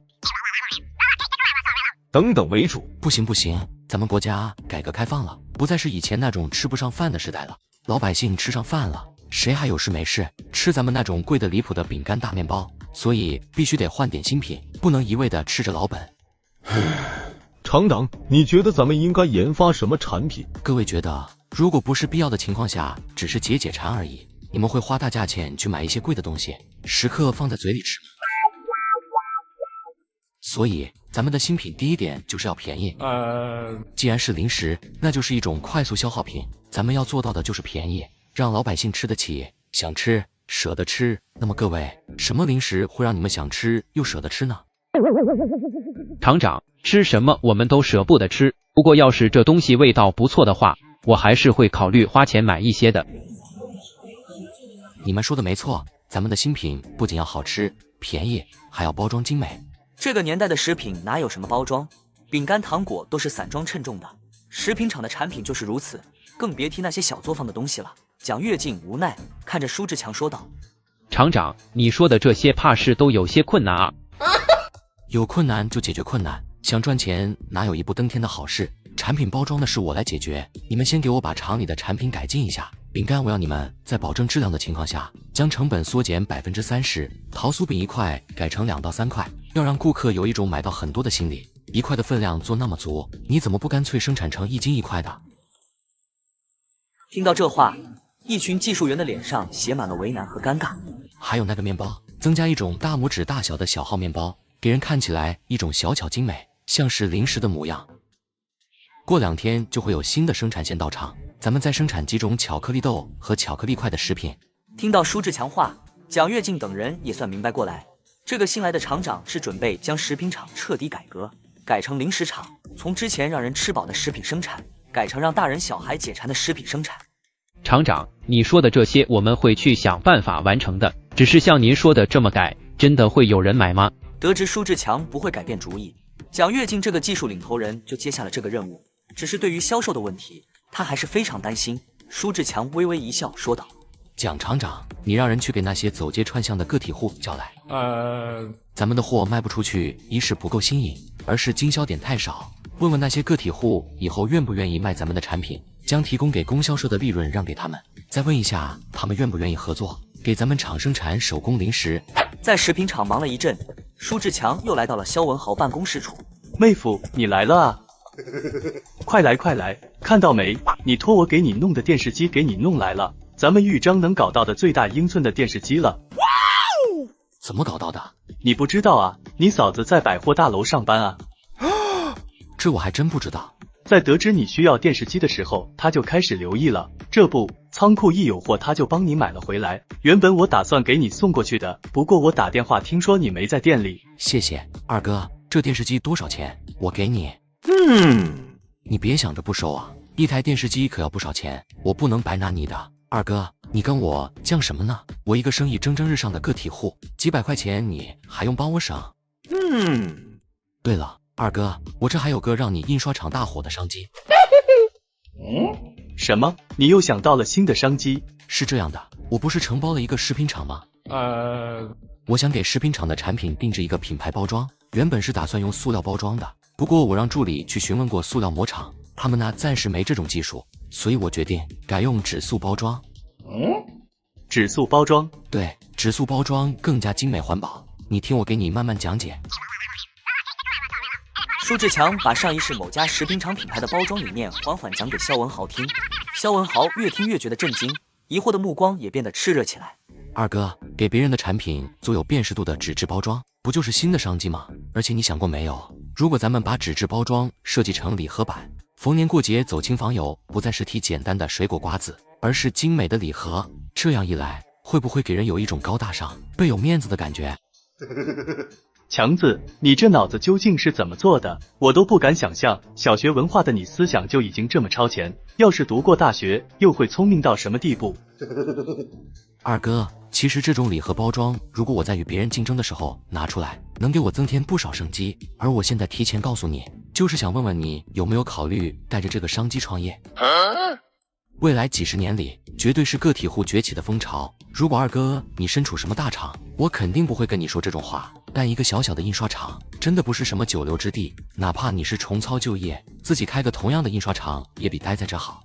80、90年代绝对是创业的黄金时代，铁饭碗不如个体户，一个厂长还不如一个卖茶叶蛋的赚得多。因此，不少小的国营企业的主任厂长都辞职下海了。好好考虑一下，只要你想，我绝对支持你。文运还在等我，我就先走了。肖文豪回过神，点头笑了笑，看着对方离去的背影，他也逐渐陷入了沉思。你又能给我带来什么？你该不会认为我会学什么雷锋精神，带出一个竞争对手吧？哇，电视机哎！老板，你知道我天天坐在这无聊，所以买台电视机回来给我打发时间是吗？你觉得呢？亲爱的，我准备把电视机送回去，你去吗？不去不行吗？当然可以，我回去以后得把电视机频道调好，可能今天就补过来了。你是现在我送你回家，还是待会你自己回去？我送他回去。老板，你放心，我待会肯定把他安全送到家。那好吧，那我就先回去了。见对方如此，舒志强便没有强求。回到家后，偌大院坝上已经没了往日的热闹，舒家附近的田沟里的龙虾都抓得差不多了，剩下的虾苗也都被陆续抓去养殖基地。还没等他把电视机搬下来，这时一个男人跑了过来。舒老板，你回来了，需不需要帮忙？你还没走呢。舒老板的村庄很是漂亮，我被这里的好山好水给吸引了，准备多待一段时间。是吗？我还以为你和我丹姐感情极深，舍不得离开对方才留下来的呢。不是，舒老板，我跟您实话实说了吧。他本想把自己想跟对方混的事说了出来，他想从商不想当老师，只是还不等他把话说完，舒志轩大步跑了过来。大哥，哥。小心点，这有个大东西呢，要是把这东西弄掉在地上，你以后可就没电视看了。哦，大哥，你这难道就是电视机吗？没错，大哥说买给你看，就绝对不会食言的。把电视机放妈妈房间，你觉得好不好？放我房间不行吗？不行，你每天只能看一会，不能一天到晚的看。轩轩，大哥给你带了大白兔奶糖，要不要吃？不吃，吃腻了。胡月脸色一僵，还是第一次听到有人说吃大白兔奶糖吃腻了。这玩意1毛钱都买不到2个，估计也只有舒志强家能舍得多买了。无奈，舒志强只能悻悻一笑，把刚要拿出来的奶糖放回来自己的口袋。很快，舒志强也把电视机给装好了。不过家里却来了不少人，熊凤霞也回来了，轻声问道：“强子，你婶子他们说你搬了一台电视机回来。”妈，我确实是买了台电视机回来，这不是轩轩放暑假吗？我怕他乱跑危险，所以让他看电视消磨时间。只不过怎么来了这么多人？你这不废话吗？咱舒家村虽然不认识字的多，但也不是都不认识字。你回来的时候，人家都看到你放车上的电视机包装了，这一传十，十传百，可不都知道了吗？听到这话，舒志强也是没了办法。这里汽车进不来，除了摩托车带就只能搬，电视机根本没地方藏。不过家里有电视机的事，迟早都会被人知道。于是他又往门口走去。强子，我不是看你好像买了台电视机，拿出来瞧瞧呗。是啊，我这辈子都没见过几回电视机，听说打开以后就和看小电影一样，是不是真的啊？舒志强诧异地看了那人一眼，不过仔细一想，大家从前看电影都是在大队和厂里由放映员播放，像电视机这种东西，只有小孩子和年轻人去其他村庄的有钱同学家看过。这外面也没法插电，我放房间了，要不去里面看。闻言，众人眼前一亮，纷纷往房间里走去。忙活了一阵，又从里面走了出来。舒老板，舒老板，舒老板，实话跟您说吧，我想跟您学做生意。你跟丹丹是同学，毕业应该是当老师的吧？放着铁饭碗不端，跟我当什么个体户？舒志强看了他一眼，抬腿继续朝抚州湖走去。闻言，胡月立刻紧跟舒志强，想解释自己此举的原因。胡月很快就追上了舒志强，这次他没有任何墨迹，直入主题的说出自己的想法。舒老板，虽然我是师范大学毕业的，但其实这只是当初不得已选的专业。改革开发以前确实是铁饭碗最香，我也一直这么认为。不过就在我读大学这几年里，我看到了省城的迅速发展，学校门口新开了很多店铺，每天的人流量都是数之不尽的。我还问过一个卖炒粉的个体户，他一天的收入是多少？对方很隐晦地跟我说道，每天最少也得7、8块，多的时候10几20块。这让我逐渐意识到，未来可能会是个体户的黄金时代，所以我准备经商。想法不错，那你可以直接去做自己想做的事情，找我干嘛？舒老板，我从小就钻在书的海洋，又是文科出身，从来没接触过经商这条路，有时候的想法有点古板，所以我希望有个前辈能带带我。您能把事业做得如此成功，思维见解肯定少有人比。作为走在时代前沿的人物，我想跟着您学到更多的东西。所以呢，我能带你经商，你又能给我带来什么？你该不会认为我会学什么雷锋精神，带出一个竞争对手吧？我可以给你鞍前马后，打杂跑腿，而且我可以不要工资，任劳任怨。不需要，打杂跑腿的是由我助理会做，安排行程的是由我秘书会做。而且她们都是1等1的美女，你觉得你有什么优势？